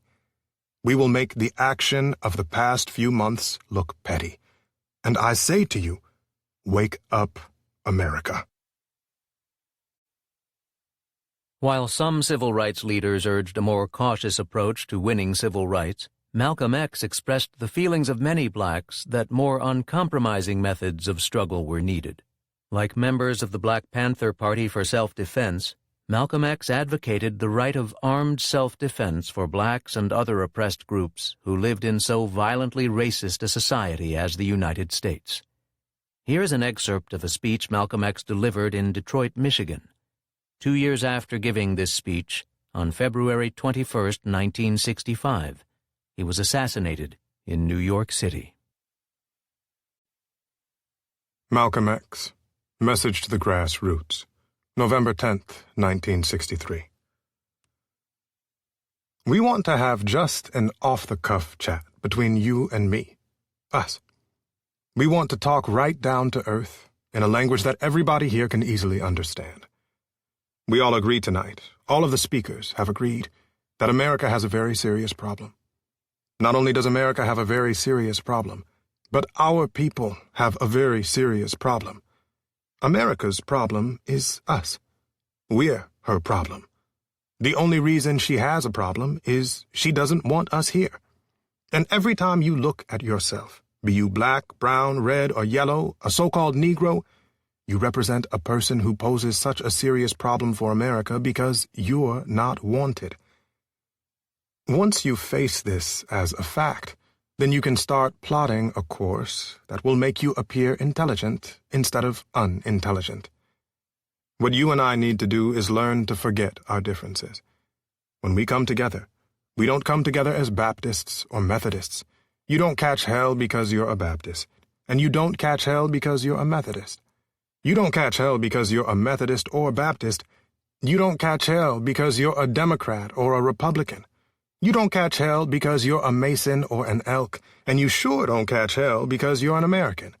Because if you were an American, you wouldn't catch hell. You catch hell because you're a black man. You catch hell. All of us catch hell for the same reason. So, we're all black people, so-called Negroes, second-class citizens, ex-slaves. You're nothing but an ex-slave. You don't like to be told that, but what else are you? You are ex-slaves. You didn't come here on the Mayflower. You came here on a slave ship, in chains like a horse or a cow or a chicken. And you were brought here by the people who came here on the Mayflower. You were brought here by the so-called Pilgrims or Founding Fathers. They were the ones who brought you here. We have a common enemy. We have this in common. We have a common oppressor, a common exploiter, and a common discriminator. But once we all realize that we have a common enemy, then we unite on the basis of what we have in common. And what we have foremost in common is that enemy, the white man. He's an enemy to all of us. I know some of you think that some of them aren't enemies. Time will tell. I would like to make a few comments concerning the difference between the Black Revolution and the Negro Revolution. Are they both the same? And if they're not, what is the difference? What is the difference between a Black Revolution and a Negro Revolution? First, what is a revolution? Sometimes I'm inclined to believe that many of our people are using this word revolution loosely, without taking careful consideration of what this word actually means and what its historic characteristics are. When you study the historic nature of revolutions, the motive of a revolution, the objective of a revolution, the result of a revolution, and the methods used in a revolution, you may change words. You may devise another program. You may change your goal, and you may change your mind. Look at the American Revolution in 1776. That revolution was for what? For land. Why did they want land? Independence. How was it carried out? Bloodshed. Number one, it was based on land, the basis of independence. And the only way they could get it was bloodshed. The French Revolution, what was it based on? The landless against the landlord. What was it for? Land. How did they get it? Bloodshed. Was no love lost? Was no compromise? Was no negotiation? I'm telling you, you don't know what a revolution is. Because when you find out what it is, you'll get back in the alley. You'll get out of the way. The Russian Revolution, what was it based on? Land. The landless against the landlord. How did they bring it about? Bloodshed. You haven't got a revolution that doesn't involve bloodshed, and you're afraid to bleed. I said, you're afraid to bleed. As long as the white man sent you to Korea, you bled. He sent you to Germany, you bled. He sent you to the South Pacific to fight the Japanese, you bled. You bleed for white people, but when it comes to seeing your own churches being bombed and little black girls murdered, you haven't got any blood. You bleed when the white man says bleed, you bite when the white man says bite, and you bark when the white man says bark. I hate to say this about us, but it's true. How are you going to be nonviolent in Mississippi as violent as you were in Korea? How can you justify being nonviolent in Mississippi and Alabama when your churches are being bombed and your little girls are being murdered, and at the same time you are going to get violent with Hitler and Tojo and somebody else you don't even know? If violence is wrong in America, violence is wrong abroad. If it is wrong to be violent defending black women and black children and black babies and black men, then it is wrong for America to draft us and make us violent abroad in defense of her. And if it is right for America to draft us and teach us how to be violent in defense of her, then it is right for you and me to do whatever is necessary to defend our own people right here in this country. One of the most important new organizations to come out of the civil rights movement was the Student Nonviolent Coordinating Committee, SNCC, or SNCC as it was usually called. SNCC was established in 1960, growing out of the student sit-ins in the South. In 1964, the group issued a call for young people to come to Mississippi to join in voter registration, freedom schools, and other projects. Here is a letter from one of the volunteers, activist and author Martha Honey, then a first-year student at Oberlin College, writing to a classmate, Blake Alcott. Martha Honey. Letter from Mississippi Freedom Summer, August 9th, 1964. Mileston, August 9th, 1964.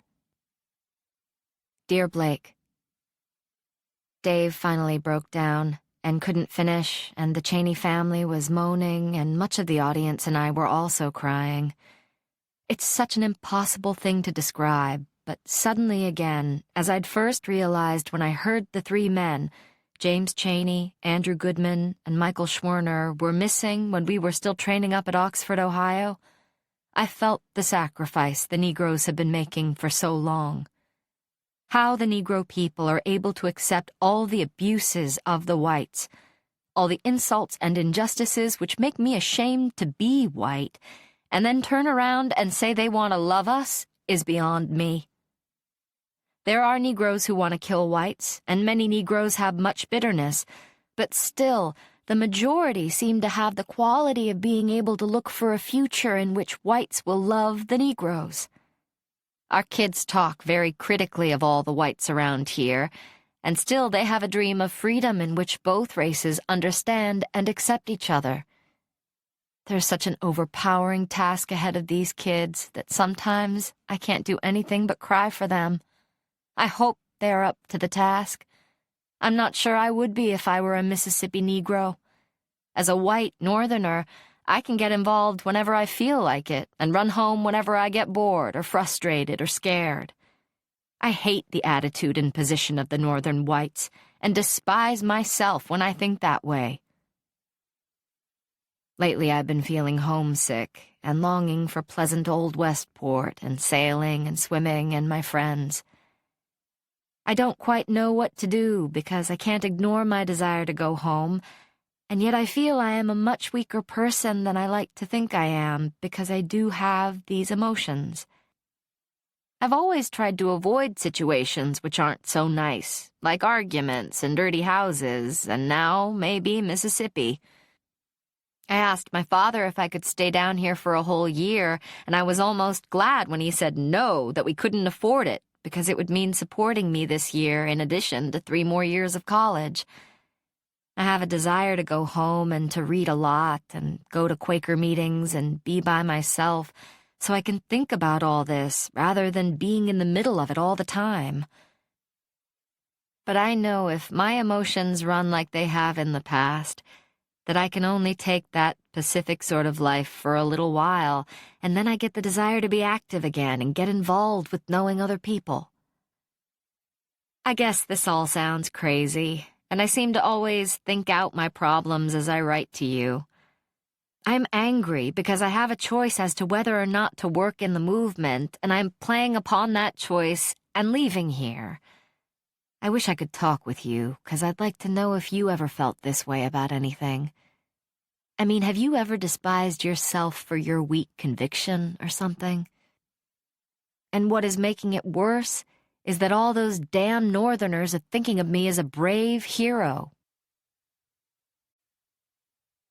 The civil rights activist Fannie Lou Hamer was born in Montgomery County, Mississippi, daughter of 2 sharecroppers. In 1962, after attending a local meeting with James Foreman of the Student Nonviolent Coordinating Committee, SNCC, and James Bevel of the Southern Christian Leadership Conference, SCLC, she joined a group of 18 blacks who traveled to the courthouse in Indianola to register to vote. At the time, fewer than 7% of blacks were registered to vote in Mississippi. But Mississippi required that potential voters pass a literacy test before they could register, and Hamer and the others were told they had failed the test and so could not register. Returning to Ruleville, the group was harassed and later she was arrested. Here, Hamer, who later became a field secretary for SNCC and a leader of the Mississippi Freedom Democratic Party, MFDP, describes to the Credentials Committee of the Democratic National Convention in Washington in 1964 the treatment she received for trying to vote in Mississippi. She was part of a Mississippi delegation that asked the convention to let black delegates, in proportion to their part of the population of Mississippi, represent the state at the convention. The Democratic Party leaders, including Lyndon Johnson and Hubert Humphrey, rejected this, and the Mississippi delegation remained all white. Testimony of Fannie Lou Hamer, August 22, 1964. Mr. Chairman and the Credentials Committee, my name is Mrs. Fannie Lou Hamer, and I live at 626 East Lafayette Street, Ruleville, Mississippi, Sunflower County, the home of Senator James O. Eastland and Senator John Stennis. It was the 31st of August in 1962 that 18 of us traveled 26 miles to the country courthouse in Indianola to try to register to become first-class citizens. We was met in Indianola by Mississippi men, highway patrolmen, and they only allowed 2 of us in to take the literacy test at the time. After we had taken this test and started back to Ruleville, we was held up by the city police and the state highway patrolman and carried back to Indianola, where the bus driver was charged that day with driving a bus the wrong color. After we paid the fine among us, we continued on to Ruleville, and Reverend Jeff Sonny carried me 4 miles in the rural area where I had worked as a timekeeper and sharecropper for 18 years. I was met there by my children, who told me the plantation owner was angry because I had gone down to try to register. After they told me, my husband came and said that the plantation owner was raising Cain because I had tried to register. And before he quit talking, the plantation owner came and said, "Fannie Lou, do you know, did Pap tell you what I said?" And I said, "Yes, sir." He said, "I mean that." He said, "If you don't go down and withdraw your registration, you will have to leave, because we are not ready for that in Mississippi." And I addressed him and told him and said, "I didn't try to register for you. I tried to register for myself." I had to leave that same night. On the 10th of September, 1962, 16 bullets was fired into the home of Mr. and Mrs. Robert Tucker for me. That same night, 2 girls were shot in Ruleville, Mississippi. Also, Mr. Joe McDonald's house was shot in. And in June the 9th, 1963, I had attended a voter registration workshop, was returning back to Mississippi. 10 of us was traveling by the Continental Trailway bus. When we got to Winona, Mississippi, which is Montgomery County, 4 of the people got off to use the washroom, and 2 of the people to use the restaurant. 2 of the people wanted to use the washroom. The 4 people that had gone in to use the restaurant was ordered out. During this time, I was on the bus. But when I looked through the window and saw they had rushed out, I got off of the bus to see what had happened, and one of the ladies said, "It was a state highway patrolman and a chief of police ordered us out." I got back on the bus, and one of the persons had used the washroom got back on the bus too. As soon as I was seated on the bus, I saw when they began to get the 4 people in a highway patrolman's car. I stepped off of the bus to see what was happening, and somebody screamed from the car that the 4 workers was in and said, "Get that one there." And when I went to get in the car, when the man told me I was under arrest, he kicked me. I was carried to the county jail and put in the booking room. They left some of the people in the booking room and began to place us in cells. I was placed in a cell with a young woman called Miss Uvester Simpson. After I was placed in the cell, I began to hear the sounds of kicks and screams. I could hear somebody say, "Can you say yes, sir, nigger? Can you say yes, sir?" And they would say other horrible names. She would say, "Yes, I can say yes, sir." "So say it." She says, "I don't know you well enough."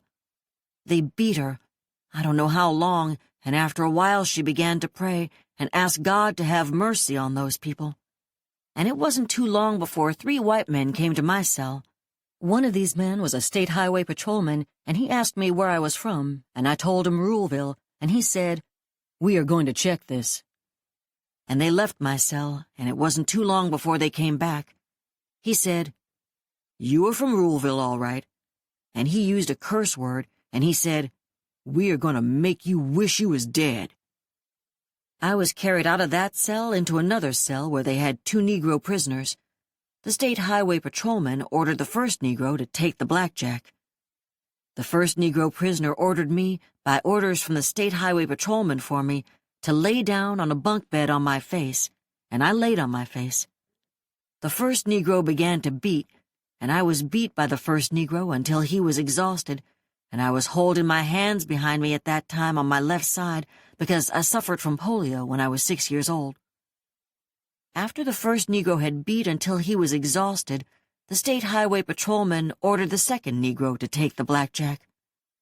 The second Negro began to beat, and I began to work my feet, and the state highway patrolman ordered the first Negro who had beat me to set on my feet to keep me from working my feet. I began to scream, and one white man got up and began to beat me in my head and tell me to hush. One white man, my dress had worked up high, he walked over and pulled my dress down, and he pulled my dress back up. I was in jail when Medgar Evers was murdered. All of this is on account we want to register to become first-class citizens, and if the Mississippi Freedom Democratic Party is not seated now, I question America. Is this America? The land of the free and the home of the brave, where we have to sleep with our telephones off of the hooks because our lives be threatened daily, because we want to live as decent human beings in America?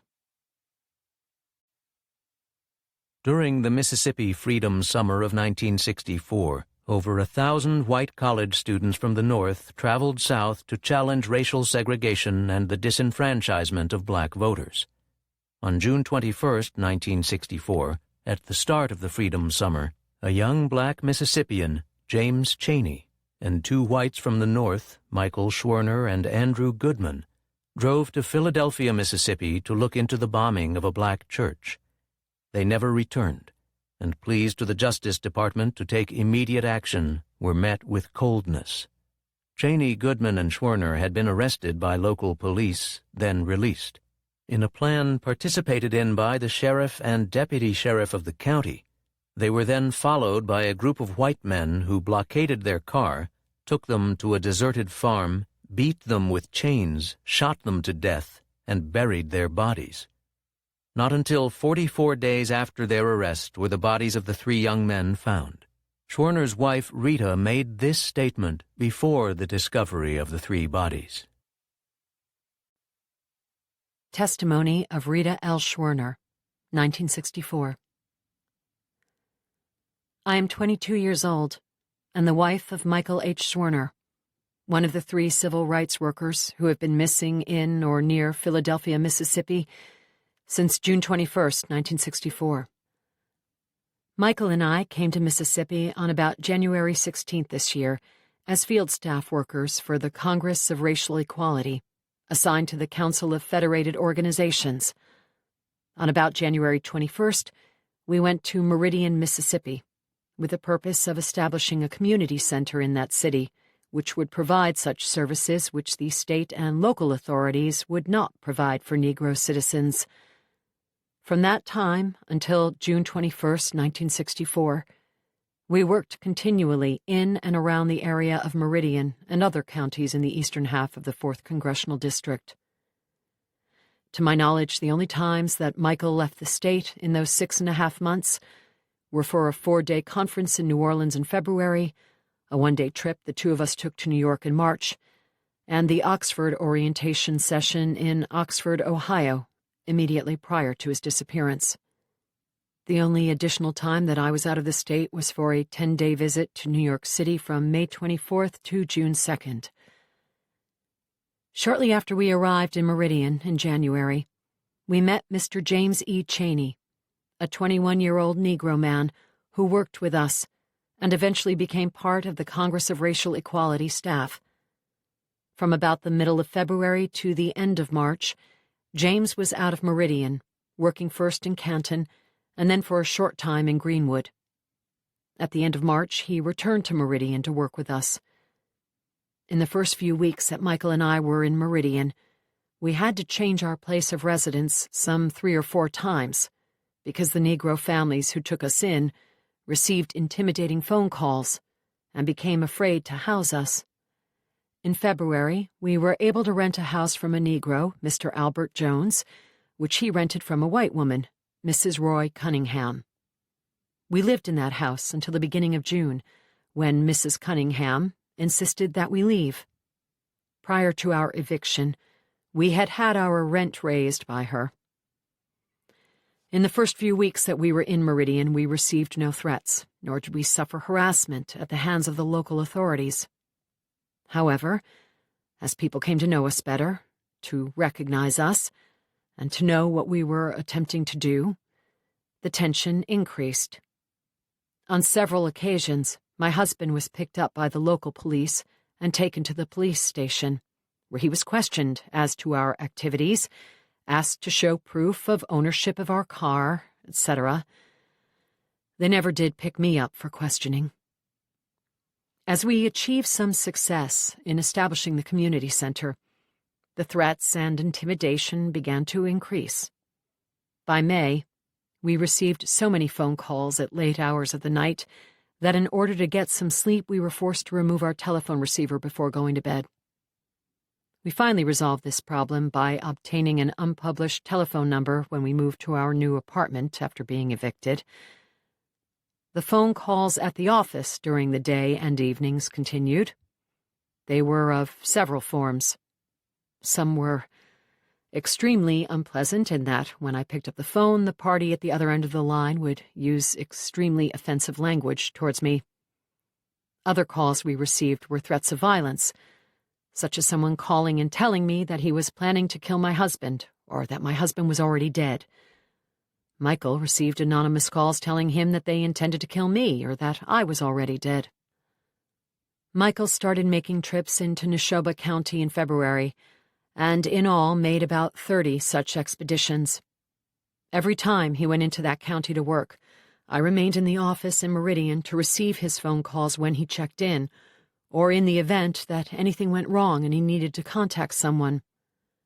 The only times that I did not serve in that capacity were the few trips he made into Neshoba County when I was out of the state. Because the county was known to be so dangerous, I insisted on assuming that job myself, out of obvious concern for my husband's safety. When James Cheney returned to Meridian at the end of March, the two of them usually traveled to Neshoba together, although there were one or two occasions when one of them went alone or with another person. Neshoba County has had a reputation for being so volatile that it has been nicknamed Bloody Neshoba, and many experienced civil rights workers, for very good reason, declined to work in that territory. My husband believed very strongly in security precautions, such as phoning in one's whereabouts, and on several occasions I heard him reprimand others who did not call into the office when they were supposed to. I remember only one incident prior to his disappearance, when Michael was 2 hours late returning from Neshoba County and did not call to tell me why. I was frantic and at the point of calling the jails, but refrained because I knew that if he had not been picked up, this would inform the authorities of his whereabouts and make the situation far graver. When he and James returned that particular evening, they said that they had been detained and talking with a contact who had no telephone, and that they were fearful of stopping on the road to call in and advise me of their delay. On one or more occasions, James told me that the car had been followed in Neshoba County by white persons in cars with the license plates either covered or removed. On one occasion, he said he had been followed by an official car, either that of police or sheriff's department, but I don't know which. On June 21st, 1964, Michael and James made another trip to Philadelphia, this time accompanied by Andrew Goodman, one of the volunteer COFO summer workers. I was in Oxford, Ohio at the time, but before my husband left Oxford at 3 a.m., Saturday, June 20th, he told me of his intention to go on Sunday to Philadelphia to investigate the burning of the Mount Zion Church in the Longdale community. The three men never returned to Meridian, nor did they call in their whereabouts. All knowledge I have of my husband's habits and training indicates that given the opportunity, he certainly would have called in. It is foolish to assert that he would have turned down the opportunity to do so. The information from officials is vague and contradictory, and all knowledge of the situation in Neshoba County would lead me to believe that the three men have been murdered.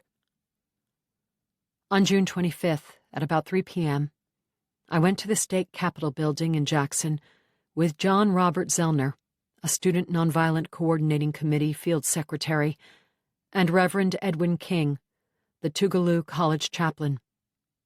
I attempted to see Governor Paul B. Johnson, Jr., to ask for his promise of help in the search for the three men. We were told by Senator Barber that the governor was out for the afternoon and could not be contacted. He was extremely rude in his treatment of me. We then walked over to the governor's mansion, arriving just as Governor Johnson walked up the steps with Governor George Wallace of Alabama.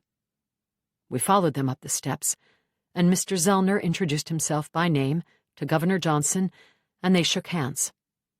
Mr. Zellner then turned towards me and introduced me as the wife of Michael Schwerner, one of the three missing men. He said that I would like to speak for a moment with the Mississippi governor. The moment Johnson heard who I was, he turned and bolted for the door of the mansion. The door was locked behind him, and a group of Mississippi Highway patrolmen surrounded the three of us. An officer, with a nameplate, Harper, refused to allow us to request an appointment with the governor. Harper said he would not convey our request to Johnson. On June 26, 1964, when I went to Neshoba County to speak with Sheriff Lawrence Rainey, the car which I was in was followed by a blue late-model pickup truck without license plates. There were two white men in the truck. At one point, the truck blocked us off in front and a white late-model car blocked us from behind. We turned our automobile around and were able to get by the white car. The pickup truck followed us a while farther. We reported this to the FBI agents who were working in Philadelphia on the investigation. After I spoke with Sheriff Rainey, who denied knowledge of the circumstances of the disappearance of the three men, we obtained permission from Rainey and the FBI to follow the sheriff's car to the garage where the station wagon, which the men had driven on June 21st, was being kept, in order that I could see it. Several young white men, who I believe were workers at the garage, laughed and made screams, which are usually referred to as rebel yells, when they realized who I was. When we left the garage, the sheriff's car was close behind ours, and the blue pickup truck once more followed after us to the outskirts of town, with the sheriff making no attempt to stop it or question the occupants about the lack of license plates. Alice Walker grew up in Eatonton, Georgia, in a family of sharecroppers. She started reading at an early age, attended Spelman College and then Sarah Lawrence College, and soon was turning out volumes of poetry and novels. Her novel The Color Purple won the American Book Award and the Pulitzer Prize and sold several million copies. While at Spelman College, she became active in the student movement against racial segregation, was arrested, and through all the following years remained a powerful voice for peace and social justice. The following poems, which reflect her experiences in the Southern movement and speak to the dynamism of the struggle for civil rights, appear in her first volume of poetry, Once. Alice Walker, Once, 1968. 1. Green lawn, a picket fence, flowers. My friend smiles. She had heard that Southern jails were drab. Looking up, I see a strong arm raised. The law. Someone in America is being protected. From me. In the morning, there was a man in gray, but the sky was blue. 2. Look at that nigger with those white folks. My dark, arrogant friend turns calmly, curiously, helpfully. Where? He asks. It was the 5th arrest in as many days. How glad I am that I can look surprised still. 3. Running down Atlanta streets with my sign, I see heads turn, eyes goggle. A nice girl like her. A Negro cook assures her mistress, but I had seen the fingers near her eyes wet with tears. 4. One day in Georgia, working around the Negro section, my friend got a letter in the mail. The letter said, "I hope you're having a good time fucking all the niggers." Sweet, I winced. Who wrote it? Mother, she said. That day she sat a long time, a little black girl in pigtails on her lap. Her eyes were very quiet.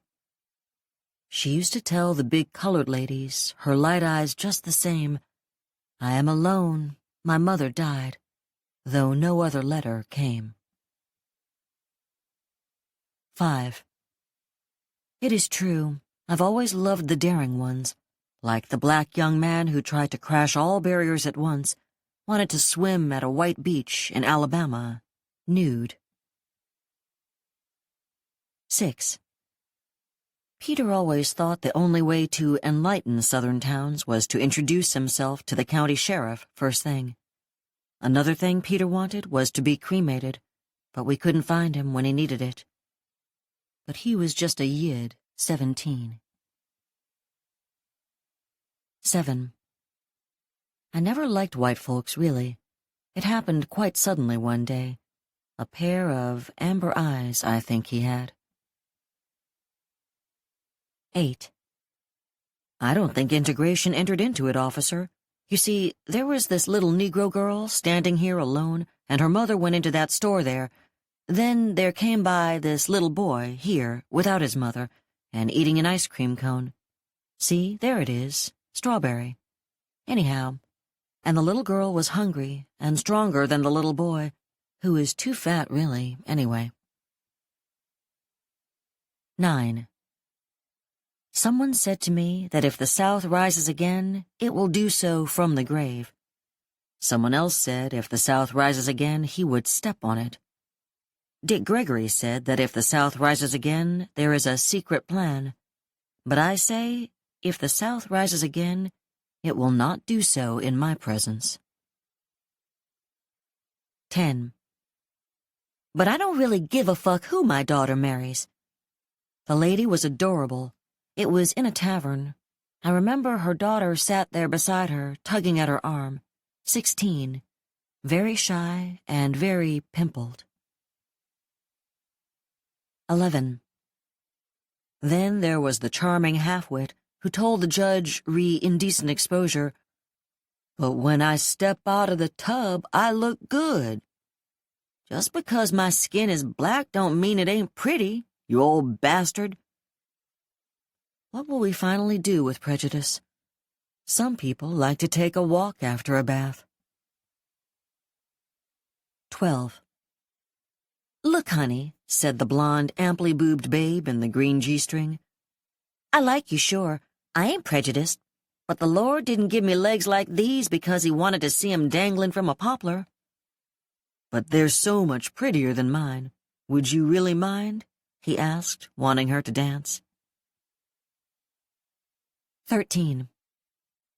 I remember seeing a little girl, dreaming, perhaps, hit by a van truck.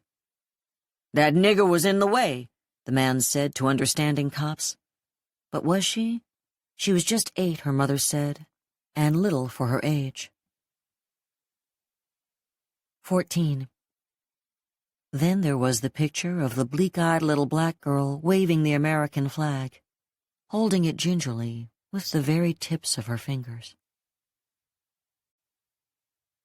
Despite the victories of the civil rights movement, resentment against continued poverty and police brutality remained. Dramatic proof of this came in the Watts riot of August 13, 1965, in Los Angeles, just as President Lyndon B. Johnson was signing the Voting Rights Act, providing for federal registration of black voters. This was the most violent urban outbreak since World War II.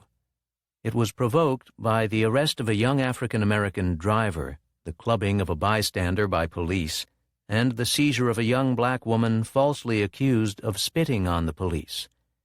After 5 days of rioting, 34 people were dead, most of them black. 2 years after Watts, in July 1967, resentment over the high levels of racism, poverty, and police brutality boiled over into an urban rebellion that lasted 3 days in Detroit, Michigan. That summer, urban rebellions also took place in New York, Cleveland, Atlanta, and Chicago, and Newark, New Jersey. A year later, many of these same cities would erupt in anger over the assassination of Martin Luther King, Jr.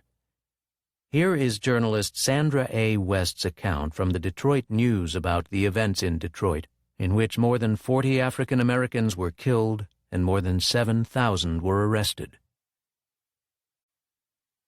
Sandra A. West. Riot, a Negro Resident Story. July 24, 1967.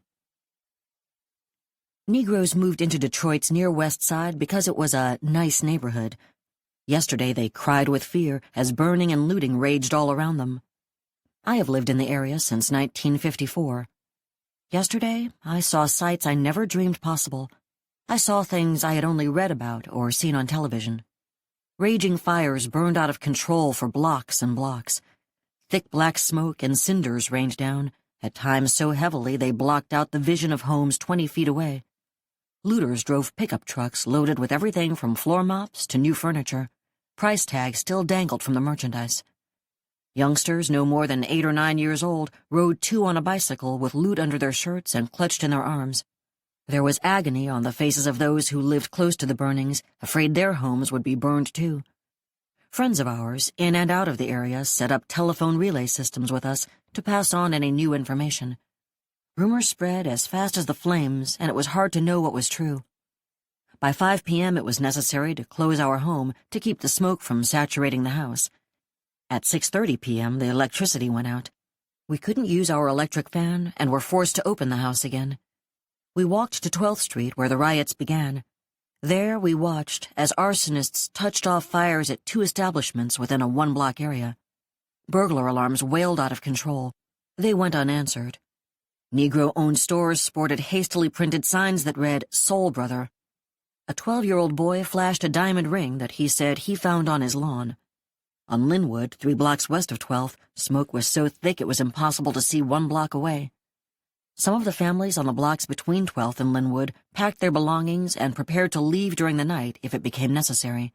We were one of those families. At the height of the rampage, several homes caught fire from the burning stores. A man, his wife, and 2 small children stumbled along the street with a suitcase and a bedsheet filled with the few belongings they could grab. Tears streamed down the mother's face. The acrid odor of smoke burned our lungs, and as the sun set, we began rummaging around for candles and flashlights. Neighbors told us they planned to sit up on their porches all night. By the 9 p.m. curfew, the streets were relatively quiet, but fear remained etched on the faces of those of us who had to spend the night there. Nothing stirred on the streets at 10 p.m., except an occasional police car and jeeps and trucks loaded with National Guardsmen. But the residents of this nice neighborhood were afraid that the riot wasn't over. And it wasn't. Reverend Martin Luther King Jr.'s eloquence as a leader of the black struggle was unparalleled. He gave dozens of speeches and led many more actions that defined an era. In this speech, which has received less attention than some of his others, he raises some of his most profound criticisms of U.S. society, pointing to the economic roots of racism and raising the issue of the fundamental transformation of U.S. capitalism.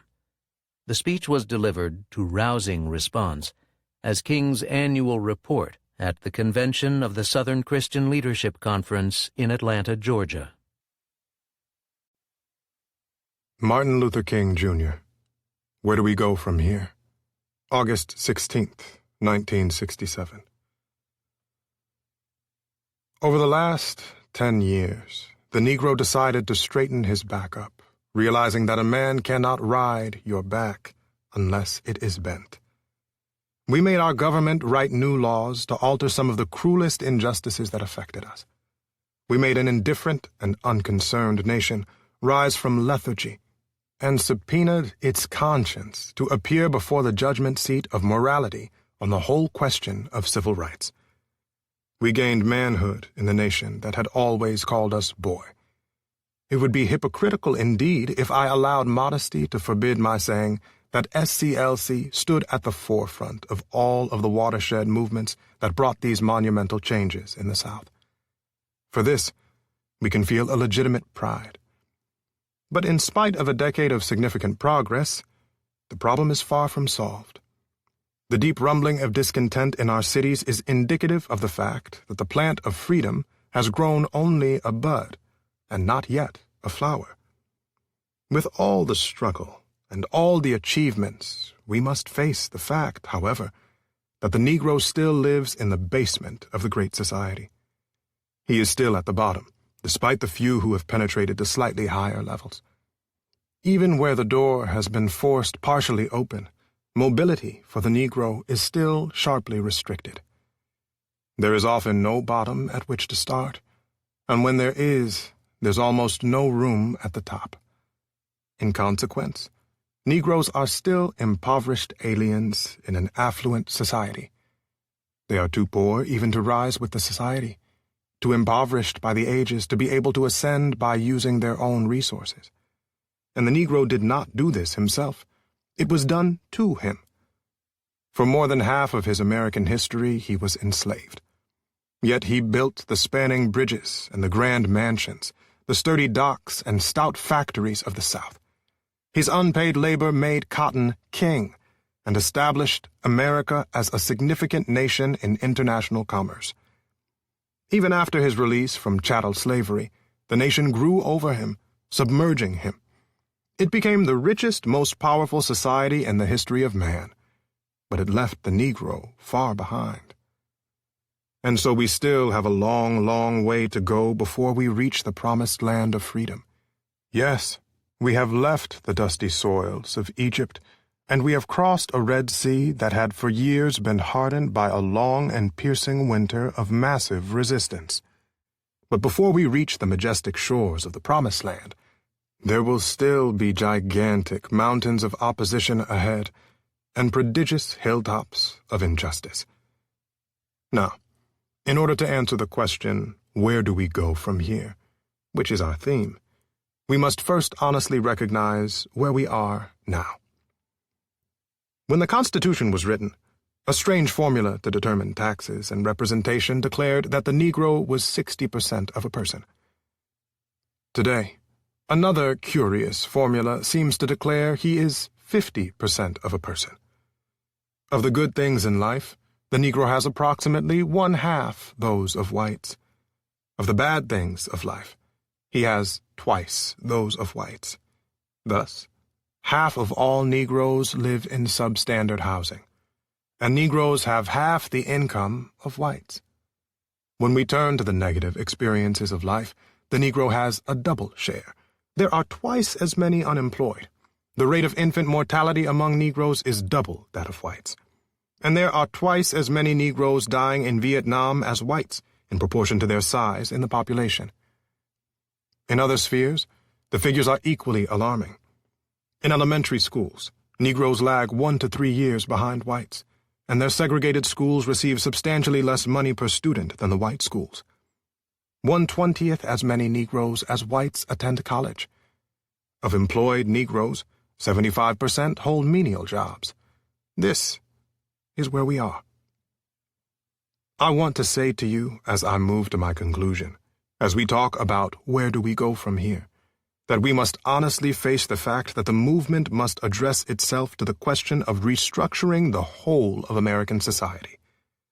There are 40 million poor people here, and one day we must ask the question, why are there 40 million poor people in America? And when you begin to ask that question, you are raising a question about the economic system, about a broader distribution of wealth. When you ask that question, you begin to question the capitalistic economy. And I'm simply saying that more and more, we've got to begin to ask questions about the whole society. We are called upon to help the discouraged beggars in life's marketplace. But one day, we must come to see that an edifice which produces beggars needs restructuring. It means that questions must be raised. And you see, my friends, when you deal with this, you begin to ask the question, who owns the oil? You begin to ask the question, who owns the iron ore? You begin to ask the question, why is it that people have to pay water bills in a world that's 2/3 water? These are words that must be said. Now, when I say questioning the whole society, it means ultimately coming to see that the problem of racism, the problem of economic exploitation, and the problem of war are all tied together. These are the triple evils that are interrelated. And if you will let me be a preacher just a little bit. One night, a juror came to Jesus, and he wanted to know what he could do to be saved. Jesus didn't get bogged down on the kind of isolated approach of what you shouldn't do. Jesus didn't say, "Now, Nicodemus, you must stop lying." He didn't say, "Nicodemus, now you must not commit adultery." He didn't say, "Now, Nicodemus, you must stop cheating if you are doing that." He didn't say, "Nicodemus, you must stop drinking liquor if you are doing that excessively." He said something altogether different, because Jesus realized something basic. That if a man will lie, he will steal. And if a man will steal, he will kill. So instead of just getting bogged down on one thing, Jesus looked at him and said, "Nicodemus, you must be born again." In other words, your whole structure must be changed.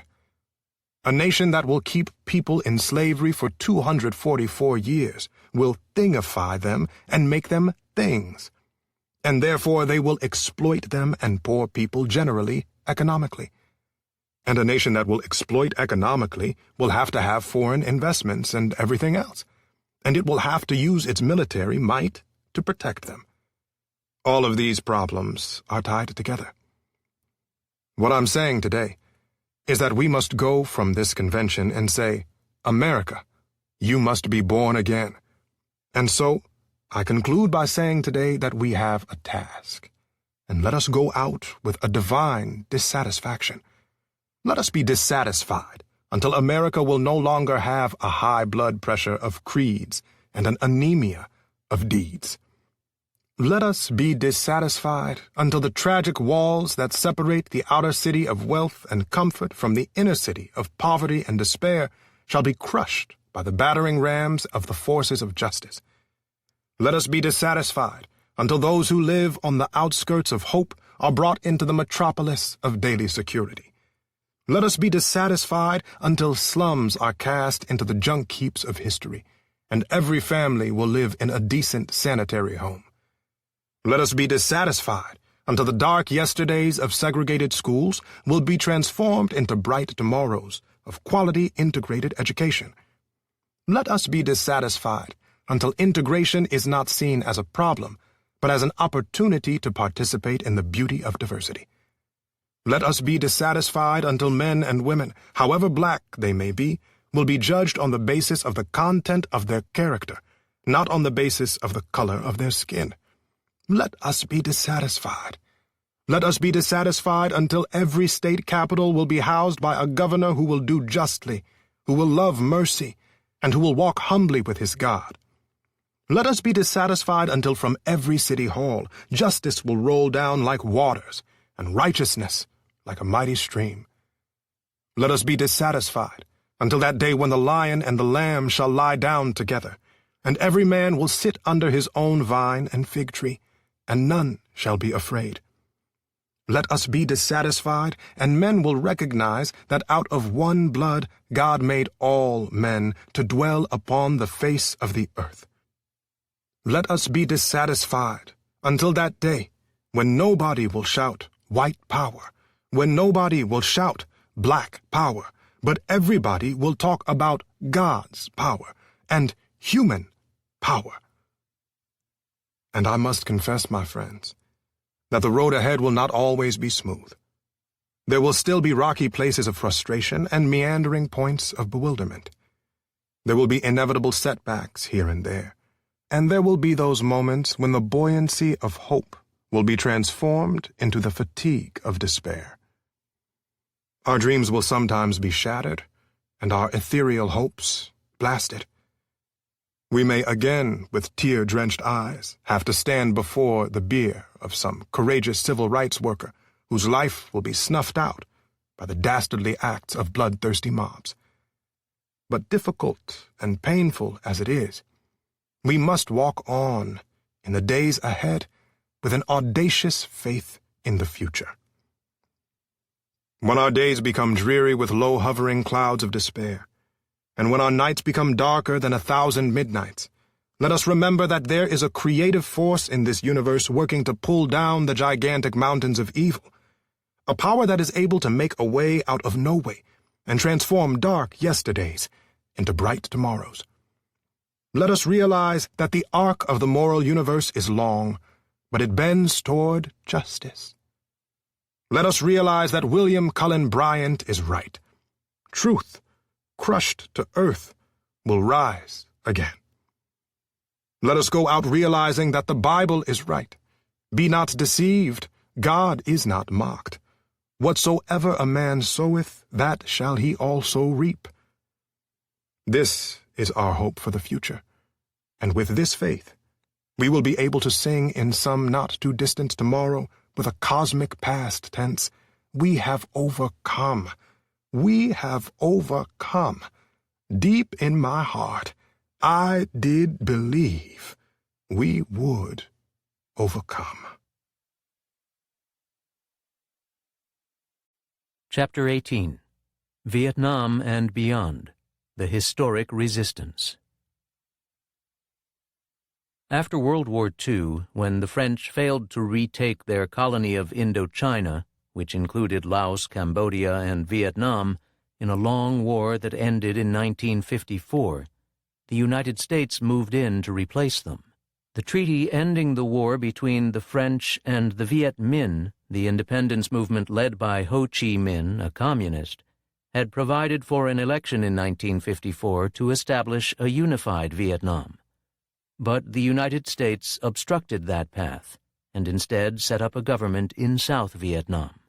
Rebellion spread against the South Vietnamese government, and the United States sent more and more troops in to suppress the rebellion.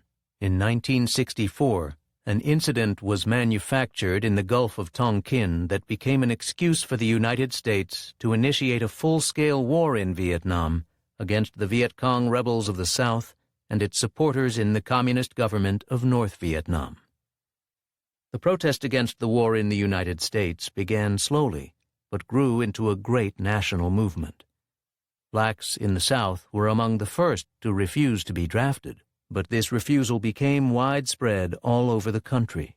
It soon became clear that the United States was committing atrocities in Vietnam. It was bombing peasant villages, rounding up women and children, destroying the rice fields, killing large numbers of civilians. In 1966, 2/3 of the American people supported the war.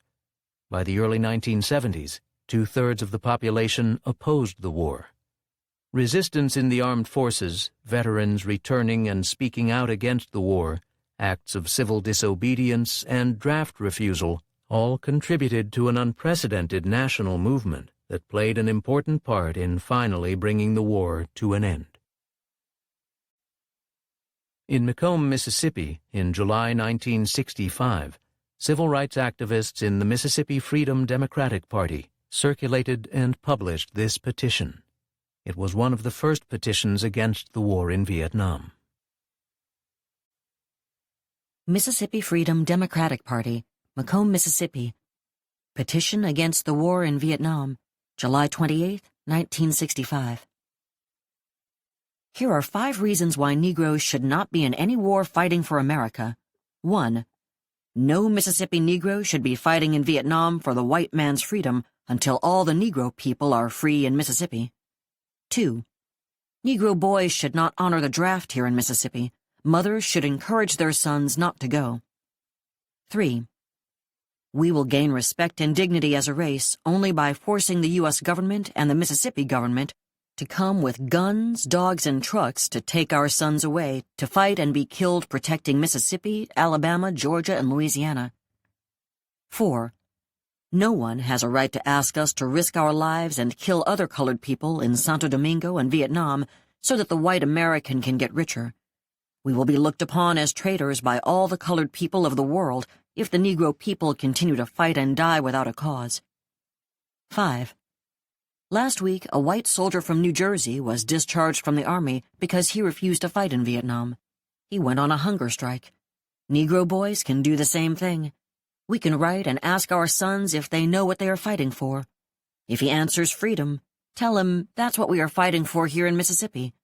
And if he says democracy, tell him the truth. We don't know anything about communism, socialism, and all that, but we do know that Negroes have caught hell right here under this American democracy.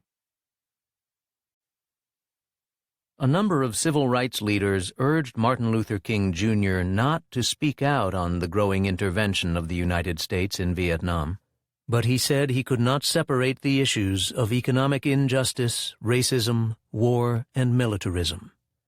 In a speech he gave in the Riverside Church in New York, exactly 1 year before his assassination, King articulated his opposition. A section of this historic speech is included here. Martin Luther King, Jr., Beyond Vietnam, April 4th, 1967. I come to this magnificent house of worship tonight because my conscience leaves me no other choice. I join you in this meeting because I am in deepest agreement with the aims and work of the organization which has brought us together, clergy and laymen concerned about Vietnam.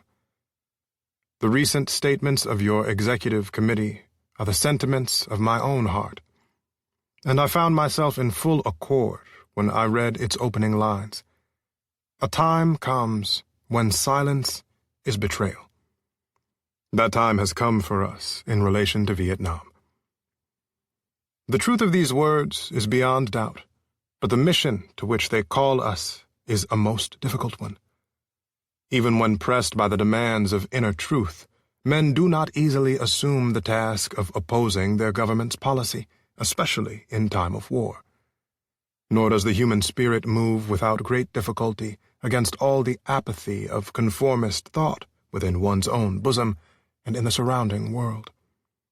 Moreover, when the issues at hand seem as perplexing as they often do in the case of this dreadful conflict, we are always on the verge of being mesmerized by uncertainty. But we must move on. Some of us who have already begun to break the silence of the night have found that the calling to speak is often a vocation of agony. But we must speak. We must speak with all the humility that is appropriate to our limited vision, but we must speak. And we must rejoice as well.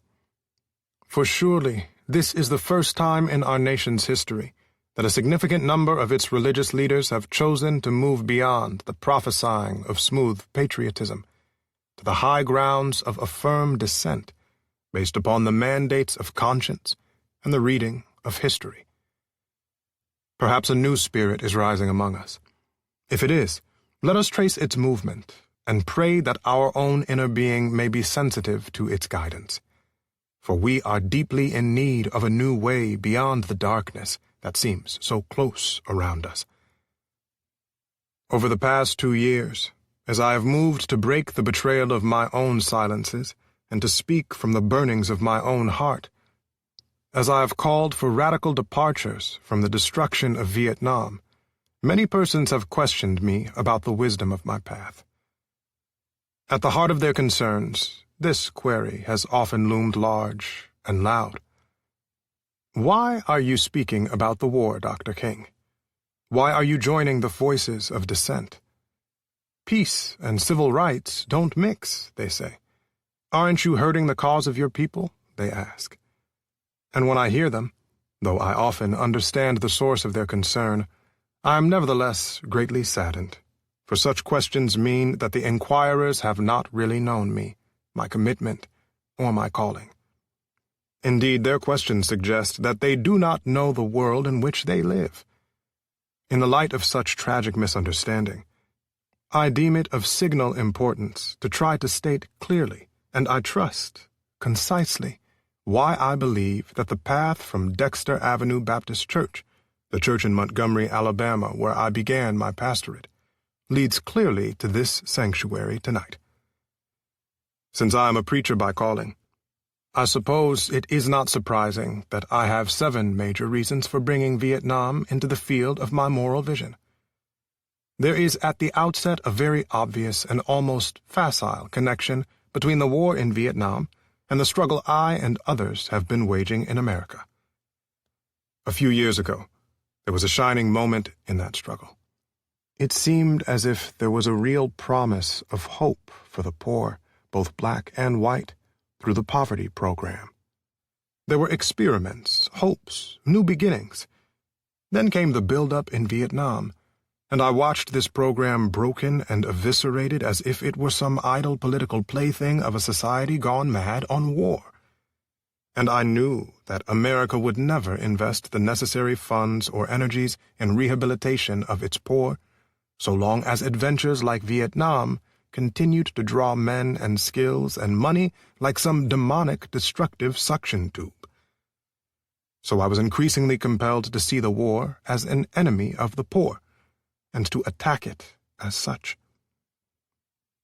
Perhaps a more tragic recognition of reality took place when it became clear to me that the war was doing far more than devastating the hopes of the poor at home.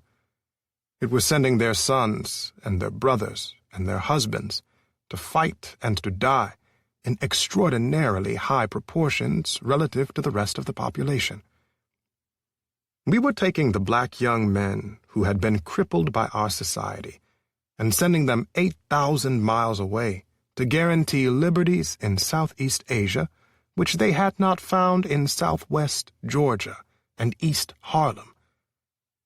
So we have been repeatedly faced with the cruel irony of watching Negro and white boys on TV screens as they kill and die together for a nation that has been unable to seat them together in the same schools.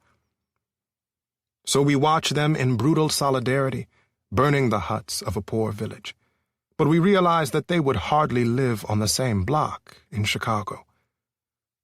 I could not be silent in the face of such cruel manipulation of the poor.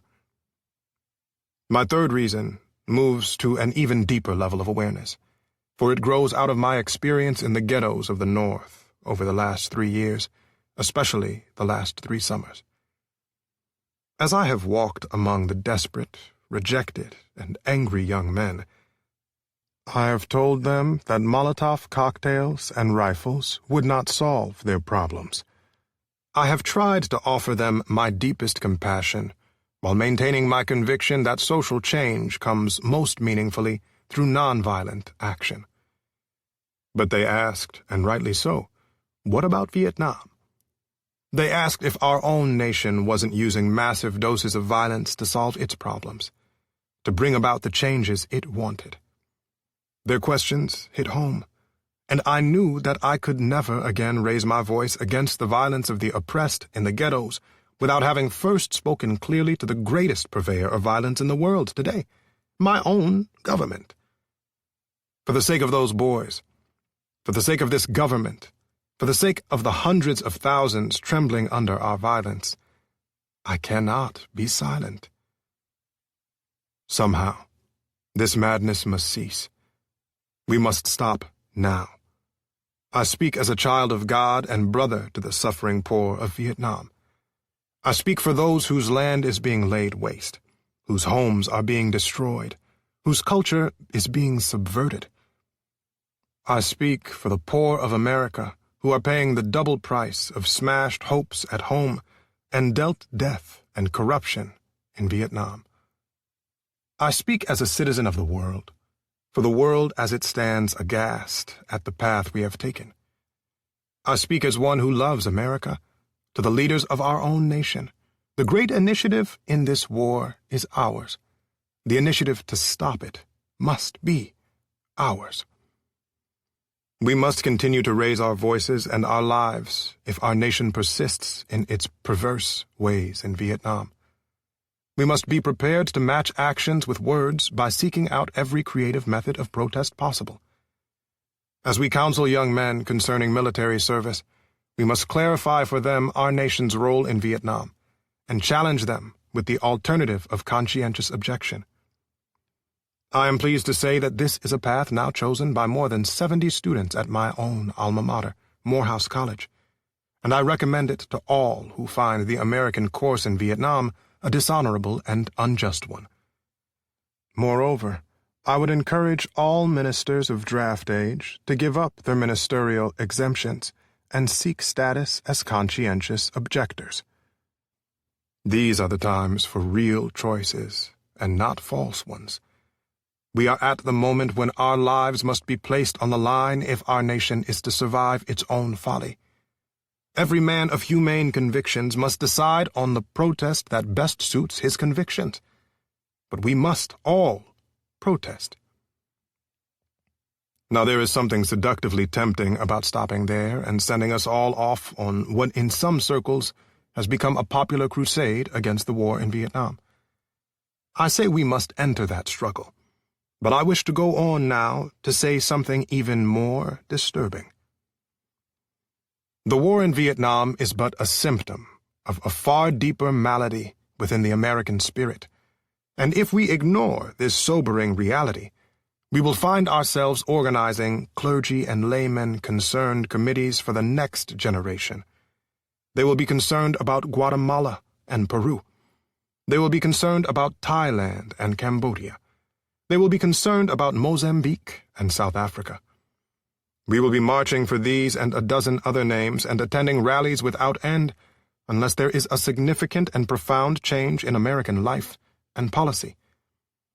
So such thoughts take us beyond Vietnam, but not beyond our calling as sons of the living God. I am convinced that if we are to get on the right side of the world revolution, we as a nation must undergo a radical revolution of values.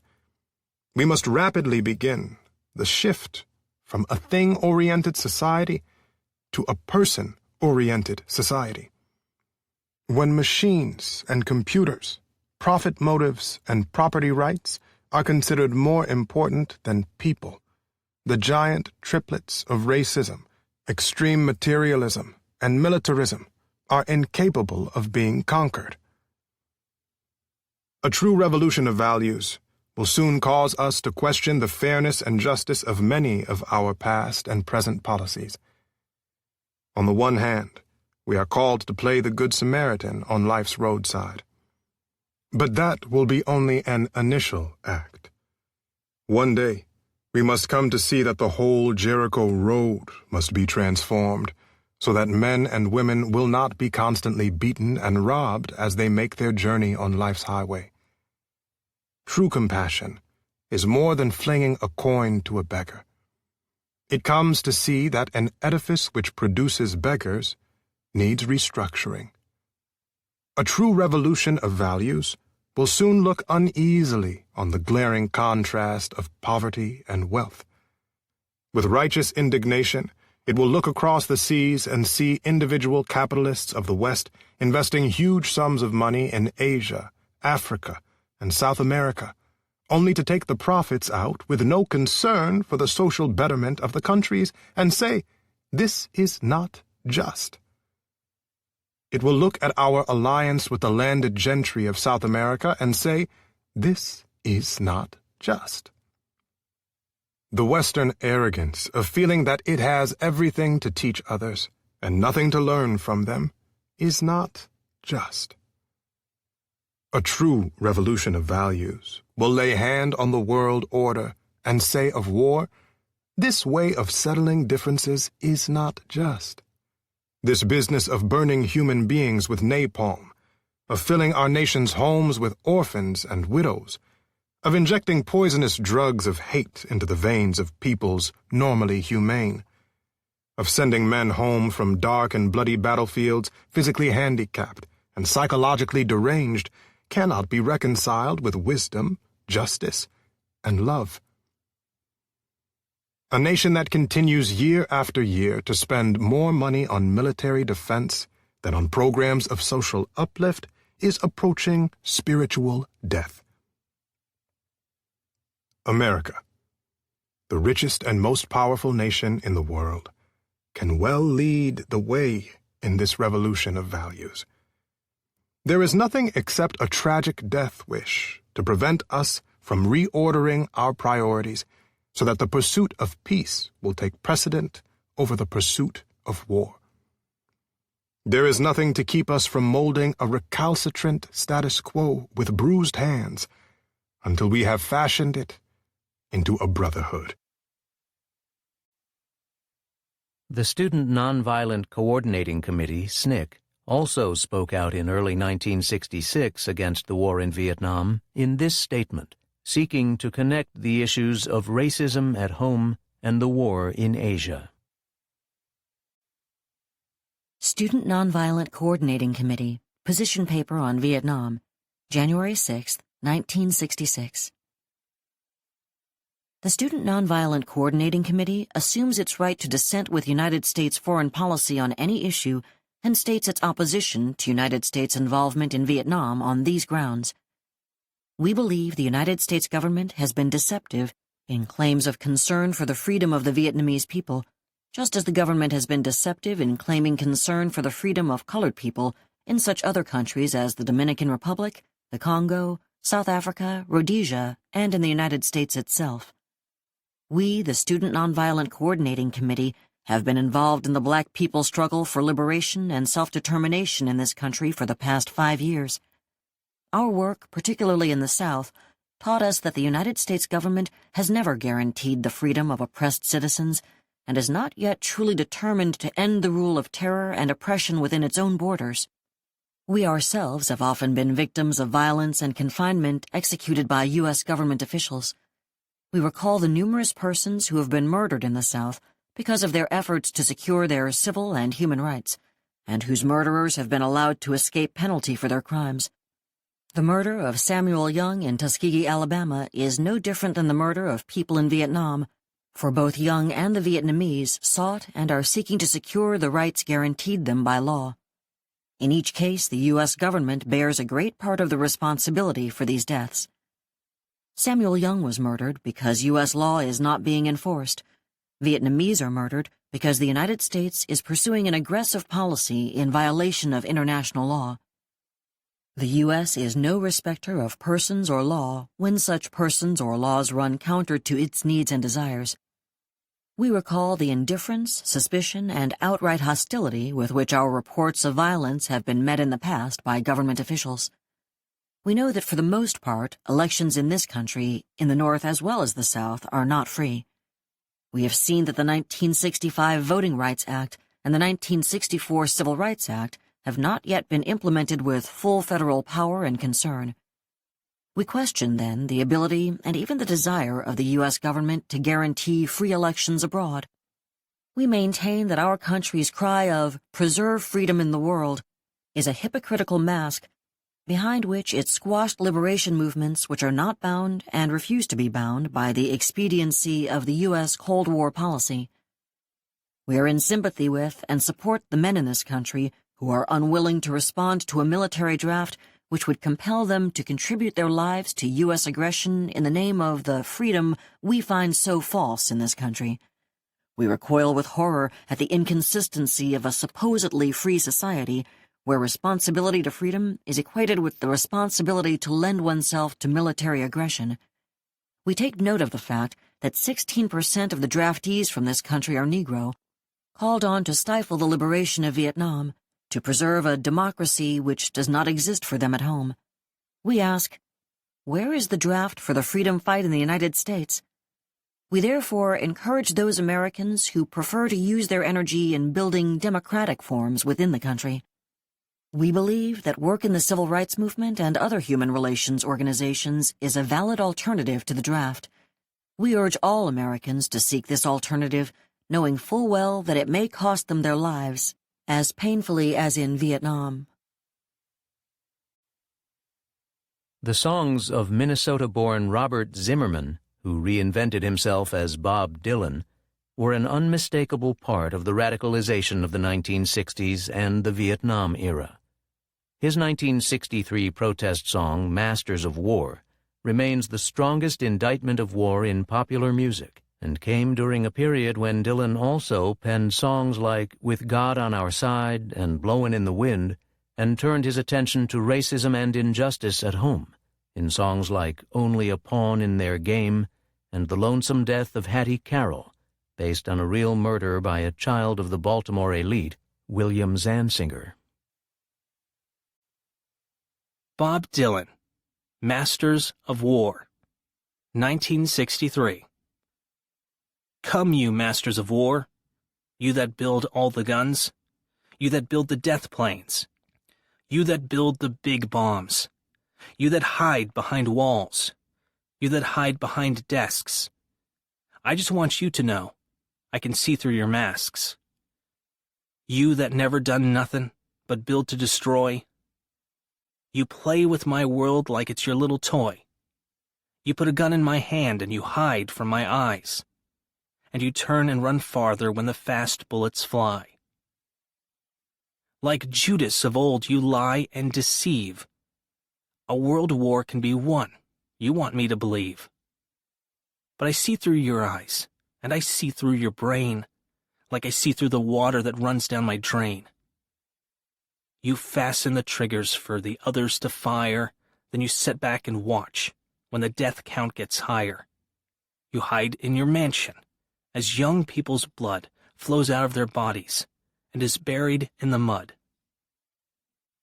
You've thrown the worst fear that can ever be hurled. Fear to bring children into the world. For threatening my baby unborn and unnamed. You ain't worth the blood that runs in your veins. How much do I know to talk out of turn? You might say that I'm young. You might say I'm unlearned. But there's one thing I know, though I'm younger than you. Even Jesus would never forgive what you do. Let me ask you one question. Is your money that good? Will it buy you forgiveness? Do you think that it could? I think you will find when your death takes its toll, all the money you made will never buy back your soul. And I hope that you die, and your death will come soon. I will follow your casket in the pale afternoon, and I'll watch while you're lowered down to your deathbed, and I'll stand o'er your grave till I'm sure that you're dead. In 1964, shortly after becoming the world heavyweight boxing champion, the boxer Cassius Marcellus Clay, named after a white abolitionist by that name, took the name Muhammad Ali, renouncing what he called his slave name. 2 years later, the outspoken fighter caused outrage in the media when he petitioned for exemption from military service in Vietnam, and then, when denied, refused to be drafted. As a result of his protest against the war, Ali's title was revoked, and he was sentenced to a 5-year prison term. Ali's battle against the sentence went to the U.S. Supreme Court and was not reversed until 1971.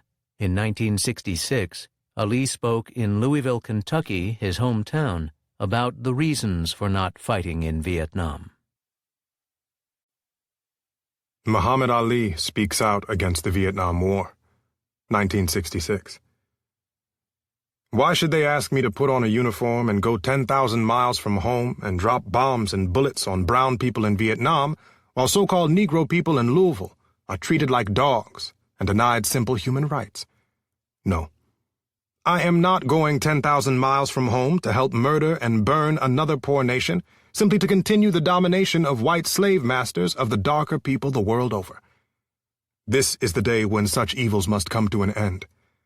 I have been warned that to take such a stand would put my prestige in jeopardy and could cause me to lose millions of dollars, which should accrue to me as the champion.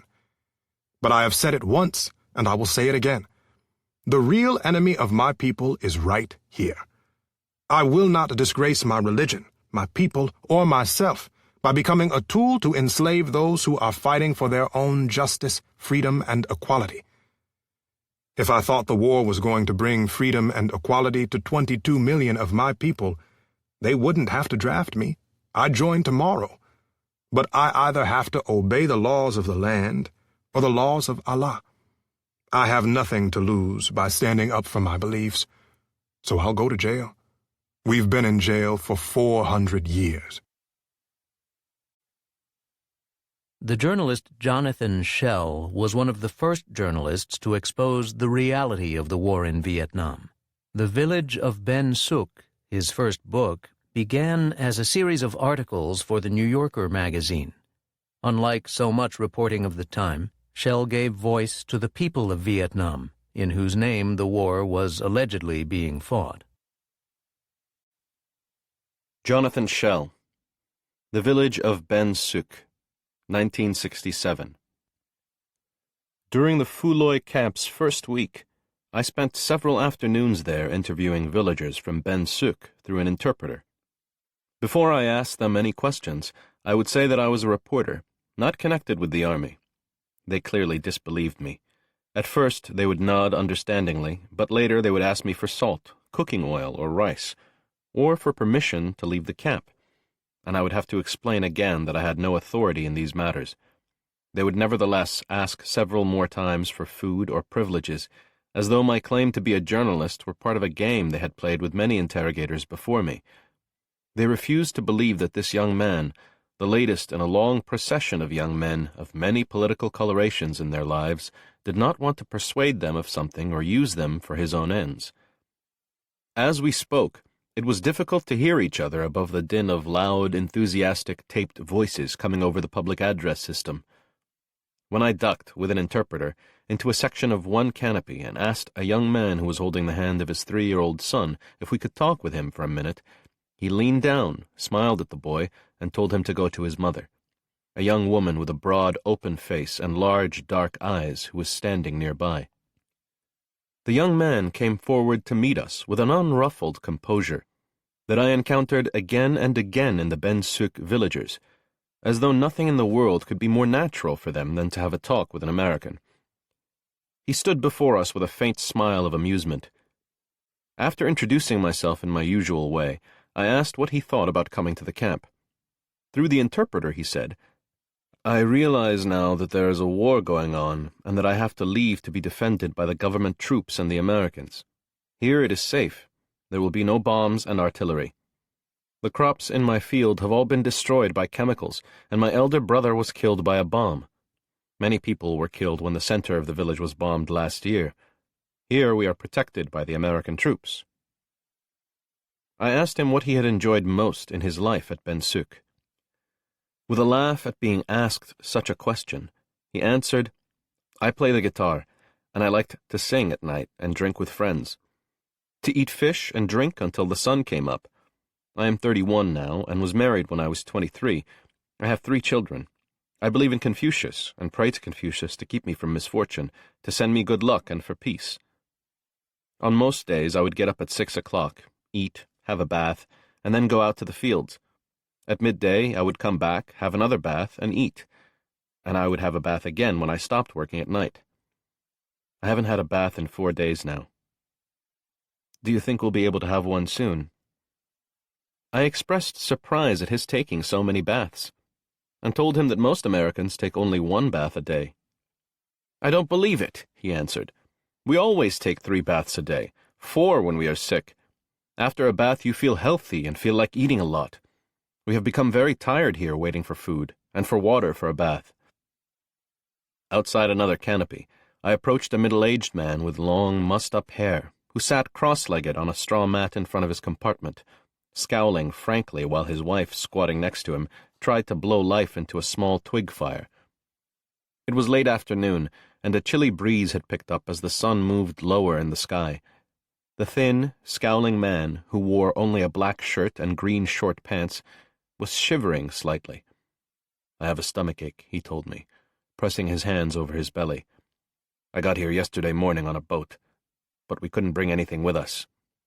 All our things are still in Ben Suc, our oxen, our rice, our ox carts, our farming tools, and our furniture."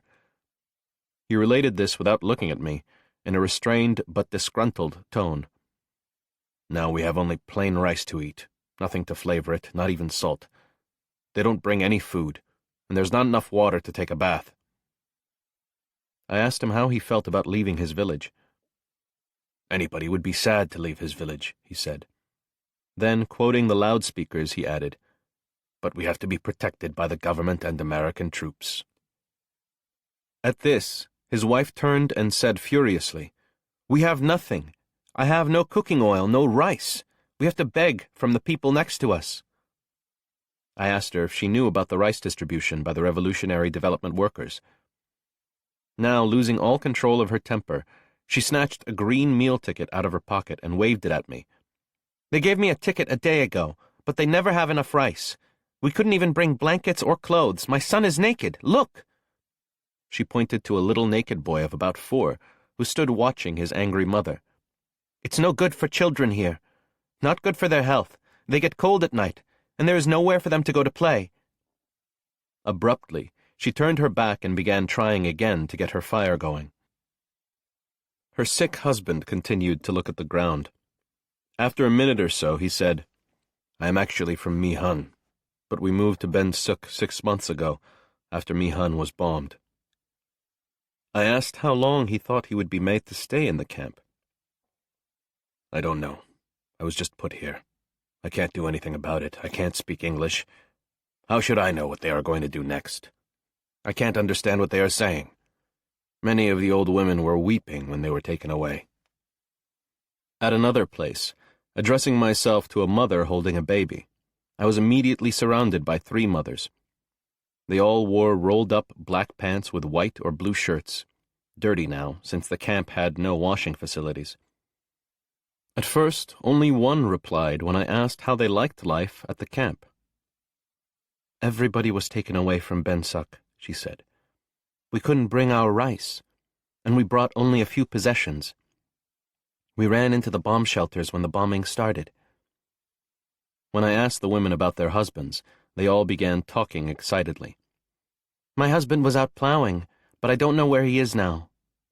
"We don't know where they are. They were taken away. I don't know if he is still alive or not. I saw people dead in the fields, but I didn't know who they were." One of the women moved forward, and the others grew silent. "We want to go back, but they are going to destroy everything." She was not supposed to know this yet, but she looked at me evenly as she said it. I asked her whether she was from Ben Suk.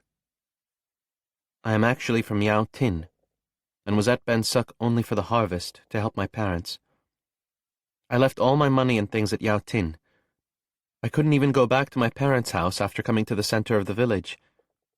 My sister is still at Ben Suk, I think." Having heard that Vietnamese villages often rely on a group of elders to make decisions on village matters, and thinking that it would be interesting to talk with them, I asked the 3 women if they could tell me who the village elders of Ben Suk were. As this was translated, a hint of mischievous amusement appeared on the face of one of the women, and with sudden cheerful recklessness she declared, "We didn't have any village elders." Her little smile was contagious, and the 3 women exchanged conspiratorial glances, like schoolgirls with a secret. Emboldened, the first speaker added, "Nobody was important. Everyone was equal." All 3 watched my face closely to see how I would react to this gambit. I asked if anyone had collected taxes. "No, there were no taxes," another of the women answered. "We used what we grew for ourselves." The first then said, "There was no government and no government troops." All 3 struggled with suppressed amusement. I asked them how they had liked having no government and no government troops. At this, they all broke into girlish laughter, hardly even trying to cover their smiles with their hands. No one answered the question. Instead, one of them said, "Anyway, now we must be protected by the government and the American troops." She still could not wholly suppress her rebellious smile. As though to say something calculated to please me even more, she added, "Last year, government troops and Americans came to just give out medicine, and no one was killed." Another woman said, "This time many were wounded, killed, or taken away." In one compartment, an old man sitting on a mat told me, "I was born in Ben Suk, and I have lived there for 60 years. My father was born there also, and so was his father. Now I will have to live here for the rest of my life. But I'm a farmer. How can I farm here? What work will I do?" There were many killed, but luckily I came safely with my 3 daughters. They have given us rice here, but I can't eat it. The American rice is for pigs, and we have no cooking oil. After the first handout of rice, in several places around the camp I noticed pigs with their snouts deep in piles of American rice that had been dumped out by the Vietnamese. Like most East Asians, the Vietnamese are extremely particular about the color, texture, size, and flavor of their rice.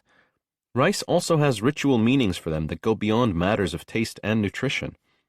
The Vietnamese welcomed the long-grained, brownish American-grown rice about the way an American would welcome a plate of dog food, as a dish that was adequately nutritious and perhaps not even bad tasting, but psychologically repellent. The old man had an idea for his future. I have relatives in Phu Quoc who will help me and my daughters. Won't you let me go out of here and build a new house in Phu Quoc where I can farm? Once more I tried to explain that I was not from the government. The old man obviously didn't believe me. In the morning of the 4th day, there was a high wind, which blew clouds of dust so thick that you couldn't see from one end to the other of the aisles between the canopies. Under one of the canopies, an old man with a wispy goatee and a mild, gracious smile sat on a mat, holding a baby in his arms. In the lee of a pile of possessions and several mats that his family had hung from the bamboo framework to protect themselves from the wind and dust. He smiled down at the baby as it played with a twig. Answering my questions, he said, I have 2 sons, but I don't know where they are now. They went into the government army, and I haven't heard anything about them for several years.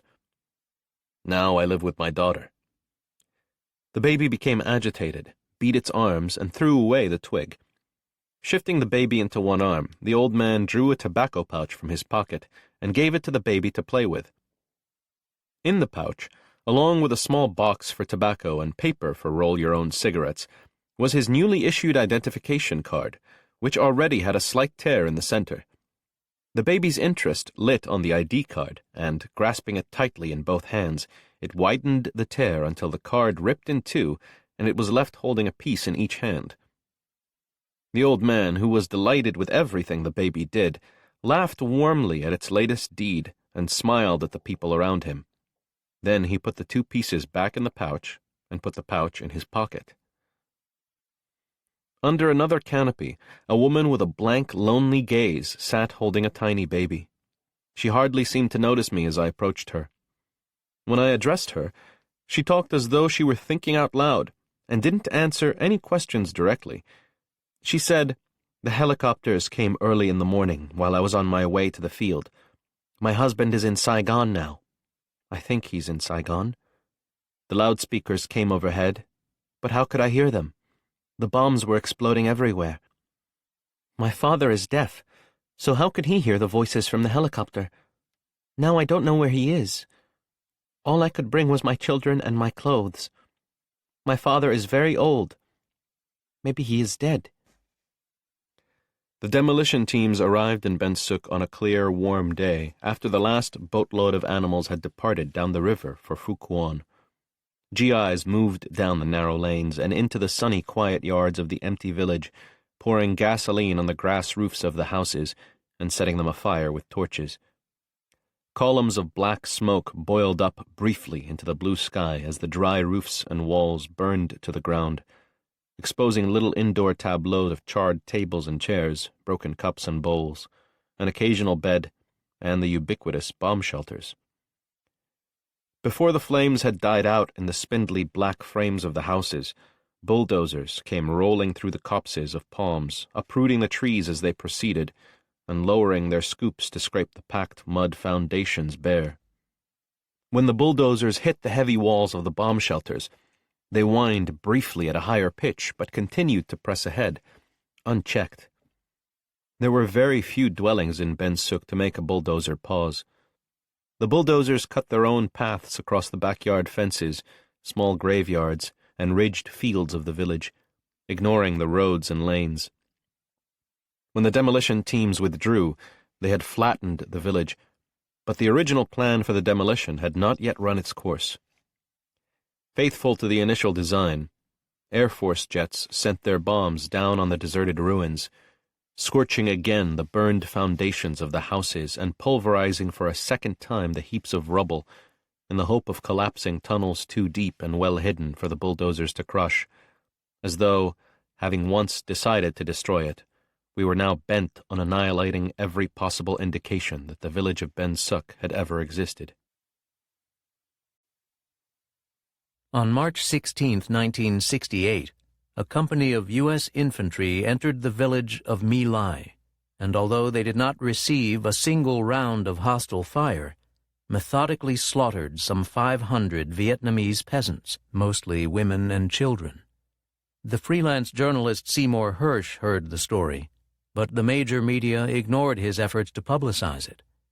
Finally, in December 1969, Life magazine carried Ronald Haberle's horrendous photos of GIs pouring automatic rifle fire into trenches where Vietnamese women, babies in their arms, crouched in fear. The military arrested Lieutenant William Calley, a platoon leader at My Lai, who had ordered the shootings. Many officers were involved in the incident and then the cover-up. However, only Calley received a jail sentence. His life sentence was diminished to 5 years by the intervention of President Nixon. He served 3.5 years under house arrest and was then released. In the following recollection, Larry Colburn, a helicopter door gunner who, with his pilot Hugh Thompson, came upon the scene and stopped some of the killing, tells his story. Larry Colburn. They were butchering people. 2003. We weren't pacifists. We did our job. And when we had to kill people, we did. But we didn't do it for sport. We didn't randomly shoot people. In our gun company, it was very important to capture weapons, not just to legitimize your kill, but psychologically it was easier when you could say, if I didn't do that, he was going to shoot me. We flew an OH-23, a little gasoline engine bubble helicopter. We were aerial scouts, a new concept. Instead of just sending assault helicopters, they'd use our small aircraft as bait and have a couple gunships cover us. Basically, we'd go out and try to get into trouble. We'd fly real low, and if we encountered anything, we'd mark it with smoke, return fire, and let the gunships work out. We also went on snatch missions, kidnapping draft-age males to take back for interrogation. We did that a lot in 1968. On March 16th, we came on station a little after 7 a.m. The only briefing I got was that they were going to put a company on the ground to sweep through this village. Normally, we'd go in beforehand to see if we could find enemy positions or entice people to shoot at us. It was clear and warm, and the fog was lifting off the rice paddies. On our first pass, we saw a man in uniform carrying a carbine and a pack coming out of a tree line. Thompson said, "Who wants him?" I said, "I'll take him." So he aimed the aircraft at him and got it down low and started toward the suspect. He was obviously Viet Cong. He was armed, evading, and heading for the next tree line. I couldn't hit him to save my life. We worked that area a little more, but that was the only armed Vietnamese I saw that day. After that, we just started working the perimeter of My Lai 4, 5, and 6. And I remember seeing the American troops come in on slicks, helicopters. We got ahead of them to see if they were going to encounter anything, and we still didn't receive any fire. It was market day, and we saw a lot of women and children leaving the hamlet. They were moving down the road carrying empty baskets. As we went further around the perimeter, we saw a few wounded women in the rice fields south of My Lai 4. We marked their bodies with smoke grenades, expecting that medics would give them medical assistance. When we came back to the road, we started seeing bodies, the same people that were walking to the market. They hadn't even gotten off the road. They were in piles, dead. We started going through all the scenarios of what might have happened. Was it artillery? Gunships? Viet Cong? The American soldiers on the ground were just walking around in a real nonchalant sweep. No one was crouching, ducking, or hiding. Then we saw a young girl, about 20 years old, lying on the grass. We could see that she was unarmed and wounded in the chest. We marked her with smoke because we saw a squad not too far away. The smoke was green, meaning it's safe to approach. Red would have meant the opposite. We were hovering 6 feet off the ground, not more than 20 feet away, when Captain Ernest Medina came over, kicked her, stepped back, and finished her off. He did it right in front of us. When we saw Medina do that, it clicked. It was our guys doing the killing. The bodies we marked with smoke. You find yourself feeling that you indirectly killed them. I'll never forget one lady who was hiding in the grass. She was crouched in a fetal position. I motioned to her, "Stay down, be quiet, stay there." We flew off on more reconnaissance. We came back later, and she was in the same position, right where I'd told her to stay. But someone had come up behind her and literally blew her brains out. I'll never forget that look of bewilderment on her face. Around 10 a.m., Hugh Thompson spotted a group of women and children running toward a bunker northeast of My Lai 4, followed by a group of U.S. soldiers. When we got overhead, Glenn Andreotta spotted some faces peeking out of an earthen bunker. Thompson knew that in a matter of seconds they were going to die, so he landed the aircraft in between the advancing American troops and the bunker. He went over and talked to a Lieutenant Stephen Brooks. Thompson said, "These are civilians. How do we get them out of the bunker?" Brooks said, "I'll get them out with hand grenades." The veins were sticking out on Thompson's neck, and I thought they were actually going to fight. Thompson came back and said to Andreotta and me, "If they open up on these people when I'm getting them out of the bunker, shoot them." Then he walked away, leaving us standing there looking at each other. Thompson went over to the bunker and motioned for the people to come out. There were 9 or 10 of them. We had a stare-down going with the American soldiers. About half of them were sitting down, smoking and joking. I remember looking at one fellow and waving. He waved back, and that's when I knew we were okay, that these guys weren't doing anything to us. No one pointed weapons at us, and we didn't point any weapons at them.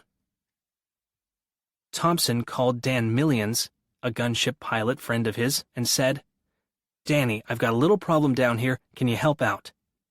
Millions said sure, and did something unheard of. You don't land a gunship to use it as a medevac, but he did. He got those people a couple of miles away and let them go. I think he had to make 2 trips. We flew over the ditch where more than 100 Vietnamese had been killed. Andreotta saw movement, so Thompson landed again. Andreotta went directly into that ditch.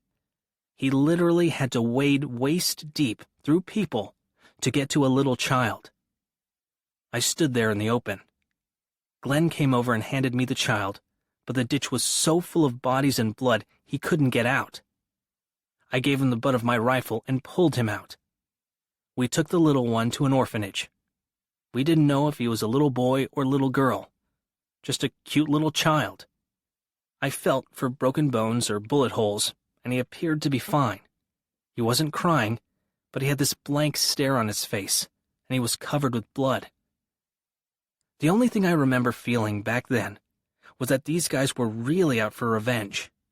They'd lost men to booby traps and snipers, and they were ready to engage. They were briefed the night before, and I've heard it said that they were going in there to waste everything. They didn't capture any weapons. They didn't kill any draft-age males. I've seen the list of dead, and there were 120-some humans under the age of 5. It's something I've struggled with my whole adult life, how people can do that. I know what it's like to seek revenge, but we would look for a worthy opponent. These were elders, mothers, children, and babies. The fact that the VC Viet Cong camped out there at night is no justification for killing everyone in the hamlet. Compare it to a little town in the United States. We're at war with someone on our own soil. They come into a town and rape the women, kill the babies, kill everyone. How would we feel? And it wasn't just murdering civilians. They were butchering people. The only thing they didn't do is cook them and eat them. How do you get that far over the edge? In an article in the New York Times Magazine on March 24, 1968, reporter Saul Stern observed, "In Vietnam between 1961 and 1964, Negroes accounted for more than 20% of Army fatalities, even though they represented only 12.6% of Army personnel in Vietnam and even less in the general U.S. population. Simply put, the statistics show that the Negro in the Army was more likely than his white buddy to be sent to Vietnam in the first place. Once there, he was more likely to wind up in a frontline combat unit, and within the combat unit was more likely than the white to be killed or wounded. Black Vietnam vets who were not killed in Vietnam returned from the war to encounter persistent racism and widespread unemployment. Many became openly critical of the war and joined organizations fighting against war and for civil rights. Stern quotes one returned black veteran from Vietnam as saying, "I would never fight on a foreign shore for America again. The only place I would fight is right here." Here, Haywood Kirkland describes the Vietnam War and its aftermath from the standpoint of a black GI. Haywood T. "The Kid" Kirkland, from Bloods, An Oral History of the Vietnam War by Black Veterans, 1984. I got drafted on November 22, 1966. I had been working for a book distributor and as a stock boy in some stores coming out of high school. A lot of dudes were trying to do things to get deferments. One of my brothers put some kind of liquid in his eye and said he had an eye problem at the physical. He never went. I didn't try anything. I knew when I got drafted I was going to Vietnam, no matter what I did. I knew because of the vision I had when I was 12. As soon as I hit boot camp in Fort Jackson, South Carolina, they tried to change your total personality, transform you out of that civilian mentality to a military mind. Right away they told us not to call them Vietnamese, call everybody gooks, dinks. Then they told us, when you go over in Vietnam, you're going to be face to face with Charlie, the Viet Cong. They were like animals, or something other than human. They ain't have no regard for life. They'd blow up little babies just to kill one GI. They wouldn't allow you to talk about them as if they were people. They told us they're not to be treated with any type of mercy or apprehension. That's what they engraved into you, that killer instinct. Just go away and do destruction. Even the chaplains would turn the thing around in the 10 Commandments. They'd say, "Thou shalt not murder," instead of "thou shalt not kill." Basically, you had a right to kill, to take and seize territory, or to protect the lives of each other. Our conscience was not to bother us once we engaged in that kind of killing. As long as we didn't murder, it was like the chaplain would give you his blessings. But you knew all of that was murder anyway. On May 15, 1967, I came into Vietnam as a replacement in the 3rd Brigade of the 25th Division, the Cacti Green. It was the task force brigade that went anywhere there was trouble. The division was down in Cu Chi, but we operated all over 2nd Corps and I Corps. At the time, I basically had a gung-ho attitude about being a soldier. But could I get in the best situation and not get hurt was a legitimate concern of mine. So, I checked out that the line companies, ones making all the heavy contact, are the ones who are getting overran. I thought maybe I should avoid that and volunteer for one of these long-range recon patrols. It was a smaller group, and I had an opportunity to share my ideas and help make some decisions. With a line company, you're really just a pin on the map for sure. The recon unit was basically to search out the enemy and call in airstrikes or a larger military force to engage the enemy. Most of our activities was at night. We was hide by day and out by night. The politics of the war just had not set in when I got there. They told us not to fire unless fired upon. But once we enter into a village, we literally did anything that we wanted to do. There was no rules at all. I began to see a lot of the politics. You would see the racialism in the base camp area, like rednecks flying rebel flags from their jeeps. I would feel insulted, intimidated. The brothers they was calling quote-unquote troublemakers, they would send to the fields. A lot of brothers who had supply clerk or cook MOS, military occupational specialties, when they came over, ended up in the field. And when the brothers who was shot came out of the field, most of them got the jobs burning shit in these 50-gallon drums. Most of the white dudes got jobs as supply clerks or in the mess hall. So we began to talk to each other, close our ranks, and be more organized amongst ourselves to deal with some of this stuff. The ones like me from the field would tell the brothers in base camp, "Look, man, you know how to use grenades. If you run into any problems, throw a grenade in their hooch." When I came home, I really got upset about the way my peers would relate to me. They called me a crazy nigger for going to the war, and I was still dealing with Vietnam in my head. Well, they sent me to Fort Carson in Colorado to do the 6 months I had left. I really didn't want to give no more of myself to the Army, so I played crazy. I told people I ain't know what rank I was. I told them I was busted in Vietnam. I didn't wear no emblems. I was a buck private. I don't know where the paper's at. They made me cut my bush. What I did not get another size hat, so the hat was falling all over my eyes. Then I convinced the doctor that my feet was bad. I had jungle rot. I couldn't run, couldn't stand for a long time. I couldn't wear boots. All I could do was wear these Ho Chi Minh sandals I had. And I would fall out in formation in my sandals, my big hat, and my shades. I rode them right to the point they was about ready to kick me out of the military. Then, on my 21st birthday, they said they was going to the Democratic Convention. Our unit was going to Chicago to be the riot squadron. I told them I'm not going there holding no weapon in front of my brothers and sisters. The captain said, "Kirkland, you going to Chicago if I have to carry you myself." But I went to the doctor and told him I had a relapse of malaria. He said he couldn't really tell me anything. I would have to stay in the hospital for the weekend. He thought he was getting me. I said, "That's fine." I was successful playing crazy. I got an honorable discharge.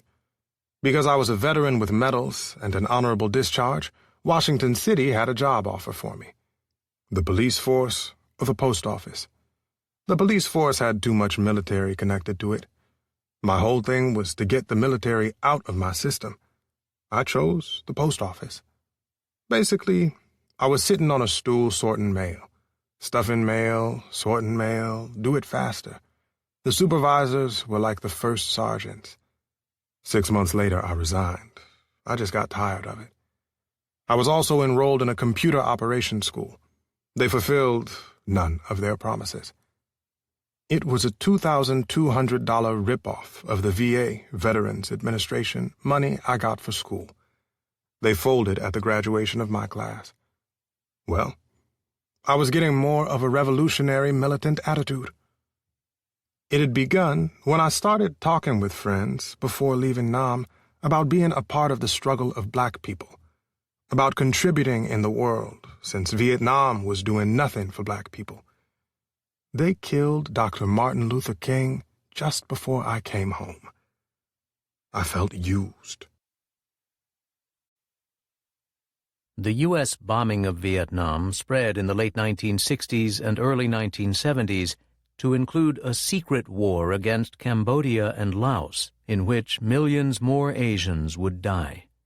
The U.S. war on Cambodia led to profound destabilization, helping to create the conditions that allowed Cambodia's brutal Khmer Rouge to rise to power in 1975.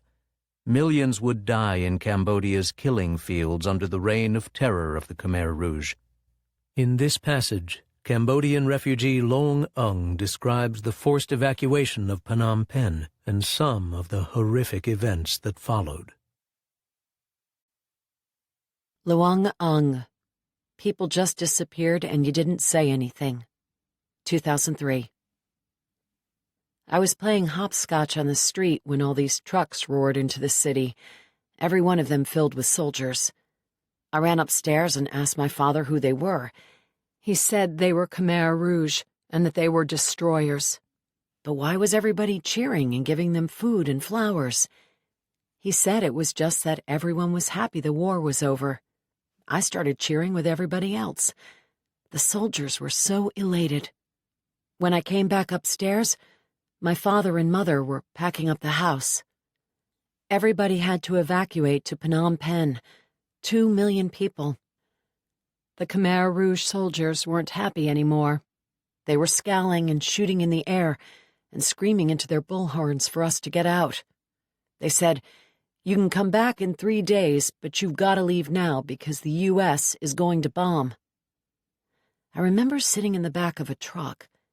When it ran out of gas, we walked. I had to carry a rice pot, and it kept banging my shins. I was crying the whole time and kept asking my father when we were going home.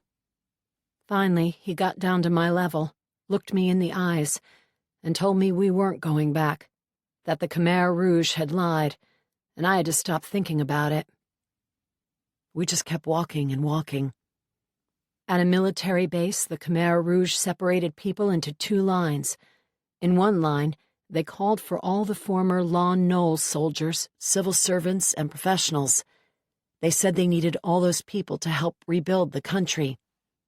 But when people started to move into that line, my father gathered the family around and quietly said with such urgency that he was going to tell them he was just a porter and that my mother had sold old clothes in the market. We were never to talk about our family or say anything that would permit people to know we were from the city. I was really confused, but there was no time to explain, so we got in the line with all the poor people. The next day, my brother said the people who went in the other line had all been killed. I have a very sharp memory of arriving in a village and someone spitting at my father. I was so angry.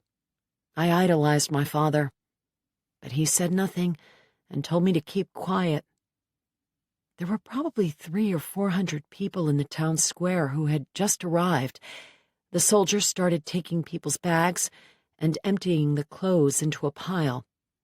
Then they started preaching about how bad it was to have colorful clothing, how it was vain and Western, and from now on everybody would wear the same black clothes, the same shoes, the same haircut, and eat the same amount of rice. When they got to our family, a soldier reached into my mother's bag and pulled out a little fluffy red dress my mother had made for me. The soldier threw it in the pile. Then he took out a match and burned everything. Eventually, they separated the children from their parents to allow the soldiers more control over us.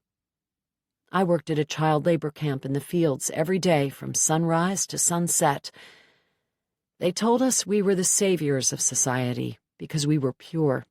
Unlike the adults, we had not been tainted by foreign powers, greed, and capitalism. Every day in the camps, they taught us how to use guns or knives or sticks. We were encouraged to be the eyes and ears of the Khmer Rouge.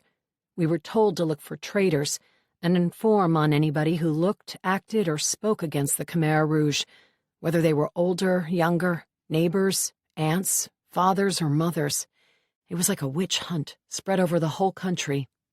When you pointed your finger at someone, it didn't matter if the allegations were true. If the soldiers believed them, the person was shot or bludgeoned to death. Many executions were done out of sight. People just disappeared, and you didn't say anything. You didn't know if they had died or were killed or working somewhere else. Disappearance mixed hope with horror. It was psychologically unbearable. I was so afraid the Khmer Rouge would find out I was from the urban elite. I just stopped talking. I always knew if they found out more about me, they would kill me. So I really never believed their propaganda. But there were many children who did, and some were more brutal than the soldiers. My survival really depended on a lot of luck. There were millions of landmines underground, and every time I went looking for berries or animals, I could have stepped on one. I was also very resourceful. I knew where to find food, how to keep secrets, and I was a good thief. We were living in complete terror every day. Hunger and sadness were all around. My 14-year-old sister died from starvation. You rarely saw people smile. Laughter was so uncommon, if you heard it, you would be shocked. When I was about 13 and going to school in Vermont, I always had nightmares about being chased by people trying to kill me. Once I told some classmates about a dream in which I was having trouble cutting the throat of a man who was chasing me because I only had a butter knife and the edge wasn't sharp enough. They all stared at me, and their jaws completely dropped open. That's when I realized they didn't have dreams like mine. After being drafted, Tim O'Brien served in the Army from 1969 to 1970. In 1990, he published a damning account of the war, The Things They Carried. Here is a section of the chapter, The Man I Killed. Tim O'Brien, The Man I Killed, 1990. His jaw was in his throat. His upper lip and teeth were gone. His one eye was shut. His other eye was a star-shaped hole. His eyebrows were thin and arched like a woman's. His nose was undamaged, and there was a slight tear at the lobe of one ear. His clean black hair was swept upward into a cowlick at the rear of the skull. His forehead was lightly freckled. His fingernails were clean. The skin at his left cheek was peeled back in 3 ragged strips. His right cheek was smooth and hairless. There was a butterfly on his chin. His neck was open to the spinal cord, and the blood there was thick and shiny, and it was this wound that had killed him. He lay face up in the center of the trail, a slim, dead, almost dainty young man. He had bony legs, a narrow waist, long, shapely fingers. His chest was sunken and poorly muscled. A scholar, maybe. His wrists were the wrists of a child. He wore a black shirt, black pajama pants, a gray ammunition belt, a gold ring on the 3rd finger of his right hand. His rubber sandals had been blown off. One lay beside him, the other a few meters up the trail. He had been born, maybe, in 1946, in the village of Miquet, near the central coastline of Quang Ngai Province, where his parents farmed and where his family had lived for several centuries, and where, during the time of the French, his father and 2 uncles and many neighbors had joined in the struggle for independence. He was not a communist. He was a citizen and a soldier. In the village of Miquet, as in all of Quang Ngai, a patriotic resistance had the force of tradition, which was partly the force of legend. And from his earliest boyhood, the man I killed would have listened to stories about the heroic Trung sisters, and Chun Hung Dao's famous rout of the Mongols, and Lei Loi's final victory against the Chinese at Tot Dong. He would have been taught that to defend the land was a man's highest duty and highest privilege. He had accepted this. It was never open to question. Secretly, though, it also frightened him. He was not a fighter. His health was poor, his body small and frail. He liked books. He wanted someday to be a teacher of mathematics. At night, lying on his mat, he could not picture himself doing the brave things his father had done, or his uncles, or the heroes of the stories. He hoped in his heart that he would never be tested. He hoped the Americans would go away. Soon, he hoped. He kept hoping and hoping, always, even when he was asleep. "Oh man, you fucking trashed the fucker," Azar said. "You scrambled his sorry self. Look at that. You did. You laid him out like shredded fucking wheat."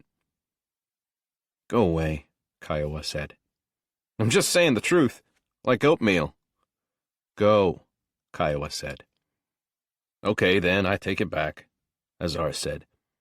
He started to move away, then stopped and said, "Rice Krispies, you know? On the dead test, this particular individual gets A+. Smiling at this, he shrugged and walked up the trail toward the village behind the trees. Kiowa kneeled down. "Just forget that crud," he said. He opened up his canteen and held it out for a while, and then sighed and pulled it away. No sweat, man. What else could you do? Later, Kiowa said, I'm serious. Nothing anybody could do. Come on, stop staring. The trail junction was shaded by a row of trees and tall brush. The slim young man lay with his legs in the shade. His jaw was in his throat. His one eye was shut, and the other was a star-shaped hole. Kiowa glanced at the body. All right, let me ask a question, he said. You want to trade places with him? Turn it all upside down? You want that? I mean, be honest. The star-shaped hole was red and yellow.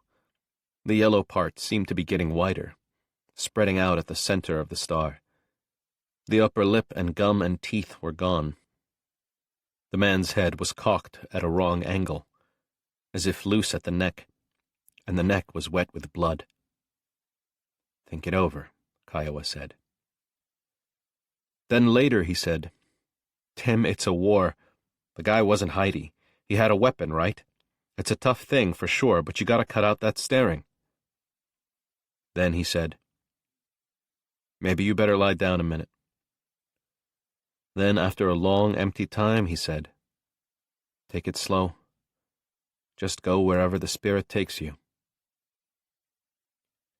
The butterfly was making its way along the young man's forehead, which was spotted with small, dark freckles. The nose was undamaged. The skin on the right cheek was smooth and fine-grained and hairless, frail-looking, delicately boned. The young man would not have wanted to be a soldier, and in his heart would have feared performing badly in battle. Even as a boy growing up in the village of Mikke, he had often worried about this. He imagined covering his head and lying in a deep hole and closing his eyes and not moving until the war was over. He had no stomach for violence. He loved mathematics. His eyebrows were thin and arched like a woman's, and at school the boys sometimes teased him about how pretty he was, the arched eyebrows and long, shapely fingers, and on the playground they mimicked a woman's walk and made fun of his smooth skin and his love for mathematics. The young man could not make himself fight them. He often wanted to, but he was afraid, and this increased his shame. If he could not fight little boys, he thought, how could he ever become a soldier and fight the Americans with their airplanes and helicopters and bombs? It did not seem possible. In the presence of his father and uncles, he pretended to look forward to doing his patriotic duty, which was also a privilege, but at night he prayed with his mother that the war might end soon. Beyond anything else, he was afraid of disgracing himself, and therefore his family and village. But all he could do, he thought, was wait and pray, and try not to grow up too fast. Listen to me, Kiowa said. You feel terrible, I know that. Then he said, Okay, maybe I don't know. Along the trail there were small blue flowers shaped like bells. The young man's head was wrenched sideways, not quite facing the flowers, and even in the shade a single blade of sunlight sparkled against the buckle of his ammunition belt. The left cheek was peeled back in 3 ragged strips. The wounds at his neck had not yet clotted, which made him seem animate even in death, the blood still spreading out across his shirt. Kiowa shook his head. There was some silence before he said, Stop staring. The young man's fingernails were clean. There was a slight tear at the lobe of one ear, a sprinkling of blood on the forearm. He wore a gold ring on the 3rd finger of his right hand. His chest was sunken and poorly muscled. A scholar, maybe. His life was now a constellation of possibilities. So yes, maybe a scholar. And for years, despite his family's poverty, the man I killed would have been determined to continue his education in mathematics. The means for this were arranged, perhaps, through the village liberation cadres.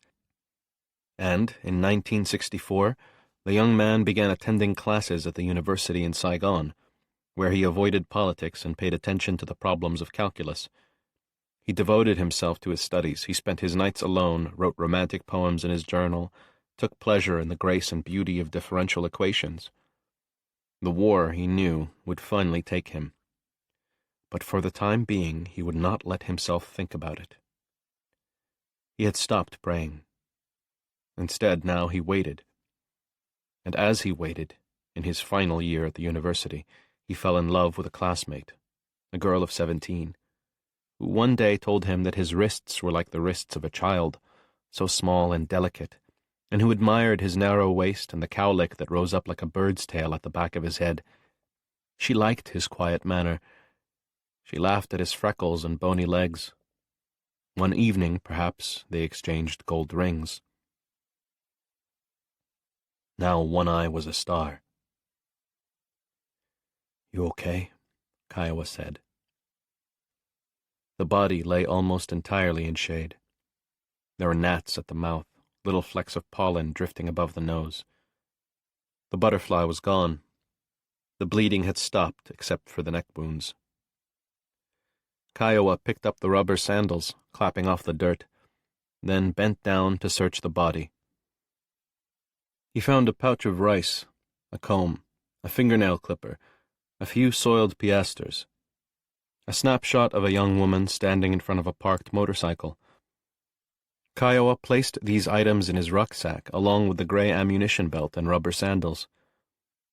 Then he squatted down. "I'll tell you the straight truth," he said. "The guy was dead the second he stepped on the trail. Understand me? We all had him zeroed. A good kill, weapon, ammunition, everything." Tiny beads of sweat glistened at Kiowa's forehead. His eyes moved from the sky to the dead man's body to the knuckles of his own hands. "So listen, you best pull your shit together. Can't just sit here all day." Later he said, "Understand?" Then he said, "5 minutes, Tim. 5 more minutes and we're moving out." The One-Eye did a funny twinkling trick, red to yellow. His head was wrenched sideways, as if loose at the neck, and the dead young man seemed to be staring at some distant object beyond the bell-shaped flowers along the trail. The blood at the neck had gone to a deep purplish black. Clean fingernails, clean hair. He had been a soldier for only a single day. After his years at the university, the man I killed returned with his new wife to the village of Mikke, where he enlisted as a common rifleman with the 48th Viet Cong Battalion. He knew he would die quickly. He knew he would see a flash of light. He knew he would fall dead and wake up in the stories of his village and people. Kiowa covered the body with a poncho. "Hey, you're looking better," he said. "No doubt about it. All you needed was time. Some mental R&R. Then he said, "Man, I'm sorry." Then later he said, "Why not talk about it?" Then he said, "Come on, man, talk." He was a slim, dead, almost dainty young man of about 20. He lay with one leg beneath him, his jaw in his throat, his face neither expressive nor inexpressive. One eye was shut. The other was a star-shaped hole. "Talk," Kiowa said. In these two poems, the poet Maria Herrera Sobek writes about the much-neglected experience of Chicanos and Latinos in the Vietnam War. Like blacks and other people of color, Chicanos faced racism from their officers and were often assigned the most dangerous positions. They also were among those most active opponents of the war, pointing out the hypocrisy of the U.S. government's claim to be bringing democracy to Vietnam. Maria Herrera Sobek, Two Poems on Vietnam, 1999. Untitled. We saw them coming, in funeral black bags, body bags they called them. Eyes locked forever, they were our brown men, shot in a dishonest war.